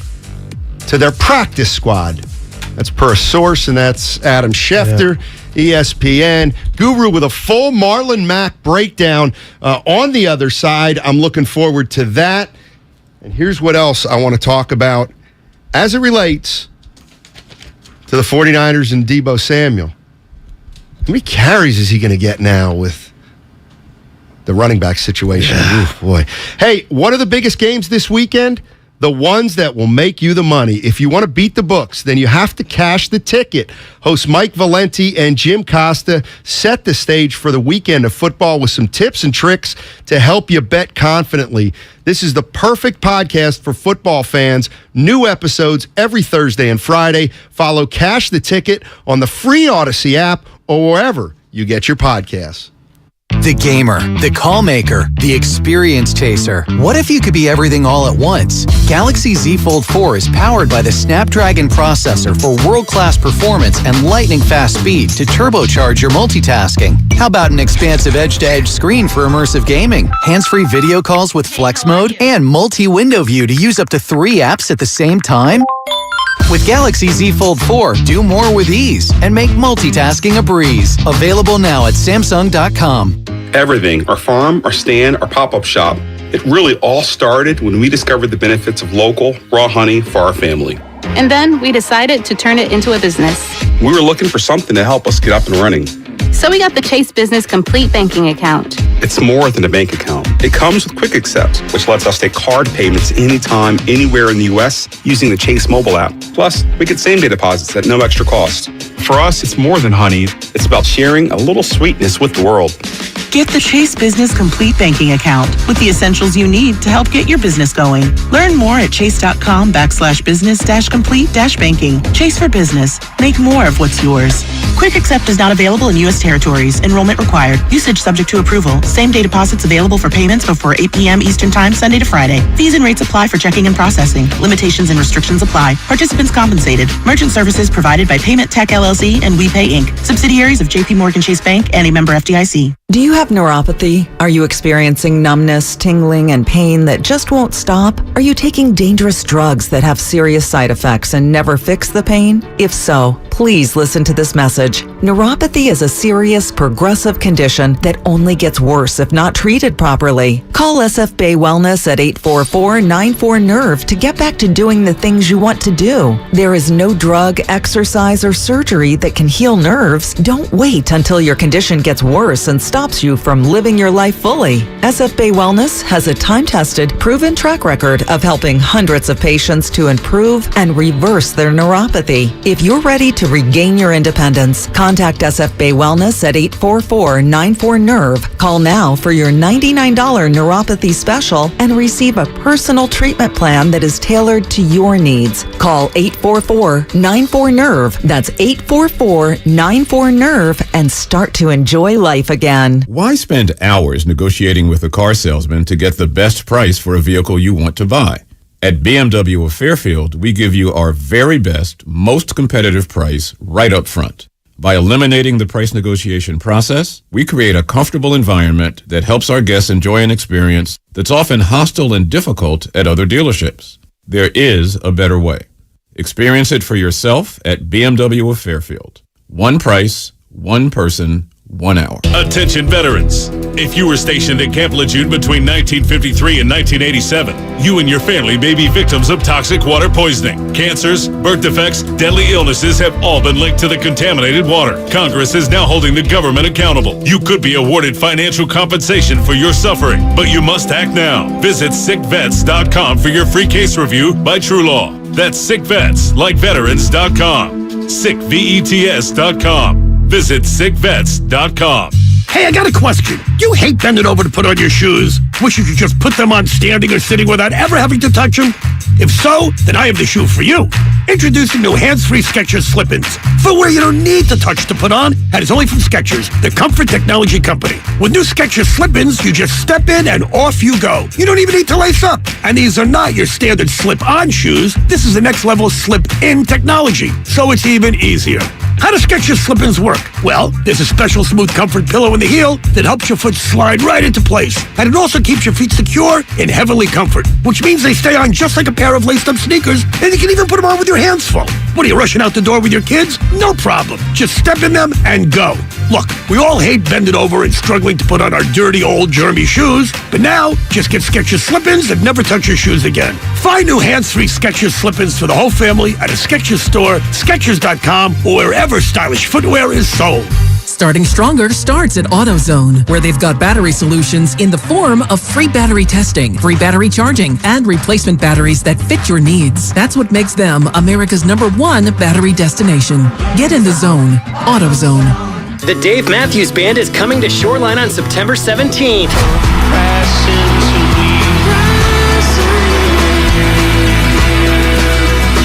For more info and tickets, visit 957thegame.com/events.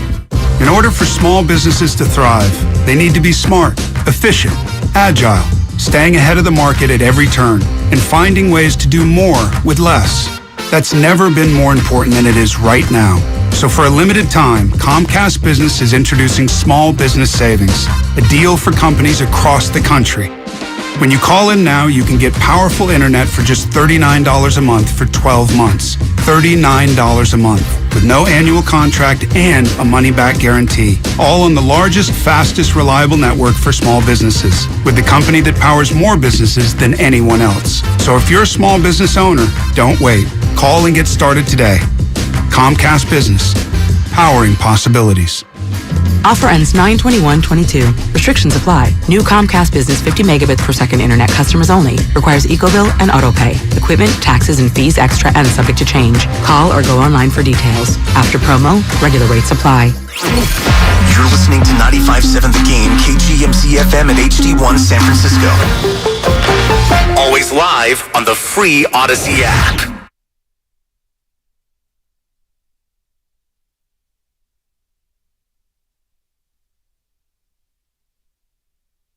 And it's making me sick. Now, back to Steiny and Guru on 95.7 The Game. All right, in case you're just joining us, some 49ers news right out of the gate. They put Elijah Mitchell on injured reserve. That means he's got to miss at least 4 games. At least 4 games. The original diagnosis was that he would be out 6 to 8 weeks. So he's definitely going to miss 4. And they have signed former Texans running. Oh, I'm sorry.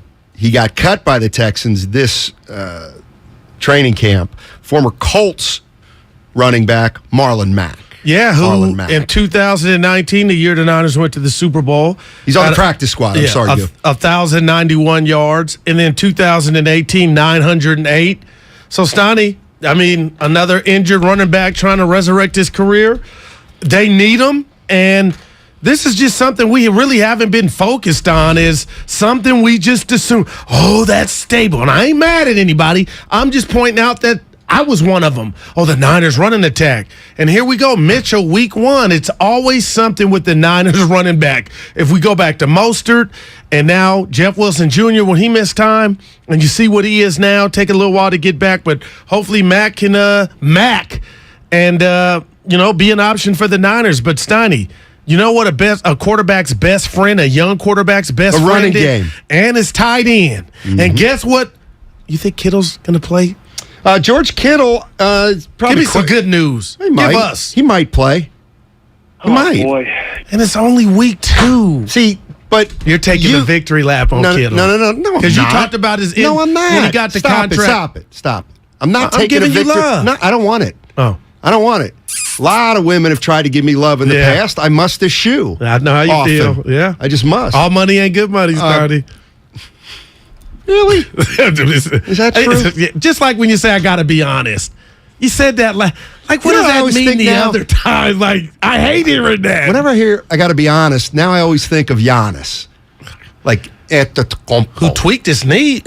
He's fine. He's indestructible. What about Luka smoking heaters? Was he? Yeah, before the game. No and way. Going out dropping 30. Wait, what? Yeah. I didn't see that. Drinking Vlade Divac, a Pepsi and heaters. I was day drinking. Yeah. I'm going to throw this one out there. You know, I guess I still am, member of the media. I used to cover the Warriors. Was there every day. He's a beat writer. Yeah. I got to tell you, I cannot believe that Kyle Shanahan was not asked those questions either after the game or yesterday. I'm sorry. And Ross Tucker, you think, and here's the question that has not been asked. And it wouldn't have been offensive or off base. Kyle, at any point on Sunday, did you consider putting in Jimmy Garoppolo? And can we assume Trey Lance is going to start week 2? That question's got to be, those questions got to be asked. And he could have finessed it so easy. But the point is this. The point is, softball. What's he going to do? He's going to say, that's dumb. No, of course, no, I didn't think of going to Jimmy Garoppolo. And that reaction will tell us he's tripping. Well, yeah. Well, the point is you must establish, you must establish where Kyle Shanahan is. I mean, when did you come up with that? Well, yesterday before we left. It was the first question I would have thought about in the post game. Wow, godless. So I listen. I've been there. I get that. Yep. But and I said it before, and I know it's not whether those questions are dumb. Yeah, we can debate whether those questions are dumb. It's empowerment too, or whether they need to be asked. But they need to be asked, and you think in Philadelphia, I love you, man, right? You think in Philadelphia, man, Dallas, New York, the Shy. They're not asking their head coach. Did you think about putting in, because your new rookie stunk? Did you think about putting in the guy who's led you to the NFC champ? It's not a preposterous question. No. And I can hear Kyle answering it too, Steiny. Yep. Unbelievable. No, I was asking you, when did you have that thought? Yesterday right or off Sunday the bat. night? Right off the bat. I want to get out there, man. And maybe, I don't know, maybe Mike Martz has an agenda, but I heard him talking a lot. He said, you know what? I wouldn't have been surprised if Kyle would have put Garoppolo in the second half of that game. Oh, I didn't hear that part. Yeah. Wow. So, because, and here's the other thing. If you say, Kyle, did you think about taking taking Trey Lance off and putting Jimmy Garoppolo in there? And he goes, no, of course not. That's a stupid question. Fair. They go 0-2. They go 0-3. And now we see Garoppolo. Yeah. Well, see, at that point, we know that he was on, I got it. How did you go from not considering it at all to now we're making the switch? I get it. That's all. That's all I'm saying. And you know what's not? It's like the foul pole in baseball. I've recycled this one. It's fair. I like that one. Yeah. By the way, hey, can we get the soundbite? And don't ruin it. Can we get the soundbite of what's his name? The Seattle player who's had one of the quotes of the year. It's incredible. After, this dude should get the Nobel Peace Prize. Yeah, exactly. It was a great quote. Let's go to Adrian in San Jose. Hey, what's up, buddy? Woo! What's going on, guys? Hey. All right, listen. Everyone's upset right now because Trey Lance. He's only played 3 games. Listen, the guy is still getting used to this offense. He's not going to be. He's not going to be like Tom Brady storming out of the gate. He's not going to be like any other quarterback. He's still getting used to the offense. Number one, yes, our running backs are always getting depleted, but Kyle Shanahan has at least some tricks up his sleeve for Seattle next week.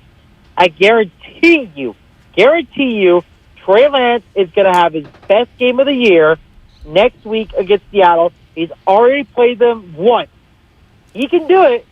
Remember, Jamal Adams is out. He's got an injury.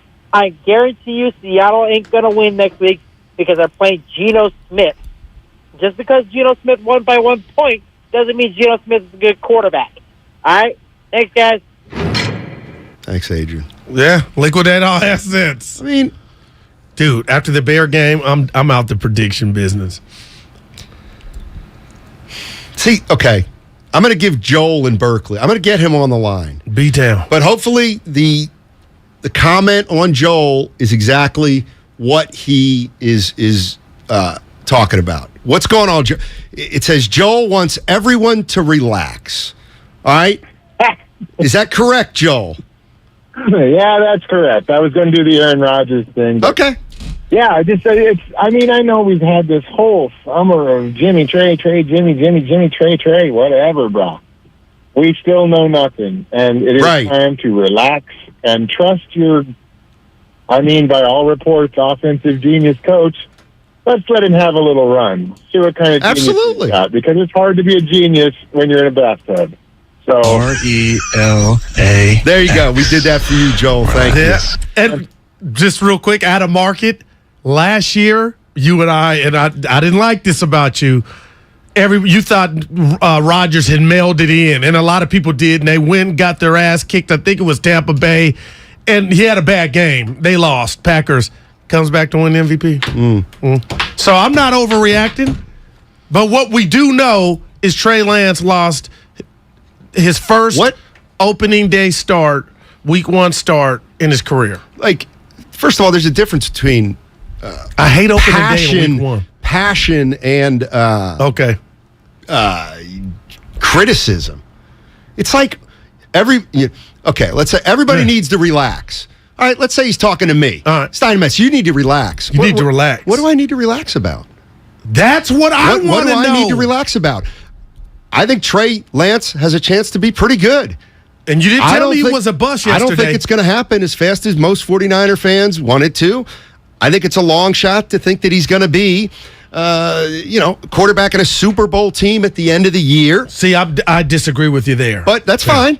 But I'm not saying he's got to be pulled. It's like he's got a leash here. I believe that Trey Lance will quarterback the 49ers as long as he's pretty effective and they're in the playoff hunt. What needs to be relaxed? That's why they're making us the poster kids or men on the noise in the situation that is Jimmy lurking in the back. Like Shasky, that's my brother. What do you think he was saying to me about? I never told you Trey couldn't throw, but I'm concerned about his accuracy. Yeah, you don't like his mechanics, and and they can get better. Yeah, here. But that's not saying he's a bust, and that's what my brother texted me. It hurts. See, we got TC from Sacramento, and it says, let the kid play some games. Sacramento, Steiny. Well, of course you're going to let him play some games. Well, he lost the first, but that doesn't mean you can't say, you know what? He stunk in week 1, but he's a rookie. He may be great in week 2. I understand. TC, go ahead. Yeah. Talk to me, TC. What's going on, buddy? Guru, Steiny, what's up, man? Hey. Yes, sir. Hey, man, it's a clown show. Back to what we was talking about a few weeks ago. Like, everybody thinks this situation is, cool and tight to keep Jimmy around. If you want to look at anybody, like a few callers before, look at Kyle Shanahan. He created this clown show by keeping Jimmy Garoppolo on a team. Whether you want to look at it, Steiny, as, it's a backup plan. Mm-hmm. Jimmy's here, Trey gets injured. No, nobody else in the league is worried about a backup quarterback except for the San Francisco 49ers. Let Trey Lance play his season out. If he becomes a clown show, it falls back on John Lynch and Kyle Shanahan for not getting rid of Garoppolo. Bro, the situation is becoming irritating. Everybody has mistakes about this kid off of one game, and his game wasn't that bad. Right. You guys act like he came out and threw 5 interceptions and 6 fumbles and went for 1 for 10. Come on, man. Let the kid play. Let him do what he has to do and go through. But if it becomes a clown show, it's getting ready about, I don't know, maybe tomorrow it could be a clown. But it's a clown show right now. Appreciate the call. See, I disagree with that. It's not a clown show. It's what can jump off. And the clown show, and I called it a circus, Steiny, started when they did what you said earlier, brought Jimmy back. And it's natural to say, how long is the leash? And to me, and I've said this to you and the listeners, if Jimmy wasn't back, there would be no leash. It would be what your boy had in Jacksonville. It'll be what Mac Jones had. It'll be what Fields had. It's yours no matter what happens. Now, just looking at how it's set up, the structure, is Jimmy, if the Niners get off to 2-4 start, lo and behold, 3-5. They were 3-5 last year with Jimmy.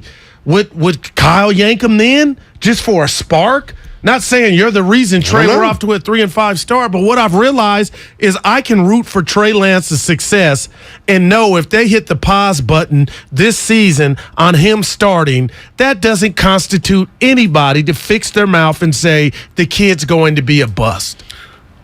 My overarching theme to people like, where are you coming from? Like, where are you coming from, Steiny? What's going on? Like, here's where I'm at. Here's the bottom line.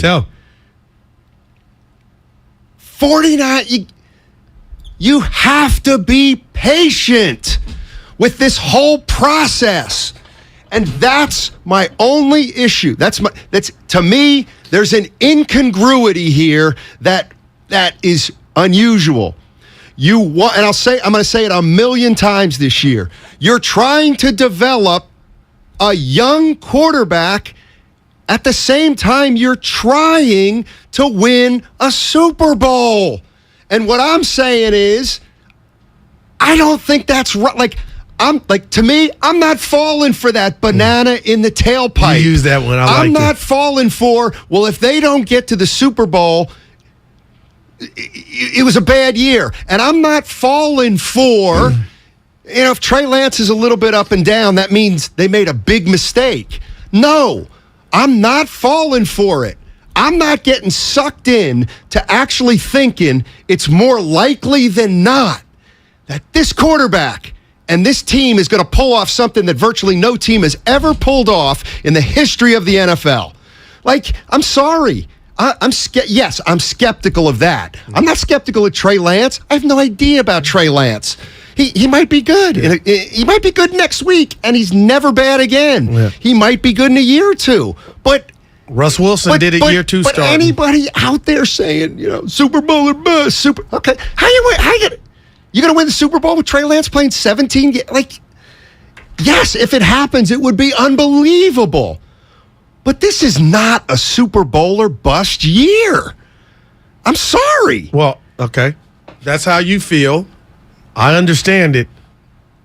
I can take Trey out of the equation and just tell you I'm concerned about the Niner window. Windows for teams to cash in that have been there and had multiple opportunities. Sometimes the window shuts. Then you go some down yonder, some years down, reinvent yourself, and then another window opens up. But that's my concern. How long are you going to play this game? As long as you think you can win a Super Bowl. Okay. Listen. That is, hey, I understand that loud and clear. Hey, Steiny, any chance the 49ers win the Super Bowl? You know what? Let's forget win Super Bowl. Because the reality is, the playoffs. Steiny, any chance that the 49ers could run the table in the NFC? Yeah, there is a chance. Okay. The NFC's not very good, but do I think they're going to do it with Trey Lance the whole way, getting better? That's asking a lot. Could they do it? And yes, that's where Garoppolo comes in. Hey, what's going on, Jeff and Hayward? How you doing, man? Hey, how you guys doing? Love the show. Steiny Guru, you guys are doing an absolutely wonderful job. Man. Thank you. Look, man, I'm a transplant from Louisiana, and look, check this out. These 49er fans, you guys, I guess it's the NFL, it's the microwave, have to have it right away. This guy looks like he played his first start. He's a young guy. When you have a flower, you got to plant it, you got to water it. There's patience in this. And I want to say this real quick. I am now the biggest Trey Lance fan in the world because I just hope he didn't listen to that Mark's message about you didn't see anything. The guy didn't really look bad. He didn't look good, but there's a lot of good things that I saw. I watched the game. Right. I watched the game, and he didn't look bad. I think there has to be a lot of patience with this guy. I see a lot of promise in it, though. But Niner fans, sit down, relax. It was rain. It was a monsoon. Come on, man. I hear that word again. Most teams that they thought were going to win lost. Who that? Thanks, Jeff. Well, what Lowe used it. Everybody's using it. What would be so awful about the following? Give it to him. Trey Lance starts, and at some point, he starts to struggle. The team slips a little bit. At that point, Kyle Shanahan, all he's got to do is say, look, we're going to go with Jimmy. Right now, he gives us the best chance of winning. Trey Lance is still only in his second year. We have not given up on him by any stretch of the imagination. He's still the quarterback of the future. Okay. Like, yeah, you'd have to bite your tongue a little, but okay. And then you know what? You try to get Trey ready to start week 1 next year. And you know what, Matt? You know what, Steiny? We've watched that movie 1,000,000 times, and it makes perfect sense. But this is ass backwards. And the reason this story is just phenomenal is the fact that you replaced the veteran with the inexperienced rookie. And now when you make that switch, which is so natural, if you do, you got to admit, Steiny, it's a head scratcher. So you're going back to what you had. Let's say Jimmy Garoppolo is the best backup in the league. I believe there's no doubt he's the best backup. Okay. Let's say had they not acquired Garoppolo, who at Purdy. Yeah. Oh, good Lord. Let's just for the sake of argument said he was going to be the worst backup in the league. Season's over then. Okay, but so if you have the worst backup quarterback in the league, so now you have Trey Lance, and he's healthy all year, but he's just not very good. And that's wow. Like, so you let him play 17 games, he's not very good, and they're 6-11? Yeah, no doubt. Because then it's how's that good? It's not good. Unless he gets better over but it's hard to admit. It would have been like mosquitoes, not at Trey, at Kyle, because you didn't have him up to speed. And then it's gonna. I'm telling you, Steiny, that Martz. I'm not agreeing with him at all, but I'm telling you that's going to get louder on what did Kyle see from the beginning to make him think this kid can make the jump if Trey doesn't blossom in like year 2 or whatnot. I'm rooting for Trey. For y'all listening out there, I am. But what about he said he looked like a fullback running? And I know I'm using the word I hate, monsoon. But Steiny, we talked about the is he McNabb? Is he Aaron McNair? I know he's not Lamar Jackson, but I didn't see, and again, it was a muddy track. Like, could he be Josh Allen? I don't want to rob him of that. I think he can. I'm going to the Green Bay game at home. He showed his wheels. Yeah, and here's he took off, and he took off for 15 yards in the rain against Chicago. Ooh, no, I'm saying. Let's go to Lee in Fairfield. What's going on, Lee? How you doing, man? Steiny, what's going on, man? I'm glad the media did not ask Shanahan whether or not he was proper. Nah, you got to call back, Lee. Yeah, I wanted to hear why. Again. Where you think he was going? Why didn't he want that? I don't know, but we'll give Lee a chance. My question was this. I was talking to Ross Tucker, and I'm sorry. In virtually every other NFL city who has a quarterback situation this unusual. It is this weird.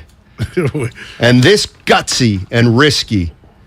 There are many other NFL markets where a reporter at some point on Sunday or yesterday would have said, Kyle, did you at any point consider putting Jimmy Garoppolo in Sunday's game?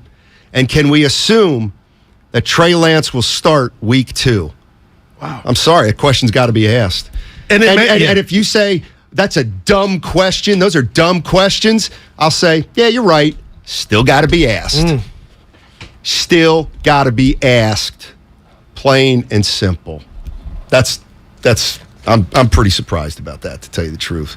But yeah, I mean, when it comes to Trey Lance, that's kind of I think give me the scenario where give me a scenario where the 49ers win a Super Bowl or let's just say get to the Super Bowl with Trey Lance as their starting quarterback most of the season.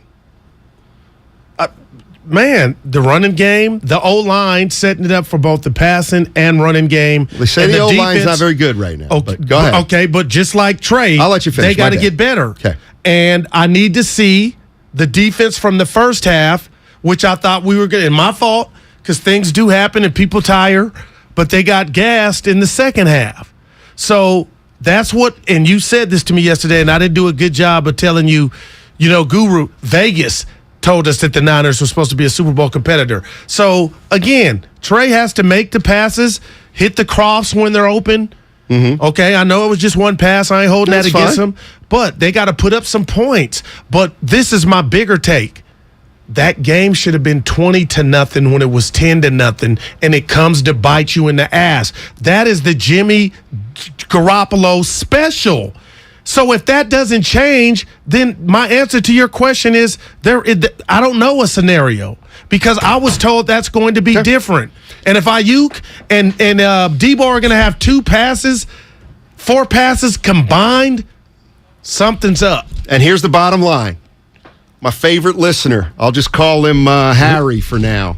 I know who it is. No, actually you don't. I know who it is. No, you don't. Word. No. Leonis. No. Oh. No. Nope. But this is, I gotta acknowledge that this is. I want to know who it is. Like, my feeling is like I think it's a lot to expect. What's the scenario, Trailer? Yeah. Russell Wilson. My buddy. Yep. Nope. Sorry, Steiny. You just went to the NFC Championship game.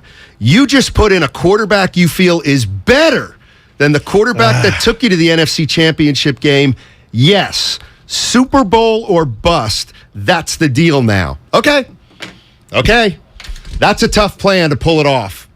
But with a Division I AA quarterback with no experience quarterbacking in the NFL. I'm just saying, that's here's what I think. That's a hell of an ask. Yep, it is. But that's my view. It's arrogance from the coach. But there's another view of my man Harry. And I've got to acknowledge it, and that's going to be the issue probably all year long. All right, we got one segment remaining, and man, this has been fun times early. All right, here's what's going on. Take a pair of best friends separated by 500 miles, but united by their love of football. Give them a podcast, and you know what you get? First in Pod. Danny Parkins and Andrew Filipponi. They're going to get you ready for Week 2 with in-depth previews on every game. Give them 40 minutes, and they'll give you the league. New episodes every Monday and Thursday. Follow First in Pod on the free Odyssey app or wherever you get your podcasts. Yes, sir. Looking for a fulfilling career with growth opportunities? Enjoy paid training, medical benefits, and earn close to $40 per hour within 3 years. Apply today to become a VTA bus operator and excel with providing VTA customers a great experience. Start your journey. Visit VTA.org/point A and apply today. Are you ready for your palm reading, my dear? Yeah, let's do this. I sense that you crave something. More reliable. Right. You know you deserve better and want out of a relationship. Yes, with my big name wireless carrier. You're who now? My big name wireless carrier. That's why I switched to Xfinity Mobile. Now I get unlimited with 5G for $30 per month on the most reliable 5G network. Let's talk about your aura. It's so... And get this. They can even save you hundreds a year on your wireless bill over T-Mobile, AT&T, and Verizon. Wow, that's actually really impressive. Yep, but you already knew that, didn't you? Oh yeah, I definitely saw this coming. Start seeing savings today. Switch to the fastest mobile service, Xfinity Mobile. Now with the best price on 2 lines of unlimited, just $30 a line per month. Switch today. Xfinity Internet required. Price comparison for 2 unlimited lines under available 5G pricing plans of top 3 carriers. Taxes and fees extra. Reduced speeds up to 20 gigabytes of usage per line. Most reliable based on root metrics. US report. Comcast analysis of mobile Wi-Fi and cellular data from Ookla Speed Test Intelligence Q2 2022. If you own a business, this has been a bumpy ride. From pandemic to inflation, I'm sure you could use a break. If your business has 5 or more employees and survived COVID, you might be eligible to receive a payroll tax refund of up to $26,000 per employee. The challenge is getting your hands on it. Hi, I'm Howard Mackler, and that's why I founded GetRefunds.com to cut through the red tape and get you the money. The team of tax attorneys we have put together are highly trained in this little-known payroll tax refund program. We do all the work, charge not a dime up front, and simply share a percentage of the cash that we get for you. Businesses of all types can qualify, including those that took PPP, nonprofits, and even those that had increases in sales. We have helped return over $1 billion to businesses, and we can help you too. Just go to getrefunds.com/sports, click on Qualify Me, and answer a few questions. This payroll tax refund is only available for a limited period of time. Don't lose out on up to $26,000 per employee. Go to getrefunds.com/sports. That's getrefunds.com/sports. As you know, sports teams plan well ahead of the next season. If you're thinking of remodeling your home, consider the same strategy. Talk with your designer or builder now about your next project. Golden State Window and Door has new inventory coming online. Milgard, Anderson, and Marvin. See Golden State Window and Door's wide variety of accessories at convenient showrooms across the Bay Area or goldenstatelumber.com. Since 1954, Golden State. When you succeed, we succeed. Don't waste your time trying to sell your old car. Donate it to Cars for Kids. It's the easiest and fastest way to donate your car and get a tax deduction. Donate online at carsforkids.org. That's cars with a K. 1-877 Cars for Kids. Donate your car today.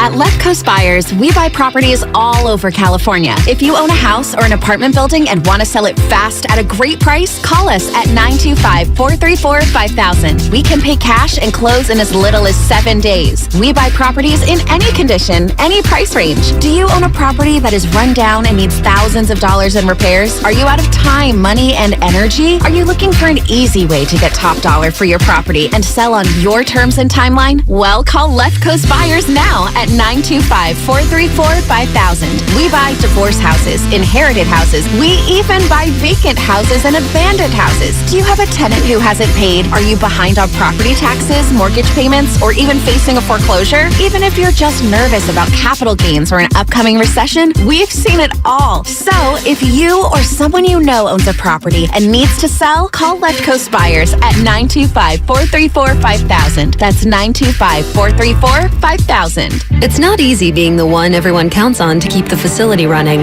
no matter the weather or supply chain hiccup. But we get you, Raymond in Buffalo, and Maria in Miami, Jules in Minneapolis, and Stan in Central Indiana, taking control of everything that's under your control. At Grainger, we're here for you with experienced branch staff at over 250 locations so you get the product you're looking for. Call clickgrainger.com or just stop by. Grainger, for the ones who get it done. You can't get much for $5 these days, unless you go to Wendy's for a $5 Biggie Bag. Get your choice of double stack, junior bacon cheeseburger, or crispy chicken BLT, plus 4-piece nugs, fries, and a drink, all for just $5. You got that bag, you got that Biggie Bag, you got that bag. That was smooth, wasn't it? That's how you're gonna feel when you get that Biggie Bag at Wendy's. U.S. price and participation may vary. Includes 4-piece nuggets, small soft drink, and small fry. Prices may be higher in Alaska and Hawaii. MVP's bonus days are back at Lowe's. Right now, get a special BOGO offer from Bosch. Buy a select Bosch 18-volt Bear Tool, get a battery free. Shop savings on all of our top pro items. Plus, MVPs earn up to 3 times bonus points on select products. Join today and redeem points for products designed to level up your business. Don't miss MVP's bonus days, happening now at Lowe's. Pricing and offers subject to change at any time. Bonus points calculated before taxes and fees after applicable discounts, if any. Valid through 9/23. In Mountain View, mostly sunny today, highs near 72. Weather brought to you by Pfizer and BioNTech. Whether it's the news, the traffic, the weather, or your COVID-19 vaccinations, it's important to stay up to date.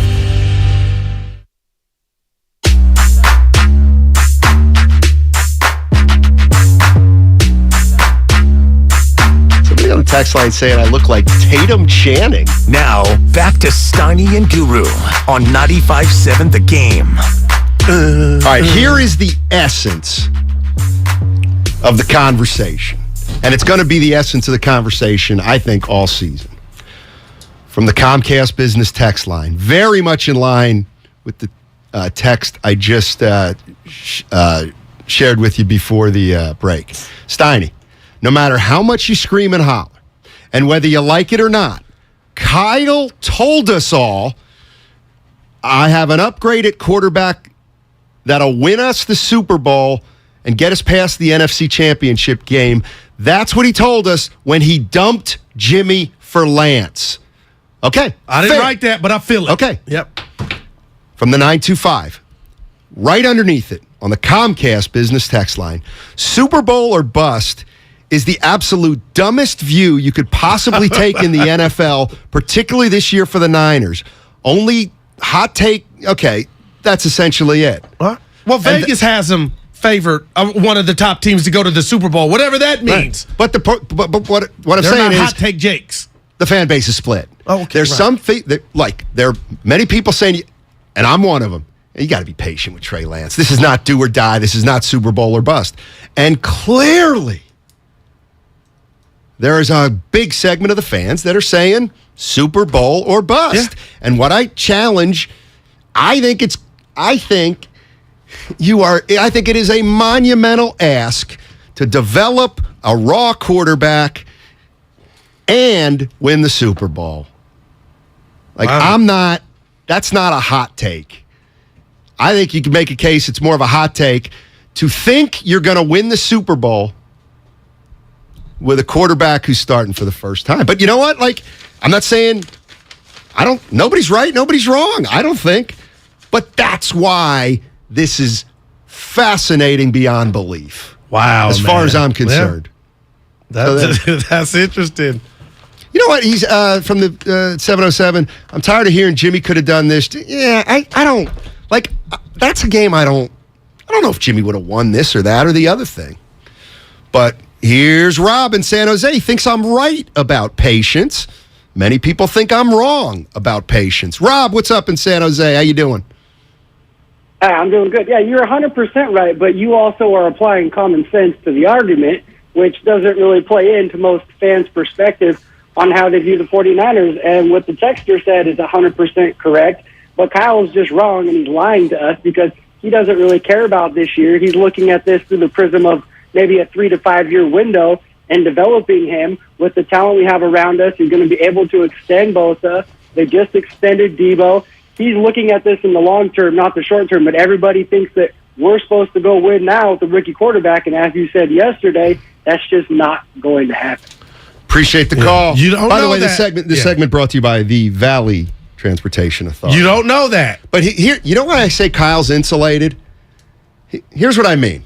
And this might not work, but I'm going to try it. Yeah.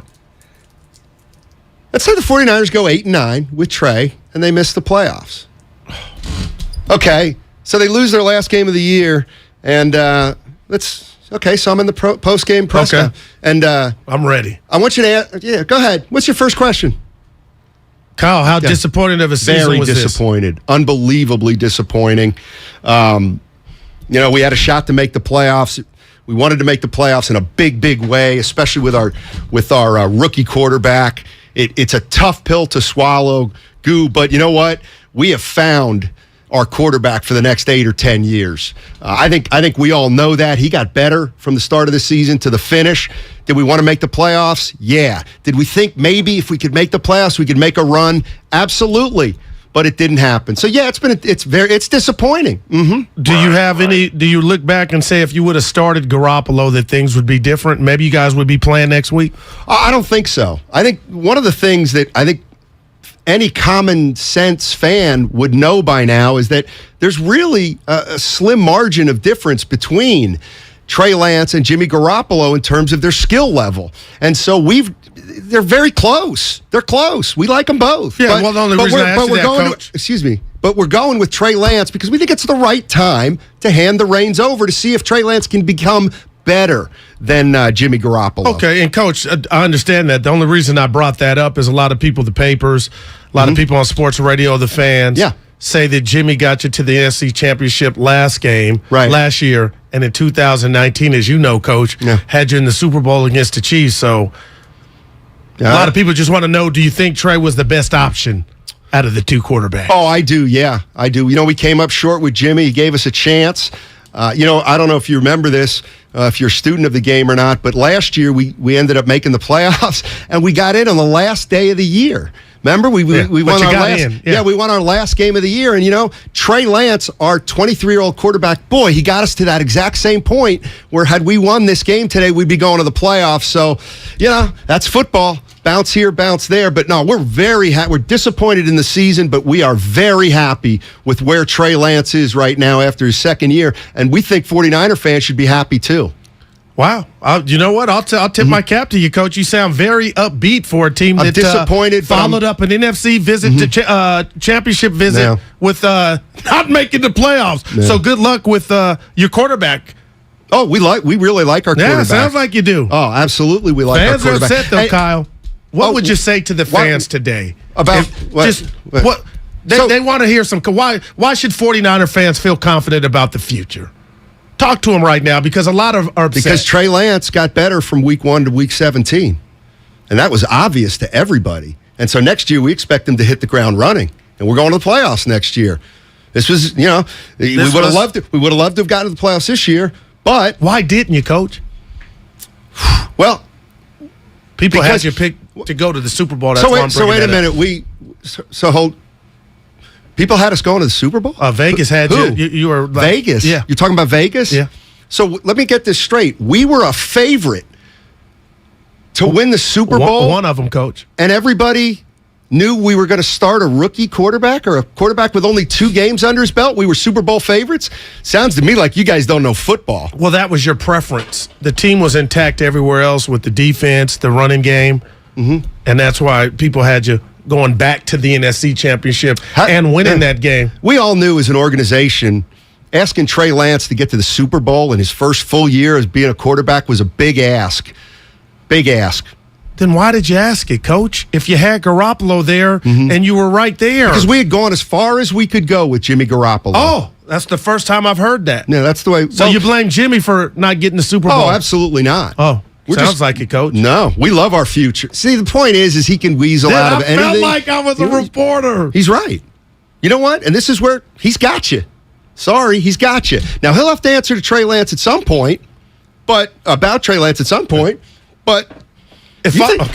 think he's going to say, you think Kyle Shanahan's going to say, never. Of course it's going to be a disappointment. Poker. Yeah, right. And I'm saying this to Niner fans. If you are a diehard like the ones I know, and we got cats, the roast, 49er Frankie, you don't give a damn about a player over the team's success. Oh, of course not. So the Niners the Niner fans just went to L.A., invaded L.A., should have won the Super Bowl. I'm not yelling today because the guys, the door's open, Damon Ratto.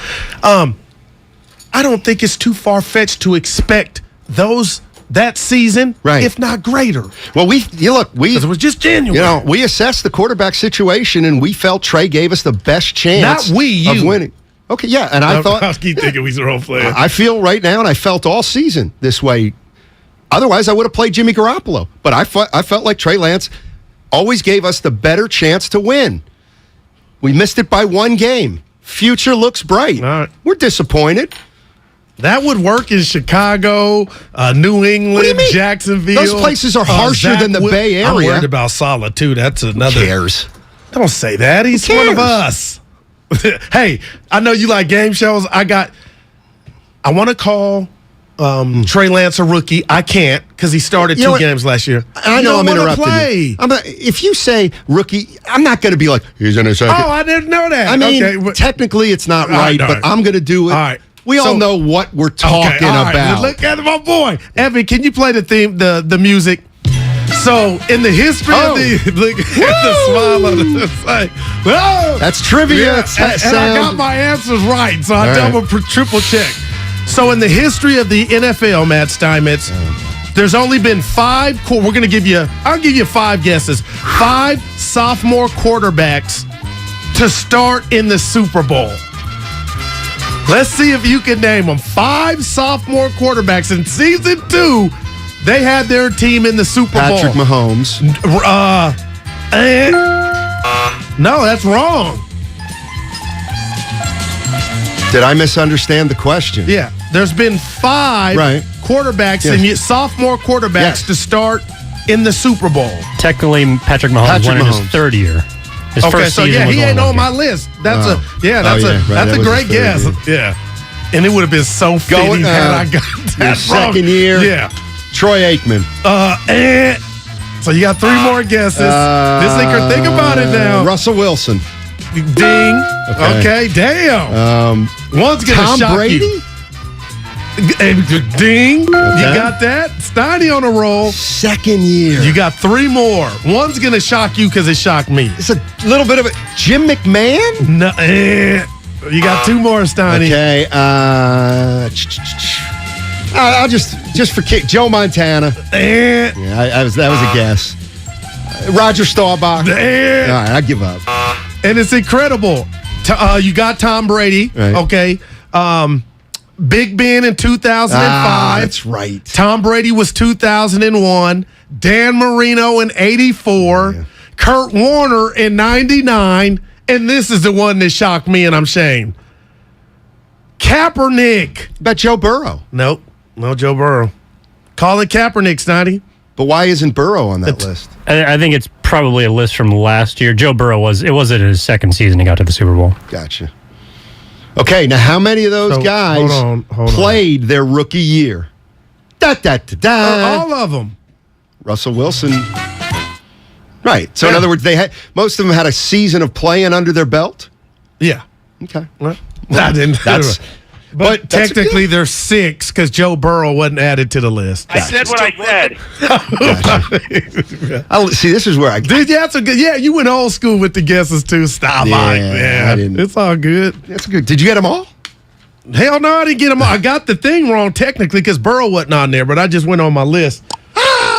Let's go to Paul in San Jose. What's up, Paul? How you doing, man? Paul. I'm doing pretty good, guys. You guys? I gotta tell you, man. My back hurts a little, Paul. I'm doing great. Hey, yeah. So I just wanted to say, for starters, I am in complete agreement that it was time to move on from Jimmy Garoppolo. I agree that Trey Lance should be the starter, but with that comes mighty expectations. You're a starter in the NFL. I'm sorry, I'm not going to give you too many excuses. It's the second season.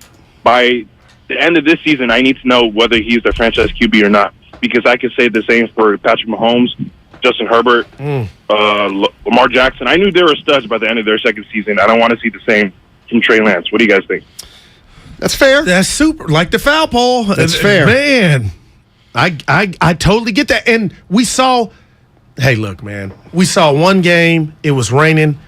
But when we come in here next Monday, I know it's only Tuesday, and somehow you're 2 games back in the NFC West, behind Seattle, which that's who you would be trailing. I'll bet you on that game if you want. Okay, it ain't even about Trey. It's just about I'm concerned about the team as a whole. See, because the defense they were tired. They got gas. Well, and the other thing we're going to have to look in the mirror at some point in terms of our evaluations, and we don't know this yet either. But people like how I played the game. Do they really have a Super Bowl team around the quarterback? Now that's do legit. They really? Okay. But do they really? Because I heard they've got offensive line problems. Right. But I've heard they got running back problems. All of a sudden. So, but last year, Steiny, when it's all in totality, if I asked you how successful was the Niners season, not at junctures when they were 3-5, and I wrote them off. Successful season. But, no doubt. Okay, I thought so. So that's why I don't think, and yesterday it might have got misconstrued. That's why I was saying, when you were like, Goo, who's saying they're a Super Bowl team?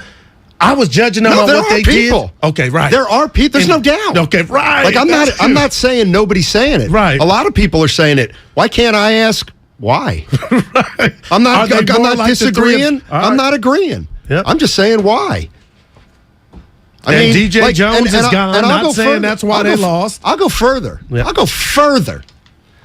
You know why how about this? Like this could be. So the 49ers went to the NFC Championship game. It shocked me. You know what? Yeah. Their quarterback situation last year was very stable. Jimmy Garoppolo started 15 of 17 games. Guess what? Our quarterback position is not stable right now. That's fair. I mean, that may be the reason. But what if it's better, though? What if it's more dynamic in 5 weeks? Well, then there won't be the question. Yeah. Then there won't be, that question won't be asked because the 49ers will be good. Are we really not? You said something that irritated me, and it's not just you. You kind of. Are we really saying after 1 week the NFC is not good? It's a whole. Well, come on! Just what are we doing? You know what? I would compare the NFC and the AFC now to when the Eastern and Western Conference. Of course, but the Rams won it.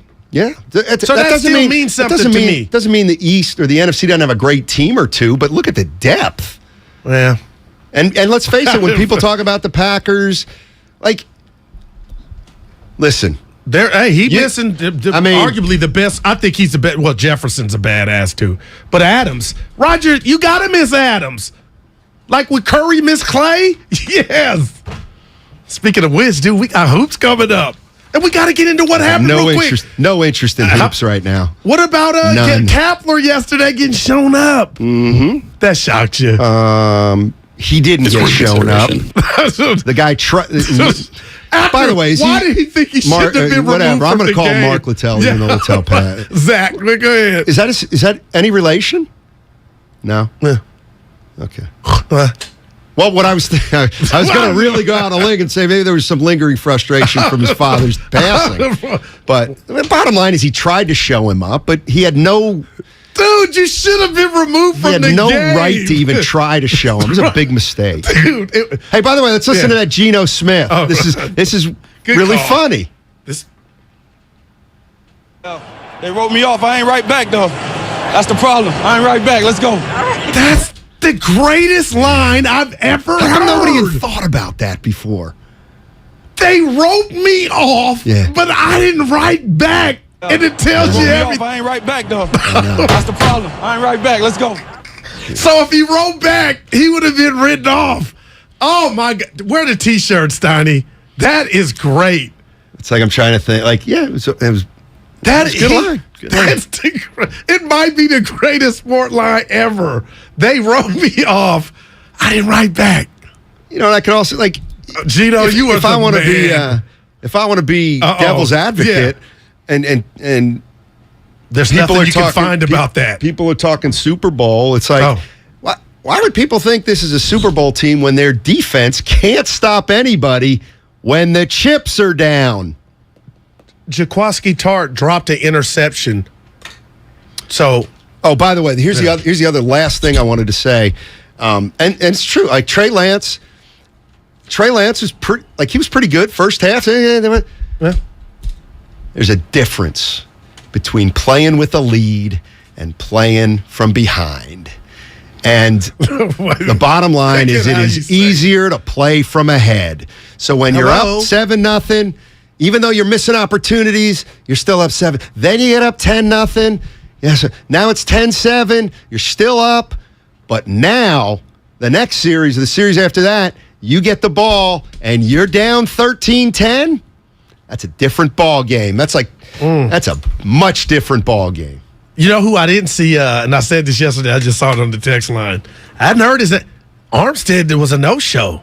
Like, we need more. They need more. As opposed, you know what? They need everybody, and they need every position group to play like the offensive line. If the quarterback and the running backs and the D-backs played like the offensive line, 49ers apparently win that game 30-7. They lost me, but you're going to PF. What was that? I don't know. My eyes did not. That's what. In case you don't know what we're talking about, Pro Football Focus ranked the 49ers offensive line is the 5th best on Sunday of all the NFL teams. You know what? We saw a lot of upsets and shockers. Maybe everybody was just as awful. Maybe.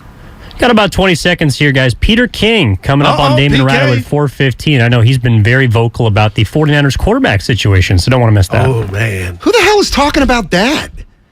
That's a dumb topic. I don't know. Dude. All right. Yeah, you heard it. See you tomorrow. Ratto and Damon next. Thanks for listening, guys. Gorgeous gaming, stunning streams, unbelievable bandwidth. It's another Lifestyles of Gagillionaires. Meet the AT&T Fiber customers winning at life with hyper gig speeds. Meet Gagillionaire Terry. While his love of streaming horror movies has him constantly on the edge of his seat, his internet bill won't give him a scare. Oh, don't go in there. I'm telling you. Because since Terry upgraded to AT&T Fiber with hyper gig speeds, he doesn't worry about data caps or equipment fees. Come on, man. The door's open for a reason. And best yet, he also doesn't stress about a price increase at 12 months, because with the amazing Gagillionaire lifestyle comes an exquisite sense of tranquility. Most of the time. Live like a Gagillionaire. Get straightforward pricing with AT&T Fiber. Internet that upgrades everything. No data caps, no equipment fees, and no price increase at 12 months. Limited availability in select areas. Visit att.com/hypergig for details. If you own a business, this has been a bumpy ride. From pandemic to inflation, I'm sure you could use a break. If your business has 5 or more employees and survived COVID, you may be eligible to receive a payroll tax refund of up to $26,000 per employee. The challenge is getting your hands on it. Hi, I'm Howard Mackler, and that's why I founded GetRefunds.com to cut through the red tape and get you the money. The team of tax attorneys we have put together are highly trained in this little-known payroll tax refund program. We do all the work, charge not a dime up front, and simply share a percentage of the cash that we get for you. Businesses of all types can qualify, including those that took PPP, nonprofits, and even those that had increases in sales. We have helped return over $1 billion to businesses, and we can help you too. Just go to GetRefunds.com, click on Qualify Me, and answer a few questions. This payroll tax refund is only available for a limited period of time. Don't lose out on up to $26,000 per employee. Go to GetRefunds.com. That's GetRefunds.com. Come into Friedman's Appliance in Pleasant Hill September 23rd through September 25th for their fall clearance sale event. Take advantage of factory direct prices, one-of-a-kind opportunities, special pricing on floor models, and convenient financing. And save on new appliances from trusted brands like Miele, Bosch, Electrolux, LG, and Maytag. Visit Friedman's Appliance in Pleasant Hill for their fall clearance sale event, September 23rd through September 25th, for the best time to save on new appliances for your home. Bart is turning 50, and we'd love to celebrate with you. Get 50% off your ride in honor of Bart's 50 years of service to the Bay Area when you pay with Clipper. That's 50% off Clipper Bart fares for the entire month of September. Add Clipper to your digital wallet for free. If you're eligible for other Clipper discounts like youth or senior fares, you get to take an additional 50% off those too. Details at bart.gov/50 years. That's bart.gov/50 years. Celebrate Bart's 50 years of service with us this September. Let's go. At Harris Ranch, we do beef, just like we've done for over 50 years. Beef that's raised locally right here in California. Tender steaks, awesome burgers, and California classics like tri-tip roast. The flavor you crave, the quality you trust time after delicious time. Come on, it's time to get out and grill. Harris Ranch, we do beef. Legendary beef, legendary quality. Hey guys, Mike Valeni for Cash the Ticket podcast. If you like sports betting or if you just like sports, it's the podcast for you. We try to cover all the big games and maybe some of the games you didn't even know were important. Give you some angles, pick some winners, have a good time, and hopefully help you meander through college and pro football season. So join us a couple times a week to get all your information you need to bet the games that you watch. It's Cash the Ticket on the Odyssey app or wherever you get your podcasts. Hey, I'm Andy, and every morning I wake up thinking about shaving. When I started Harry's almost a decade ago, the shaving industry was a mess. Flashy, overpriced razors as far as the eye could see. I just wanted a great shave at a fair price. Too much to ask? I didn't think so, and that's why I started Harry's. 10 years and 20 million Harry's customers later, we're still obsessed with giving you a quality shave experience. Sharper blades, a better lubricating strip, and making our handle grippy in all the right places? All upgrades based on your feedback. And it all comes at a great price. Seriously, as low as $2 per cartridge. These days, my mornings are a little bit different. Good morning, girls. But I still wake up thinking about shaving. Our starter set has everything you need for a close, comfortable shave. 5-blade German-engineered razor, weighted handle, and shave gel. Get yours now for just $3 with free shipping, backed by our quality guarantee. Just go to harrys.com now and enter code FRIEND at checkout. That's harrys.com, code FRIEND. The following is an attorney advertisement. If you get sidelined by a workplace injury, the workers' compensation attorneys at Boxer & Gerson can help get you back in the game. Our team of skilled attorneys will fight by your side for the treatment and compensation you deserve. We care about justice for injured workers. That's what makes us Northern California's premier workers' comp law firm. Call Boxer & Gerson at 510-345-2341 or visit boxerlaw.com for a free consultation. Boxer & Gerson, your life is worth the fight. The gamer, the call maker, the experience chaser. What if you could be everything all at once? Galaxy Z Fold 4 is powered by the Snapdragon processor for world-class performance and lightning-fast speed to turbocharge your multitasking. How about an expansive edge-to-edge screen for immersive gaming, hands-free video calls with flex mode, and multi-window view to use up to 3 apps at the same time? With Galaxy Z Fold 4, do more with ease and make multitasking a breeze. Available now at Samsung.com. You're listening to 95.7 The Game, KGMC FM at HD1 San Francisco. Always live on the free Odyssey app.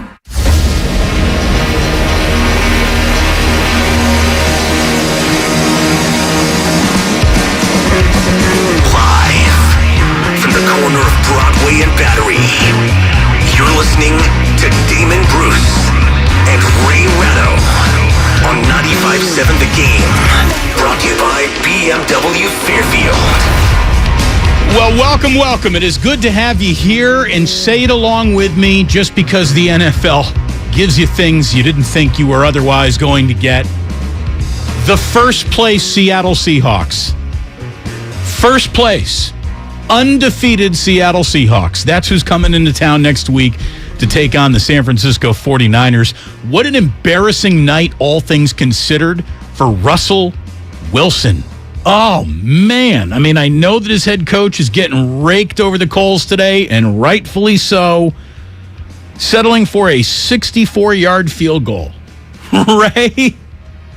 64-yard field goal. When you saw that becoming like the objective, like there was a point while the world was waiting for the timeout that was never called, while the Manning brothers were both signaling timeout, trying to get a timeout called from their couch wherever they were on the Manning cast. As you were watching that, could you believe that the decision was, yeah, we're going to go for a 64-yard field goal? Yes, because everything else about that last drive was such a shambles. I don't think Nathaniel Hackett understood what he was trying to do here. I think he totally got caught up in the moment, the atmosphere, the crowd noise. I think he gagged. But if you get I think it's just the opposite. If he gets caught up in the moment is Russell Wilson's going to put his foot on Seattle's neck. That's when you get caught up in the moment. I think he had decided, we're going to go for a field goal, and I'm not. And then he just blanked on where they were on the field, because handling the clock the way he did, he seemed completely befuddled, not calling timeouts when they needed to be called, and then calling them when they didn't. These were all profound rookie mistakes by somebody who had decided the field goal is the end game, and I'm going to do that no matter what, without putting himself in a position where a field goal is makeable. Because McManus has a good leg, but he's not in Denver. Well, in the history of the NFL, the 64-yard field goal is 2 for 41. Yeah. 2 for 41. So the percentage play is, let me get the quarterback that I just gave a $245 million extension to and see if he can pick up 5 yards in a night where he had already picked up, 340 yards? I mean, Russell Wilson was getting chunk plays no matter where he looked, no matter how disheveled Denver kind of looked throughout the night. He's still picking up 4 or 5 yards a pop out there. And it is funny. Everyone's talking about the timeouts. If the goal was the field goal, he actually played the clock correctly. It's nuts that the field goal was the goal of that drive. Oh, no. From that distance. Yeah, no, I think he fixated on the process so much that he forgot you've got to get closer than you are. And his failure to trust his $240 million quarterback is the kind of thing that you can only believe is a good idea when you either have not coached enough to understand this or you hate the quarterback. And I don't think he hates the quarterback, because the quarterback's going to be the only thing that saves his job. He basically needed to invest in Russell Wilson rather than Brandon McManus, because he would need McManus anyway. But the way he handled everything leading up to it indicated to me, I'm just going to get a field goal. Oh, it's a 64-yarder? Well, I still want the field goal. I think he literally had brain bubbles. And I usually don't bitch about coaches mangling the clock, because they tend to know more about it than we do.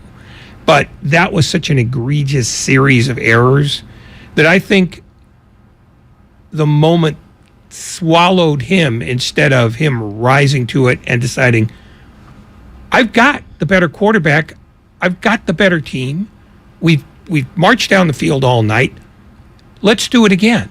I think he just said, got to get the field goal and get out of here. I mean, I would see why you might be a little stymied on what to run from the one when you've been stuffed on the one twice already in the game.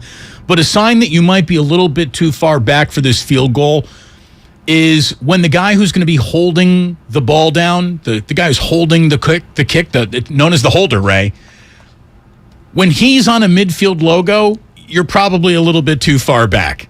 Like when you're lining up for the kick on the beak of the Seahawk, you're probably just a little bit too far back. Oh, and it was kind of ridiculous. It really was how that thing ended. It's night. Barely defensible in Denver. 64 yards, while it is like a 7% chance, you could imagine somebody kicking a 64-yarder in Mile High Air. In Denver, yeah. But at sea level? At a place where nobody's ever kicked a field goal that far? Right. Outdoors, elements. Yeah. Thick evening air. No. In fact, Nathaniel Hackett stepped up today and said, yeah, with hindsight, we should have gone for it. Yeah, no kidding, because everybody on the planet was screaming you were wrong. And I'll give him this much credit. When everybody else on the planet's telling you you're wrong, chances are you're wrong. What's ridiculous is that today Russell Wilson's playing the I thought it was the right decision card. Stock down on Russell Wilson, and we'll get into that. Pete Carroll, by the way, I know Pete Carroll's got this really friendly, kind of out forever young Marin County golden boy thing about him, and he's got it because it's real. It's part of him.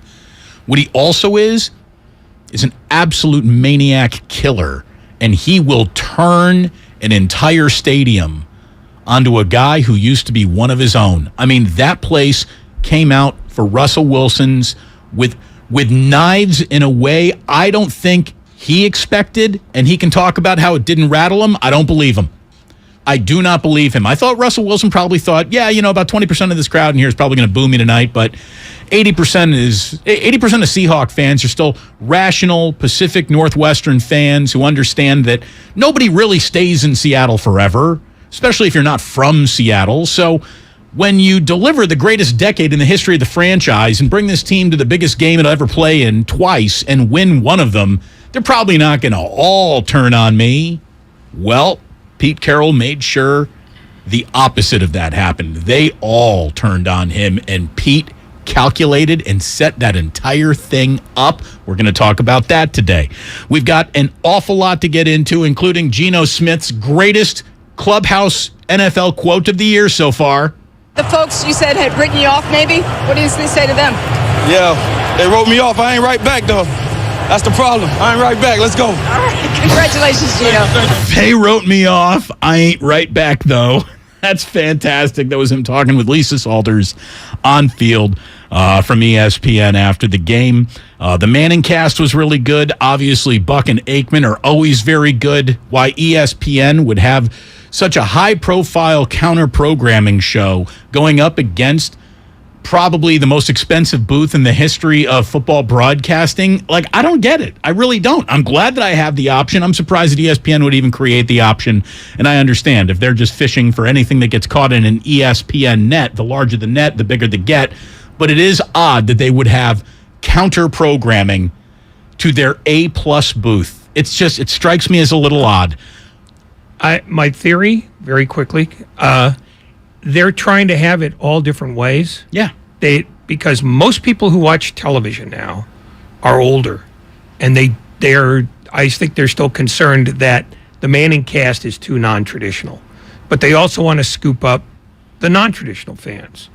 So I think they're basically saying, we're going to get everybody. I mean, I think all they're doing is splitting up the audience they'd have anyway, but they have network executives making those decisions, and eventually they'll be fired and replaced by dumber ones. Tis how the wheel turns in television. 888-957-9570. We are guest-free for about an hour when Peter King, preeminent NFL journalist, is joining us at 4:15 today to wrap up what was an incredible week one of the NFL. And I don't know how much we learned specifically about the Niners, if anything at all. I don't know how much we learned about the league in week one, in terms of information that we didn't kind of already know. We're going to go through all of that with Peter King today. Looking forward to talking to him at 4:15. We're brought to you by BMW Fairfield, now open in the Fairfield Auto Mall. Since opening their doors back in July of 2021, BMW Fairfield has become the top-rated BMW dealer in the entire Bay Area. And you can find out why for yourself going to BMWFairfield.com today and book your visit. We have a booked visit of the manager and a relief pitcher down in a tunnel because they got to yell at each other last night. The most interesting thing to happen to the Giants since they've returned from their road trip, I guess, happened last night. Now, they didn't get in from Wrigley until very, very late because that game got moved. So I think everyone was operating on very little sleep and a short fuse. And Zach Littell got into it a little bit with Gabe Kapler. We're going to talk about that. We got ourselves a really interesting week coming up for the NFL with an experiment that's never quite been run before. For the first time in our lifetimes, a major NFL game won't be available on television nor cable. We're going streaming. We're all ready to hop into the NFL stream for the first time on Thursday night. How that goes over, the way that they try to spin what will be a diminished audience just based on that. It's going to be fascinating by the NFL. 2 Monday Night Football games coming to us this weekend as well. And when we come on back, we have some 49ers news to share with you about what they're doing in their backfield. So we got an awful lot today. Peter King in about an hour from now. You're more than welcome to join us today. 888-957-9570. Let's go, baby. We got so much to get to this afternoon. Damon and Ratto, 95.7 The Game. We are brought to you by Total Wine and More. Visit Total Wine and find your favorite Cabernet. And with their incredible selection and expert guides, you might even find yourself a new favorite. Always love what you find at Total Wine and More. Drink responsibly. B21.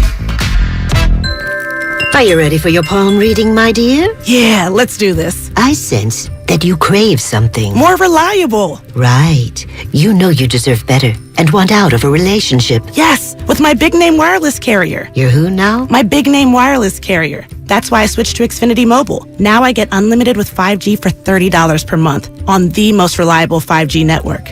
Let's talk about your aura. It's so... And get this. They can even save you hundreds a year on your wireless bill over T-Mobile, AT&T, and Verizon. Wow, that's actually really impressive. Yep, but you already knew that, didn't you? Oh yeah, I definitely saw this coming. Start seeing savings today. Switch to the fastest mobile service, Xfinity Mobile. Now with the best price on 2 lines of unlimited, just $30 a line per month. Switch today. Xfinity Internet required. Price comparison for 2 unlimited lines under available 5G pricing plans of top 3 carriers. Taxes and fees extra. Reduced speeds up to 20 gigabytes of usage per line. Most reliable based on root metrics. US report. Comcast analysis of mobile Wi-Fi and cellular data from Ookla Speed Test Intelligence Q2 2022. If you owe back taxes to the IRS, have unfiled returns, or are worried about an audit, the IRS is hiring 87,000 new agents to address these very issues. That means if you need to get your tax problems resolved, now is the time to get started. I'm tax attorney Robert Goldstein, and my firm specializes in helping individuals and small businesses resolve their tax problems. We work to stop IRS and state seizures. We may be able to settle your tax debt for pennies on the dollar with an offer in compromise. We prepare your past due returns, even if you have no records, and represent you before the IRS and state in an audit. At the law offices of Robert Goldstein, the consultation is always free, and we have offices located throughout the Bay Area. To schedule your free consultation, call 1-888-TAX-EXIT. That's 888-TAXEXIT. 888-TAX-EXIT. And make us your last stop. Dell Technologies' semi-annual sale has arrived, and it's time to upgrade to the latest business technology. Save big on laptops and desktops with Windows 11 Pro. Plus, get amazing deals on server, storage, and cloud solutions, as well as top work accessories, including docks, monitors, and more. Dell Technologies recommends Windows 11 Pro for business. Call a Dell Technologies advisor at 877-ASK-DELL. That's 877-ASK-DELL for special business offers during our semi-annual sale. Get in zone, AutoZone. Welcome to AutoZone. What are you working on today? Thinking about gas mileage. An oil change with quality oil like Castrol Edge Full Synthetic can help your engine get more out of every tank. right now, you can get 5 quarts with an STP Extended Life oil filter for only $37.99. Get what you need for better fuel efficiency at any of our 6,200 stores or on AutoZone.com. Get in the zone, AutoZone. Restrictions apply. Golfers, tee it up this fall at the Golf Mart for big savings. Save up to $150 off on Ping G425 woods. Upgrade your gear with discounted Wilson standard cart golf bags and stock up on TaylorMade Distance Plus golf balls. Now 2 dozen for $35.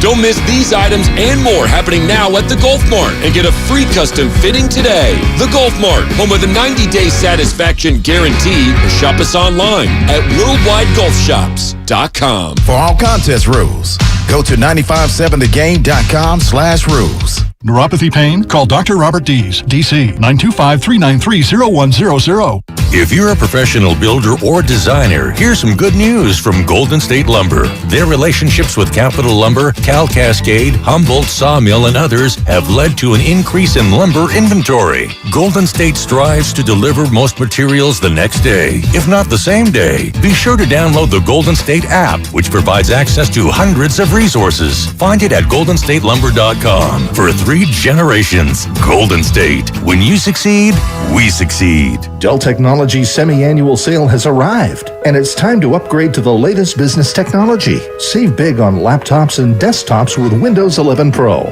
Plus, get amazing deals on server, storage, and cloud solutions, as well as top work accessories, including docks, monitors, and more. Dell Technologies recommends Windows 11 Pro for business. Call a Dell Technologies advisor at 877-ASK-DELL. That's 877-ASK-DELL for special business offers during our semi-annual sale. Hey, Becky, what about this beat for your next song? It's cool, but I'm into faster stuff lately. Like Xfinity that gives me beyond gig speeds. Got it. What about this then? It sounds powerful, just like Xfinity. Because its supersonic Wi-Fi has 3 times the bandwidth, you can connect hundreds of devices at once. That's what I call power. Unbeatable internet from Xfinity. Made to do anything so you can do anything.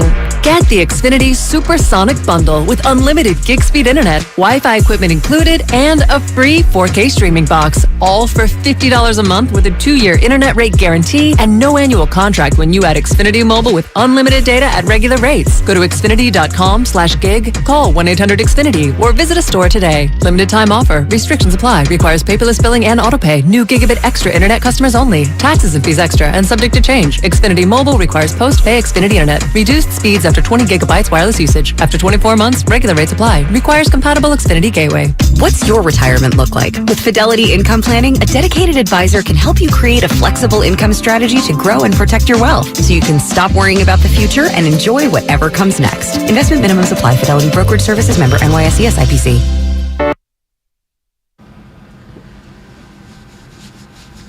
Now back to Damon and Ratto on 95.7 The Game. Brought to you by BMW Fairfield. Now open in the Fairfield Auto Mall. Visit BMWFairfield.com today to book your visit. Damon and Ratto here on 95.7 The Game. So in the stuffiest of French cordon bleu kitchens, Ray, there is only one proper way to address the head chef.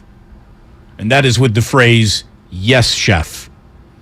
No matter what is asked of you, no matter what the request is, the only answer that any chef gives back to the head chef in a French, no-joke restaurant is "Yes, chef."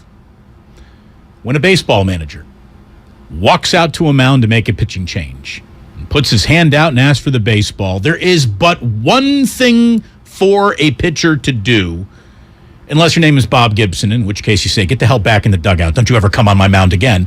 Outside of Bob Gibson, the rule is you take the baseball and you put it in the hand of the manager and you walk to your dugout and you sit down and you shut up, and whatever you have to say to the manager, you say either after the game or tomorrow. There are no discussions during a pitching change. Until last night, when Gabe Kapler went out after Zach Littell was sort of bleeding all over the mound and then almost kind of stopped the bleeding himself. He wanted to get one more out, and Gabe Kapler had seen enough, rightfully so. He comes out, he says, "Zach, give me the baseball," puts his hand out, and Zach Littell has something to say to Gabe Kapler on the way back to the dugout. Kapler gets to the dugout. Littell and Kapler are kind of talking and walking, and they both disappear down into the tunnel, where I can only imagine a tongue lashing of the first degree might have been executed from Gabe Kapler. My question isn't whether or not Gabe Kapler is liked in his own clubhouse. There have been a lot of successful managers who are not particularly liked in their clubhouse. But the question is, do they respect him? Well, you better, because today Zach Littell was sent down to the minors. So if you mess with the bull, you get the horns. Well, the whole exchange was bizarre because the exchange on the mound, I mean, Littell just sort of pushed the ball at him. It wasn't like put it in his hand. Yeah. So there's one. Aggressivo. Yeah. And Littell and Austin Wins, I mean, not Littell, but Kapler and Austin Wins are looking at Littell like, are you crazy? The look on Austin Wins' face is fantastic. Yeah. I mean, he's just going, what's this about? Yeah. And then when Kapler returns to the dugout, he goes right up to Littell. They exchange views very briefly. And then Kapler says, and you can read it in his face, he goes, let's go downstairs. And he goes downstairs, and whatever they did to hash out whatever differences they did, it happened quickly because Kapler came back upstairs. And today, I guess Farhan decided, you know what? Zach Littell's not that vital to us winning 73 games. Well, I mean, who really needs a reliever in the month of September who's got an ERA over 5, right? I mean, that's what Zach Littell is this year for the Giants. And last night, he wasn't particularly good. Like, there was no argument to say, hey, Skip, leave me in here. Zach Littell enters the game in the 8th inning with a 3-0 lead. He immediately gives up a double, a walk, and a single to load the bases with nobody out. Dansby Swanson then comes up, hits a 2-run single, so the score is now 3-2. Littell's out there bleeding. Austin Riley grounds into a double play. So I'm guessing he's thinking, all right, I'm going to be able to clean this inning up after all, but that's when Kapler came out for the pitching change. And Littell, again, said something as he was giving him the ball. He didn't want to come out of the game. Kapler didn't like it. The two went right into the tunnel together from the dugout. And here's the thing. It was the right move, provable by Gabe Kapler, because Scott Alexander comes in and gets Matt Olson to fly out to left to end the 8th, and then he finishes off the Braves for a save and a 3-2 win. Well, more to the point, the Riley double play is a ball that's hit up the middle, and Estrada's got to make a hell of a play. A hell of a play to turn that. Beyond that, Matt Olson is left-handed. So what's Littell's argument now? He's got them into a jam. You know, you've still got Acuna at third. If he hits a fly ball anywhere other than right at Peterson, maybe that falls in, and now you've got to, you know. Well, there is no defense that Littell has other than, I don't want to come out. Right. He's not pitching well. The situation doesn't speak to him. And he can't get the save anyway because it's the 8th. Right. There's really nothing to protect other than what? Another run might come around that was inherited on you? I mean, it was an odd night, to say the least. And afterwards, everybody tried to downplay the incident. Gabe Kapler. I think Zach, wanted to stay in that game. Obviously, he's a competitor and wanted to finish that inning. And I think it was just his, wanting me to know that he wanted to finish that inning. There's obviously a way to do that. Zach knows that. We discussed it, and he knows that when I come out to get the ball, he just needs to put the ball in my hand, and we'll talk about anything later. We open the door for conversations around, when players enter and exit games, and I'm happy to discuss those things with players, and there's a way to do that. I think Zach understands that. Yeah, yes, he does. He certainly understands it right now because he is, I'm guessing, in either an Uber, his own car, or on his way. Do you think they shuttle guys to Sacramento? No, what I suspect happens is, they probably do shuttle them. Caltrain? That's probably what I would do. But, I'll be interested to see if Littell actually reports. He might just go home and decide, you know what, I'll just They'll release me. I'll be a free agent next year. I don't want to be back here. Probably not going to be a Giant much longer. I'm just going to go. Oh, I think you've seen the last of him. Maybe Gabe. I mean, it's not like he's got anything to hang his hat on.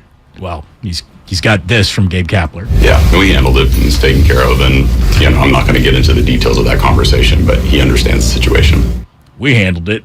Sure did. Well, yeah, I mean, the thing is, Gabe Kapler's not going to say anything publicly, but you watch what he did in the dugout. And that was it. You didn't need to know anything else. He was pissed. Gabe Kapler he was more hot. than pissed. Yeah, he was hot. And beyond that, Kruko and Kuiper were like borderline horrified.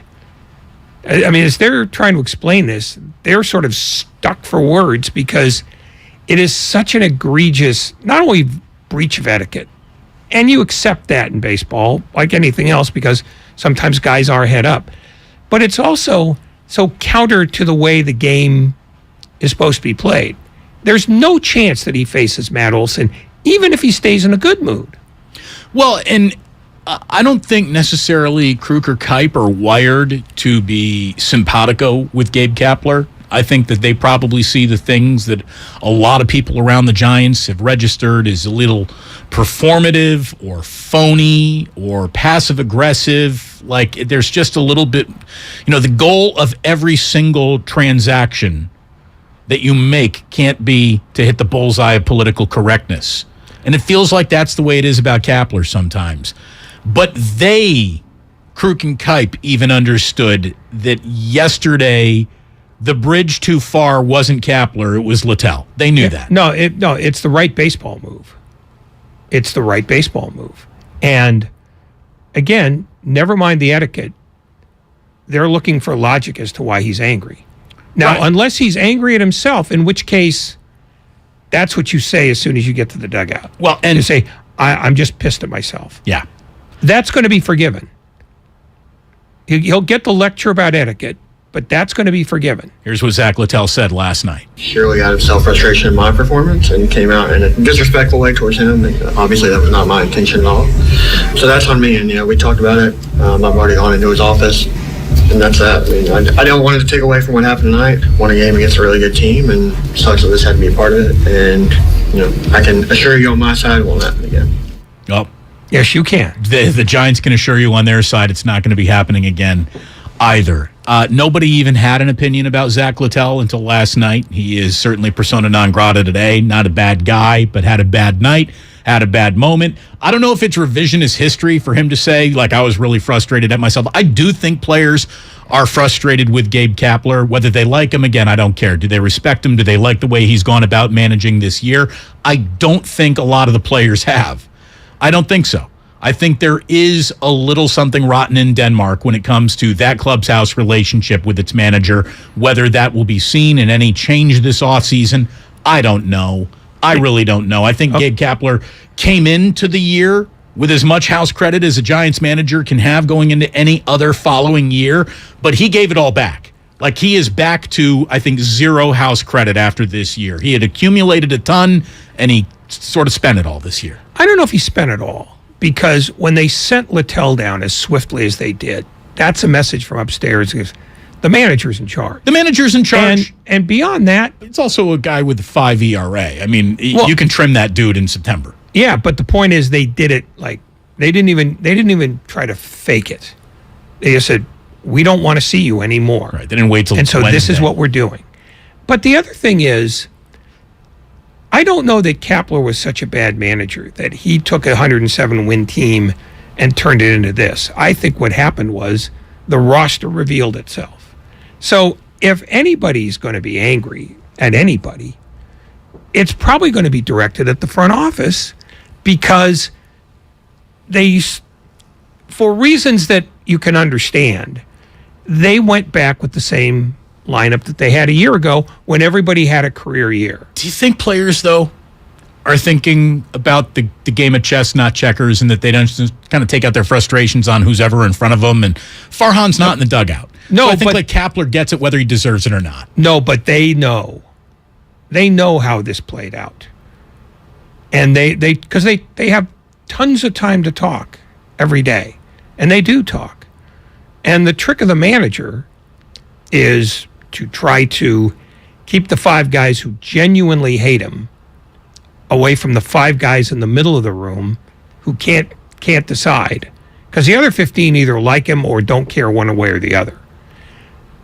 What's happened this year is that they all know that all those career years were career years. They weren't suddenly, these guys have been transformed into major leaguers. Right. They really have a magic wand and a pitching machine that prepares them better than any other roster prepares its players to go face pitchers, thanks to a magical pitching machine setting that only they have. Yeah. I mean, the thing is, baseball players sort of know when they're being BS'd.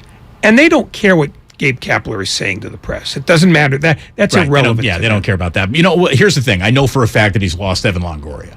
And look, Evan Longoria might have lost the faith of this clubhouse, for goodness sakes, too, because he's forever hurt and never able to play more than 3 games in a row in basically 2 years.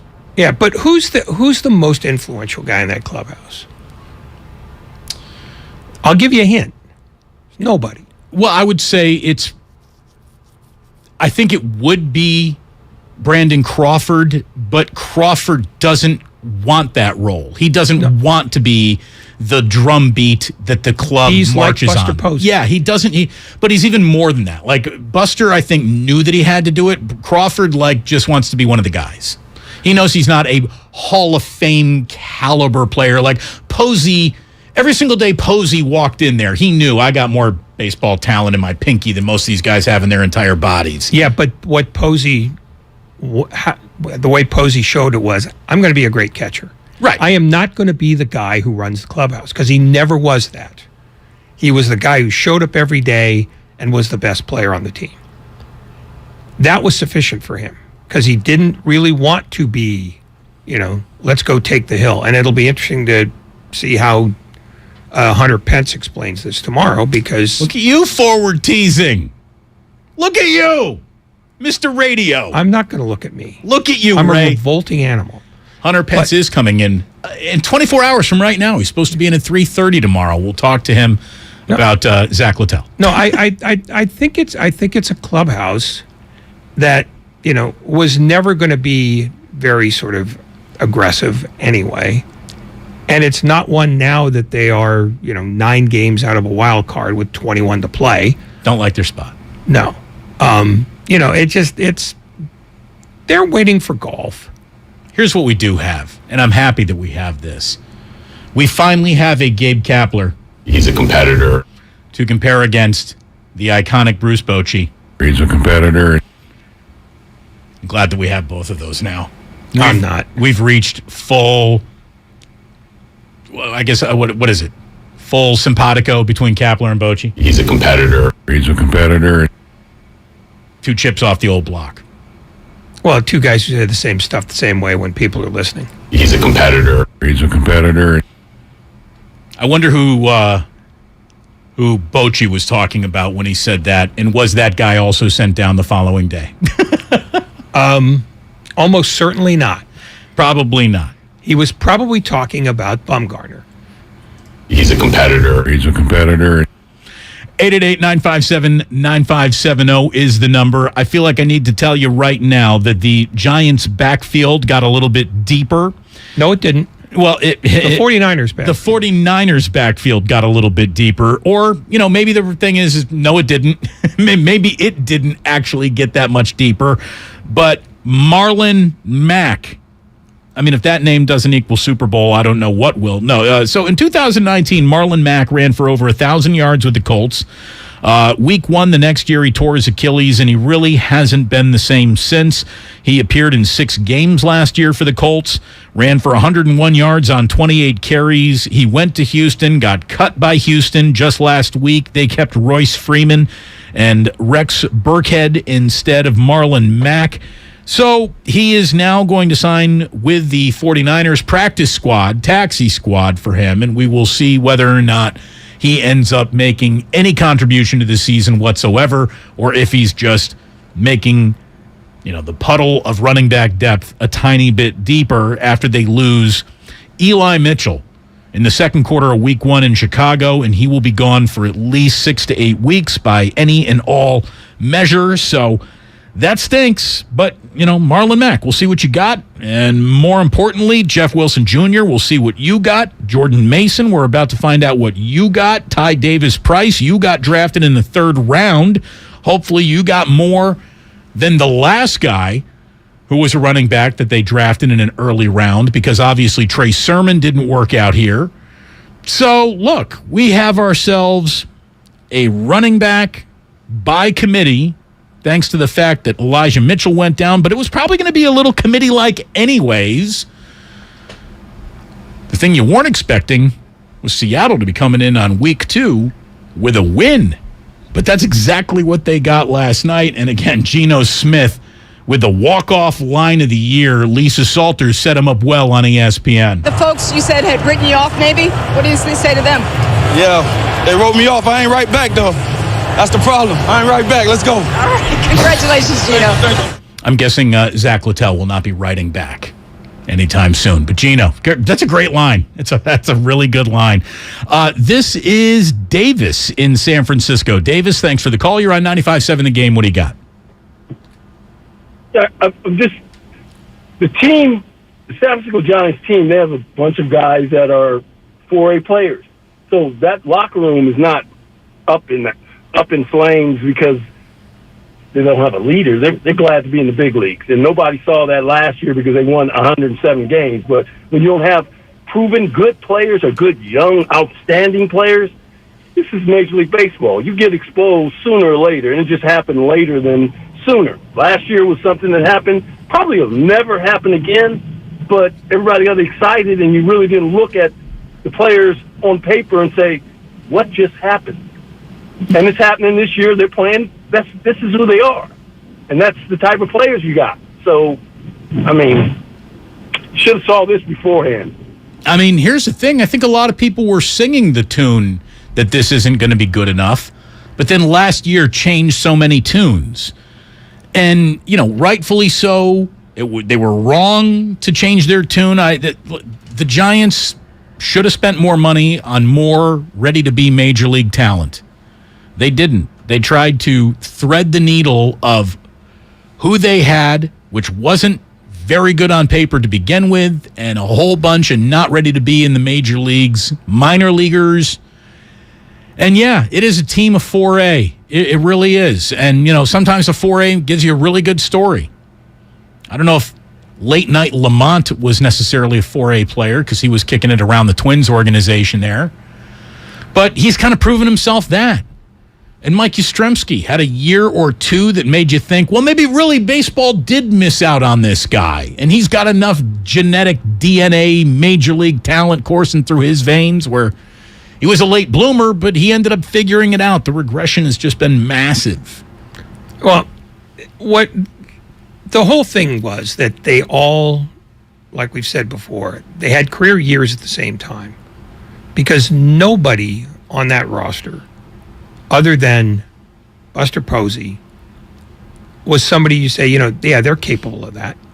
Brandon Even Crawford. Logan Webb was I'll give you Brandon Crawford, because he had a 29 homers worth? Yeah, that was surprising. Yeah, he had power that he'd never shown before. He was always a good defensive player. That to me looked like, well, here's a guy who stopped check swinging or being hesitant, and he really bought into launch angle and putting both cheeks into every swing. And so maybe that was in him. And this is the art of hitting dying, but it released a little bit more power than we ever thought this guy might have had. So maybe that's why it's working. And maybe this year was partly baseball kept donkeying around with a baseball.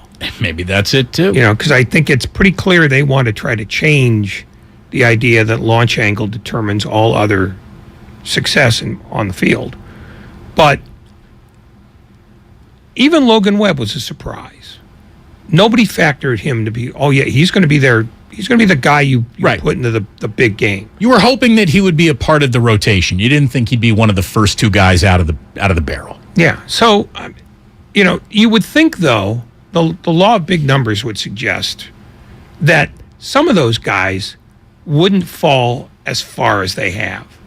But they all did. In fact, Darren Ruff got traded, and he still can't find his way back.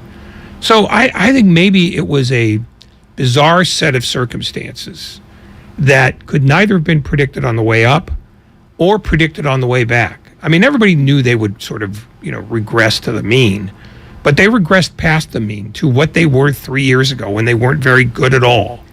So, maybe that's the lesson is every once in a while, because baseball has 1 million games every year, you'll get a season where everything goes right to the point where they hit more homers than they ever had as a franchise, including 18 pinch hit homers, which is a ridiculous number.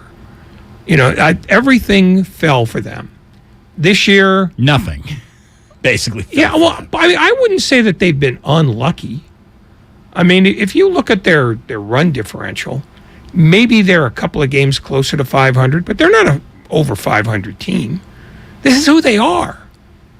And so, the idea that players would suddenly turn on the manager because of the seasons that they've all had is, to be charitable, probably scapegoating. Now, I'm not a big fan of Kapler as a manager. I think he's pretty ordinary. I mean, he takes orders as well as anybody else does. Right. I don't know what manager you could describe these days as unordinary. Buck Showalter. All right. Well, I mean, you got to go back. If you can reach into the constellation of that old, that would be it. No, but he's managing now. Yeah, sure. There are at least a few teams. A little bit of Tony La Russa, but that doesn't even work for him anymore. Terry Francona. I mean, guys who have been around a long time and won't be talked down to by their general manager. But there aren't very many of those guys left. You're right. So, if they think that Kapler is the reason why they're suddenly, scrambling around trying to stay ahead of Arizona, well, they're probably barking up the wrong tree. We got ourselves more calls coming in on Kapler on Monday Night Football. We're going to talk to you. And Peter King joins us at 4:15. By the way, we'll also let you know that coming up tomorrow, we're going to get into the 49ers locker room for the very first time. And Talanoa Hufanga is going to be joining us at about 5:15 tomorrow afternoon. We're looking forward to saying hello to him. He had one of the best games in the NFL. Unfortunately, did not bring the 49ers into the win column. We got much more coming up. Again, Peter King in about a half an hour here on Damon and Ratto. We're brought to you by BMW Fairfield and by Fremont Bank. Full-service banking, no compromises. BetQL model is ready for week 2. I'm Joe Ostrowski here to help you beat the books with BetQL. NFL unders went 11-5 in week 1, and the BetQL model thinks that trend continues in week 2. BetQL has 3 5-star plays on NFL unders this week, including the game between Cincinnati and Dallas. The total is set at 43.5, but with Dak Prescott injured for Dallas, BetQL thinks this number should be closer to 40. I'm Joe Ostrowski. Bet smarter and beat the books. Download the BetQL app today. You're the one who protects the flock, and that requires an eye for detail. Because when safety and well-being are on the line, it's the details that can save lives. Even when no one else is watching, you see everything. Grainger gets you, and we're here for you, and all the ones who get it done with a wide range of safety products and solutions, plus board-certified safety consultants here to answer your questions. Call, click Grainger.com, or just stop by. Grainger, for the ones who get it done. Tomorrow, 49ers safety Talanoa Hufanga joins Damon and Ratto after his breakout game. There's ring only 4. Fields given time. He gets picked off by Hufanga. Hufanga picks him off field. Hear a 49ers player every Wednesday with Damon and Ratto. Talanoa Hufanga had a great game. Sponsored by Harris Ranch Beef. Legendary beef, legendary quality. In order for small businesses to thrive, they need to be smart, efficient, agile, staying ahead of the market at every turn, and finding ways to do more with less. That's never been more important than it is right now. So for a limited time, Comcast Business is introducing Small Business Savings, a deal for companies across the country. When you call in now, you can get powerful internet for just $39 a month for 12 months. $39 a month, with no annual contract and a money-back guarantee. All on the largest, fastest, reliable network for small businesses, with the company that powers more businesses than anyone else. So if you're a small business owner, don't wait. Call and get started today. Comcast Business, powering possibilities. Offer ends 9/21/22. Restrictions apply. New Comcast Business 50 megabits per second internet customers only. Requires EcoBill and AutoPay. Equipment, taxes, and fees extra and subject to change. Call or go online for details. After promo, regular rates apply. At BMW of Fairfield, our guests work with one client advisor through the entire transaction. No handoffs to multiple car salesmen. No waiting for a finance manager to take you to a back room. Client advisors at BMW of Fairfield are thoroughly trained in every aspect of the process, so they can lead you efficiently and effectively through the purchase from start to finish. There is a better way. Experience it for yourself at BMW of Fairfield. One price, one person, 1 hour. Kirby is your driveway mechanic. They bring the shop to you with brake replacements, oil changes, washes, and so much more. Get $50 off your first oil change with code OIL50 at Kirby.com. That's CURBEE.com and use code OIL50. Hi, I'm Aaron, owner of California Deluxe Windows. Ever notice? When your neighbors get new windows, there is a large black eye of broken stucco, uneven plaster, and even mismatched paint. At California Deluxe Windows, we never leave a ring around the window. Why? Because we are one of the only companies in California who custom crafts every window and door to your home's exact measurements. Almost everyone else on the radio is a distributor. They grab a window from a warehouse, break open your walls, shove it in, and patch things up. At California Deluxe Windows, we take pride in our work. Our installation technique is so precise, we do not break your stucco. Your house could be covered with potato chips, and we wouldn't crack one. Call now, and for a limited time, you get 30% off your entire order and 24 months of interest-free financing. 800-874-3600. 800-874-3600. That's 800-874-3600. California Deluxe Windows. Windows engineered for life. Certain terms and conditions apply. CSLB number 774518. Bart is turning 50, and we'd love to celebrate with you. Get 50% off of your ride in honor of Bart's 50 years of service to the Bay Area when you pay with Clipper. That's 50% off Clipper Bart fares for the entire month of September.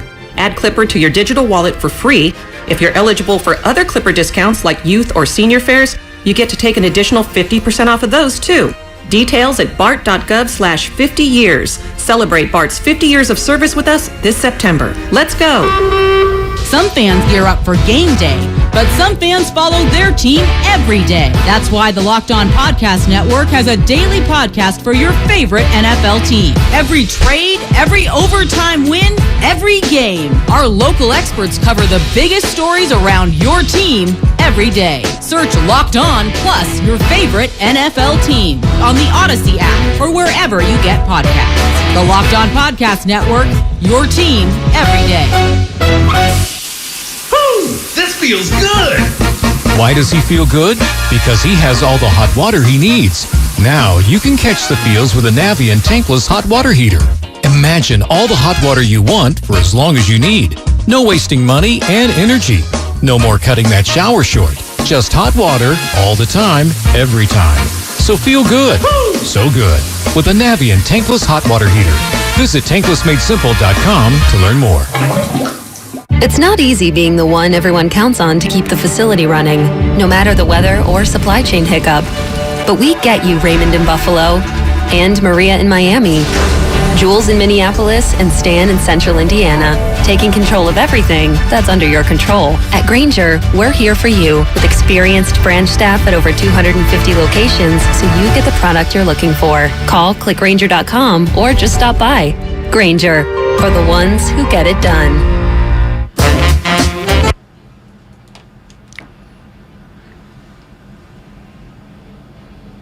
Now back to Damon and Ratto, brought to you by BMW Fairfield on 95.7 The Game. It is really good to have you here this Tuesday afternoon.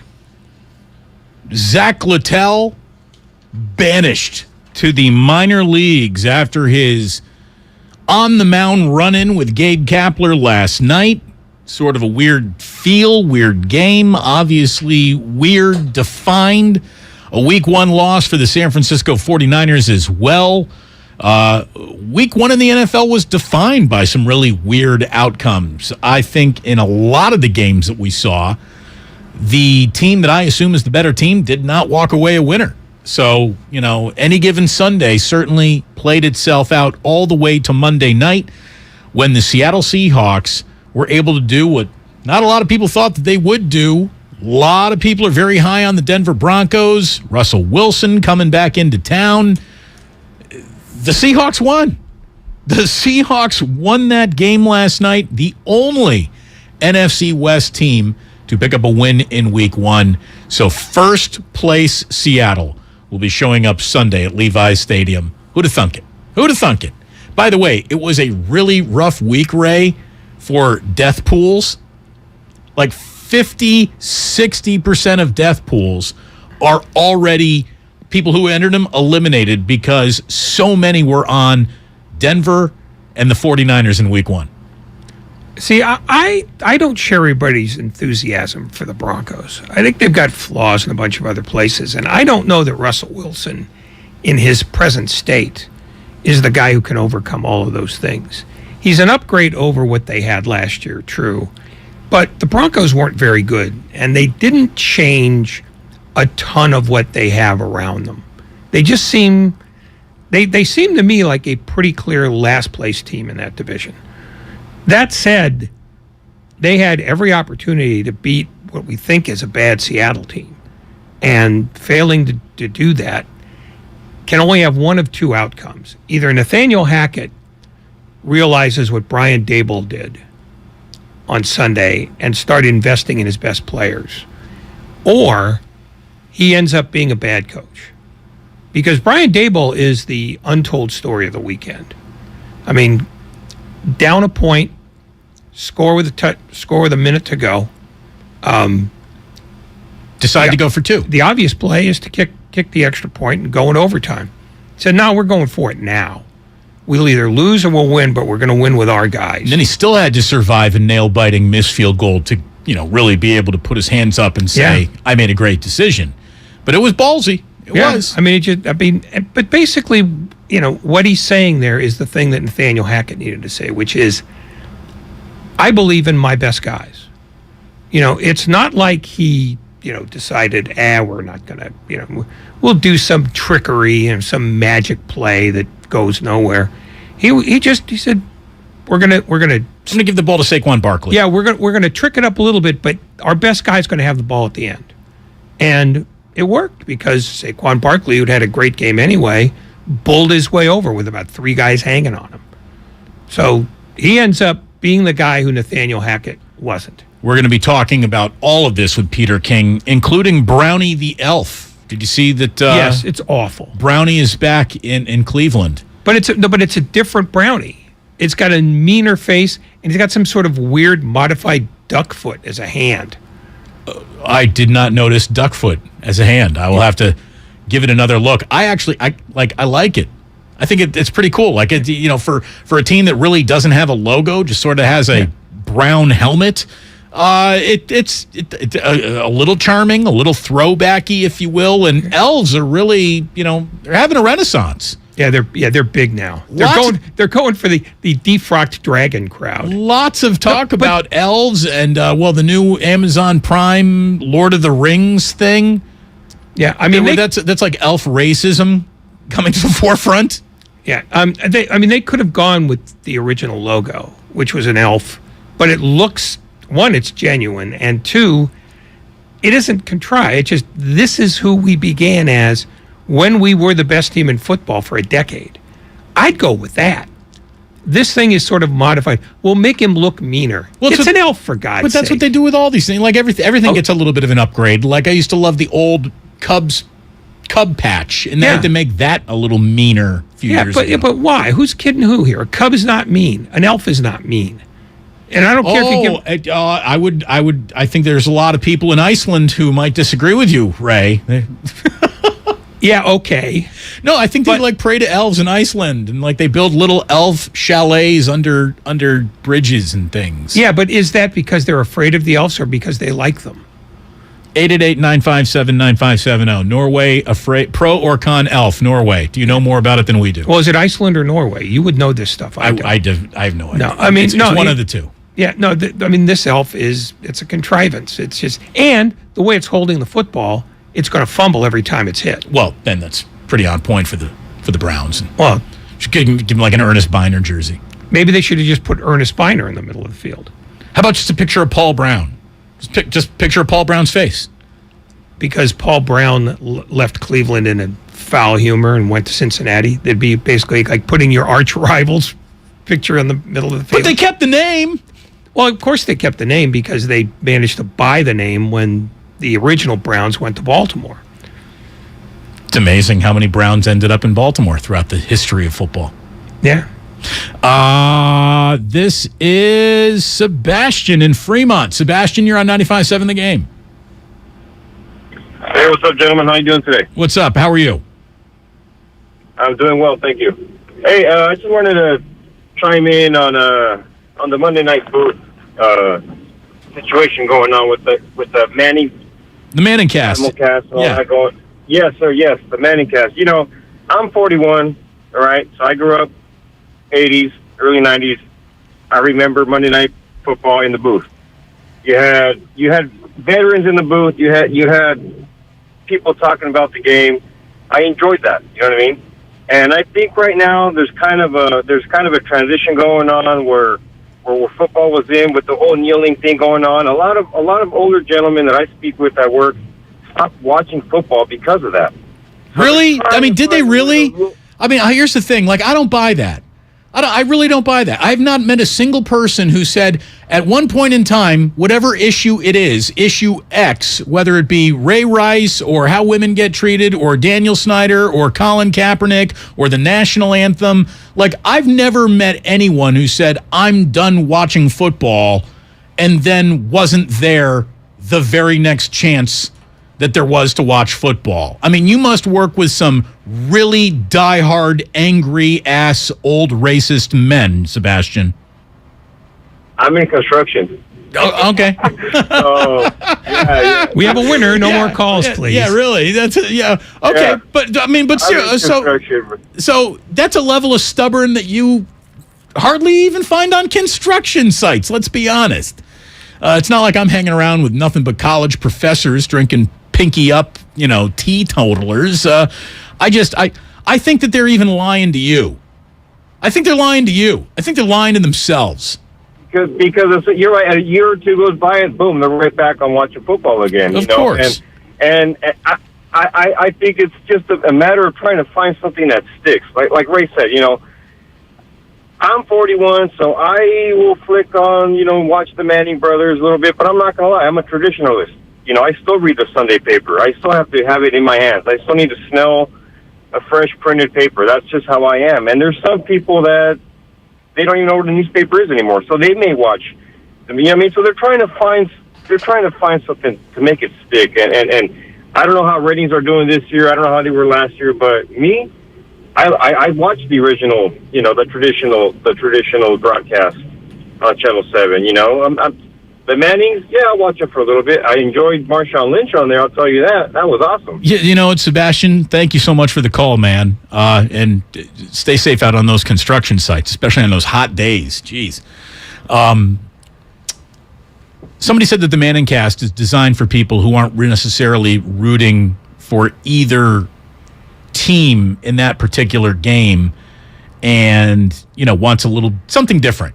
And it's just a something different broadcast. I actually think it's quite an instructional video. Like, if I were in charge of the Manning cast, I would tell the brothers, I'd say, like, all right, so if you guys want to bring in a football guest and talk about the football game you're watching, that's fine.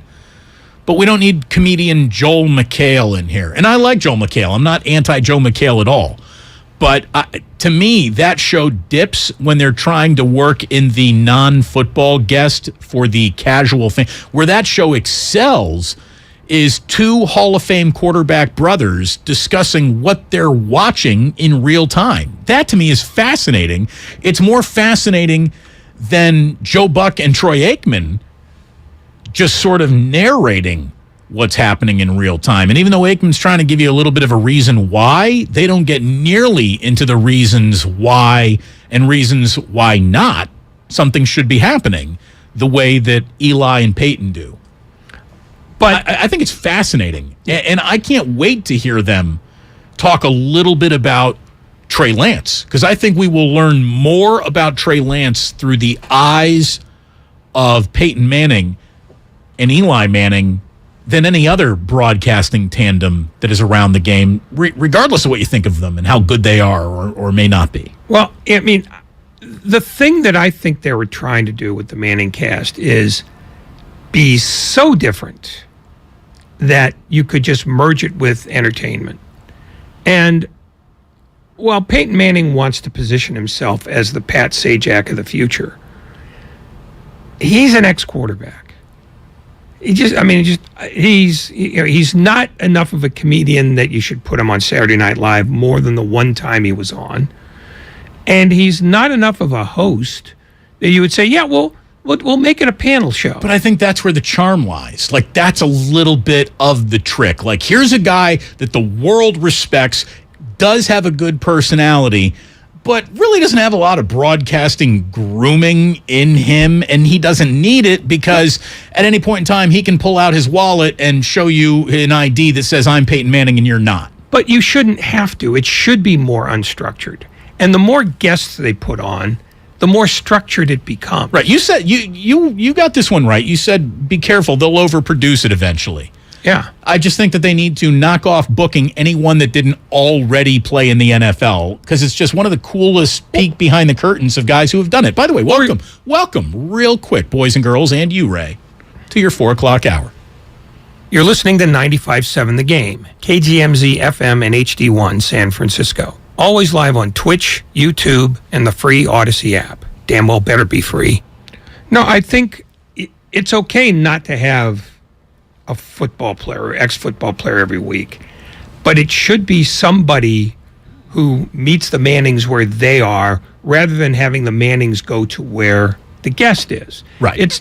We're not bringing you on so you can promote your next thing. Exactly. This isn't about you. It needs to be about the game. It needs to be about the game, what is unfolding. The game or the sport, if you know what I mean. Enhance it, yes. Yeah. Not about what you necessarily are seeing right now, but okay, you saw the game yesterday. What did you think about X? And you can get away with that then.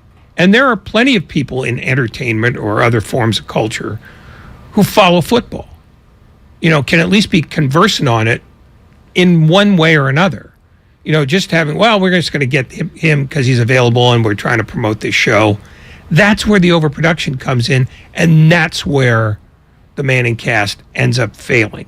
Not because of the Mannings, but because of the people you don't see, who just say, oh, no, this is a great opportunity to promote that sitcom we're trying to pimp on Thursday nights. Right. That's when it definitely falls a little flat. Here is the Manning cast last night. They had Shannon Sharp on. Obviously, he knows a thing or two about playing football. And they couldn't believe what they were seeing. And Peyton is there signaling a timeout with the universally agreed upon timeout call. Just couldn't believe the way Monday Night Football ended in Seattle last night. Might try to draw him off side, Z. You don't have that much time. Snap count. You don't want to waste that much time, I don't think. Running a play. It looked unsettled. Sutton doesn't know what he's doing. Hurry up. Time out. What the? So you just burned 30 seconds to call a timeout? 30-second timeout. A lot of time wasted right there to call a timeout, Pate. Yes. Right? Yes. Because even now, if you get 5 yards, you still got 2 timeouts, but you got to get some yardage. They're gonna kick it. Kick what? They're kicking right here. Kicking the field goal right here. Hold on. Oh. How far? Let me see how far this is. 62-yarder. 63-yarder. What? Manning cast on ESPN actually had it wrong. It was a 64-yarder. And they decided to go with a 64-yard field goal, which in the history of football has been converted 2 of 41 times, instead of asking for a future Hall of Fame quarterback to pick up 5 more yards on 4th down. That was weird. We're going to talk to Peter King about it coming up in just a little bit. In the meantime, let's get to everyone who called in, wants to chat today. Oh, we got to go live to John in Burlingame, who has elves in Iceland knowledge for us. Hello, John. Hey, how are you doing? My grandfather's Icelandic. My cousin actually did a film. We came to San Francisco Film Festival about elves. And more people in Iceland believe in elves than God. And they are, in general, very, very sweet and nice, but when you build in their villages, they can be a little they can be a little elvish, I guess would be the word. That's what they do. That's what, John, are you, as someone who's got roots directly back to the Mother Iceland herself, do you fear elves? Grandfather. My I do not, and neither does my cousin's husband, but as he says so clearly in the movie, I believe she believes she sees elves. There you go. You can't be an elf denier to someone who truly believes an elf is happening. Thank you very much, John. Iceland. I thought I had that right. You did have it right the first time. Then you changed to Norway, and since I didn't know what either country had the elf thing. Aren't Norway and Iceland basically the same? Well, except for like the 1,500 miles that separate them. Right, but philosophically, the philosophy behind both countries. Philosophically, they're probably closer to Sweden and Denmark. Iceland is out in the middle of lots of cross-country skiing no matter what. It's a mode of transportation more than it is a sport. It's still 1,500 miles. There's a lot of traveling that's involved here. It's like a flight to Chicago. Trump wanted to buy Iceland. Yeah. He never made a move on Norway, right? Yeah, but the beautiful thing was, I think he really wanted Iceland to just give itself to the U.S. Because he would never, based on how he's been with his lawyers, he was never going to pay. No, he wanted the Groupon discount. He wanted a little break. He wanted on a free country. The Irishman in San Francisco. Hello, Irishman. Hey, hello. Hey, I wanted to make a comment before I make my point. Sure. Have you ever watched the movie The Irishman? The Irishman. It's is that with Al Pacino? Pacino and De Niro, and yeah, I have seen it. Yeah, Pesci. Yeah, you have seen it. Yes, you might have seen me on it because they hired an Irishman for the background, extras. I was the guy with the huge nose. And I was wearing a Joe Montana jersey. Did you see me on there? I'm sorry. I didn't watch it nearly enough focused on the background actors, and I don't remember a Joe Montana jersey necessarily fitting the time period that movie was filmed in. I'm going to give up on this phone call right now because it feels like it's not going to end well. Yeah. I'm just hitting eject on that phone call. I don't know how well it started. Yeah. We're just tapping out of the Irishman right there. We're just in the midst of a celebrity. You guys need to show some respect. I mean, or you could use some call screening. One or the other, right? You didn't let him get to his point. That's on you. I'm sorry. Once he said, you should have seen me in the Irishman, I was the guy in the Joe Montana jersey with the big nose. It wasn't that a period piece? I don't remember that being set in 1984. Maybe I got it wrong. I don't know. Did I just hang up on Martin Scorsese? With Marty. Let me assure you. Was that Marty? Of all the people you hung up on, he's not one of them. There's never been Scorsese. No. Okay. Andrew in Seattle. Hello, Andrew. You're on 95.7 The Game. Hi. I need some advice. I was wondering what sort of sacrifice you think I need to make to the sports gods to ensure that the 49ers beat the Seahawks this weekend, because they're insufferable up here all the time. If you're in Seattle, here's the thing. Pete Carroll and Russell Wilson both had an awful lot of the 49ers number. Can now just Pete Carroll have the 49ers number? He's not going to be able to play this I'm whipping my home crowd into a frenzy card that he was able to play last night. And he played it like a master. I mean, there might not be a coach who uses his stadium as a weapon as well as Pete Carroll has used that stadium as a weapon in his time there. But, yeah, I mean, I don't know. Is there an actual animal called a Seahawk? Is there a Seahawk? No, Are they protected? Can you kill a Seahawk? I don't know. I don't even know if you can. Ed Werder actually did a report on this last night. A Seahawk is a fictional creature. So there you go. Then you can't kill something that doesn't exist in the first place. So if I were you, Andrew, I would put a rubber chicken in a Steve Largent jersey and then just take it out in your driveway and beat the crap out of it. I will do that. And I'll just say, like, the other guy was there on construction and said he's older. I'm 58. I just want to say that, Ray, I've loved reading your columns throughout the years. Well, we'll put a stop to that. Here we go. Yeah, stop writing, would you, Ray? Please. Don't give people what they want. You're the master in not meeting expectations. Expectations? Not met. They're a bad idea. People have expectations about the 49ers, and where are they today? Miserable. You get what you deserve. I think we got to go to Vince in San Jose. He's waiting next. Hello, Vince. Hey, what's going on, Damon Ratto? Honestly, whenever I hear Tony Romo announce the game, I get kind of upset. It's not necessarily that I have to hear Tony Romo, which is pretty upsetting in itself. I know that, here comes 15 Corona commercials with Tony sitting on a beach. Hey, everything's good. That's great. That's great. You're the one getting paid off of that product. I don't know. Do you guys enjoy hearing stuff from those commentators as much? I don't like it. So I thought Romo in the beginning was fascinating because he really didn't know what to do. He was excitable like a puppy. He was totally into it, and he was calling out what he was seeing at the line of scrimmage with a scary amount of accuracy.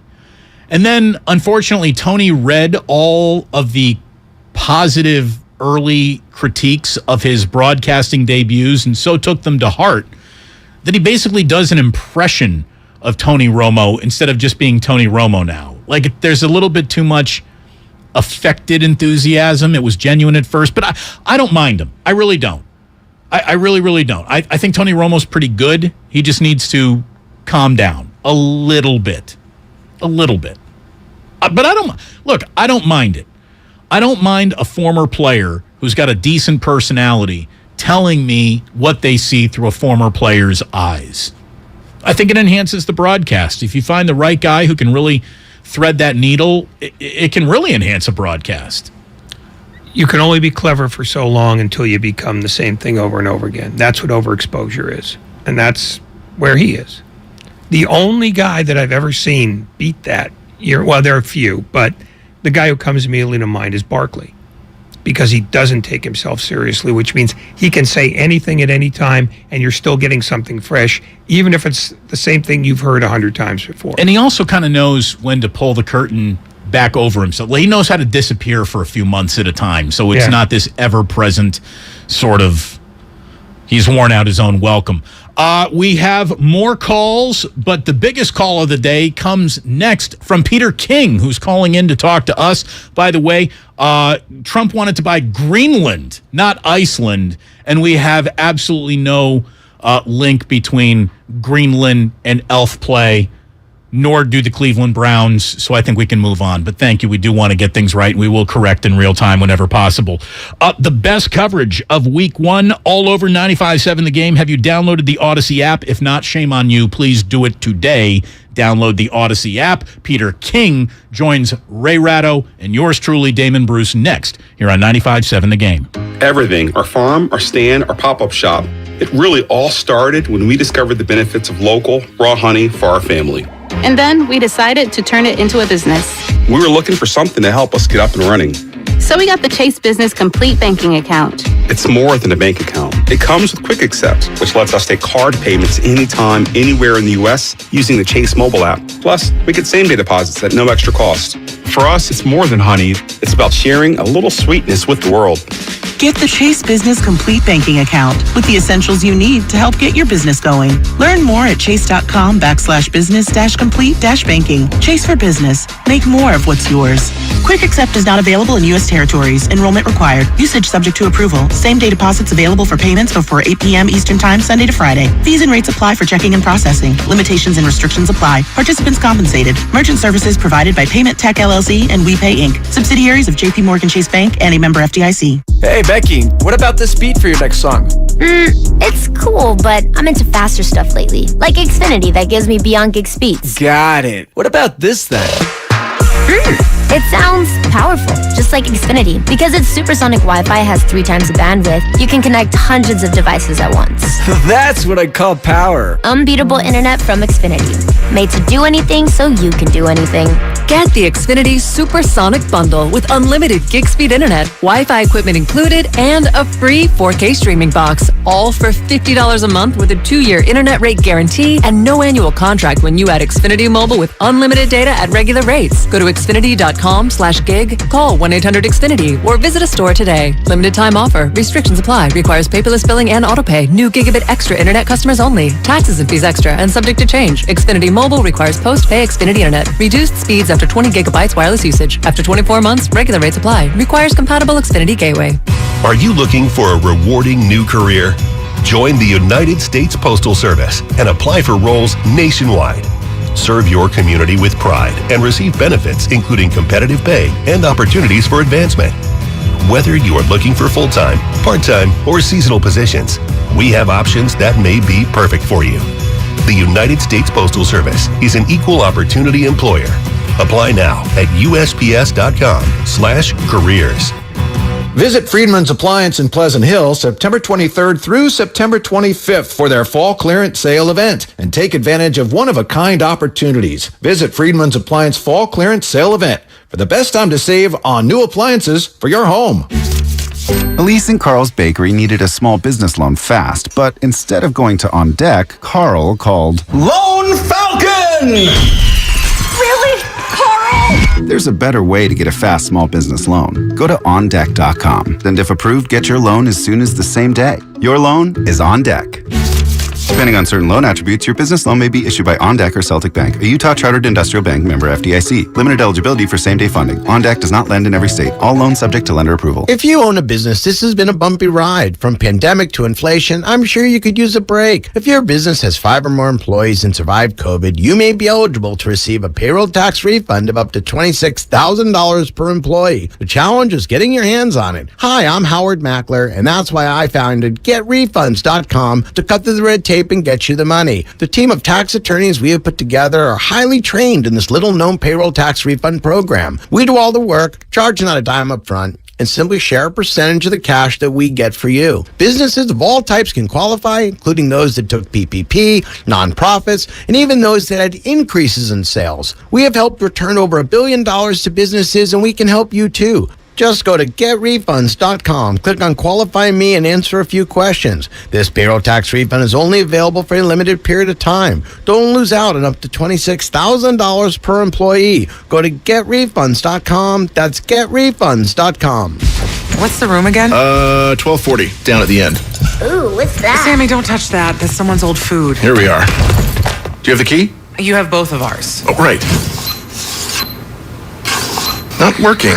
Rub it. Come on. Try flipping it over. Seriously, why can't we go inside? I'm tired. Give me yours. You have mine. All right. What? Please, if you Dad, could just... why aren't you opening the door? Can everyone just shut the... Don't go there. Go on a real vacation. Go RVing. Learn more at GoRVing.com. Ad paid for by the Sentinel Group. Attention Marines, military personnel, families, and contractors who were stationed at Camp Lejeune. Were you present at Camp Lejeune between August 1953 and December of 1987? You may be entitled to significant compensation. For nearly 34 years, those in the Marine Corps' base Camp Lejeune were exposed to contaminated drinking water, resulting in devastating injuries, including several forms of cancer, adverse birth outcomes, Parkinson's disease, and more. North Carolina's procedural laws have prevented victims from getting the justice they deserve, but passage of the Camp Lejeune Justice Act of 2022 would allow you or a loved one to file lawsuits seeking compensation for illnesses and injuries linked to the toxic water. Call today for your free consultation. 800-631-3019. Let our experienced attorneys fight to get you the compensation you deserve, and you pay nothing unless there's a recovery in your favor. Call 800-631-3019. That's 800-631-3019. Again, 800-631-3019. In Palo Alto, partly cloudy overnight, lows in the low 60s. Weather brought to you by Pfizer and BioNTech. Whether it's the news, the traffic, the weather, or your COVID-19 vaccinations, it's important to stay up to date. Iron Maiden will be rocking the Concord Pavilion on September 27th, and 95.7 The Game has your shot at tickets. For your chance to win, head to our contest page at 957thegame.com.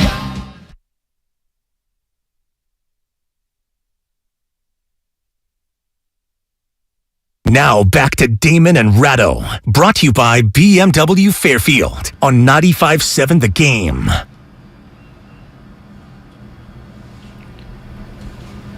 The king of NBC Sports, the king of covering the NFL, Peter King, nice enough to join us here for a weekly. Hey, how are you? Now that it is football season once again, it is officially football season once again. Week 1 is in the books, and what we just learned is kind of a question we've been asking. Peter, thank you for joining us here on Damon and Ratto. As always, it's great to have you. I got to be totally honest. A lot of people come to this radio station for a little clarity on what they just saw out of the 49ers, and we have not been able to offer much because I don't know what we just saw, what you can take away, what you can use from a game played in those conditions to really sort of predict or frame how the rest of the year may go. I mean, it is tough to have momentum go from one week to another. Everything happens in kind of its own vacuum, and that's one of the wettest, sloppiest vacuums I've ever seen a football game played in. What did you take away from the 49ers' shocking Week 1 loss in Chicago? You know, I hate to join the chorus of those who would say you really can't draw any conclusions from it, but I don't see how you draw any conclusions from it. It was played in occasionally a monsoon and surely charitably a muddy track, and the only thing that I thought was a little noticeable or a little bit interesting is that, look, the 49ers won a weather game at Lambeau Field in January. And this is football. You know, this is what it is. And there are going to be a couple of times every year where you have to play in inhuman conditions. That's just the way the sport is. So the only thing I guess I would say about this is, you know, I don't empathize with those who would say, well, you know, the Bears, they're more used to playing in conditions like this and all that. I don't know who ever gets used to playing in conditions like that.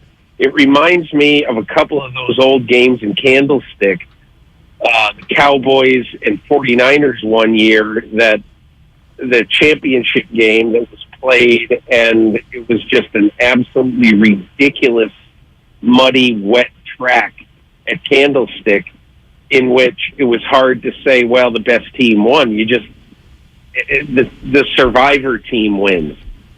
And that's really about all I can say. You hate to kick the can down the road, but as far as drawing one bit of conclusion about this year's 49ers, I would just say sometimes you have to play in dog crap conditions, and you have to win in those dog crap conditions.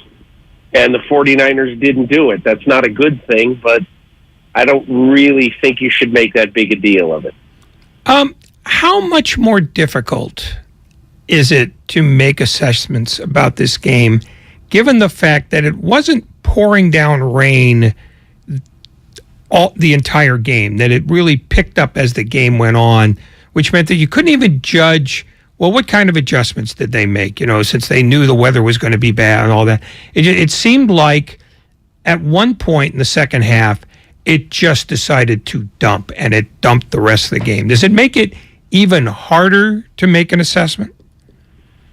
Yeah, but I think, Ray, that even before then, the fact that if you are, let's just say for the sake of argument, if you're the 49ers and you're trying to figure out, okay, we want to try to figure out if Deebo Samuel can be a factor in this game.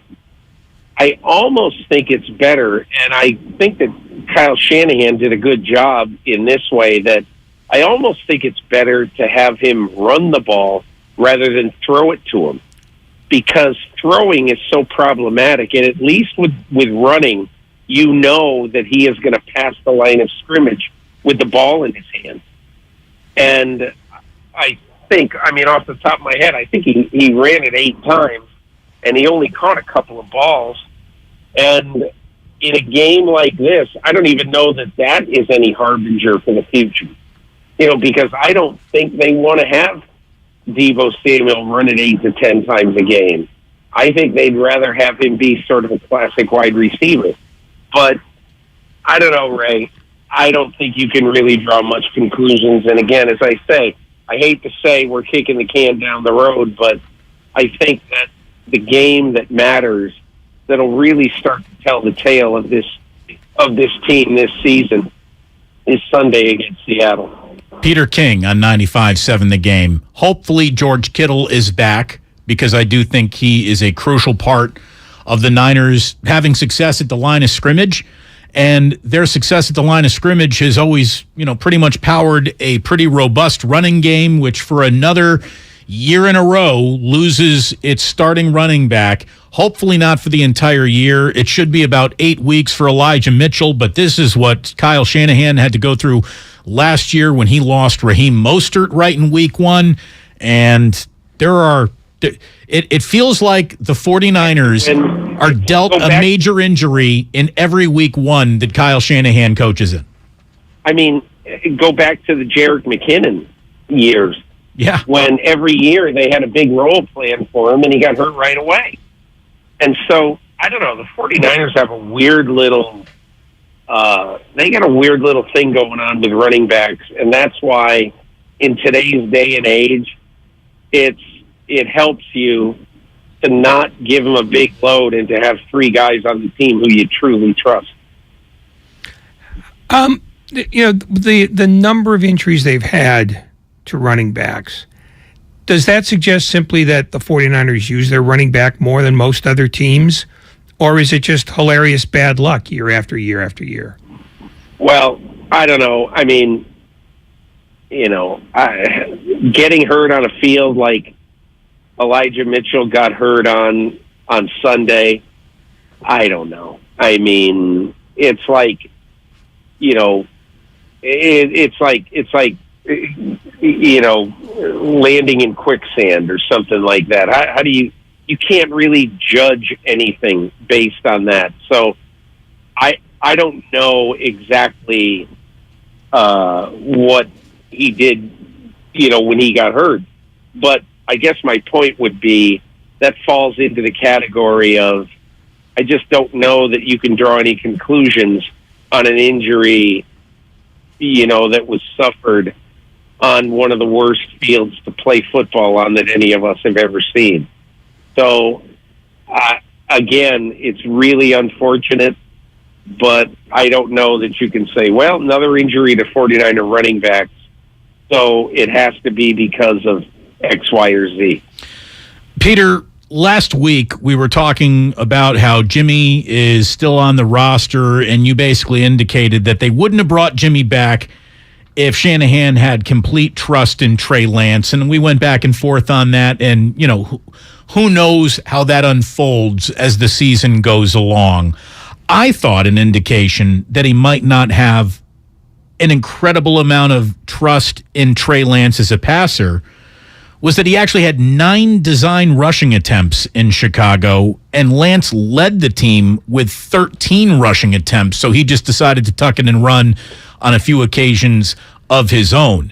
This puts him like in a category of rushing attempts rarely seen from even quarterbacks who were defined by what their legs could do. Trey Lance has already got 3 games in his career, and in 2 of them, he has carried the ball 13 or more times. Like that, like Jalen Hurts has only done it 5 times in his career. Michael Vick has only done that 4 times in his entire career, and we've now seen Lance do it twice in the 3 games that he started. Again, we got to get back to the fact that it was a monsoon and a really weird day to evaluate how anybody played. But I was surprised that Trey Lance has been used so much in the running game, but not rolled out to help him through a passing game. It's a little weird what Shanahan has cooked up for his young quarterback. If that happens Sunday, that he runs it 13 to 15 times or 12 to 15 times on Sunday, then I think you see a trend. Here, there's just not enough evidence, in my opinion, to call it a trend. That on that track the other day, I think what you're trying to do is to simply say, okay, what's the best thing we can do to try to move the chains to get in decent position to, at the very least, try to kick a Robbie Gould field goal. That is how I would have coached that game, and I would bet a lot of money that's how Kyle Shanahan coached that game. So again, I don't mean to sort of delay any sort of conclusion at all, but just if he had run it 25 times on Sunday, I wouldn't have been surprised. It just was a terrible day to try to play regular football in Chicago Sunday. Looking towards Seattle and particularly the game last night, what did you see from the Seahawks that makes you reassess what you thought of them before the season started? There's two things. Number one is, I think that the thing I found most interesting about the Seahawks was the fact that although none of us really know very much about some of their young players, particularly like Jordan Brooks, who did have a very good year last year, but nobody still really knows him, okay? So, like, if you look at Jordan Brooks, who had, I think, 12 tackles last night, here's a guy who the Seahawks let Bobby Wagner go because they felt that they had the next Bobby Wagner in Jordan Brooks. Whether he'll be as good as Wagner, who knows? But you just have a bunch of guys, like, for instance, Jordan Brooks, Cody Barton, another linebacker who is a young guy, who really made life tough for Russell Wilson last night. And then, I think also one of the most underrated players in football, in my opinion, is Quandre Diggs. I think he's a great safety who just gets credit for being an okay safety, which I think is unfair to him. And so now, especially because Jamal Adams is going to be out for a while, all energy and all focus goes to Quandre Diggs. So I think they've got a very interesting young team with a lot of speed on defense and a lot of guys you've never heard of before. And again, look, nobody expected, especially the kind of first half that you saw out of Geno Smith. And Geno Smith was fabulous in the first half last night. And I think he was okay in the second half.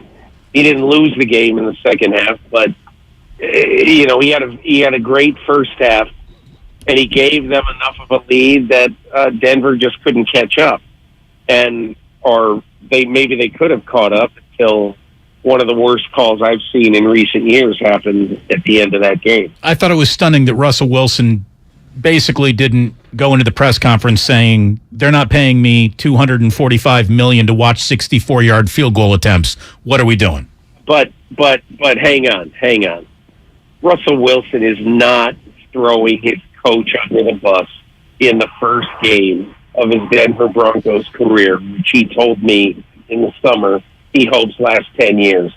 That's just not what you do. No, but he could call a timeout. He could say, I'm making an executive decision right here. I'm calling the timeout, because that's the right thing to do. But there was a timeout, and he went to the sidelines, and they put the kicker in.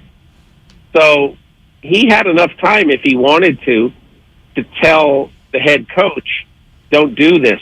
Let's talk about this, whatever. And he didn't do that. So there's a time, if you vehemently disagree with something, to do something about it. And that time is not, in my opinion, at the post-game press conference.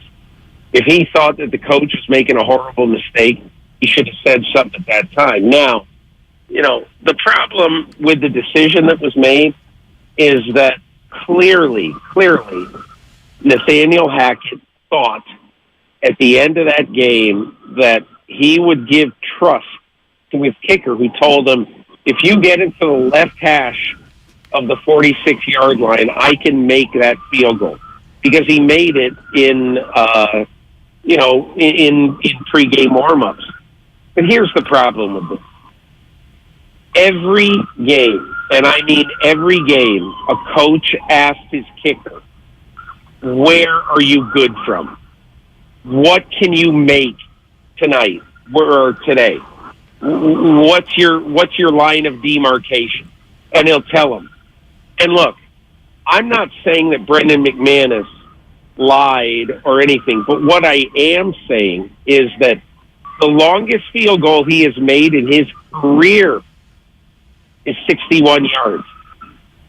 And 6 years ago, though, right? I mean, that's a thing. Like 64-yard field goals are 2 for 41 in the history of football. I mean, it's not a percentage play. Russell Wilson getting 5 more yards was the right play. It was. Of course it was. It was a ridiculous coaching decision. Peter King here on 95.7 The Game. Look, we don't want to spend too much time on Seattle, even though they're coming in next. But I tell you, Kyle Shanahan has a reputation, Peter, of being, this wunderkind coordinator of offenses. But I think what he's also getting a little reputation is a guy who blows a lot of 10-point leads, which, considering how married he is to ball control and not risking it with an overly aggressive passing attack, and he wants to dominate the line of scrimmage with a running game. At what point does Kyle Shanahan's reputation for blowing 10-point leads start defining him more than the promise of buzz around how good he is at coaching? I mean, at what point do we say Kyle Shanahan might be a little overrated here? Well, I didn't even know that until you just said it about the 10-point lead. But I think that, clearly. Could you do me a favor and move your phone a little bit closer to the screaming ambulance? Yeah, it's unbelievable. It's been quiet around my neighborhood, and so I just thought I would sit outside and do it there. And all of a sudden, we've got Armageddon in our neighborhood. Anyway, I think the one point I would make about that is, honestly, when things aren't going good for a team, if a couple of weird plays hadn't happened in this game and the 49ers won, and not that we wouldn't be paying attention to some of the negatives, but that just strikes me as one of the things that is that comes up when you continue to not play well in the second half of games. And again, I think, in my opinion, you just can't judge anything very sincerely about what happens in this game. Now, let's see what happens in the next few weeks. But I don't know. That's the kind of thing I can't take very seriously after a game like they had in Chicago. You wrote yesterday that Kyle Shanahan and John Lynch sort of polled the 49er player leadership, asking, we got to make sure you're going to have Trey's back here. Is this a recognition that maybe Shanahan has to do a bigger selling job on Lance's behalf than we originally thought, and that maybe he's going to have to keep doing it? Well, all I did was quote Jay Glazer, and I attributed that to Glazer in my column. You did. And here's the thing. That was interesting to me, okay? And the reason it's interesting to me is because it says to me that Kyle Shanahan and John Lynch know that there are quite a few players on this team who are very much or very good friends with Jimmy Garoppolo. And they also know that in the NFL, sometimes life moves on. So I think all they were trying to do is just kind of, they were just trying to seal that potential problem, which, and who knows if it ever would have become a problem. But I think they were just trying to say, hey, listen, let's just make sure we're all in on Trey's side, okay? And we know what this year is. We know there are going to be some times that might be rough times, but we are not in this, and we're not going to be shaky about this. We are going with Trey Lance, and we just want you guys to know. We want you to support it and all that. And so you would assume that most of the guys, if not all of them, just said, "Hey, no problem. We're fine with that." But I do think that when I heard that sort of opened my eyes and said, you don't do something like that unless you think that you need to do it, And so I just thought it was interesting. I don't think it's a huge story, but I just think it's interesting and just another way that they wanted to ensure that the players on this team know that Trey Lance is our quarterback. We have very little time left, so a quick answer. Are you surprised, Peter, that the Dallas Cowboys are not more outwardly interested, if not in Garoppolo, but bringing in someone to help them through this Dak injury?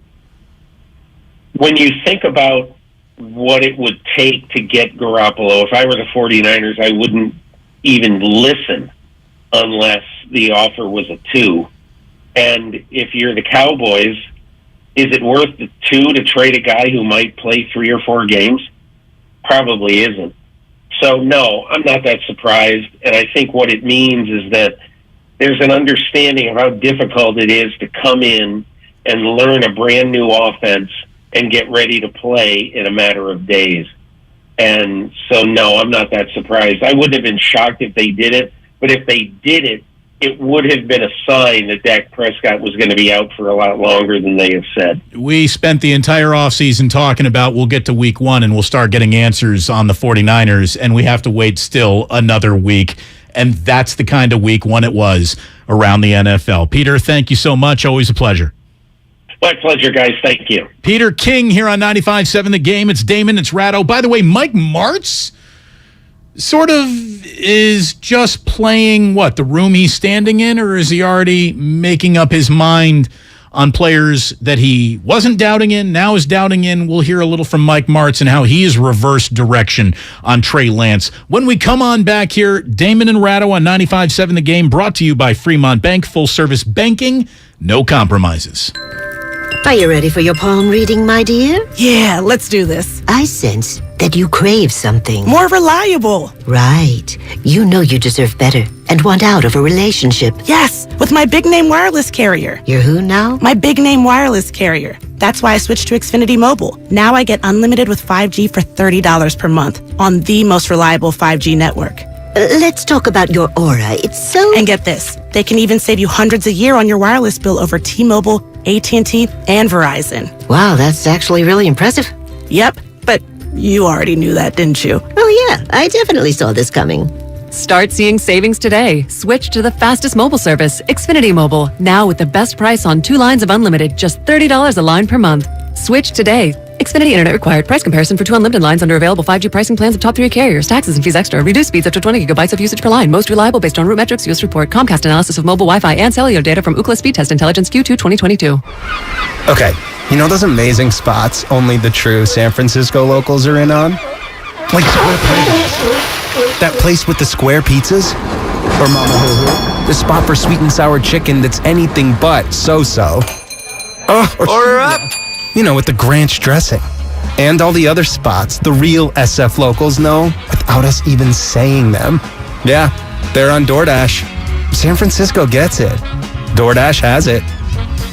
At Left Coast Buyers, we buy properties all over California. If you own a house or an apartment building and want to sell it fast at a great price, call us at 925-434-5000. We can pay cash and close in as little as 7 days. We buy properties in any condition, any price range. Do you own a property that is run down and needs thousands of dollars in repairs? Are you out of time, money, and energy? Are you looking for an easy way to get top dollar for your property and sell on your terms and timeline? Well, call Left Coast Buyers now at 925-434-5000. We buy divorce houses, inherited houses. We even buy vacant houses and abandoned houses. Do you have a tenant who hasn't paid? Are you behind on property taxes, mortgage payments, or even facing a foreclosure? Even if you're just nervous about capital gains or an upcoming recession, we've seen it all. So if you or someone you know owns a property and needs to sell, call Left Coast Buyers at 925-434-5000. That's 925-434-5000. If you own a business, this has been a bumpy ride. From pandemic to inflation, I'm sure you could use a break. If your business has 5 or more employees and survived COVID,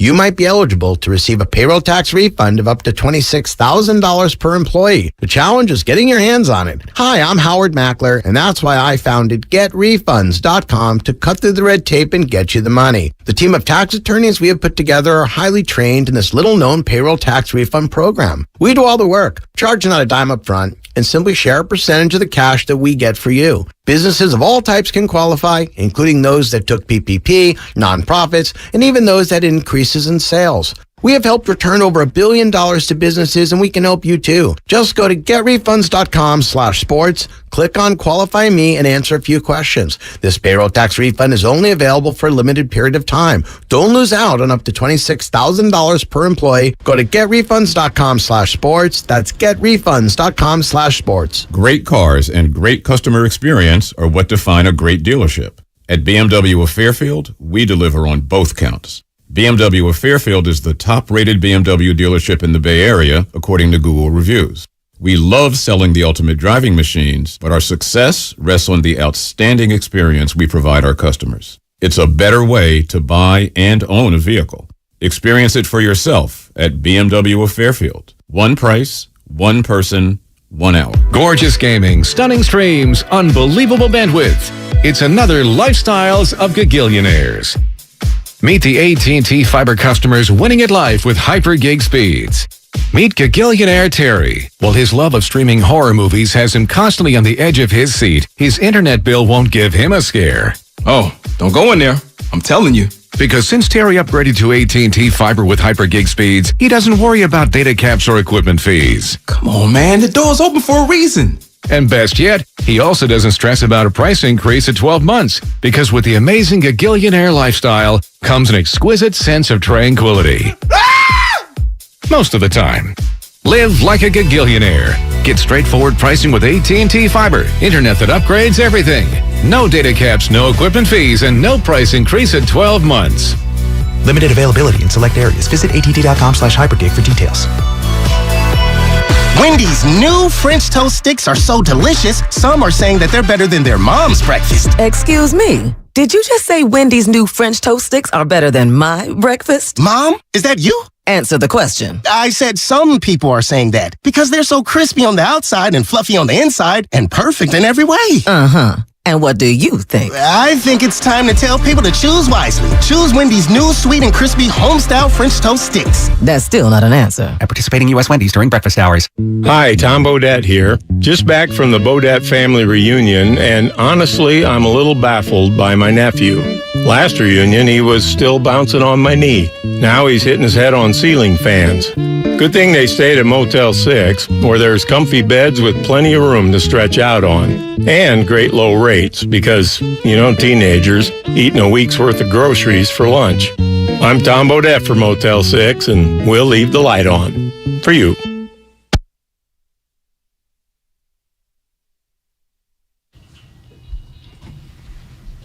Now back to Damon and Ratto, brought to you by BMW Fairfield on 95.7 The Game. Welcome back, Damon and Ratto. It is good to have you here, and it's good that Peter King basically, you know, is looking at that week 1 loss in Chicago sort of the same way we are, Ray. What did we learn? I don't know. What do we now know that we didn't know? What can we no longer believe in that we wanted to believe in? What is the data point that you take from that game and you push forward to sort of define how the season might go? There's very little. There's almost nothing to take from that game and apply it forward. But here's the thing. Even if it doesn't turn into Indonesia in monsoon season, you're not going to know very much because it's one game against a poor team against which, there's not going to be any judgments to be made anyway. I mean, Trey Lance was not going to be pulled from that game. He's not going to be, he's going to start Sunday against Seattle. I mean, the idea of evaluating any football team, let alone its, brand new quarterback based on one event is absurd. It's a body of work before you can make judgments about, well, Lance can do this, but he can't do that. Well, Shanahan wants to do this, but he couldn't do it against this team because they do something different. It takes a while. The problem with this week is that everybody wants to draw a conclusion, whether it's Shanahan's an idiot or Lance can't play or Garoppolo must be traded or they don't use Samuel right. You throw the weather onto everything else, and you still have a massive mystery where nothing got answered because nothing's meant to be answered for about 5 or 6 weeks. Right. I mean, here's what we know. It stinks to lose your starting running back. But we knew that going into it, so it's not new information. It just stinks that it's happened to the Niners once again. It stinks to not play with George Kittle, but we knew that. I mean, so what did we learn? How about that new offensive line? Did they play well? Did they play poorly? Well, if you use your own 2 eyes, you could say as much as Trey Lance had to tuck the ball and run, maybe they played poorly. You start looking at their Pro Football Focus grades today. It would suggest that the 49ers offensive line played pretty well, all things considered. So it's just a tough game to evaluate where it went wrong. It went wrong over and over on third down with that defense not being able to get off the field. And we knew that not being able to get off the field because you're making stupid mistakes was bad, no matter what the weather condition it's happening in might be. So what did we really learn? I don't know. Hopefully we get to learn more in situations that are actually more like a normal football game and situation than they were in Chicago, because that was abnormal. Now, abnormal is not an excuse to go out and lose a football game because, like Peter King said, hey, elements happen. Weather happens.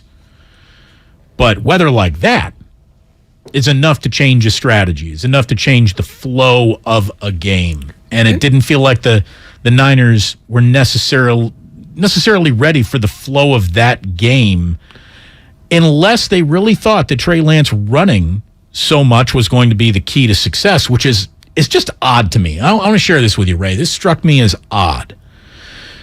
And I said this yesterday before we started getting numbers. The fact that they've run so much with Trey Lance early on, I don't think that Kyle Shanahan's put the best effort in getting the best game plan out there for Trey Lance, or there is an indictment that he thinks the best Trey Lance game plan is to have him run an awful lot, like historically an awful lot.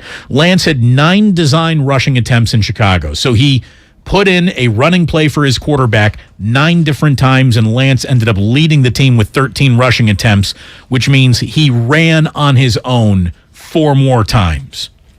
Eric Branch of the San Francisco Chronicle had this interesting note that quarterbacks with 13 or more rushing attempts since 1980. Here is the list. Lamar Jackson has done it 23 times, but Lamar Jackson is officially in a class by himself. The way Lamar Jackson goes about doing it is so unique to Lamar Jackson that you probably shouldn't try to duplicate that. It's the same thing with Patrick Mahomes. Like, sure, you want that, but you're not going to be able to duplicate that, so don't even try. Lamar Jackson has run the ball more than 13 times, 23 different times in his career. Cam Newton, who's on the verge of retirement, is not with any team right now. He's done it 11 times in his career. Jalen Hurts, a younger quarterback, has already done it 5 times. But that is very much the offense that the Eagles are running. They are running a a very much quarterback involved in our running game offense.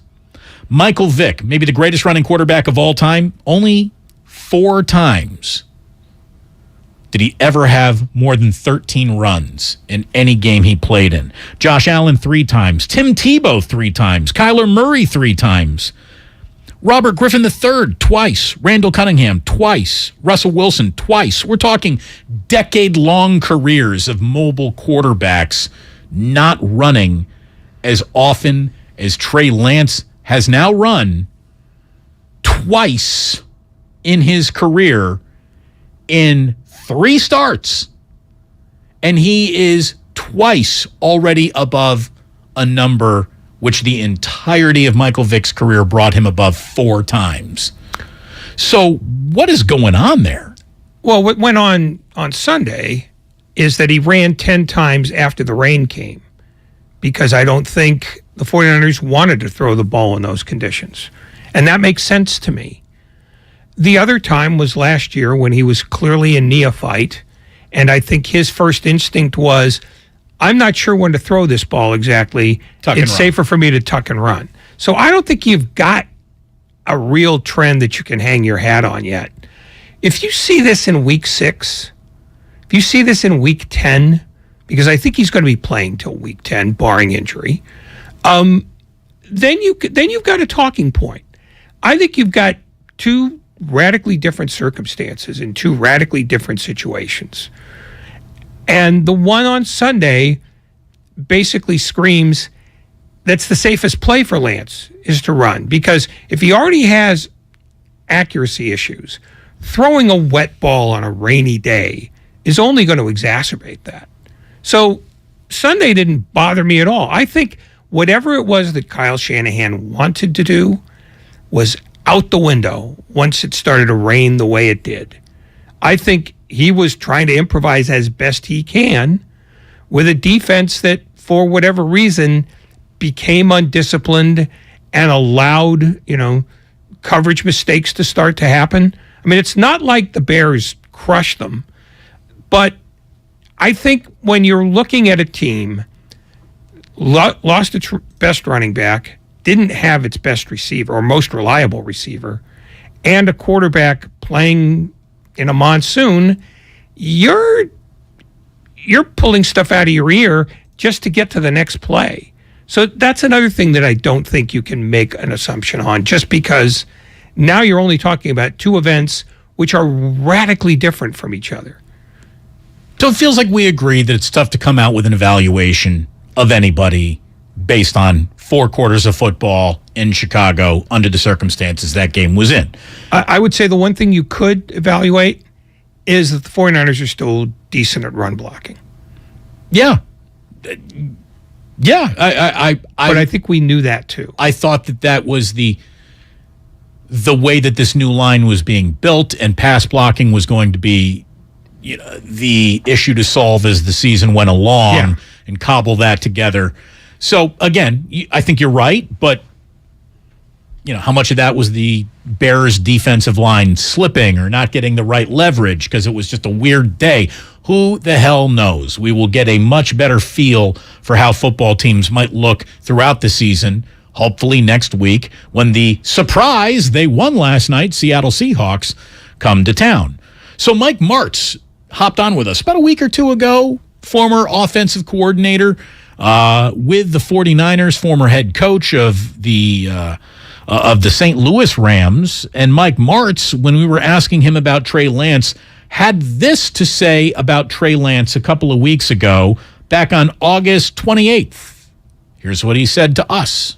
Well, he's been there now long enough to be ready. I promise you that. He's been with them now, so he knows the offense. If he's not ready now, he'll never be ready. I don't care how raw he was. It's who he is and how well he competes and assimilates the offense and those kinds of things. I think he's, obviously, I'm not there. I've never seen him practice, but I would trust the fact that they made that move, that there's a great belief in his ability and where he'll be, and he'll coach him like that. And I think when you get a guy coaching you like that believes in you, regardless, it just energizes you. It just gives you great confidence. And I think they have a great relationship. So Mike Martz saying a couple of weeks ago, here's someone who must be ready because Kyle Shanahan's saying he must be ready. So that's kind of enough for me. He's been in the system long enough. There's not a lot more prep work that needs to be done. It's a matter of roll him out there and see how he plays. Well, Mike Martz saw Trey Lance in Chicago, and after just destroying the Chicago Bears in terms of how bad he thinks they're going to be this year, wrapped it up with this is on the 33rd team website, and Mike Martz, after playing up Trey Lance very positively on a stage here in San Francisco to us, because he knew he was doing a San Francisco radio show, here's what he had to say about Trey Lance today, a much different tune. I've never seen anything about this kid that was encouraging at all. He really has to plan himself to make a good throw. He's not a quick decision guy. Everybody's shot in the rear about him being a mobile guy making plays with his feet. He looked like a fullback stumbling around trying to run the ball to me. I mean, he's not Lamar, so I don't know what he is. He's not particularly a good guy running with the football. And based on what I saw today, I mean, he missed two guys completely by themselves. I know it was in the rain, but quarterbacks do that. You make those throws. I know this, he can only go up. He can only get better because you can't get any worse than what he did today. I've never liked him. I still don't like him. I'd like to know what he does so well because he's not a great passer, doesn't have good skills, takes him a long time to set himself and throw the football, misses easy throws, and he's not particularly a good runner. Other than that, he's a hell of a player. So Mike Martz went from, I like him. I think he's set up for success. I think I like him too. I never liked him at all. I never thought he was going to be anything. The one question that he did ask that was legitimate, well, we'll get to that in a second. Let me welcome everybody to your 5 o'clock hour.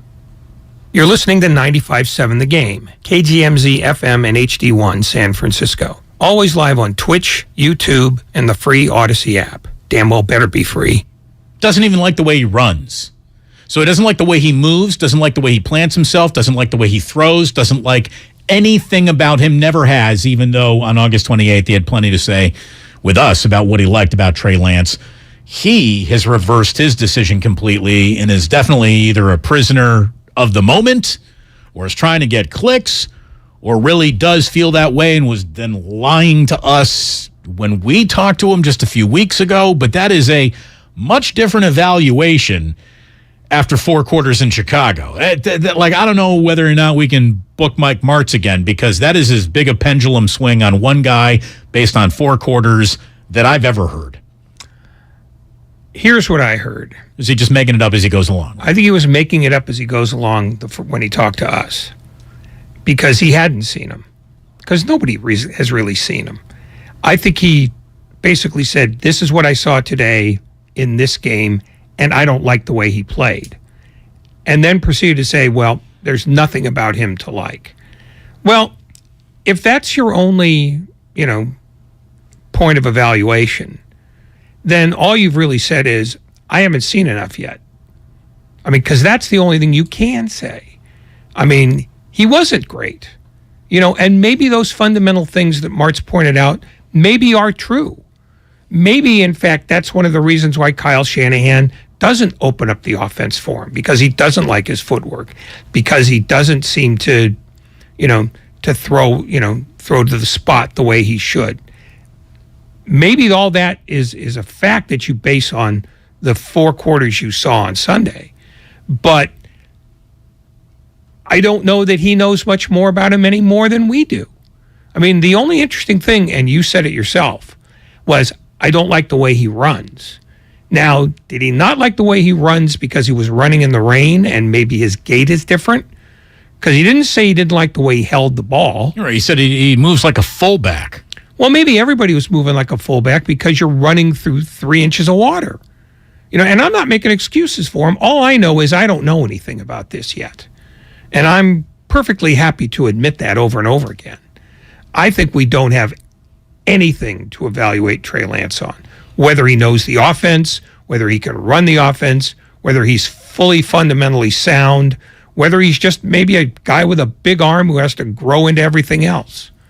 But you can't be, I kind of like him because Kyle likes him, and then 3 weeks later go, geez, he can't do anything.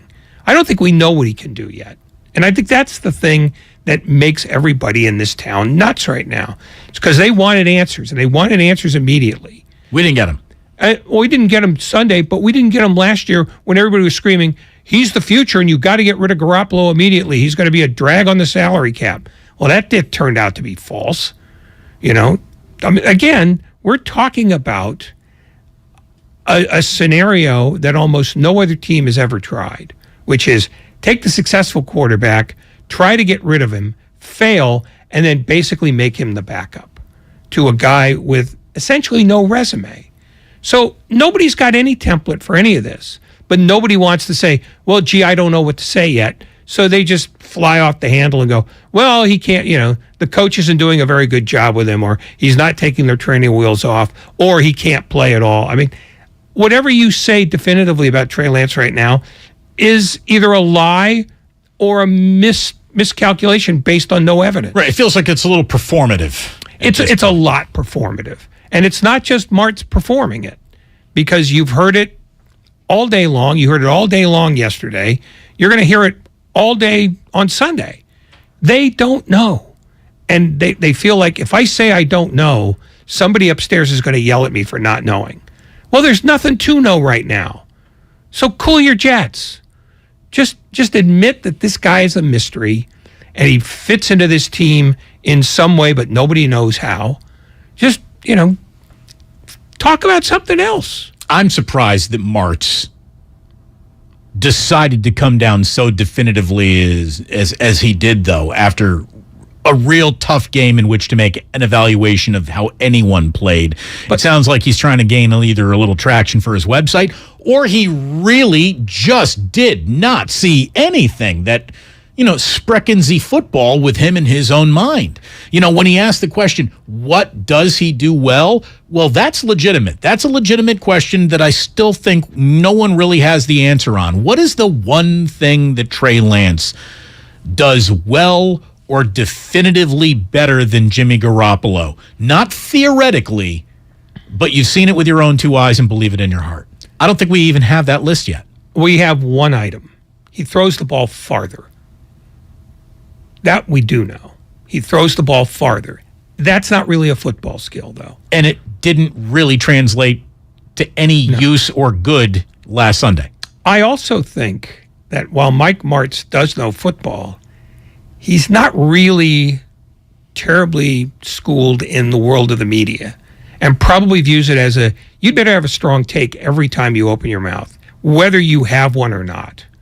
And that's what his second set of remarks reminded me of. The one thing that caught my ear was, I don't like the way he runs. Because at that point you're saying, I don't even think the one thing we think he can do, he can do. And if he's right about that, then Trey Lance can't play. I don't know that anybody's with any sort of depth or breadth can say that yet. Brian Baldinger was on the Morning Roast, and here's what he had to say about Lance's Week 1 evidence of performance. Well, he didn't lose the game for him. You know, he didn't lose it. You know, you like to see in the fourth quarter him be able to see Eddie Jackson, you know, making that throw. But, I mean, there's a lot of guys that make that throw and don't see him. You know, he made a great play. He's a really good free safety. But other than that, I mean, you know, in those kind of conditions, I mean, yeah, he missed a throw to Tyler Kroft. I mean, it's old Shanahan play. They've been running that thing for 30 years now. If he runs it 8 more times, he probably, you know, strikes, you know, gold on 7 of the 8. I mean, it's just, he just overthrew him. But, you know, he didn't lose the game. I mean, they didn't block well up front. They didn't run the ball well. Nobody could tell you the name of those defensive linemen for the Chicago Bears. This isn't a top 5 defense. And, you know, there was a lot of 1 and 2 yard runs from that offense on Sunday. Kind of a crap fest, no doubt about it. Baldinger went on to say, here's what he needs to get better at quickly on the Morning Roast. I think when he gets a clean pocket, you know, like a lot of quarterbacks, they can make great throws like the one to Ray McLeod or to Juwan, and then he hit to one to Ayuk, you know. I mean, you know, those throws are pretty clean. But, you know, when he gets a dirty pocket and, you know, he misses throws, that's when you want him to just be able to calm down in the eye of the storm and just be able to sit there and make the throw. Or, look, if he's got to do something athletic in that pocket to avoid a hit, to throw over some obstruction. You like to see him still be able to drive the ball and hit the throw accurately. And I think that's something that he still struggles with. Again, the throw to Ayuk, here's what I had. And I'm just going to go off the notes that I had on Friday of last week when I had my here's what I want to see with my own two eyes. The first thing I talked about was how Bosa, Armstead, and Kinlaw, how did they look against a patchwork offensive line? Chicago's got questions everywhere. Well, we saw a lot of Bosa. We saw Kinlaw. Didn't get much out of Eric Armstead in the game on Sunday, but the defensive line pretty much went out and played where I thought they would play. I said I was excited to see Elijah Mitchell. Well, we didn't get to see him for very long. I said I was excited to see what feeding Ayuk might look like. He had 2 catches on 2 targets, so it was hardly a feed Ayuk day. And I said I wanted to see a revamped secondary. And I think that the secondary did a very good job on a Bears team which really spent most of the day terrified to put the ball in the air. They didn't want to throw the ball. The reason why Talanoa Hufanga was able to play like a linebacker is because he was allowed to line up like a linebacker. The Bears put 8 men in the box and said, we dare you to throw at Justin Fields. We double dog dare you. And it was a dare that Fields passed on. As he should have. Yes. I mean, who's he throwing to on that team? Not a lot. Not a lot. At the same time, I don't know what we just saw. Mike Martz thinks he's seen enough to make a definitive statement like there's nothing I like about this kid, after he said that there was plenty to like about the kid. You know what he could have said to save himself? There's nothing I like about this kid yet. Right. The word yet could have done some picking it up and putting it down. By the way, we called Mike Martz to ask him on today, and he refused to come on. He didn't want to come back on and have to explain himself. So there you go. Well, he won't be missed. Aw. At least not by me. I mean, not because he said anything particularly radical. It's just he doesn't know anything more about Trey Lance than any of the rest of us do. In 3 weeks he will, because he has a more trained eye. Right. But someone from the Comcast business text line says, sorry, Coach Martz, I guess that Trey Lance is no Mark Bulger. Very good. Very, very good. Somebody has this. Hey, Trey Lance is really great at giving the media basic, no information answers to questions. He was good at that. And I'll tell you, that's an important skill. It's an important skill to be able to filibuster your way through press conferences that are going to be as pointed and sharp for him to navigate without creating any new drama around the team. It's important to do that. It's important to know how to defuse bombs, not make sure you set them off. But it did not get the 49ers into the win column. No. How he talks is remarkably unimportant. It's important for him. It's important for him just to make the week. The words you choose can make your week harder or easier. Choose the easier path. But that's inside football stuff between him and Kyle Shanahan. What needs to be answered is, what does he do on Sunday? And what he happens to say during the week or after or before a game is not really relevant. It's, your play will tell us how interested we are in you. Because I think whether he's not interesting or he's been schooled to not be interesting, the bottom line is he's not interesting. And if that's what he's going for, good for him.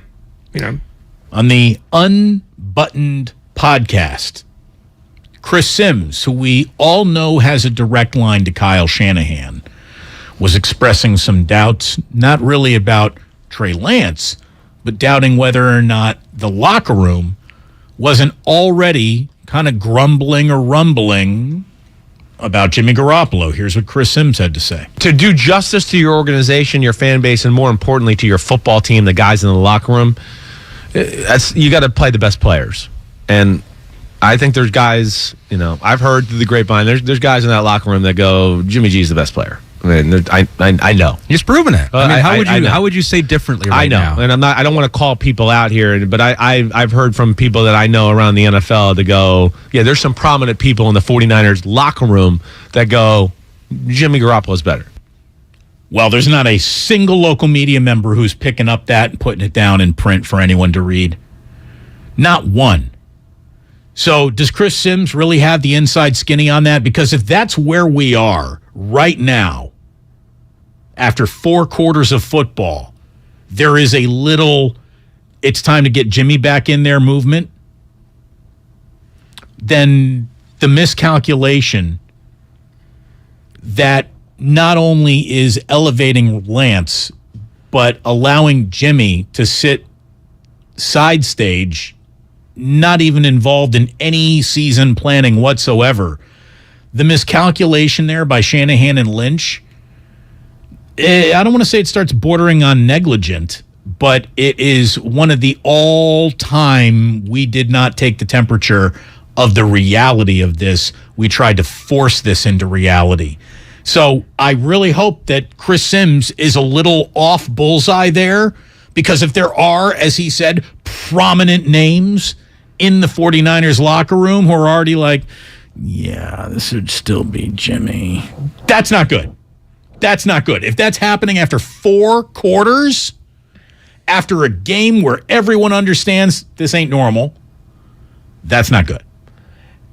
Based on how new the information that Sims got is. I mean, because I think you can safely say right now that Jimmy Garoppolo is better at this moment for the 49ers than Trey Lance is. That said, Kyle Shanahan has decided what he's going to do. And if it means he's got to go into the locker room and say, look, he's the starter. And if it means he's got to talk to those 15 guys again and just say, we're not changing until I tell you we're changing. So it's up to you to monitor the room and make sure that everybody understands that. I mean, what Sims says is not outlandish to me, but Kyle Shanahan is flying against the wind, as he has been doing with this the whole time. You know, he has that sort of sense that I know what I'm doing. I believe that what I'm doing is going to be best for us long term. But this is the rocky early part where Lance can't be better than Garoppolo. He doesn't have a track record, you know, and unless Mike Martz is right and Lance can't play at all, then it only makes sense that, you know, you sit and wait another 4 or 5 weeks and see what else you see. You know, it's the need to jump to today's conclusion that is so mad. Is Chris Sims just feeding the beast here, or does he really hear these things? He's really that much the fly on the wall of the 49ers locker room that maybe even more than any other dialed-in local media member, you can take what Chris Sims is hearing and run with it just a little bit. But what he said was, I've heard from people around the league who say that there are guys in the 49er locker room. So he's not the one who's dialed in here. If he's dialed in anybody, well, I think he might be there. There might also be a little plausible deniability that he's using to throw things out. Well, then you're saying he's dishonest, because he's basically saying, I heard from people. He's going to protect his source, and that's not dishonesty. No, but it's being dishonest. When everyone knows how connected he is to the head coach, you have to separate yourself from information by a level or two to maybe continue to get said information. So then maybe you don't describe where you got it in an erroneous way, because that is a lie. You know, it's, you know, lying to protect the source is not kosher either. And I'm not saying he's lying. What I'm suggesting is what he's got here is secondhand information whose reliability we're not sure of. And who do you trust more, Trey Lance or Chris Sims' secondhand information? Do we know enough about either through 1 week? Well, we don't know anything about Sims's, and we know next to nothing about Lance. So I would say it's a photo finish at this point. We go to Frank in Santa Cruz. Frank, you're on 95.7 The Game. Hello. Hey, good afternoon, guys. I have a concern. This team is built to go into the playoffs. My concern is this. Now, if you trade Jimmy G, let's say the Dallas Cowboys need a quarterback and they want to get Jimmy G, I hope Kyle doesn't trade him there. What if Trey Lance gets hurt, and right now he's going to struggle Right. Look, risk? Frank, all of the concerns that kept Jimmy Garoppolo in the room when it was all said and done would be immediately things to not even worry about anymore if they were to trade him. So I don't think he's about to get traded. I do think that the 49ers have begun their year with the quarterback room that will look like this room looks at the end of the year. I don't think it's about to happen. We asked Peter King about this. He doesn't think it's about to happen. Already in Dak Prescott's situation, the Cowboys are walking back the amount of time they fear he may need off after the thumb surgery, which, like all sports surgeries, went very well today, Ray. Yeah, the thumb's still on the hand. He still can count to 10 without even going to his toes. So I don't think you need to worry about that. I don't think you need to worry about that, and I really do believe that Jimmy's presence still on this team and any doubts in Trey Lance aren't married. I don't think one necessarily has to do anything with the other. And I know that there are a lot of people who insist that Jimmy being in the room is an indictment on Trey Lance. I don't think so. I don't think it is. We'll find out. I'll tell you what, they lose at home to Seattle. You would then think they're in a lot of trouble heading to Denver if they were to lose to Seattle at home. So now you're 0-3. And if the Rams are just licking their chops and waiting for you, are you now 0-4? And at 0-4, now what are we talking about? The decision to keep Garoppolo is not an indictment on Lance, but it is a summons. It is a statement that we're not sure what we have here yet, which is a perfectly reasonable assessment to have. Well, they couldn't be sure about what they had because they haven't played it. So they can't be sure. But based on what we now know about last year, they shouldn't have played him. Garoppolo was the better quarterback down the stretch, got him into the playoffs, got him to the conference final. Keeping Garoppolo, and we've said this over and over again, was a percentage play. Because based on what they don't know about Lance, they don't want to fritter away an entire season backing somebody who's not ready yet. And again, I'll use the word yet, because we don't know if Lance is ever going to be ready or when it's going to happen. The point is, Garoppolo's there because Shanahan isn't entirely sure what he has in Lance, which is different than saying, I made a mistake with Lance. It's a lot different than that. If he makes a mistake with Lance, you'll know it in the offseason because you'll be able to evaluate all the games they played, see how many games that Garoppolo played or finished, and then you can make a more educated judgment on all of it. You can make no educated judgment now. And that's the thing that seems to confuse everybody. This was never going to get settled in week 1, no matter what the weather was like. It's not going to be settled in week 2. It's not going to be settled in week 6. You're supposed to strap in and wait for this to develop, but nobody has the patience to do that anymore because that's the culture in which we live. Oh, wait a minute. You want the playoffs to actually begin before we start announcing who's in the playoffs? I believe 6. I believe week 6 we could start announcing who's in the playoffs. Buffalo. There's your teaser. There you go. That's, I guess, the one thing we did learn out of week 1. How good they might be. You know what I also learned out of week 1, too, and I'd never heard this before? Have you ever heard of the bird gauntlet? No. I've never heard of the bird gauntlet either. So apparently, the NFL has 5 bird-related franchises. The Falcons, the Seahawks, the Cardinals, the Ravens, and the Eagles. In the history of football, no team has ever beaten all 5 teams in the same season. Now, obviously, you would have to have the scheduling break to put the entire bird gauntlet in the gauntlet of your schedule. Well, the New Orleans Saints actually have that this year, Ray. The Saints will attempt to run the never-been-completed bird gauntlet. The Saints have already a win over the Falcons. They play the Seahawks, the Cardinals, the Ravens, the Falcons again, it's a division opponent, and the Eagles. So we'll see if they can go a perfect 6-0 running a bird gauntlet. Do you get a trophy for that? Yes. Do you even get like a free plate of wings at Hooters, corporate sponsor? The Stanley Bird Bath. Nice.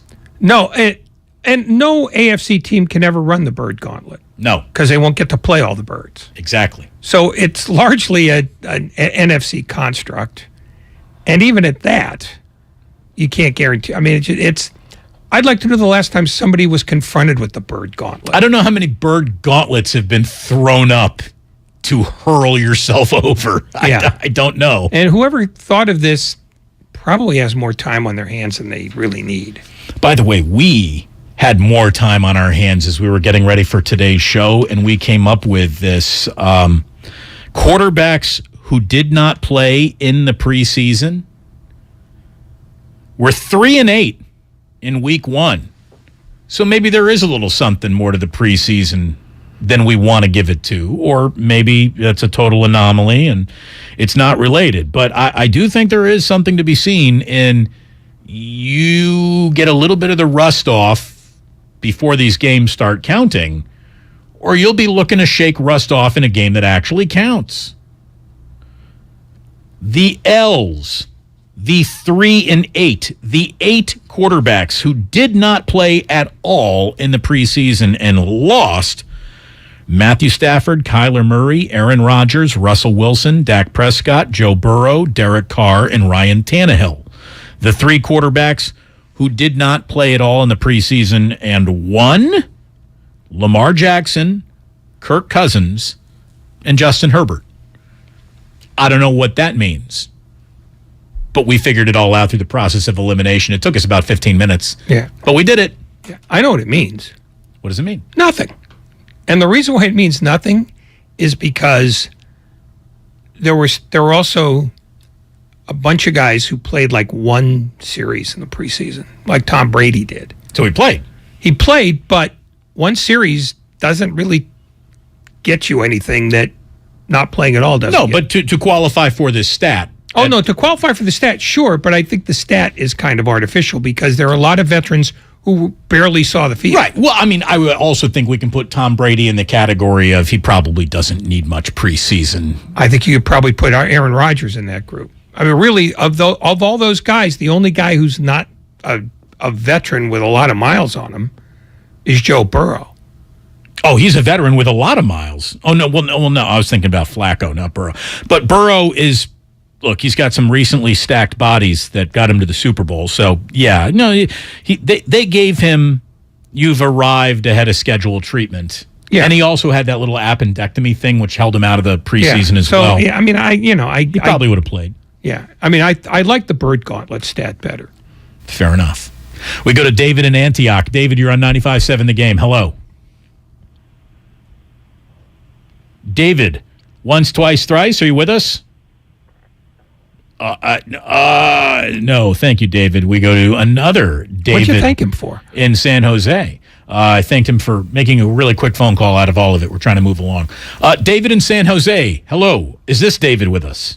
Hey, can you hear us? I got you, David. All right, cool. All right, thanks for taking my call, gentlemen. I wanted to go back just a little bit to Chris Sims' comment here. And, I won't try to categorize him in the Mike Florios and the Lombardis and some of these outlandish reports that come out of those 3, but let's just say, what he said is valid, and that there are a certain group within the locker room that is pro Jimmy over Trey Lance. And if we can go back to the Warriors this past year a little bit, that was definitely the case. And it was surprising to a lot of us fans that these older players wanted to, rock with the older veterans. Us fans, we wanted the youngsters. But that was the case. It was stated by Iguodala and even Curry in some of those sources. But for the Niners, let's look at who those players probably are. That would be pro Jimmy. And it's not the youngsters, it's not the rooks. It'd be your veterans, your George Kittles, your Warners, your Trent Williams, your Jimmy Wards. And now let's look at what those veterans did this past Sunday. Well, 2 of them weren't available. So Kittle did not help out. Jimmy Ward did not help out. the rest of them all seem to make quite a few mistakes. Trent Williams made mistakes. Deebo Samuel obviously made mistakes. Warner was not his best. Same for the full linebacker crew. But my point is that, these guys that are saying we're pro Jimmy, supposedly are pro Jimmy, it doesn't matter who the quarterback is. You be a veteran, you do your job, and you don't make those mistakes, especially for a rookie, second-year QB. Well, and all the veterans that you were just talking about, David, and thank you so much for the call. I also put all those guys into the category of, well, they're not going to go ahead and start rattling their sabers this early. So, I really don't think, even though you just kind of name those guys, who might they be? I also think every single one of those guys falls under the category of, well, there's no way that they're going to go ahead and create an issue after just 4 quarters. Because they know how this really works. And Trey Lance has an audience of one. That one guy is Kyle Shanahan. If Kyle says we're going in this direction, that's the direction the whole damn team is going in, and that's the way it's going to be. And they know that. And I think that no one in a leadership role is subversive enough to have that, the whisper campaign has begun. I don't think we're there yet. I don't think we're there at all. And I don't think they're ever going to be there. They're going to play. They have few enough chances to win games as it is because of the schedule. And they're not going to suddenly play less well for the quarterback they don't like. I don't think there are too many veterans here who know how short a career can be to fritter away an entire season based on spite.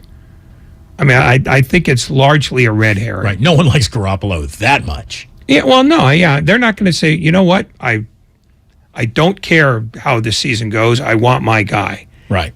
It's too cynical a sport, and it's too pragmatic a world for that to be part of this. So I think, that's like the extreme level of overwrought. I do believe that there are guys in the locker room who believe that, Garoppolo is a better quarterback than Lance right now. But that doesn't mean that won't change. And it also doesn't mean that Kyle Shanahan will go, you know what, I did make a mistake. Kyle Shanahan's going to need to see a whole lot more. And remember last year when Jimmy Garoppolo was not looking good through week 8, and all of a sudden the talk was, you got to make a change, Kyle Shanahan did not make a change. He said, nope, I'm running this team. Thank you. So he's not going to make a change based on, a straw poll of the locker room. He has operated as the king of his castle. He will continue to do that. And if the Trey Lance thing works out, it works out. And if it doesn't, he'll adjust when he feels he needs to. It's people want to inflate a children's party balloon into a weather balloon. You don't have enough air yet. And, the more you blow into it doesn't make it any bigger.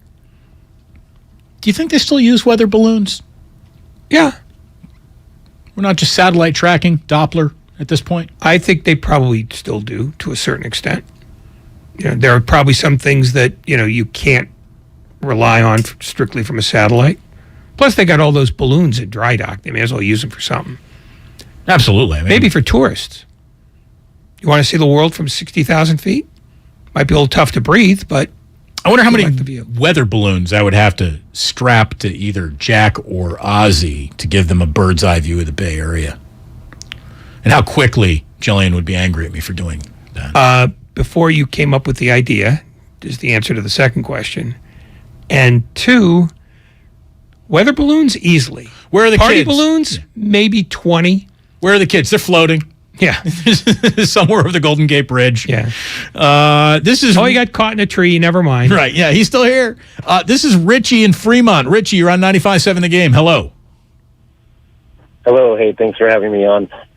Just a couple quick points. I was listening. I saw Ryan Clark, his take. Obviously the national media, they're going to have some hot takes and overreact. But it just really bothered me how they're on ESPN and stuff. They're talking about the Niners made the wrong choice in taking Trey Lance over instead of Justin Fields. And so I don't understand how they could be saying that, because they can't look at it like that, because Justin Fields played the whole year last year. Trey Lance didn't, and we already knew when they both got drafted that Justin Fields may look better initially right away, because Trey Lance, he threw barely any passes in college, So that's one thing that's I find annoying to hear. Well, they're coming from as radically different starting points possible, Richie. I mean, one guy was in a national championship game at Ohio State, and the other guy was at a school most people have never even heard of, not playing Alabama. So their starting points were ridiculously different. But I will say this, when you have a rookie quarterback that you have invested so much in, you throw them into the fire right away because you're looking for the rookie contract and the success that can come around that. And that's where the 49ers, sure, they got to the NFC title game last year, so everyone with the focus of hindsight can say they made the right decision. But I don't even know, knowing what we know, to call it the right decision. Because what they did was delay all the growing pains to yet another year. The growing pains that Trey Lance was supposed to go through last year have been delayed to this year, which means true Super Bowl contention, if you really want to be honest, has been delayed till next year.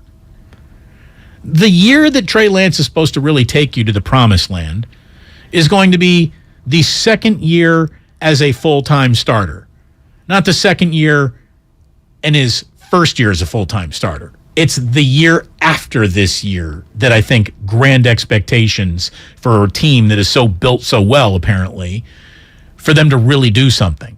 So they did delay what is a very short amount of time that you have a rookie quarterback on a rookie deal. So that's the decision they made.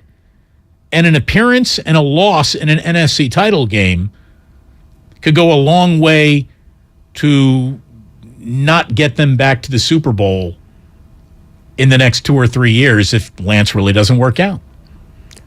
But during the season, there's no such thing as the future. There's only the right now. The future happens in the offseason. And last year, they had to try to get into the playoffs, and Kyle Shanahan made what, with hindsight, proved to be the right call by not going to Lance. Because the 49ers got straightened out, not because Garoppolo suddenly became dramatically better, but because Kyle Shanahan looked away from the quarterback for the solution he was looking for, and that was Deebo Samuel as a running back. And that's the thing. Kyle Shanahan is unlike most coaches in that he doesn't believe that all the eggs go in the quarterback's basket. That's been his MO since he's been here anyway. He doesn't sit there and go, boy, if our quarterback isn't good, we're screwed. It's, I'm going to make a great defense to minimize the damage that can happen if the quarterback's not good. And I'm going to run the ball more than I'm going to pass it whenever I can get away with it. Yeah, but he drafted Trey Lance to change that eventually. Yes. But the eventually hasn't happened yet. So until it does, this is who he is, and this is what you've got.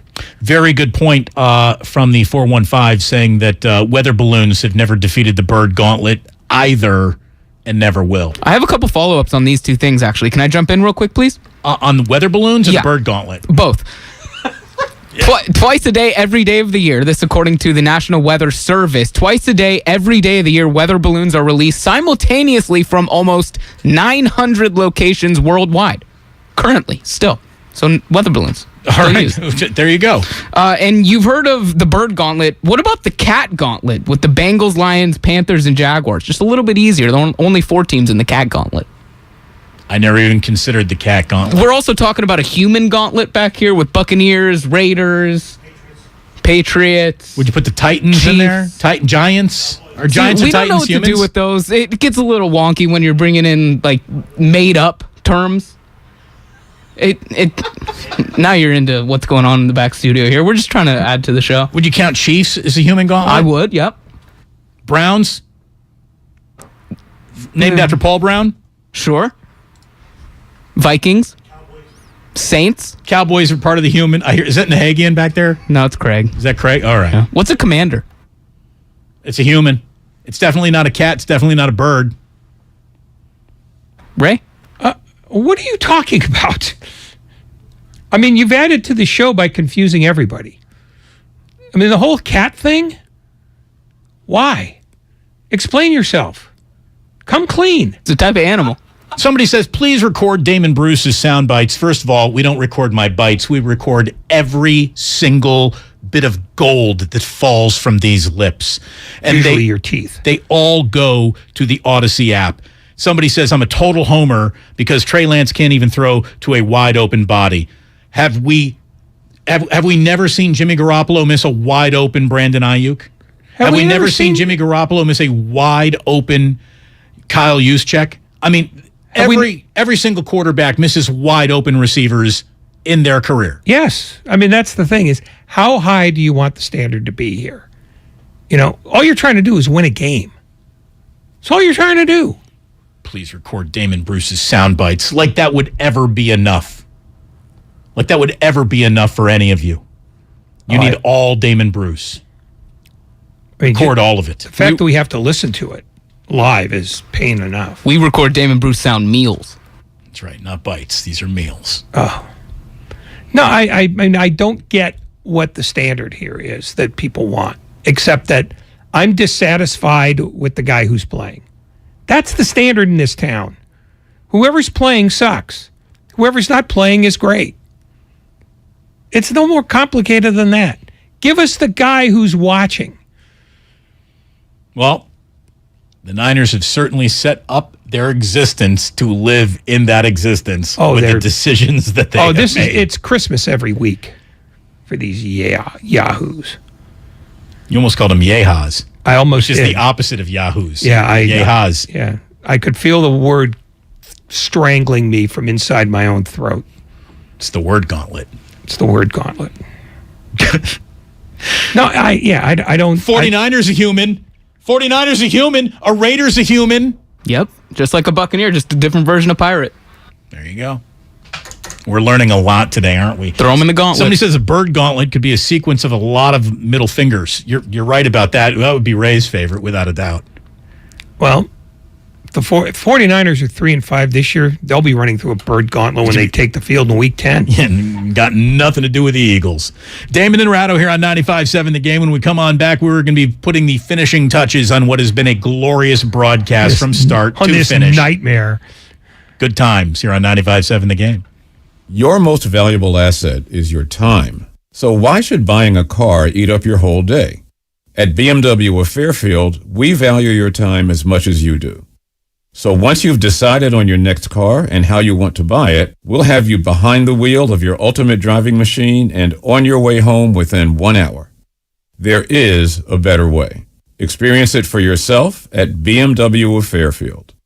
One price, one person, 1 hour. As you know, sports teams plan well ahead of the next season. If you're thinking of remodeling your home, consider the same strategy. Talk with your designer or builder now about your next project. Golden State Window and Door has new inventory coming online. Milgard, Anderson, and Marvin. See Golden State Window and Door's wide variety of accessories at convenient showrooms across the Bay Area or goldenstatelumber.com. Since 1954. Golden State. When you succeed, we succeed. In order for small businesses to thrive, they need to be smart, efficient, agile, staying ahead of the market at every turn, and finding ways to do more with less. That's never been more important than it is right now. So for a limited time, Comcast Business is introducing Small Business Savings, a deal for companies across the country. When you call in now, you can get powerful internet for just $39 a month for 12 months. $39 a month with no annual contract and a money-back guarantee. All on the largest, fastest, reliable network for small businesses with the company that powers more businesses than anyone else. So if you're a small business owner, don't wait. Call and get started today. Comcast Business, powering possibilities.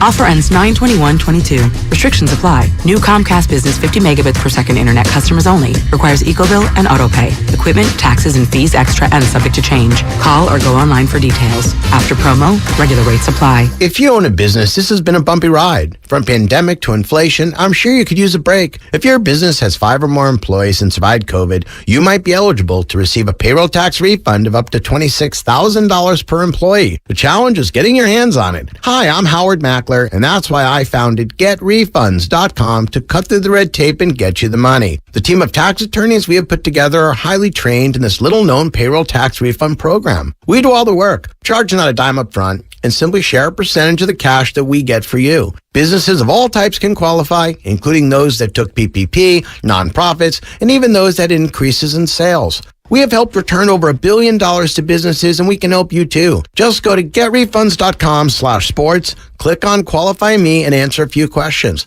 This payroll tax refund is only available for a limited period of time. Don't lose out on up to $26,000 per employee. Go to getrefunds.com/sports. That's getrefunds.com/sports.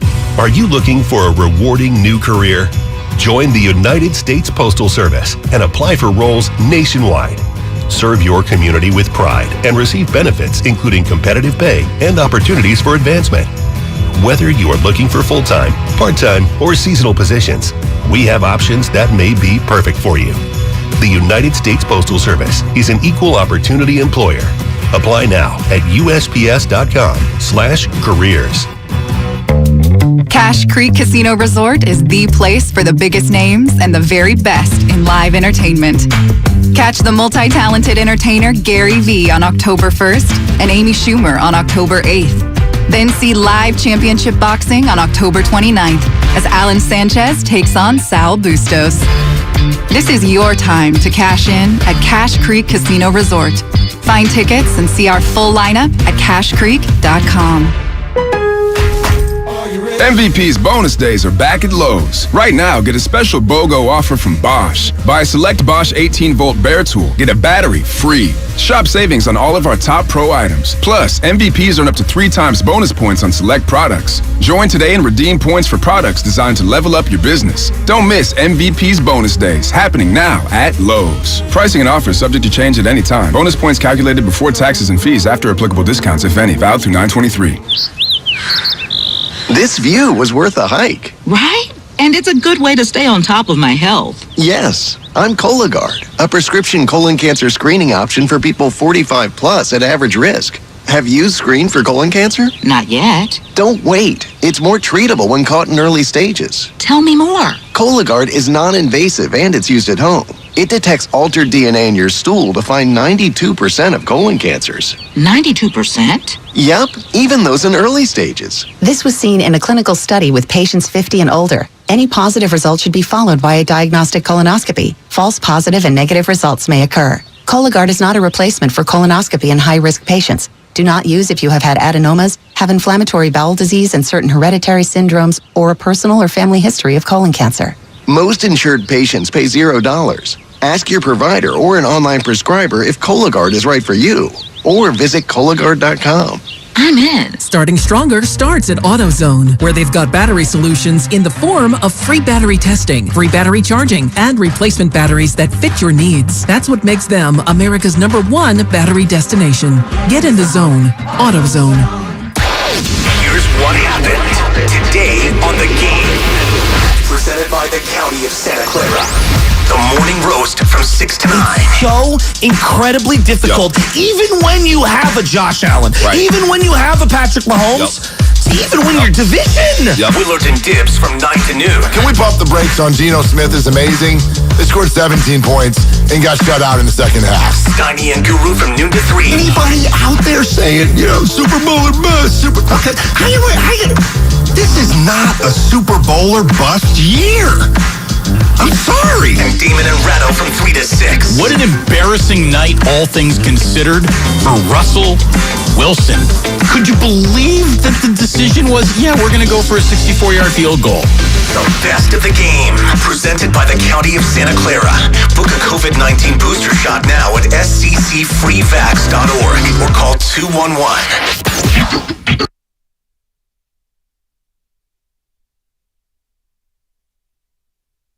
Now back to Damon and Ratto, brought to you by BMW Fairfield on 95.7 The Game. Look, the same crowd that wants to tell you that Trey Lance isn't going to be anything through 4 quarters of this season, I'm sure we're trying to tell you that when Peyton Manning threw all those interceptions in year 3, he wasn't ever going to be a player like Peyton Manning. So calm down. It takes a while to develop quarterbacks. Certainly more than 4 quarters in the worst weather a game could be played in, like in Chicago. So we're going to keep on returning to the theme that began the entire week. What have we learned about the 49ers to this point? The correct answer, I believe, is not very much. Borderline nothing. We know that they've lost their starting running back for weeks, and that's not good. I don't know what else we really got to tell you about the 49ers other than the Seahawks game coming up in week 2 feels a little bit bigger now than it did based on the fact the Seahawks won last night. And I'll tell you, man, Pete Carroll, he used his stadium last night like the alley that he was going to beat you up in. And Russell Wilson can say how he wasn't affected by the booing at all. That guy cares way too much about how much people think about him for me to buy into that. I do think it rattled him a little bit. And even though Peter King basically said you can't go calling out your head coach in week 1, I do think Russell Wilson should have said, they're not paying me $245 million to watch 64-yard field goals. I know that. That's not a criticism of the coach, but we have a better chance of me picking up 5 yards than a 64-yard field goal. And there's math behind that. There's reality behind that. And this whole stadium was pooping its pants because they knew what I was about to do, and I wasn't allowed to do it. And that's not good. You can't have that. That's when you say it right there before he gets the chance to put the field goal team in. You just go, no, you can't do this. Yeah, you just go up to Hackett and be like, dude, they're going to kill you tomorrow. No, you don't even say that. You just said, I'm your best chance. And I could prove it not only with my resume, but with my pay stub. You know, this is not Brandon McManus's moment. Him saying it was the right decision? Come on, man. I thought you were Mr. Unlimited. No, he's Mr. Political. He's always going to say the thing that will avoid trouble for him. 64-yard field goals have been made 2 of 41 tries in NFL history. Here's Russell Wilson. For me, personally, I didn't waver. They may cheer for you. They may boo you. They'll love you one day and they'll hate you the next. That's sports. At the end of the day, I'm going to keep competing. I'm going to keep battling. I know who I am. First of all, I think for me, I'm just grateful God's given me the chance to play this game, to sit here in front of you guys and say, God, you know, it's all for His glory and His glory alone. It's not for anybody else's. I play for an audience of one, and that's just for Him. No. Russell Wilson let God down last night, Ray. Forget the city of Denver. He played pretty well. I think Nathaniel Hackett let Russell Wilson's God down. 340 passing yards. He was good. He was good. But, man, Pete has this weird combination of good-looking, fun-loving, eternally youthful Marin County good energy guy, and he is also like a mean old cuss who is going to turn an entire stadium on their once chosen, beloved quarterback. And he did that intentionally. Like, he whipped up those, they call them the 12s up in Seattle. Pete Carroll knew what he was doing with that interview 10 days ago.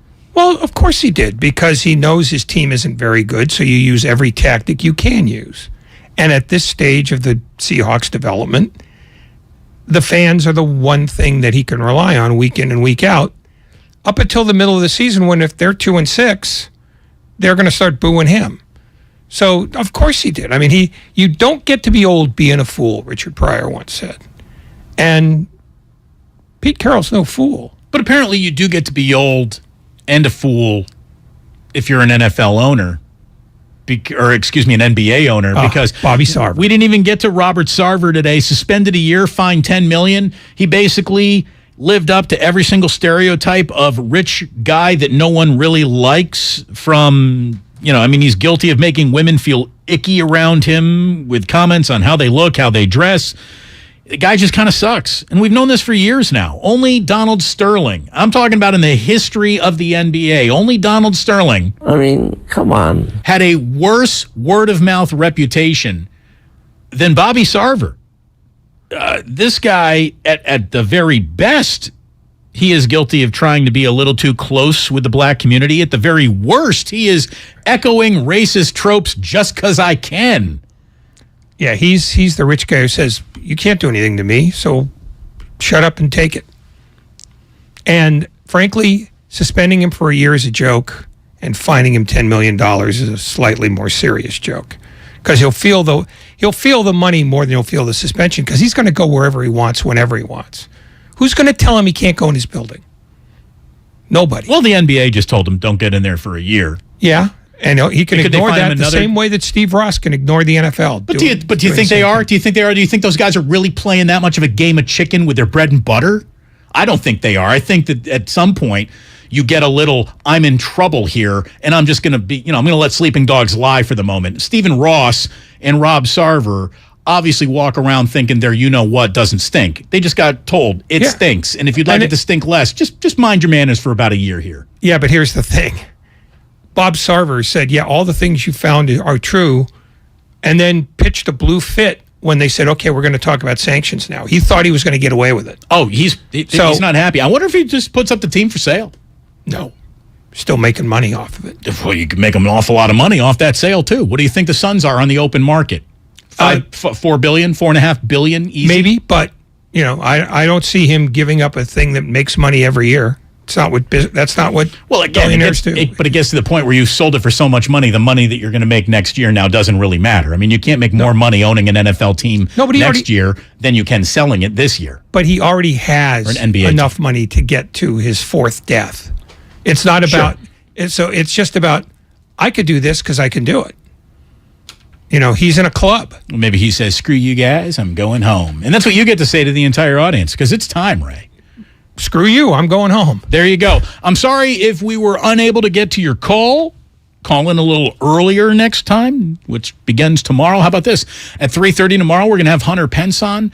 At about 5:15, we're going to say hello to Talanoa Hufanga of the 49ers. So it's going to be a really good show tomorrow. We look forward to having you there. Thanks so much to Peter King, who's going to be part of the Best of the Game, which is right around the corner. Our very own Sterling Bennett is going to go ahead and host this bad boy. So stick around. The Best of the Game with Peter King inside of it next year on 95.7 The Game. In the meantime, for all involved in this little program, for Ray, I'm Damon. Please do remember that sports don't build character, they reveal it. And like that, he's gone. Everything, our farm, our stand, our pop-up shop, it really all started when we discovered the benefits of local, raw honey for our family. And then we decided to turn it into a business.